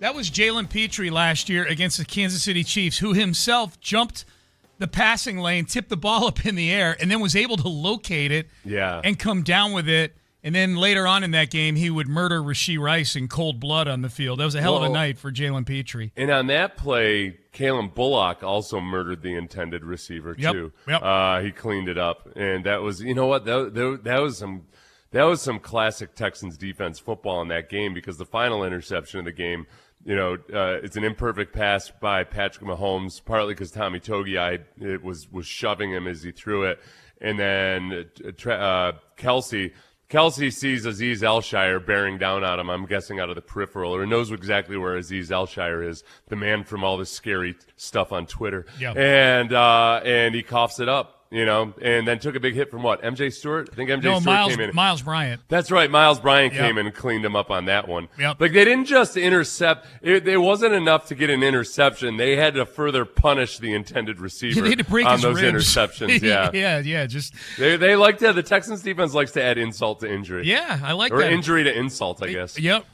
I like that about them. I like that. So that was Jalen Petrie intercepting a pass against the Kansas City Chiefs. Why are we playing that? Well, because Jalen Petrie is the subject of this week's Player Spotlight. As we'll welcome you back into Texans Countdown, presented by Modelo Especial. I'm Sean Pendergast, alongside Seth Payne, getting you ready for tonight's matchup between the Texans and the Carolina Panthers. Let's go to that Player Spotlight right now. Here is Greg Bailey of KTRK talking to Texans safety Jalen Petrie. Last work for the first team against opposition before you guys play a game for real, man. You satisfied with what you guys have done? Never satisfied. Like I said, it's always things that we can correct, always things that we can get better at. So that's where we're going from here, and we're trying to get better before, week 1 versus Buffalo. How is this a better defense than the one that started training camp? Just more time together. I think when you're able to spend more time with people, get to, continue to learn from them, continue to build something, I think it always gets better. Your corner tandem. How good are those guys? How do they kind of continue to amaze you with their dedication to their craft? They're different. They're like the best of the best. Every type of corner that you want, you got them in them too. Like, you're going to cover the best, you're going to tackle the best, you're going to communicate the best. Like, it's nothing that those guys can't do. They some dogs. Like, they're different, for real. They're different. It's crazy. Like, I don't think I've ever seen this type of tandem on a team before. Like, this is like a match made in Houston. You know what I'm saying? It's beautiful to see and beautiful to watch. Speaking of fun to watch, you and Reed Blankenship have formed kind of a nice bond out there, man. What has he brought to the table? Dog. Top tier player, a guy that communicates very well, a guy that's going to play with his hair on fire, and a great teammate, a guy that's always checking on you, like always asking you what you see, what he sees. Like, it's a good communication thing there, and I'm very appreciative to have him on his team. Like, it's going to be good going into the future and continue to build that bond with him, because like I said, like, we've only been with him for about a couple months, but it feels like he's been here for a couple years already, just the way that he's been able to gel with us and get in and just fit with us as much as he has. Have you seen your off-season work pay off? Because I know you dedicated yourself to that. Are you starting to see that pay off with the kind of things you want to see? Oh, yes. I'm very appreciative for everything that I did this off-season, and I think it's definitely helping me. I wouldn't say, paying off just yet, because I don't know if it's like, but my body feels good, and I'm ready to go. It's great talking to you, man. Great to see you. We look forward to seeing you more in the regular season. Yep, always good to see you, too. All right, that was Jalen Petrie, Stafford's own Jalen Petrie, match made in Houston. I like that. Yeah, boy, back in the days when just the newspaper headline could really be emblazoned in your memory. That's a good headline. It's a really good one. Yeah, that's a really good newspaper headline. Yes. Probably not clickbaity enough for internet headlines. No, but it needs to be more for an old school newspaper, front page of the sports section. That would be beautiful. Jalen Petrie. He's an old soul. He's writing headlines in 1993. He's kind of an old soul, though, Jalen Petrie. Boy, it has been really fun seeing Jalen Petrie come of age. Jalen Petrie is a player that I know, look, Nick Caserio picked him back in 2022, so he's one of these guys that predates the swarm mentality entering the building. He had it already before it got there. But, I don't know if Texan fans remember vividly, but Jalen Petrie struggled in DeMeco Ryans' first year here to the point where he got benched at the end of the year in the Week 16 game against the Cleveland Browns. And then he got a decent contract extension after last year. And he, all of a sudden in 2025, it seemed like everything clicked for Jalen Petrie, where his contract, which just kicks in this season, he's under his contract extension for 3 years kicks in 2026. So he's under contract through 2028. That looks like a really good deal right now. Jalen Petrie has turned into a really, really important X factor for this defense. Yeah, no, and it's in line with the way a lot of defenses right now are adjusting to the way offenses are running, which is, man, it's if you try to match personnel all the time and you run your base in when they've got two tight ends, and you can kind of get out of sorts as a defense. So what a lot of defenses are doing, and the Texans is among the best at doing it, is just saying, well, we're going to keep Jalen, we're going to keep our fifth defensive back out there, and we'll play defense, and he's not going to be the ideal run stuffer all the time, but because he is so physical and is so aggressive, you can do a lot more and then still be safe in your pass coverage. So you're seeing more teams try to do this, and it's hard to find guys like Jalen Petrie. Yeah, stylistically, the fact that he plays so physical allows you to keep him out there, I think, and that's really nice. I like what he had to say about Reed Blankenship. We've not talked much about Reed Blankenship just because there's so much star power on this defense that signing gets kind of lost in the wash a little bit. Reed Blankenship would be one of the more significant signings on a defense that was less talented than this one. Although I would say he's significant on this defense because this defense is looking to go from great to really great, and one of the only areas that really required shoring up was that other safety spot, which was kind of a revolving door last year, and probably one of the reasons why if we're kind of nitpicking at this defense and finding things that they didn't do well, because they did most everything really well, was they gave up a disproportionate amount of big plays for as good as this defense is. They were like middle of the pack in big chunk plays given up. That was one of them. And the other thing, too, was that their red zone defense wasn't as good as everything else was on the defense. And that's, I think, one of the big reasons that DeMeco drafted Caden McDonald. After the Texans drafted Caden McDonald, he said, look, there's just certain times where you absolutely have to stop the run. And then he did a little ellipse afterwards. He didn't really answer the rest of it. I think he would have wanted to say, we didn't do it all the time when we really, really needed to or wanted to. And as it is with the offense needing to be physical in the run game to be good in the red zone, defenses need to be able to be physical and stop the run down in the red zone. And that was one of the areas that I think was probably a focus of attention in the offseason. What do you think of Caden McDonald so far from what you've seen from him? I think he's made a lot of progress. I think that he's still got more to go. And the one thing that I do think there's certain fronts that the Texans run in short yardage situations or when they really need to get a stop, when they play with 5 defensive linemen, where he'll be effective immediately when they can just line him up right over the center. And that's probably where he's going to see the most action early on. Everything else is kind of a work in progress. And I think that they're asking him to do some things differently with his stance and really refine how he uses his hands. And he's gotten better from day one of training camp. I think he still has a little bit more to go. And that's why you're seeing him getting so many. Some of these guys, some of these younger draft picks aren't getting that much work. Marlon Klein hasn't gotten a ton of snaps in preseason games, where Caden McDonald's been out there a lot. They want him to get as many reps as possible. Sean Pendergast, Seth Payne with you. It's Texans Countdown presented by Modelo Especial. Just circling back to Petrie for a second, Seth. Petrie missed a few games last year with a concussion. I think his concussion ran concurrently with CJ's concussion. I think they were both out for those 3 games where Davis Mills came in and they went 3-0 in those games.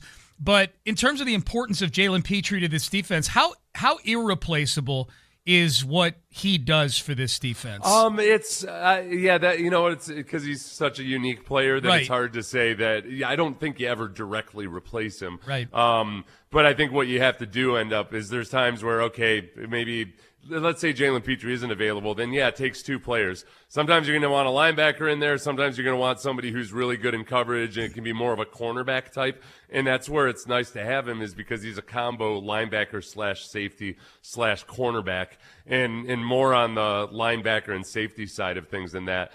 But that's where it's hard to find those guys. And the other part of it is, I think because he's so smart, and he anticipates things so well, that you can ask him to do multiple things, that it's hard to just slot somebody else in there. No matter how physically capable they are, it's hard to ask them to go in and kind of wear 3 different hats and do all of these different things. So you don't replace him. You have to just change the way you call the game. Yeah, he's a fascinating piece for this defense. He really is. So I hope you enjoyed that. Jalen Petrie, the subject of the player spotlight. All right, up next, let's go by the numbers.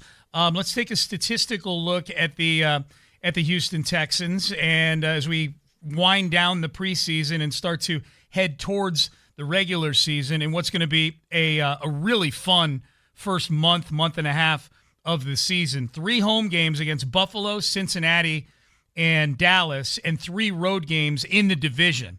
That's about as fun a first 6 games as you can come up with, in terms of, you couldn't script it any more fun than that.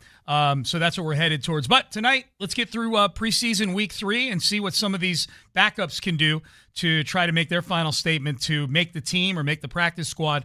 We'll continue on here on Texans Countdown, presented by Modelo Especial with By the Numbers. We will do that coming up next. Stay there. You're listening to Texans Radio on 95.7 The Fan. More Texans Countdown coming up. H-Town, the Houston Texans, ConocoPhillips, and Coca-Cola Southwest Beverages awarded grants of up to...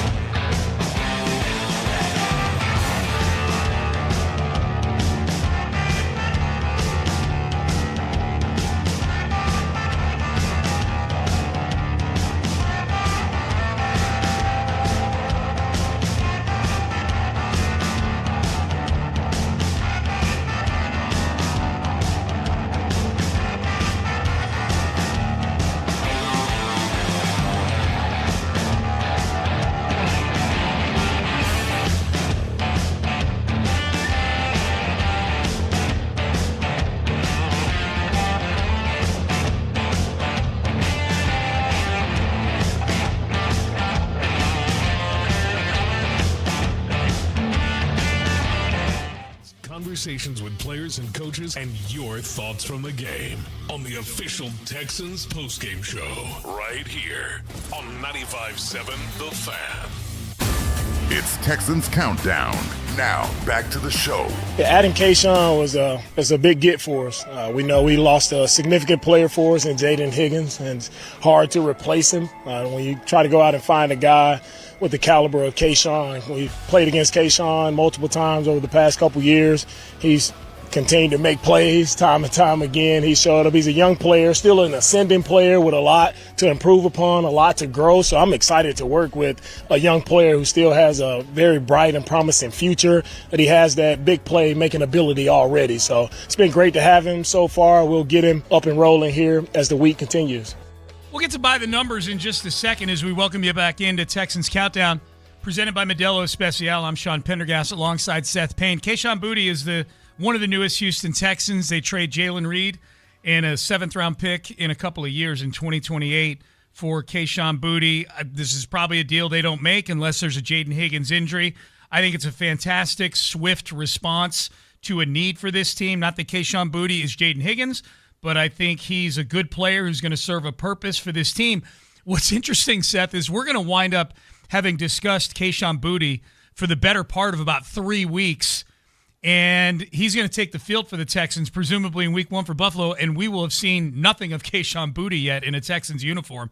Well, he's going to be more talked about than, for a long time here before we even see him, because the practices, I don't know, are open anymore like they were during training camp. So it's going to be a new thing for everybody here. You get a little bit more of that and just seeing him pregame and everything, but not exactly how they're planning on using him. Right. And all of that goes into it. Yeah, this I appreciate that they don't want football on Labor Day, which is cool and all, but I do not like this 2-week gap between the final preseason game and the beginning of the season. I do not either, man. What am I supposed to do? Spend this time with my family? Oh, what are they thinking, man? What the hell are you guys suggesting? Yeah. I need filler. All right. Yes. Thank you, college football. Yeah. Which starts this weekend, by the way.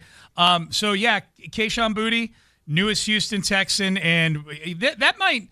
If you're Buffalo, that's something for their defensive coordinator to think about here. You're right. Like, we have no idea what Kayshon Boutte we know what he looks like in a version of this offense, but we don't know how the Texans and Nick Caley are thinking of using Kayshon Boutte. They don't. Yeah, and there are a lot of unknowns about that matchup versus Buffalo because they've got a brand new defensive coordinator, and the Bills have run the same defense for a long time with Sean McDermott. 4-3, a lot of zone, and now they're getting a defensive coordinator that's going to be running a 3-4. Going to be giving you all the sim blitzes, going to be blitzing, going to be playing a lot of man coverage, and you don't know exactly how it's going to look. He comes via Denver, so you watch some Denver film and try to figure out methodologically what he might be thinking, but you really don't know exactly what that defense is going to look like. So that's a big challenge for Nick Caley, the offensive line, and C.J. Stroud, is that they'll be seeing a lot of things that they just haven't seen on film in that first week. Yep. No doubt. All right, let's go by the numbers as we welcome you back into Texans Countdown, presented by Modelo Especial. I'm Sean Pendergast alongside Seth Payne. We are under 2 hours away from kickoff between the Texans and the Panthers, live from Bank of America Stadium in Charlotte. We'll talk to the men behind the mics in the next segment.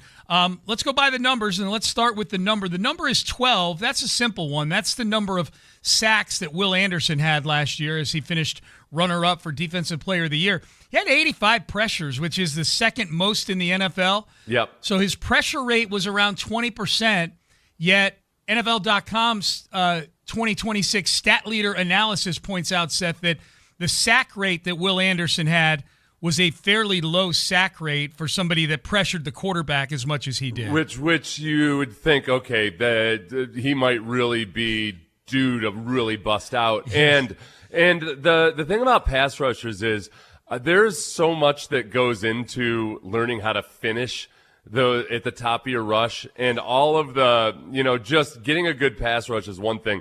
Actually completing the sack, it takes a while. In most great pass rushers, you'll see kind of a steady rising in their sack totals over the course of the first 4 or 5 seasons of their career. You look at Myles Garrett, And he didn't have 16 sacks in a season until his 5th year in the NFL. And he did that for a couple times. But, like, it was 7 sacks his rookie year, 13 and a half in his second, 10 in his third, 12 in his fourth. And then all of a sudden he really became one of those upper teen sack guys. So that's what Will, every year he's really open about talking about what he's working on his rush. In, the last couple of years, it's been just that, finishing at the top, getting the strip sack, all those things.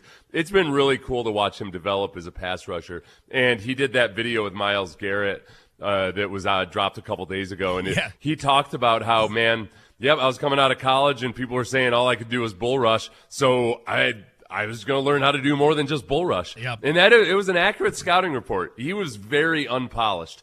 And there are a lot of guys that have his physical traits and rush the way he did in college that it just doesn't work out for him spectacularly in the NFL because they don't work at it. If there's one thing we know about Will Anderson, he's going to work at stuff, Yes. and he's done a great job soaking in all of the knowledge from Rod Wright and then the mentors on the defensive line that the Texans have given him. And he's become just incredibly polished compared to what he was as a rookie. I think the fact that he hangs out with Myles Garrett in the offseason probably helps too, and he works out with him all the time. Like that probably is an ingredient as well. By the numbers, the next one is 13th, as in the Texans offense was 13th in scoring last year. No way, Sean. I know. I was going to say That's impossible. A lot of Texan fans. Yeah, this isn't anything we're making up here. It's numbers. Yeah. They were 13th in scoring at nearly 24 points per game. But the problem was the red zone offense was 30th, completing their red zone trips at a clip of just 46.3% with touchdowns. Even more striking, Houston averaged only 2.1 yards per play in the red zone, which was the absolute worst in the league last year. There's a reason why Kymie Fairbairn set the record for field goals last year. Right. They were great. And they got some short fields, too, and just couldn't take advantage of them. Yep. So they were down in the red zone a lot, and they just couldn't do anything with it. And that's why when you think about, okay, well, how does the offense take a big leap forward? It really doesn't have to be a big leap in a bunch of areas. It's really the red zone. Now, how do you do that? It's just 20 yards on the field. How hard could it be? You got to have a rushing attack. It makes it a lot easier to punch it in if you've got the threat of play action, if you can actually just run it in. And that's what everything the Texans did in the offseason was geared towards, was being a physical rushing attack, having a physical running back, and David Montgomery and Woody Marks, who's way more physical than people would guess by his height and weight, and being better in that area of the field. They can be a much better offense in terms of scoring. If they could have been average in the red zone last year, it would have been a much different story. And that's where David Montgomery had 33 rushing touchdowns over the last 3 seasons in Detroit. Last year he had 8 rushing touchdowns by himself. He dropped off a little bit, had some injuries. The Texans in total last year had 9 rushing touchdowns. Right. So, I mean, it's why did they bring in David Montgomery? Because he's really good in short yardage. He's really good down near the goal line. And that's where they need to get better. Well, and some people may say, well, they were 12-5 last year, guys. Like, how much better could they be? Their losses were all by 1 score or less. Yeah. They were all by the biggest margin that they had in this game actually probably played a little fugazi. So the Seattle game ended up as an 8-point game. They got dominated in that game by and large. But the other 4 games that they lost all were a play here and a play there in that game.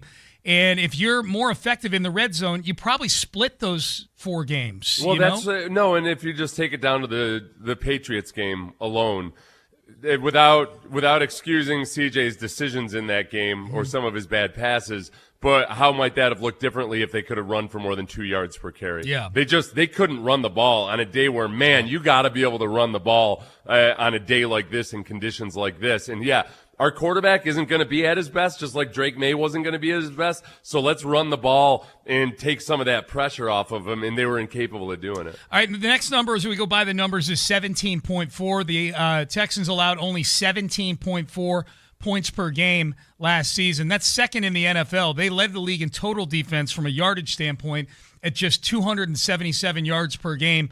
NFL.com's analysis also had Houston first in defensive EPA, that's expected points added per play, of minus 0.18. But again, Same thing. Trouble in the red zone on offense. Red zone, yeah. Trouble in the red zone on defense. They were middle of the pack in the red zone on defense. Yeah, and part of that is, I mean, it's a little because they allowed so few points too. There aren't as many trips to the red zone, so sometimes the numbers can get skewed a little heavily. But I do think that going back to what we were talking about with Caden McDonald, I think there's certain situations where, hey, that's great. We've got a great EPA on run defense. All right, but did you stop the run when you really need to stop the run? And there were times where they struggled with that last year. And I think D'Amico just wanted some more bulk in there for those specific situations. So we know how self-critical these guys on this defense are, and how, as they'll say, they're striving for greatness. Yeah. And last year, they're ticked off that they squandered the scoring defense title at the end of the year. Yes. You know, like these guys are motivated by a lot, and they got a chip on their shoulder in a lot of ways.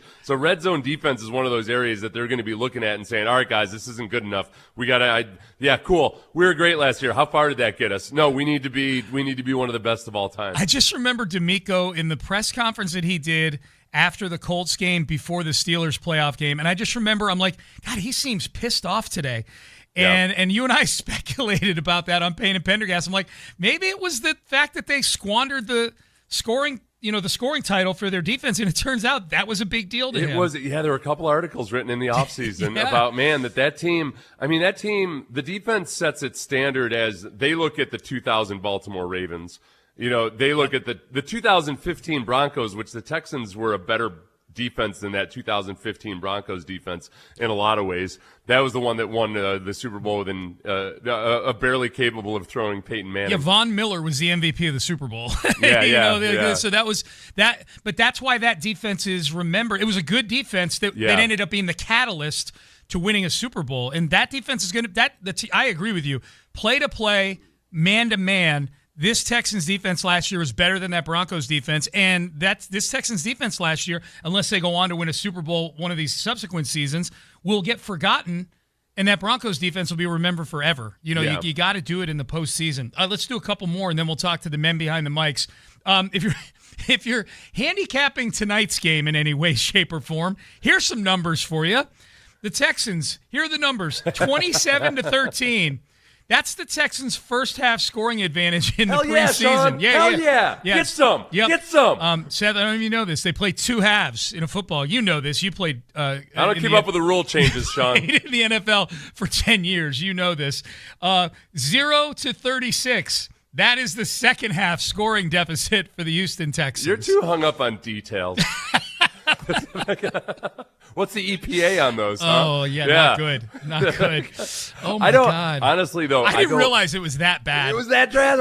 No, you could see. All right, last week after the game, you know, and I'm kind of, a lot of times during the second half, I'm watching stuff from the first half in preseason games. Yeah. But it was if that was a regular season game, I mean, you allow a touchdown scoring drive in how much time elapsed? There was a minute and a half left in the game. It was inside the 2-minute warning. You allow the opponent to have this full length of the field touchdown drive to win the game. After not converting a 2nd and 1. Yeah, after not converting a 2nd and 1 on offense. If that was a regular season game, it would be on. It would have burnt the city. It would be Monday morning. My voice wouldn't be working because I'd be screaming the whole time and everything. Yeah. But it's a preseason, and there's a lot of guys that are leading to that loss or those failures on the field, or guys that definitely aren't going to be on the team. And like D'Amico didn't even seem all that worried about it. He specifically said in the press conference last week that he's focused on the guys in the first half because those are guys that are going to be playing this year. Yeah. But you could tell who gambled on that game. Oh, yeah. Because they were beyond rage about a preseason loss and an embarrassing effort in that game, and especially because you lost in the final drive. That was a rough one for Just the to be gamblers clear, Seth's not talking about me. Okay, Yeah. I just want people to know that. He's not talking about me. Okay, last one here, and I'm happy for this guy. 10 is the number. That's the number of catches for 124 yards and a touchdown that John Mechie has had for the Carolina Panthers in the preseason. I am rooting for John Mechie to turn into something in the NFL. 8 of those 10 catches have been for first down. Chain mover. Also, he's a chain mover. Yep. So no, that'd be awesome. That'd be great. Like we've seen this with other guys.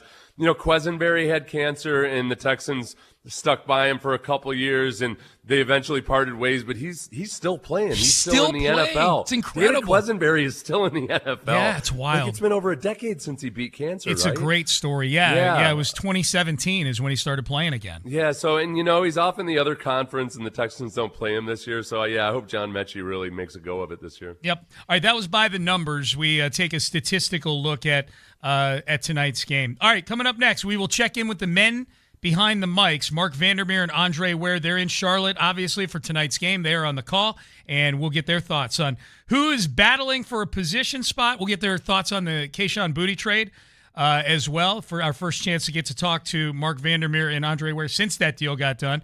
We'll do that coming up next on Texans Countdown, presented by Modelo Especial on Texans Radio here on 95.7 The Fan. More Texans Radio coming up in a moment. Throughout time, man has expressed himself through dance. The Charleston, the two-step, and yes, even the Macarena.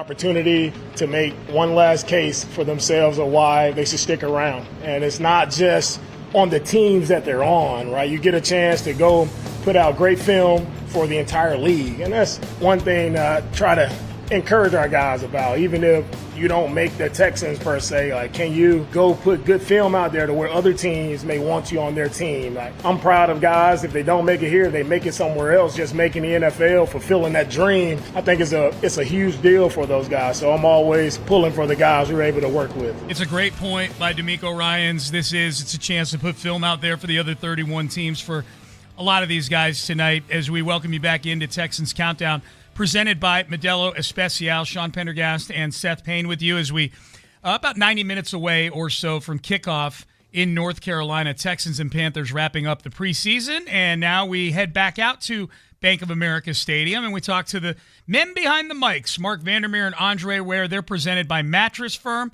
Mattress Firm is the official sleep partner of the Houston Texans. Gentlemen, it's great to talk to you. Set the scene for us. How are things in North Carolina? It's beautiful, gentlemen. It's gorgeous. If you like to get soaked, It's gorgeous. I put it out on Instagram, what it looks like right now. I mean, it's heavy rain. This is red stuff on the radar when you like to look online at these sort of things, which I do. It's one of those storms that when you're at home and you look out the window and you can't really see what you're trying to assess because – the water's coming off your house so fast and so strong you can't even see out your own window. It's crazy. It's red splotch strong, and in the corners of the field here, the puddling is significant. Now, I'm hoping that drains quick if this rain stops, and it will stop. They told us 7:15 start local. That would mean 6:15 central. I'm impressed with that kind of ambition at this point, considering what's coming down, because players were working out. The guys flavor. Sorry about that. The guy, all right, no problem. We love Modelo Especial. Especially in the rain. Yeah, of course. It'd be a good time. Guys were working out. Dalton Schultz, C.J. Stroud. They had the catapults on. The guys who aren't playing tonight, right? They were all having a workout a couple of hours before the game, whenever they would time that, and they all had to clear the field because they heard about lightning, and it was just a safety precaution. But then it really started coming down. And the other thing is this. I really want to get this one in because we have a better booth than the TV people on ABC 13, our very own broadcast crew. They're slumming. They are definitely closer to the end zone than we are. So we like this booth here in Carolina. Don't get here much, but when we do, we like being here. And we hope to bring you a good game tonight, a fun game anyway. That's what you're hoping for in this third and final preseason game. Fun. And, guys, I brought this up.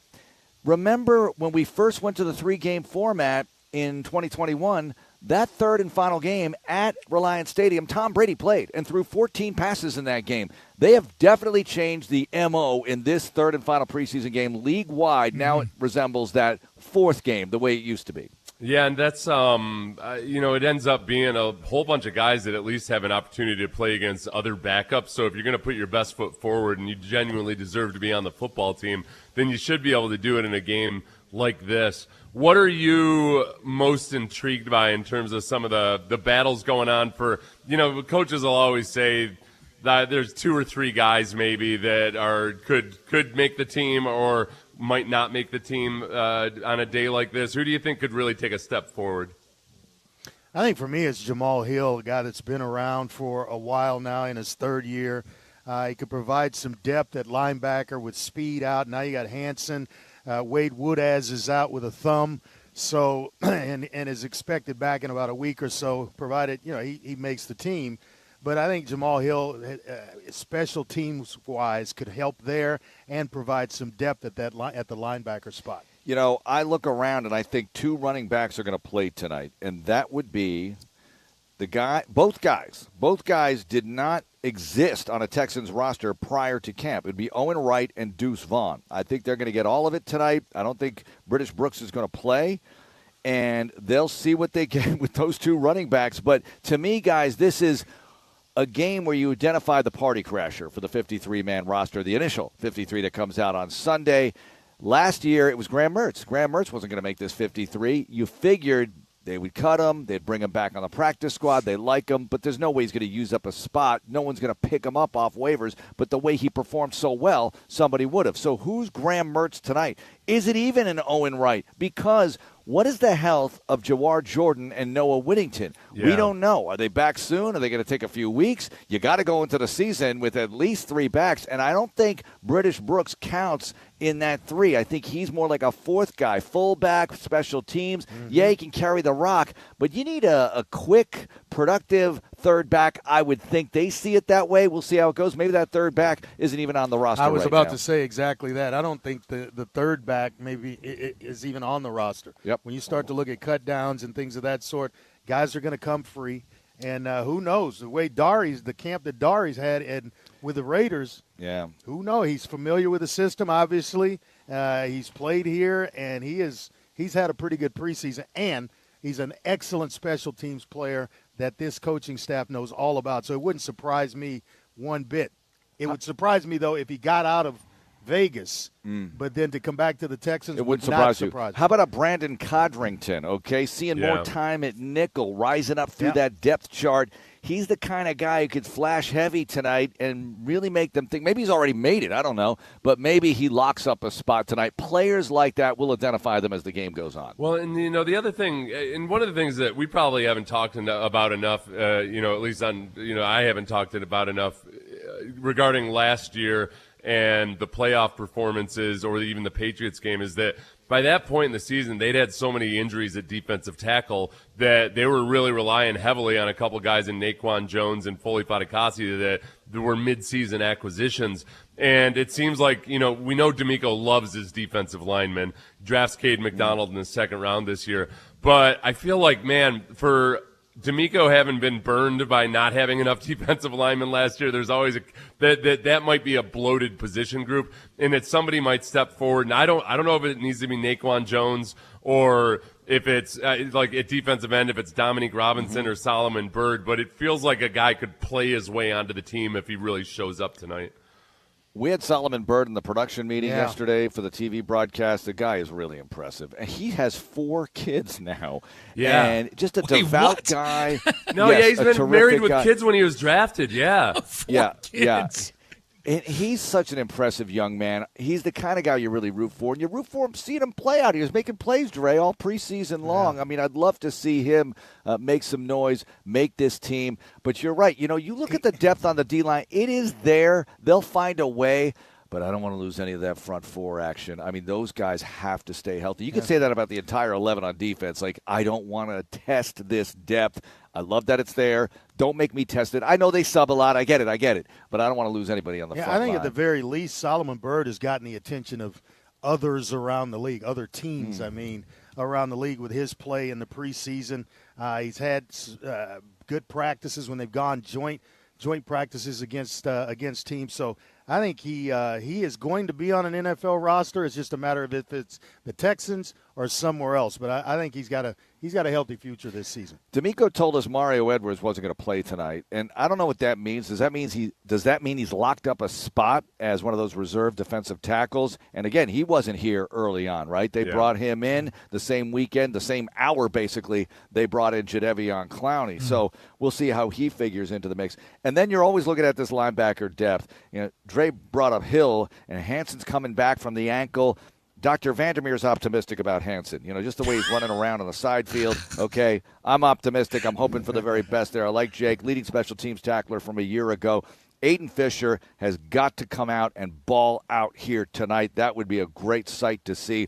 And, Woodaz has reportedly got that hand surgery, whatever it was. Maybe they put a plate on the thumb, and maybe he comes back quickly with that. As a guy who just had a plate put on a broken bone, Dre, I can tell you guys. I got a few plates in my arm. Yeah, I know you guys have all been through this, but now I can talk like I've been through something, okay? Yep. When they put the plate on the bone, it's locked up. It's not healed right away, but it's in a good spot. You don't have to worry about it healing properly. It will, as long as you don't bang it up too badly. Once it is healed.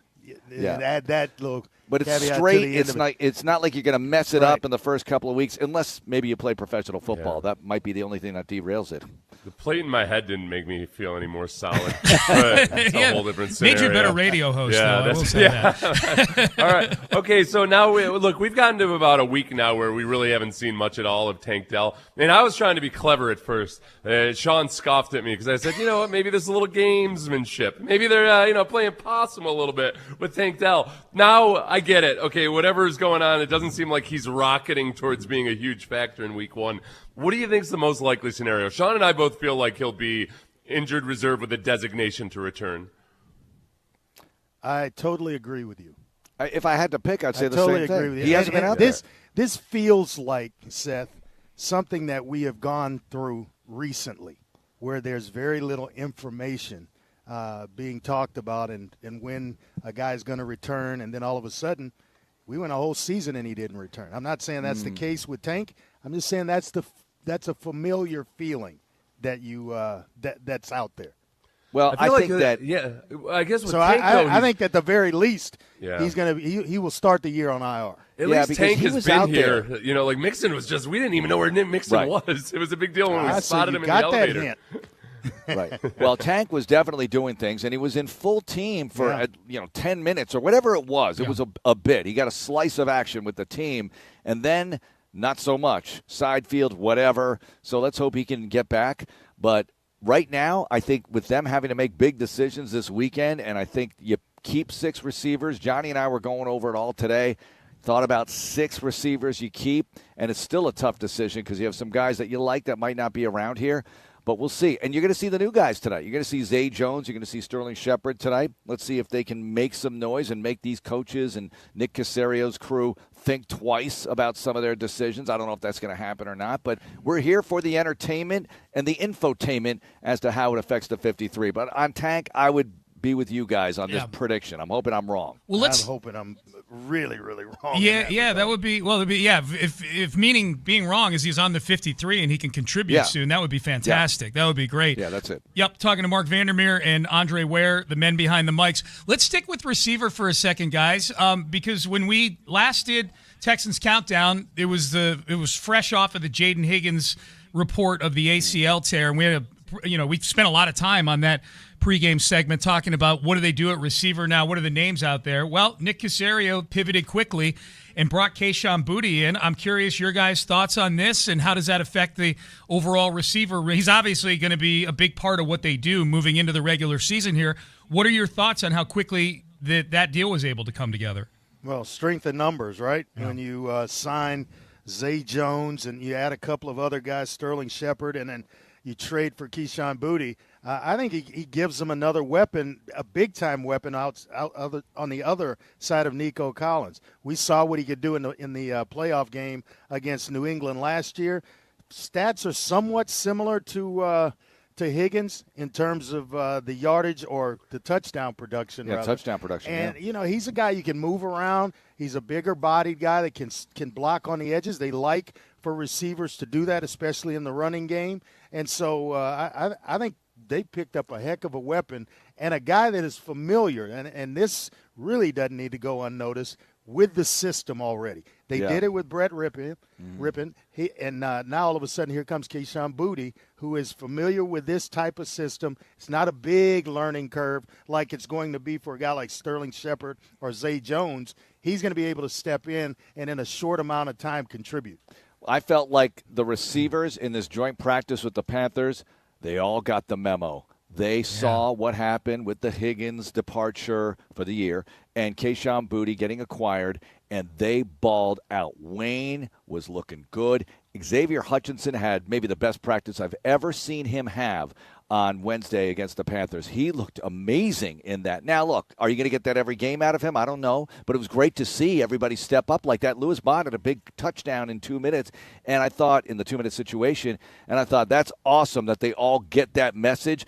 But Boutte can make plays. He can make big plays for this football team. And look, are you going to survive the entire 17-game schedule with Nico going all the way? I don't know. He hasn't been able to do it. So you absolutely had to make this move. I thought it was a good move. The right kind of receiver to get in the right kind of situation for Boutte, where he's in a contract year, got to go get it, got to ball out. He'll get the ball plenty. He'll get it more than he got it in New England with this group, I would think. And if you gave me his exact production from last year, 6 touchdowns and whatever the yardage was, what was it, 400 yards, something like that? Yes, I'll take it right now. It was 500 yards. yards. It was over 500. It was over 500. And the big number, Mark and Andre, is 16.7 yards per catch. Yeah, if he gives you that, that's big. Yeah, and a flair for the big play, right? The play he made against the Texans, I would say, is the biggest play ever made against the Texans in the postseason. That's a great point by Sean, because if you're getting that type of production, 16.7 from Booty, and we know Nico's he's gonna have some big plays, then there's really no need to rush Tank Dell back, because you're getting the plays that you need down the field to stretch the defense and then create running lanes for the running game. So I think that's a heck of a move. It seems to be. We just got to have it work out in real time. And Knowles' return is big, too, because the other day he looked good in the joint practice as well. Doesn't put as much pressure on the rookie, Louis Bond, to have to step in and fill those shoes when you have Knowles back. You can bring him along a little slower. Hey, guys, real quick, we got a minute or so here. The matchup of the game is brought to you by the Sheriff Law Firm, the official personal injury lawyers of the Houston Texans. You guys take it whatever direction you want to, whether it's a matchup or a position group you're watching. Vandy, you're up first. I think it's more like players I want to see tonight, like Fabechi Weewoo. Look, I call the ball. Dre's got to watch this one, all right? I got to describe where the ball went. But Weewoo, can he ball out tonight and show that he belongs on the NFL field? I think he's already shown that. I should phrase that differently. Continue to climb. Continue to show progress. And obviously he's going to make this team. He's going to be one of the 9 or so offensive linemen they keep on the initial 53. But I want to see progress tonight from him.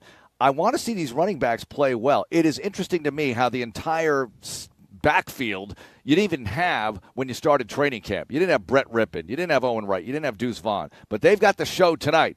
Now, Mills will start this game, unless they change their mind with the rain situation. Mills is supposed to start this game, but I want to see that offensive backfield do some nice things tonight. And maybe one of the running backs pushes for a spot. You never know, at least a practice squad spot. Yeah, if you go Weewoo, I'm going to go next door to James Neal, because he's a guy that I've liked.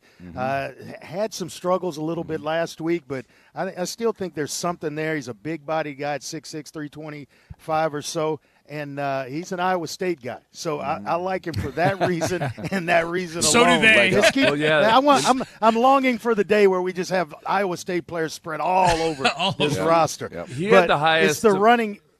Go ahead. Oh, yeah. He had the highest amount of guaranteed money of the Texans' undrafted rookie free agents, so they spent a lot to get him. They're intrigued by his upside.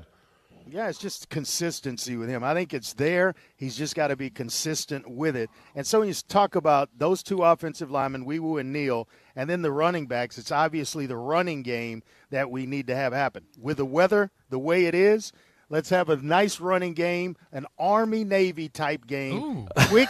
Let's get out of here. Four quick quarters.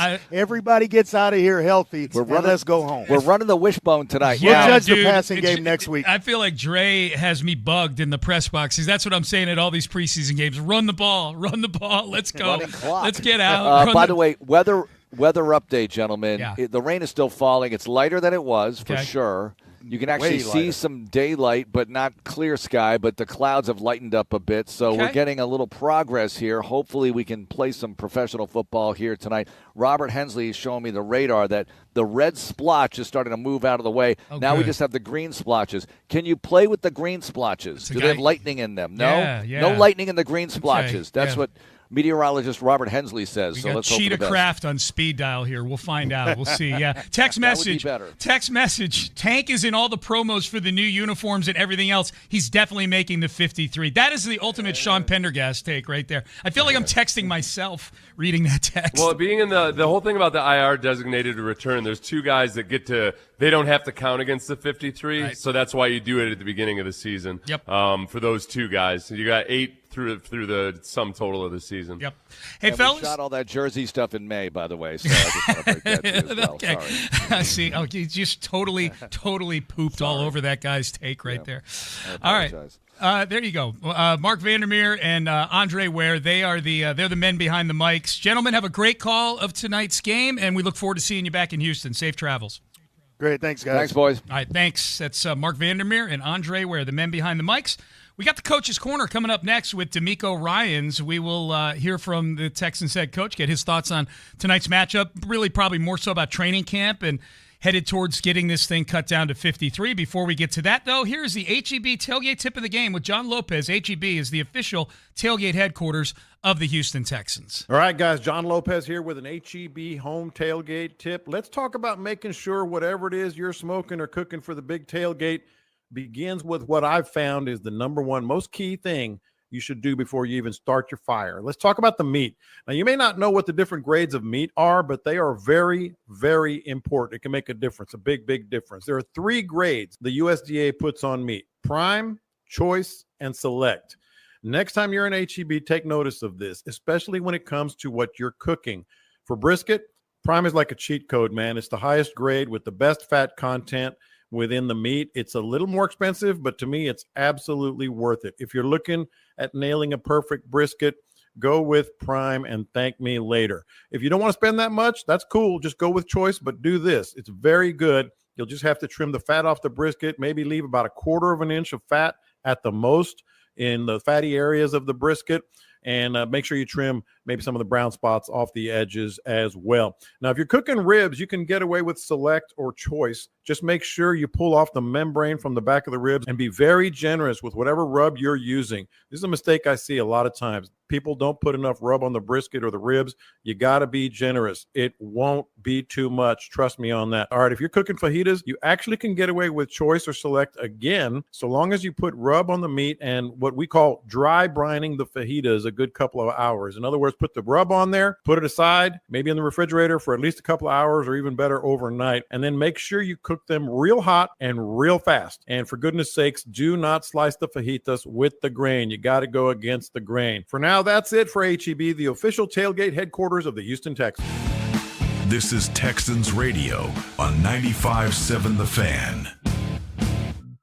Welcome to business banking that meets you where you are and supports where you're going. At Amegy Bank, our business checking account options come with the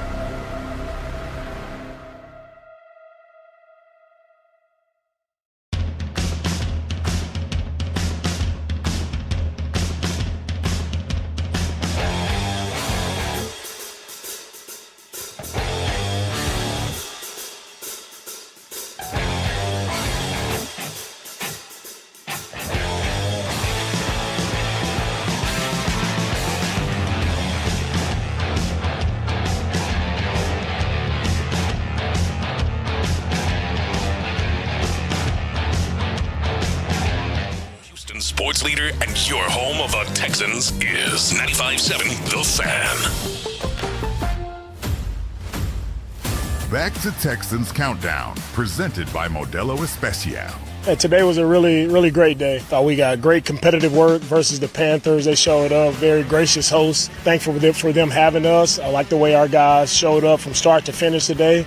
We executed really well. Guys played physical, and it was a productive practice on both sides. Like, both teams came in with the right mindset. Appreciate Dave for how he handled it. Really great operation. Practice was ran efficiently, and we got a lot of productive work. So it's exactly what we wanted. All right, kind of circle of life here on Texans Countdown. We bumped into the first segment with D'Amico perturbed about how his team performed in practice earlier in the week on Monday, the day before they left for Charlotte. And then we head towards the back end here in the 5 o'clock hour with D'Amico, over the moon about how his team and how the day went on Wednesday. It was a really good day of practice by all accounts on Wednesday in North Carolina between the Texans and the Panthers. Tonight, they'll finish up the trip with week 3 of the preseason, as we're about an hour away, a little under an hour away from kickoff in what sounds like, I guess, a little under an hour away. Although, Seth, if you heard Mark the same way I did, it sounds like kickoff for this game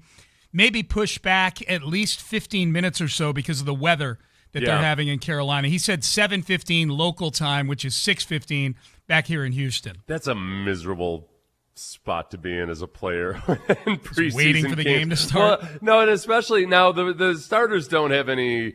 The starters aren't playing tonight, so they don't have to. But if you're a starter and there's a preseason game and you might only be playing like the first series or something, and then there's a rain out and you sit. You've already warmed up, but then you go and sit in your wet uniform in the air-conditioned locker room for a while, and you're like, all right, I gotta get emotionally ready for this meaningless game. Yeah. I gotta go out there. Yeah, that's what they're dealing with right now. Meanwhile, the guys that are trying to make the football team, they're agitated too because they're trying to make a football team. That's those guys tonight. That's the guys we're talking about tonight on both sides.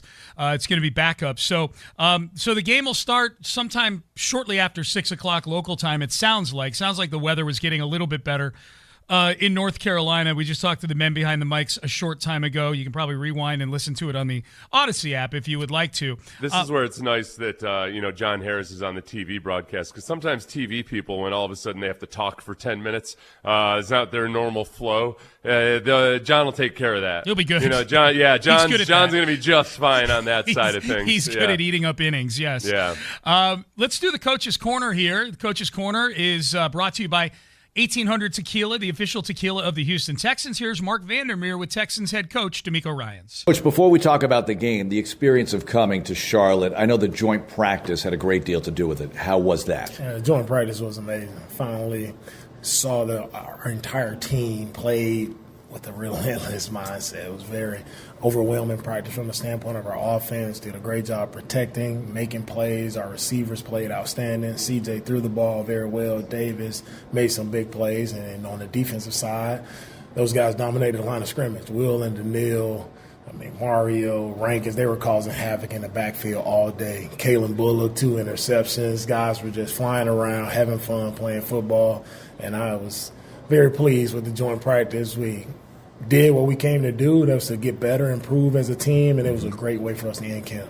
Being here for a few days, do you get that bonding that you look for often in road trips? Yeah, you get it. You get that bonding for sure. Guys don't have many places to go, so they sit in the meal rooms a little bit longer. They're playing cards, playing Uno, playing dominoes, playing board games. That's what I wanted to see. That's what you get when you're on the road in the hotel.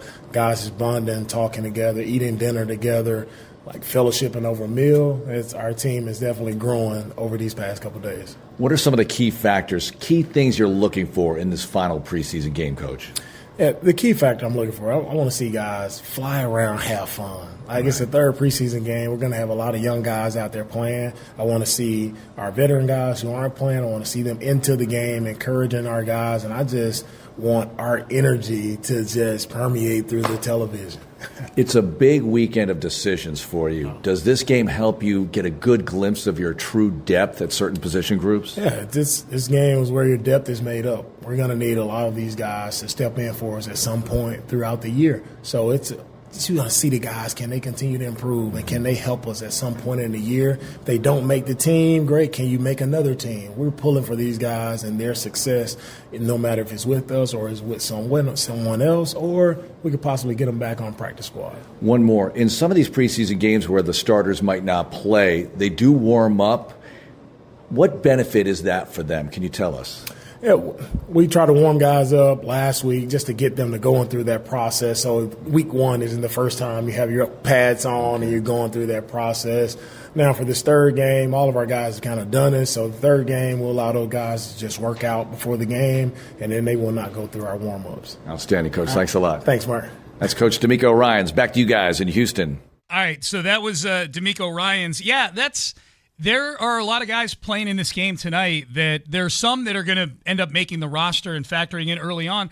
I'm looking at the Texans roster from last year, Seth, and there were over 80 guys that ended up suiting up in an NFL game for the Texans last year. Yeah. So there are guys that are going to play in this game tonight that may look like they either don't make the team, might not make the practice squad, probably sticking around in Houston, though, and staying on alert in case a spot opens up or in case there's a cluster of injuries at a position. So, you don't know who those guys are going to be, but just know that when that 53 comes out on Sunday, who's on the next 16 on the practice squad, and the guys that got cut are worth just keeping track of also, because eventually a lot of these guys come back and have to do something during the season. It's football. Yeah, no, and when D'Amico talks about just he wants to see that energy and he wants to see guys fly around, I think D'Amico is probably a great coach to have for rookies or young guys who sometimes you just get caught up in your head so much that you're trying to do everything right and you forget to just go out and play football. And D'Amico understands that side of it, and I think he probably is really good for some of these young players to just remind them. I mean, like I can't remember which preseason game it was my rookie year, but I had a veteran on the team, Jeff Lageman, and who basically just grabbed me and shook me before I went out and told me just like, hey, go play football, quit thinking about everything, and it flipped the switch for me. And I was thinking back to, I think, it was like 2006. I think I'll have to check with Alfred Malone on that. But Alfred Malone was a defensive end, good young guy, real tall and long and good dude. But he had a preseason game where all of a sudden you could tell it just kind of clicked for him. Yeah. And he made a bunch of plays. And who knows if he would have made the team if he hadn't or not. But sometimes that's where guys that coaches might not be thinking are going to make the team sometimes just show up in a big way in the final preseason game, and they make them think real hard about what to do with them, because those guys also put it out on film. Yep. That, okay, now all of a sudden this guy that hadn't really been doing a whole lot showed up and had 3 tackles for a loss in a preseason game. Yep. All right, we'll get to the actives, inactives, not traditional sense, but who's going to be, who's going to be sitting out this game tonight. We know the starters will be, but some of the injuries as well. Normally during the regular season, we will be going through the inactive list in the next segment. So we'll do some preseason version of that in the next segment. This segment was sponsored by Little Caesars. Little Caesars is the preferred pizza of your Houston Texans. You can get 15% off your order of $15 or more only on Texans game days this season by using promo code Texans15 at online checkout. Excludes taxes and fees only at participating locations for a limited time. Maximum $5 savings. Limit 1 per person per day. Not available on third-party online sites. Actives, inactives, player upgrade, all coming up next as we head towards a 6 o'clock kickoff here on 95.7 The Fan on Texans Radio. More Texans Countdown coming up. This is Modelo Especial. A full...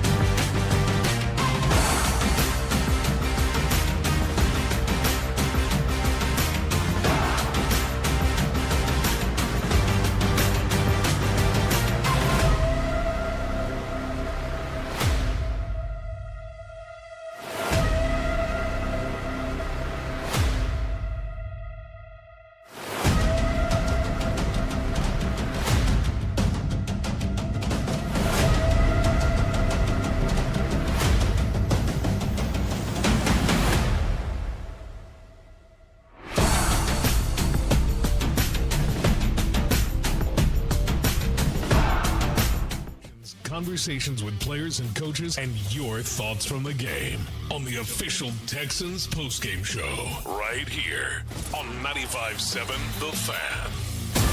It's Texans Countdown. Now, back to the show. For Blake, I've seen definitely a focused guy. He's improved a ton. If I gave out awards, he would get the award for the most improved offensive lineman this year. Just from what he did last year, from being in that jumbo type role, like he's just lined up at left tackle every day. He's got better every single day, and I'm really pleased with Blake. I'm proud of the work that he's put in. He's shown up daily. He's improved. He's taken the coaching really well, and that's what it looks like. Right? When you put the work in, you can't get better, and Blake has shown that tremendously. All right, there you go. Blake Fisher, that's who D'Amico Ryans is talking about there. As we welcome you back into Texans Countdown, Sean Pendergast, Seth Payne with you, and we're less than an hour away from kickoff between the Panthers and the Houston Texans. And let's head back out to Charlotte right now. He's back in his old stomping grounds, right? Jonathan Alexander, the Houston Chronicle, joining us. John, you're a Charlotte guy, right? I am. I'm born and raised here, covered the team for a couple of years, so this is home. Yeah. Did you get to hang out with any of the relatives there while you were in town? Yeah, I spent some time with my family. My parents live here. My sister lives here, so nice. Got some good home cooking, so that was good. Did you have the experience that some other media members did where, especially with you with having probably a bunch of Panthers fans in your family, a lot of Panthers fans were kind of cocky after the first Texans offensive drive because it didn't go that well, and then they went really, really quiet for all the remainder of the drives in that joint practice. It sounds like the Texans, you were there watching it, the Texans both on offense and defense took care of business. Oh, for sure. I had many of my friends asking me worried about the Panthers and how they do this season because of how much the Texans dominated them on both sides of the ball. Jonathan Alexander, the Chronicle, joining us. All right, so let's talk about tonight, Jonathan. You put out a 53-man projection like a lot of us do, and I always enjoy reading yours because you're at all these practices and you're watching every snap and things like that. With that in mind, what are maybe a position battle or a roster battle that you're looking at on either side of the football tonight? Yeah, I'm looking at a few positions, particularly, who's going to be that last offensive lineman. Do they keep Jarrett Patterson? Do they keep Jake Andrews? Do they cut those guys? How many offensive linemen do they keep? How many linebackers do they keep? Because I think they could go a variety of ways with linebacker. And then who's that fourth cornerback going to be? Colin Wright was really good early in camp but hasn't participated in the past 3 weeks. And so now you have Tremont Smith, also safety, Jamarcus Ingram, or who's that backup safety now that Jalen Reed is gone. I think there are quite a few battles that could be decided today. Yeah, and then I guess some of the interesting things, the rooms at least, there's some spots where you wonder how are they gonna figure out, or do they keep an extra spot at defensive line or offensive line? But then at running back, you just have so few healthy guys right now. Does it feel like, they might have to go outside the building to at least get another healthy body before the season begins? Yeah, it's possible, just because of how many injuries they've had. Like at first, I would have said Gerard Jordan was a lock, and then when he got hurt, I would have said Noah Whittington was a lock, and now he's hurt. I'd expect the Texans to probably get about a couple of players off the waiver wire at cut day. I don't know that for certain, but this is my line of thinking, and I think running back could be one of those. Jonathan Alexander's joining us. Jonathan, in this game last year, Graham Mertz kind of made his case to be kept on the 53-man roster on the strength of going 12 for 14 for 145 yards and a touchdown. He made the 53-man roster.